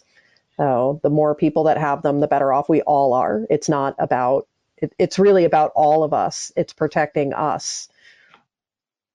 Yeah, no, I totally agree with you, but I think that I don't think it's unreasonable. I mean, I've been surprised at the number of businesses that are doing business and allowing people in. I mean, there's a statewide order that you have to wear masks if you're out in public. You know, and I realize there's a shortage as well, so that's not easy. But you know, There's I not. think That actually, no, there's not. I mean, I'm sorry to correct you, but I believe that the statewide order is, it's suggested that anybody that's out in public wear a right. mask. Anybody that's doing business has to be wearing a mask at this point. But as we're seeing, a lot of people aren't doing that. So, Oh, I hear you. I've had a whole frustration with it last week, and yeah, no, I mean, I just think, I think that, yeah, I agree with your sentiment completely that we need to get masks on as many people as we can. I think that if somebody who's coming in doing business can't provide their own mask, then sorry, we're not going to provide. I mean, I don't know. I mean, that's sort of a philosophical difference. If you're coming in and you know you need a mask, Right. then you need a mask. That's what it is. And that should not be our responsibility to provide somebody in that situation with a mask. I think we should have as many masks as possible available to anybody who wants one, who can't afford one or otherwise acquire one. But if it's part of your business, you got to find yourself a mask. I mean, I don't think that should be our responsibility. But how do you decide that? How do you decide who can afford them and who can source them? And how are you deciding that?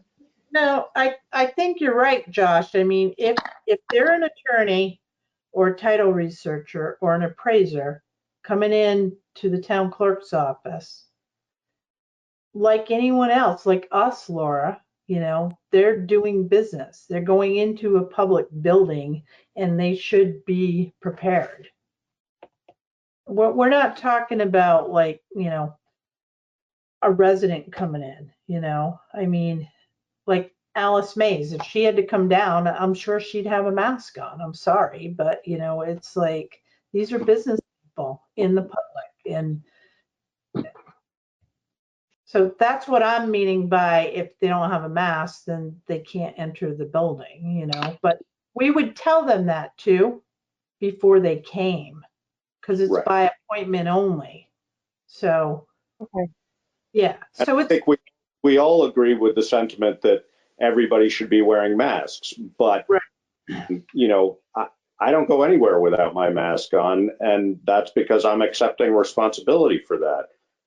You know, I realize there are people who can't do that, and but I don't think that's the group of people that we're talking about. I think, and you're right, that's tricky. I don't know. I mean, maybe I don't know. I mean, maybe we have masks there. I would much rather have masks available to the public and through some venue other than town hall, because I don't think that's necessary. I mean, you know, can we provide masks to people? Yes, I dropped 1,000 off at the food shelf the other day. Can they go to Tom to get one? I just don't think we should facilitate that. I don't think that's our responsibility in this context. If somebody's coming to us for the purpose of doing business, it's not our responsibility to provide them a mask. That would be like Shaw's having to give me a mask because I don't have one. I think that there are, I mean, okay. We're not Shaw's, we're the town hall. And I think that we're supposed to hold people a little bit better, but I'm not, that's fine. it's okay, Laura. I understand where you're coming from and I get it. And so it's not like we're going to have like 10 people right off anyway. So we can manage this, okay? Mm-hmm. And so this is what I have to say. I have masks because I'm responsible. And I'm so grateful that you offered me one the other day, Laura. Both things are right. Both things are right. I don't know. All right. I mean, Now, I think it would be responsible for us to have some extras and to be able to offer it. And whatever a person's reason for showing up without it, whether it was a mistake or something happened, I don't know. But I We think it do would be have some. responsible. Okay. We do So, have some. We just don't have boatloads of them to give to every single person who may or may not want one. and as it's been Not going to be the pointed reality. out, that we won't have boatloads of people showing up to town hall, but Right. So, Should and be you know, fine. yeah, and another thing too, Laura, if we have a soft opening and we still require a mask, you know, there may be a shortage at some point, you know, because they're not easily available right now. So I hear what you're saying. I think masks are going to be a part of our lifestyle for quite a while. I agree with you. I honestly agree with you because I'm shopping online and buying ours, you know, and I know Alyssa's family's made them, and you know, you're absolutely right. I think we're all going to be wearing masks for a while. Period. and I think the other thing that sort of, as David was saying, I think that we are happy as a town and as a municipality to provide a mask to somebody who is in need of a mask. Right. I think that sort of offering that to people who are in need, and I totally again get what you're saying about how do we determine that, but I think that, you know, we're asking, I guess maybe yes, we should have masks there for people if they can't get a mask, and we provide it, and we of course don't ask them what their reason for that is.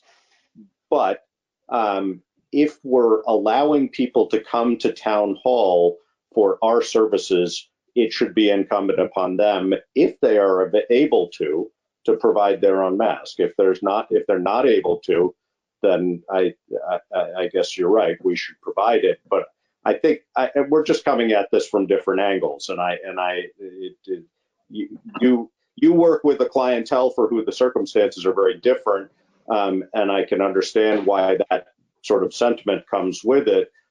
But I think that we also, as David pointed out, people who are being responsible need to be responsible too. We can't say, oh, hey, you didn't bring a mask? Well, here's one. I mean, we can, but I don't think that's our job, really. And I think it goes both ways. So.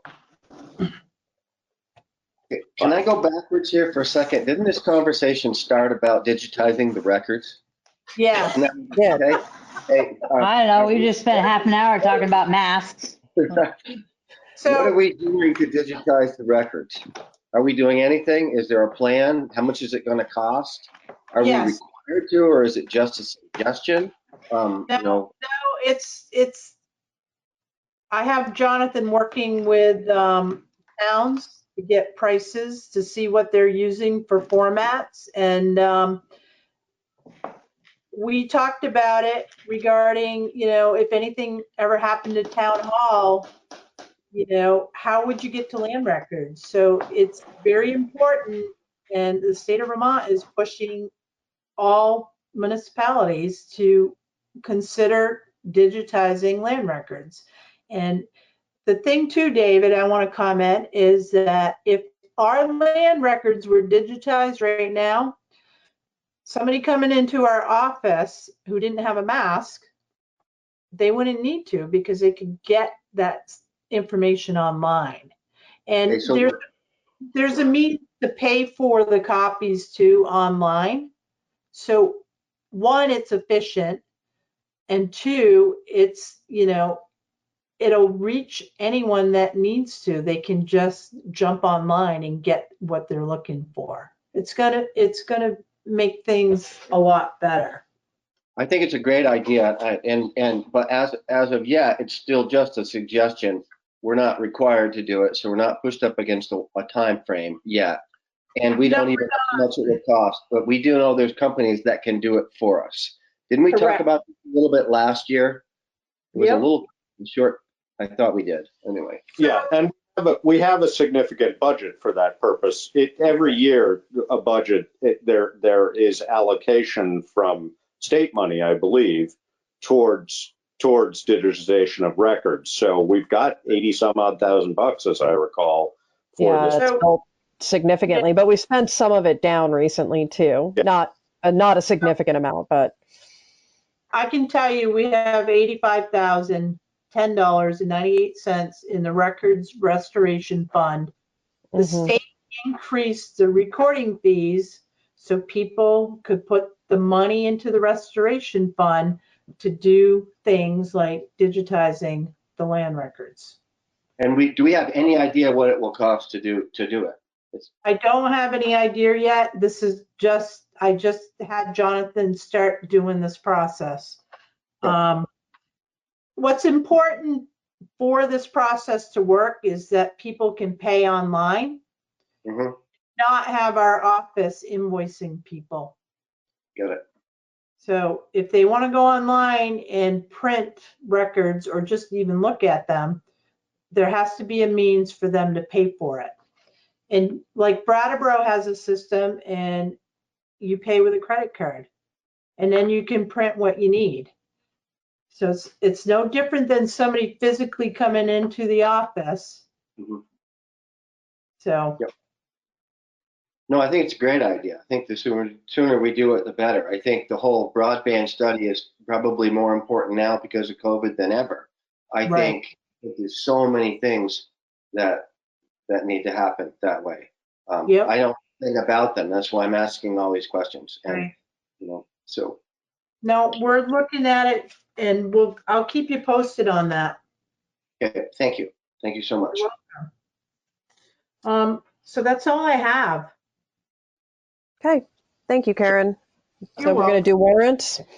I'll make a motion to approve and execute the warrants as presented. And I'll second that. Okay. It's been moved and seconded to approve the warrants as presented. Any discussion? All in favor? Aye. Aye. Aye. Okay. Hang on a minute, because I'm like. There was one thing. I did have a question. So. About the warrants? Yeah. Anyway. Sorry, too late. Go for it. No, go for it. Ask the question. I'm kidding. Who are we giving $51,000 to? That's what I wanted to know. Can we wait till I read the warrant and then I can explain to you? Perfect. That'd be lovely. Yes. All right. So we're going to do payroll warrant dated April 24th, 2020 in the amount of $15,027.85.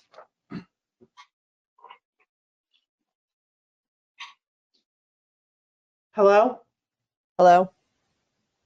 Josh? Yeah. Do you want me to read that again? No, I'm good. I'm good. I looked them over. Okay. So that's payroll warrant. And then, so do you want to pass that one, or you want to do both of them together? Well, we already approved. We don't have to. We just have to sign them. We've already approved based on review. So as long as there aren't questions on review, all we have to do is sign them. We've already done the. So accounts payable warrant dated April 11th through April 24th, 2020 in the amount of $87,147.98. The answer to is it's a bond payment, David. It is a bond payment. It's for the fire station and the water sewer. Okay, thank you. You're welcome. Thank you for telling me that. Is there anything else that you guys noticed? Do you have any questions? No. Look good.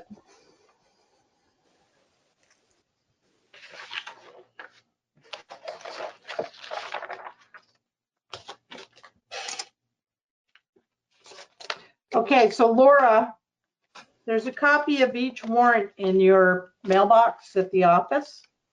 Great. So if you want to go ahead and sign that, and then David and Josh stop in at any time and sign them. And Take care of it tomorrow morning. What's the required time frame on that, Karen? Is there a required, I mean, you know, I forgot, as you will maybe recall, last time I forgot to come in and sign them until Monday morning. Does that, Right. that doesn't hold, I mean, as long as they have Laura's signature, they've been authorized to be issued. So it, I mean, obviously I'm not going to ask to come in 2 weeks later, but as long as it's within a few days, that's fine, right? So, yeah, as long as there's one signature. Now, you can vote, make a motion to assign one person to sign the warrant. We already did that too. We did that for the duration of the COVID. Okay. So as long as she comes in and signs them, it should be tomorrow, Laura. I can do it tomorrow morning. Yeah.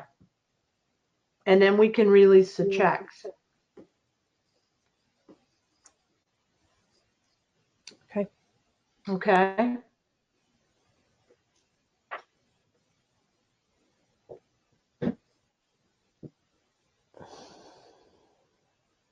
All right. Do we have any other business?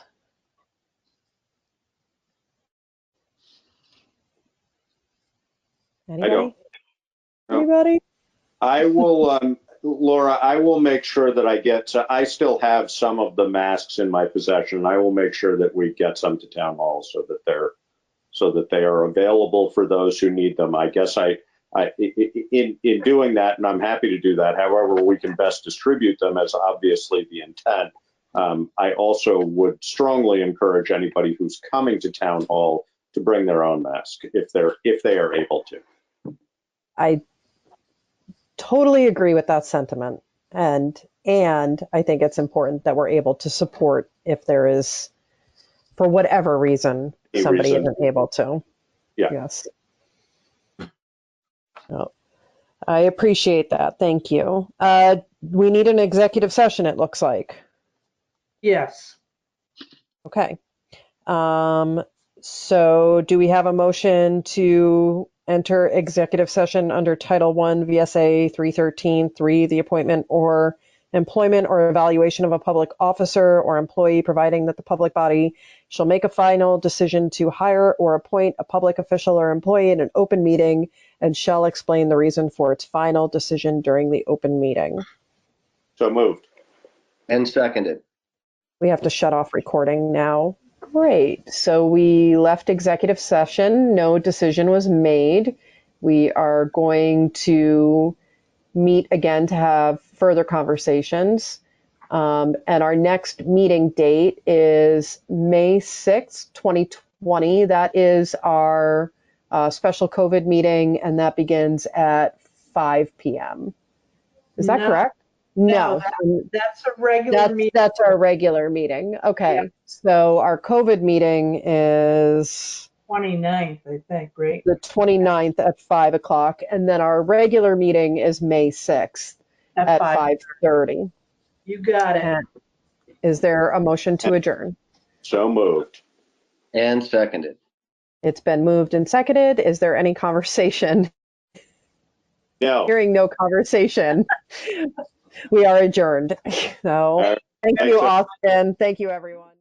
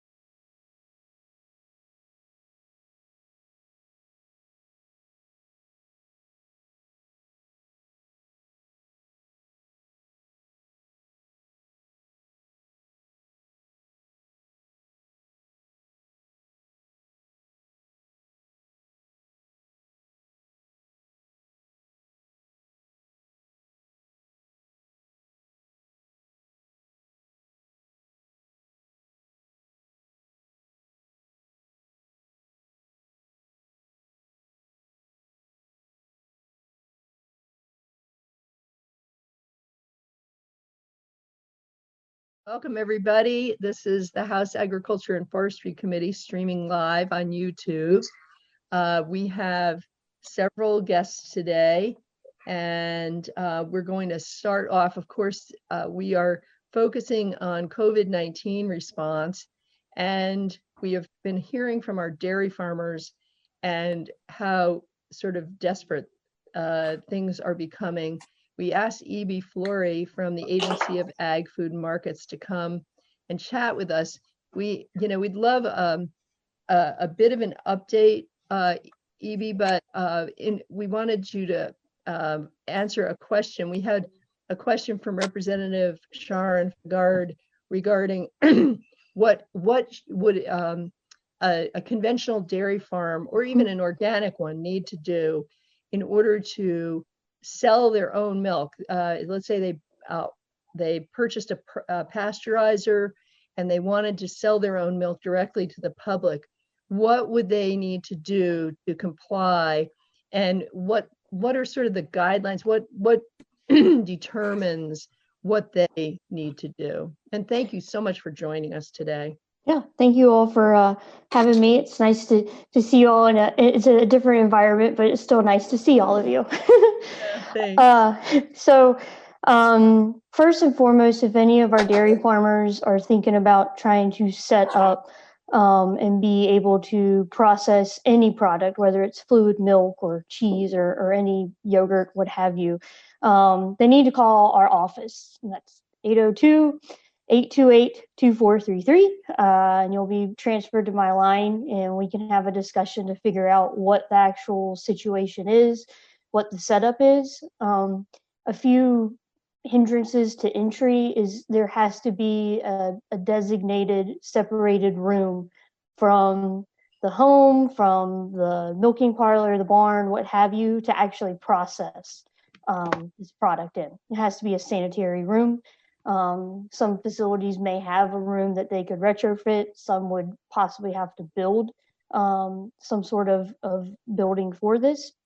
So that would be the biggest hurdle to begin with. And from there, if they had a place that they could retrofit, it would be discussion. I would have staff go out, look at this place, and then get into what equipment they need and what is approved equipment. With the person that Representative Sharon had shared with us, the pasteurizer that they're using at home isn't what the federal regs from the pasteurized milk ordinance, which is what Vermont adopts by reference and statute. So that's the laws that we're held to. That pasteurizer unit does not meet federal standards whatsoever.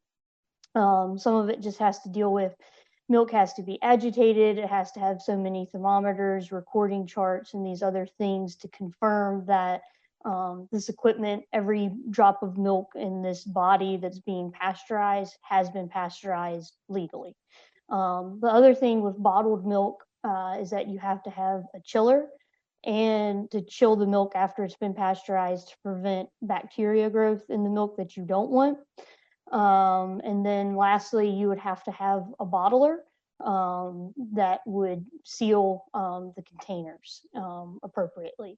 And so the pasteurized milk ordinance can be an overwhelming amount of information, and it works better and saves people money if they're looking into getting into this to have a staff member go out and be able to address what they need to do or what options are on the market. There are for bottling milk. There are vendors that are approved by the pasteurized milk ordinance with their equipment that have like an all-in-one piece that pasteurizes the milk, that chills it, and can fill and bottle it. So there are options out there on a small scale to an even larger scale. So that is a helpful piece with that. And other things that someone would have to do is they would have to be licensed with us to be a milk handler, which is something that we can handle fairly efficiently. And then depending on the farm, they may have to be rated, which is something that does not cost the farmer any money. This is something that that we do, and it has to deal with what product they're making. And if it's a grade A product like fluid milk, the farm would have to be rated to meet grade A standards.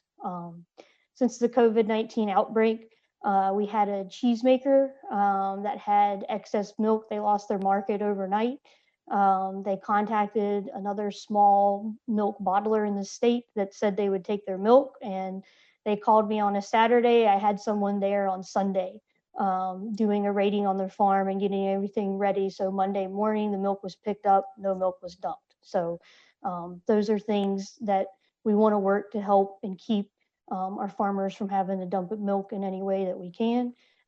We had another farm that was selling milk to a small cheese producer. Cheese producer lost their market, and the farm was looking for a way to bottle or process their own milk. They needed to act immediately.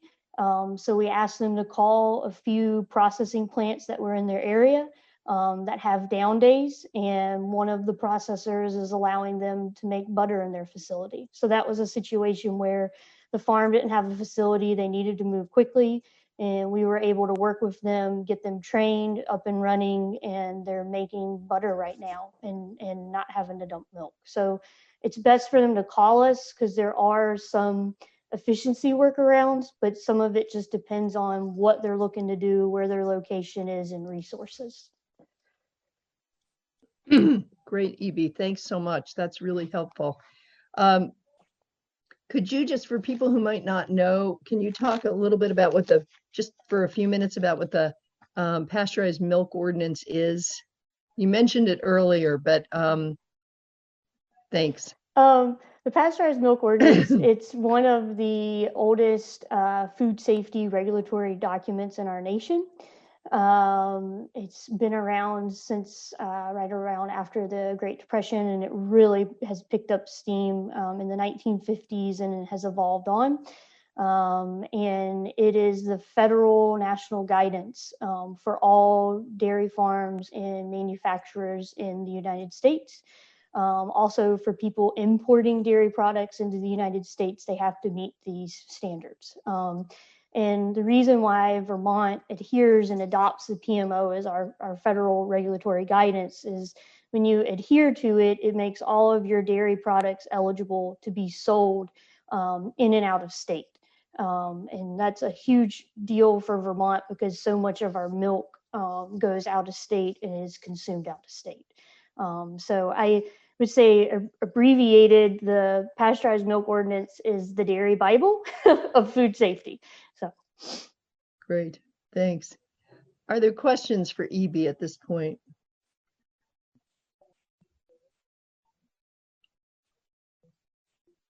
I think Vicky, okay, Sharon has her hand up. Yes, Sharon, and then Vicky. Thank you. So I'm wondering if there is a kind of a third way in this. If somebody, you know, I'm guessing, I'm curious to know what are the necessary steps. So we've heard about selling pasteurized milk. What are the necessary practices and approval steps required to sell raw milk? Like, do you also have to have a separate sanitary room and things like that? Because I'm wondering if it is significantly easier to meet those standards if there's a third way that might be to offer milk for sale and follow the raw milk standards, even though it's and you said that the pasteurizer didn't meet federal standards because it didn't have an agitator in or a chiller, so those things have, so the chilling has to be done afterwards, and you can't stand there and shake it, so there's no agitation happening. Yeah. There's a few other things that are missing on that pasteurizer as well that needs to meet federal standards, which is why we encourage people to call us so we can keep them from possibly spending money on where it's not needed. So for raw milk statute, the only thing that someone can sell is raw milk. They can't turn it into cheese or other value-added products. So it's just fluid milk. The entry into selling raw milk, if people haven't done that before, I would say the greatest hurdle is just making sure that their entire herd is up to date on rabies vaccinations and has a TB and brucellosis test. That's probably like the most time-consuming hurdle involved with that. We've had a few farms contact us to go to being a tier 1 raw milk producer. We've had a few that have requested to be tier 2, and we've been able to accommodate those requests and get people up and running. And we have had a few dairy farms that have decided to start selling raw milk, and they called the office. We got someone to be able to go by to confirm like where they are bottling, making sure that everything is clean and sanitary, and the room and restrictions and things like that are very different for meeting just the Vermont raw milk standard. Right now, the biggest comments that we're hearing really to sell raw milk as a tier 1, people have to come to your farm to purchase it. To sell as a tier 2, you can either do home deliveries or sell at a farmer's market, which with things that are going on right now with farmers markets not being allowed, there have been some tier 2 people concerned about how long will this continue and options with that. So are the, I'm sorry, I'm trying to talk and write. So are the standards for the sanitary room higher or lower for raw milk sales? It's lower. It's lower. So, all right. So I think I will mute myself for a little bit and give Vicki a chance, and thank you. Vicki, you had your hand up, but now it's down. Do you still have a question? Not really. Sharon brought it up, so I appreciate that. Thank you. Okay. So that we are just at about the end of our time with EB, but we can go over a little bit. Sharon, do you have some additional questions at this point? I do.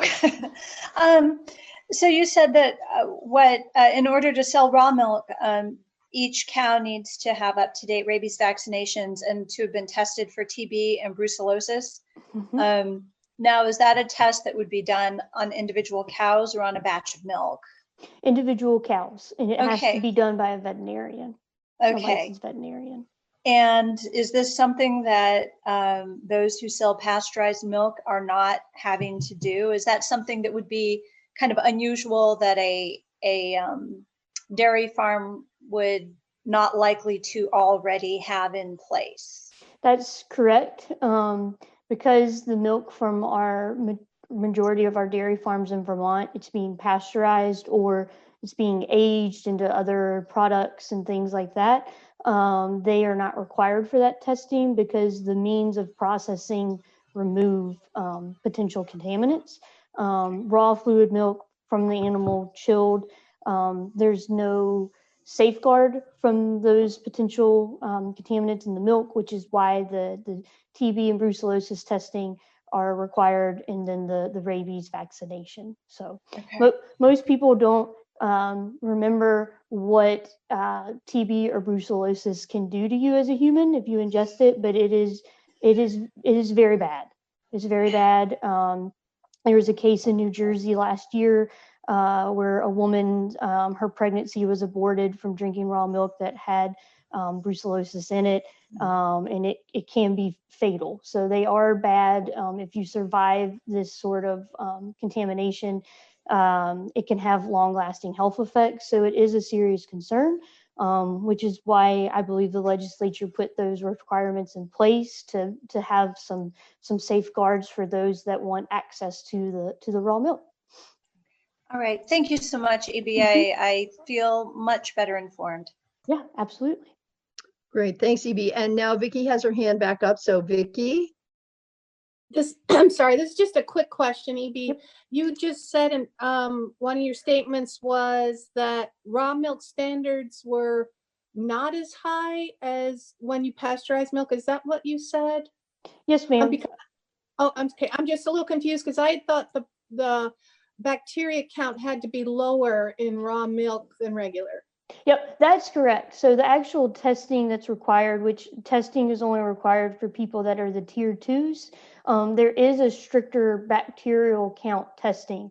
What I meant by the regulations being more lax has to do with the actual farm setup, the milking system where they're bottling and those things. It's not meeting the grade A PMO standards. And again, I think part of why the actual bacterial testing for the tier 2 producers is stricter is because we're trying to find data or proof that despite they're only inspected yearly, not every 6 months like our dairies, and they're not meeting grade A standards, that we need something to stand on that this is safe for those that are buying it. So, okay, thank you. Yes, ma'am. All right. Do we have any more questions for EB? All right, EB, thank you so much for joining us today. This has been really Absolutely. helpful. I hope y'all have a good day. Yes, thanks so much. And you feel free to stay with us, or probably you're going to want to leave the meeting. Take good care and stay well. Thank you. Bye.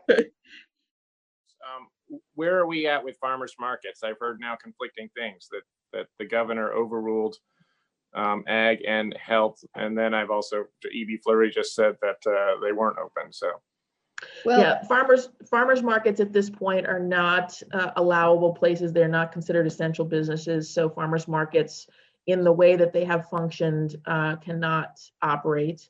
That is a fluid situation. It may change. The agency had put forward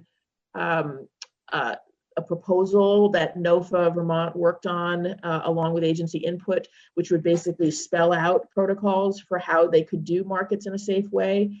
Our sense is that both Dr. Levine and the governor felt that it still was not, that was still too risky from a public health perspective.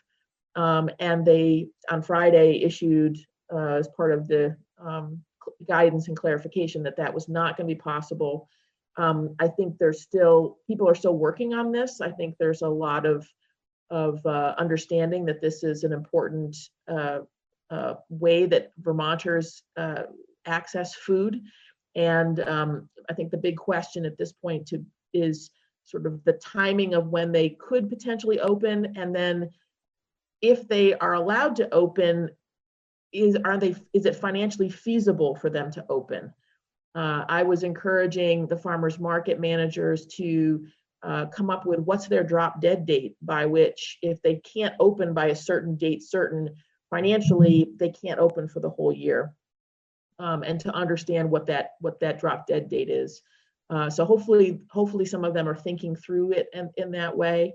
There are lots of farmers markets happening all over New England and in DC. I got the protocols for Mount Pleasant, what they're doing in Mount Pleasant in DC with their farmers market, and I passed that along. So, you know, it's still very fluid, but I think the primary concern is keeping people only going out to go to the grocery store, so one stop, and as a way of right now keeping all of us to stay at home. And I think that's the primary reason.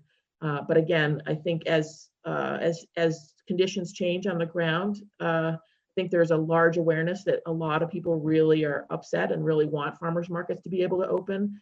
So I think it's a question of when, not if, and then it's a matter of, can the markets actually manage it if the timing is later than we might want.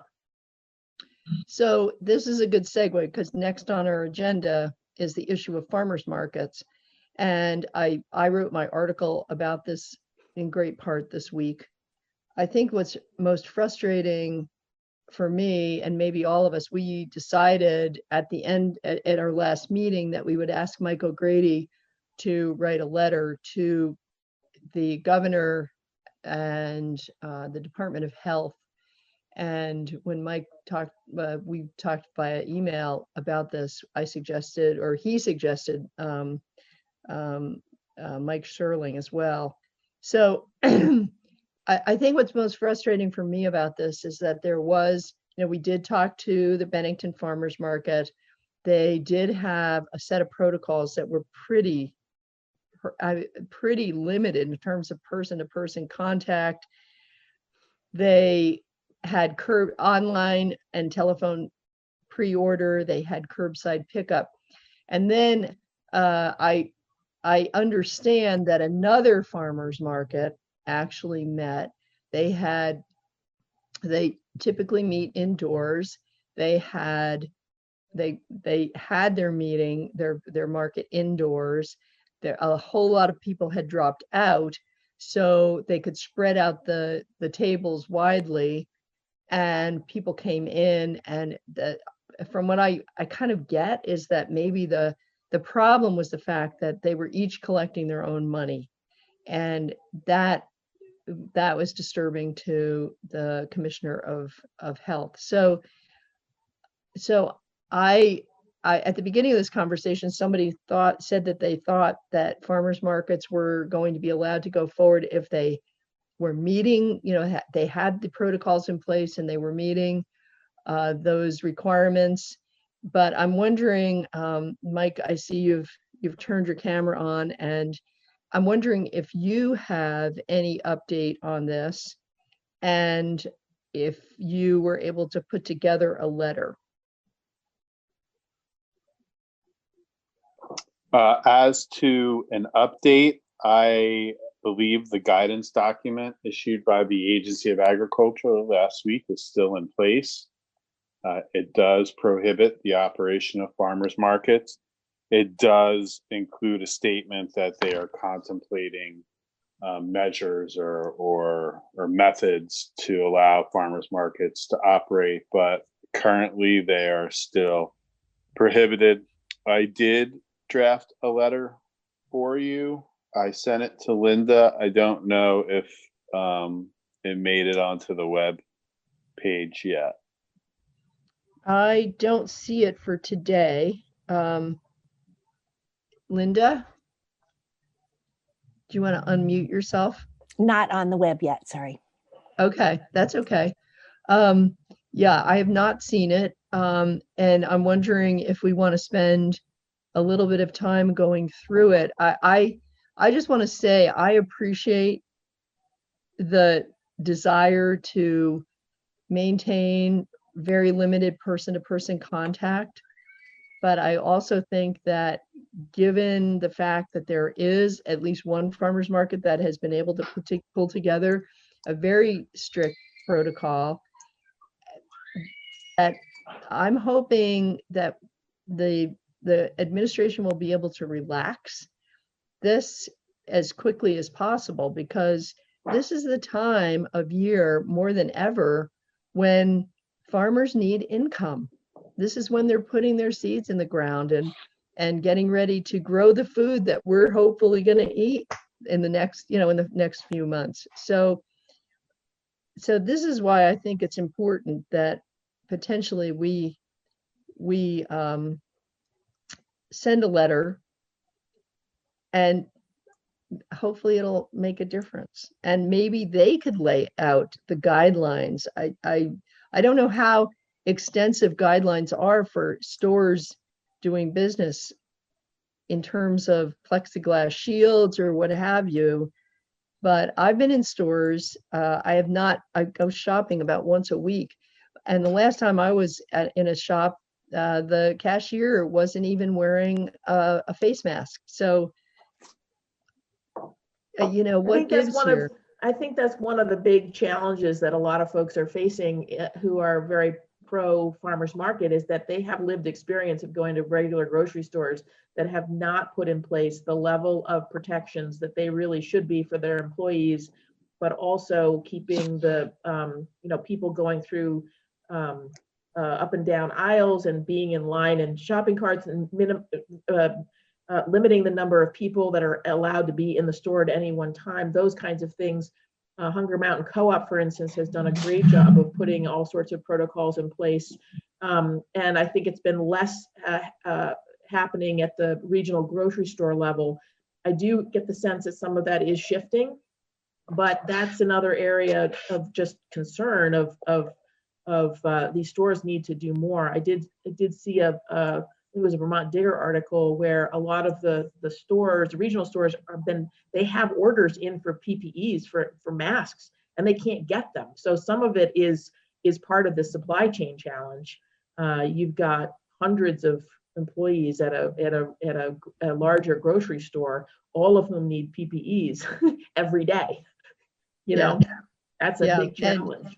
And I did hear a report from one of my constituents who had, for some reason, been up in Bradford, of all places. They did go to a Hannaford there where they had instituted one-way aisles, and that was not the case when I was last at the Brattleboro Hannaford. So it's changing quickly. Yeah. Sharon has her hand up. Sharon?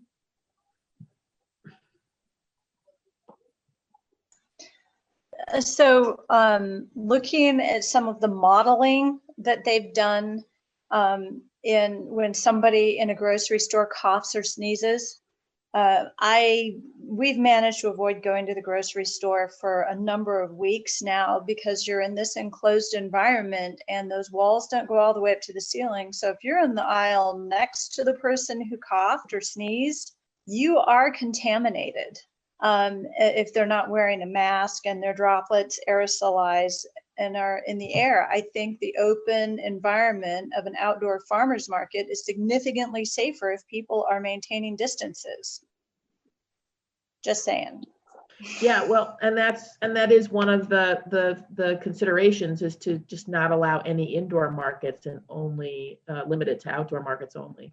Yeah, and which is what the Bennington market did. They had an outdoor curbside pickup. So, okay, John O'Brien has his hand up.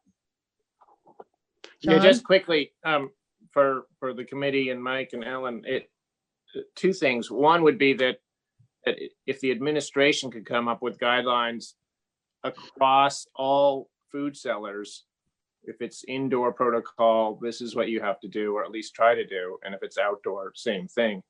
And the other would be that nutritionally, I find it sort of shame on the administration that they say that you can get all your nutritional needs met at Dollar General, but you can't at the Bennington Farmers Market. Seems appalling.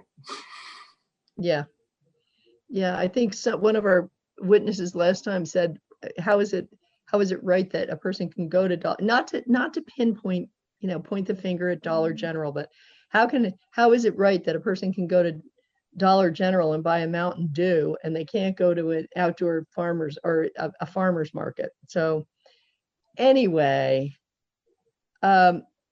Mike, did you want to tell us about the letter? Linda, were you able to put the letter up? Not yet, still working on it, but I'll get it up while he's talking if you want. Okay. Mike, did you want to talk to us a little bit?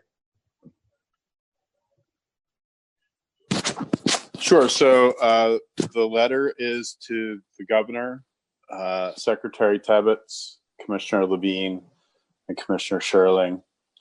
It says that Carolyn is writing on behalf of the committee to object to and request revision of the Agency of Agriculture's guidance that prohibits the operation of farmers markets during the governor's stay home, stay safe executive order. It then references that it's the committee's understanding that the Agency of Ag issued its guidance after consultation with the Department of Health and the Department of Public Safety. It then says the committee believes that the agency's guidance prohibiting operation of farmers markets is inequitable, conflicts with its own terms, does unnecessary economic harm, and removes an essential source of food and food assistance from the public at a critical time of need. It then goes to the next paragraph and summarizes the governor's stay home, stay safe order and the basis for it, how it was issued to reduce the spread of COVID-19 and avoid needless illness and deaths while ensuring the continuity of functions critical to public health, safety, and economic security.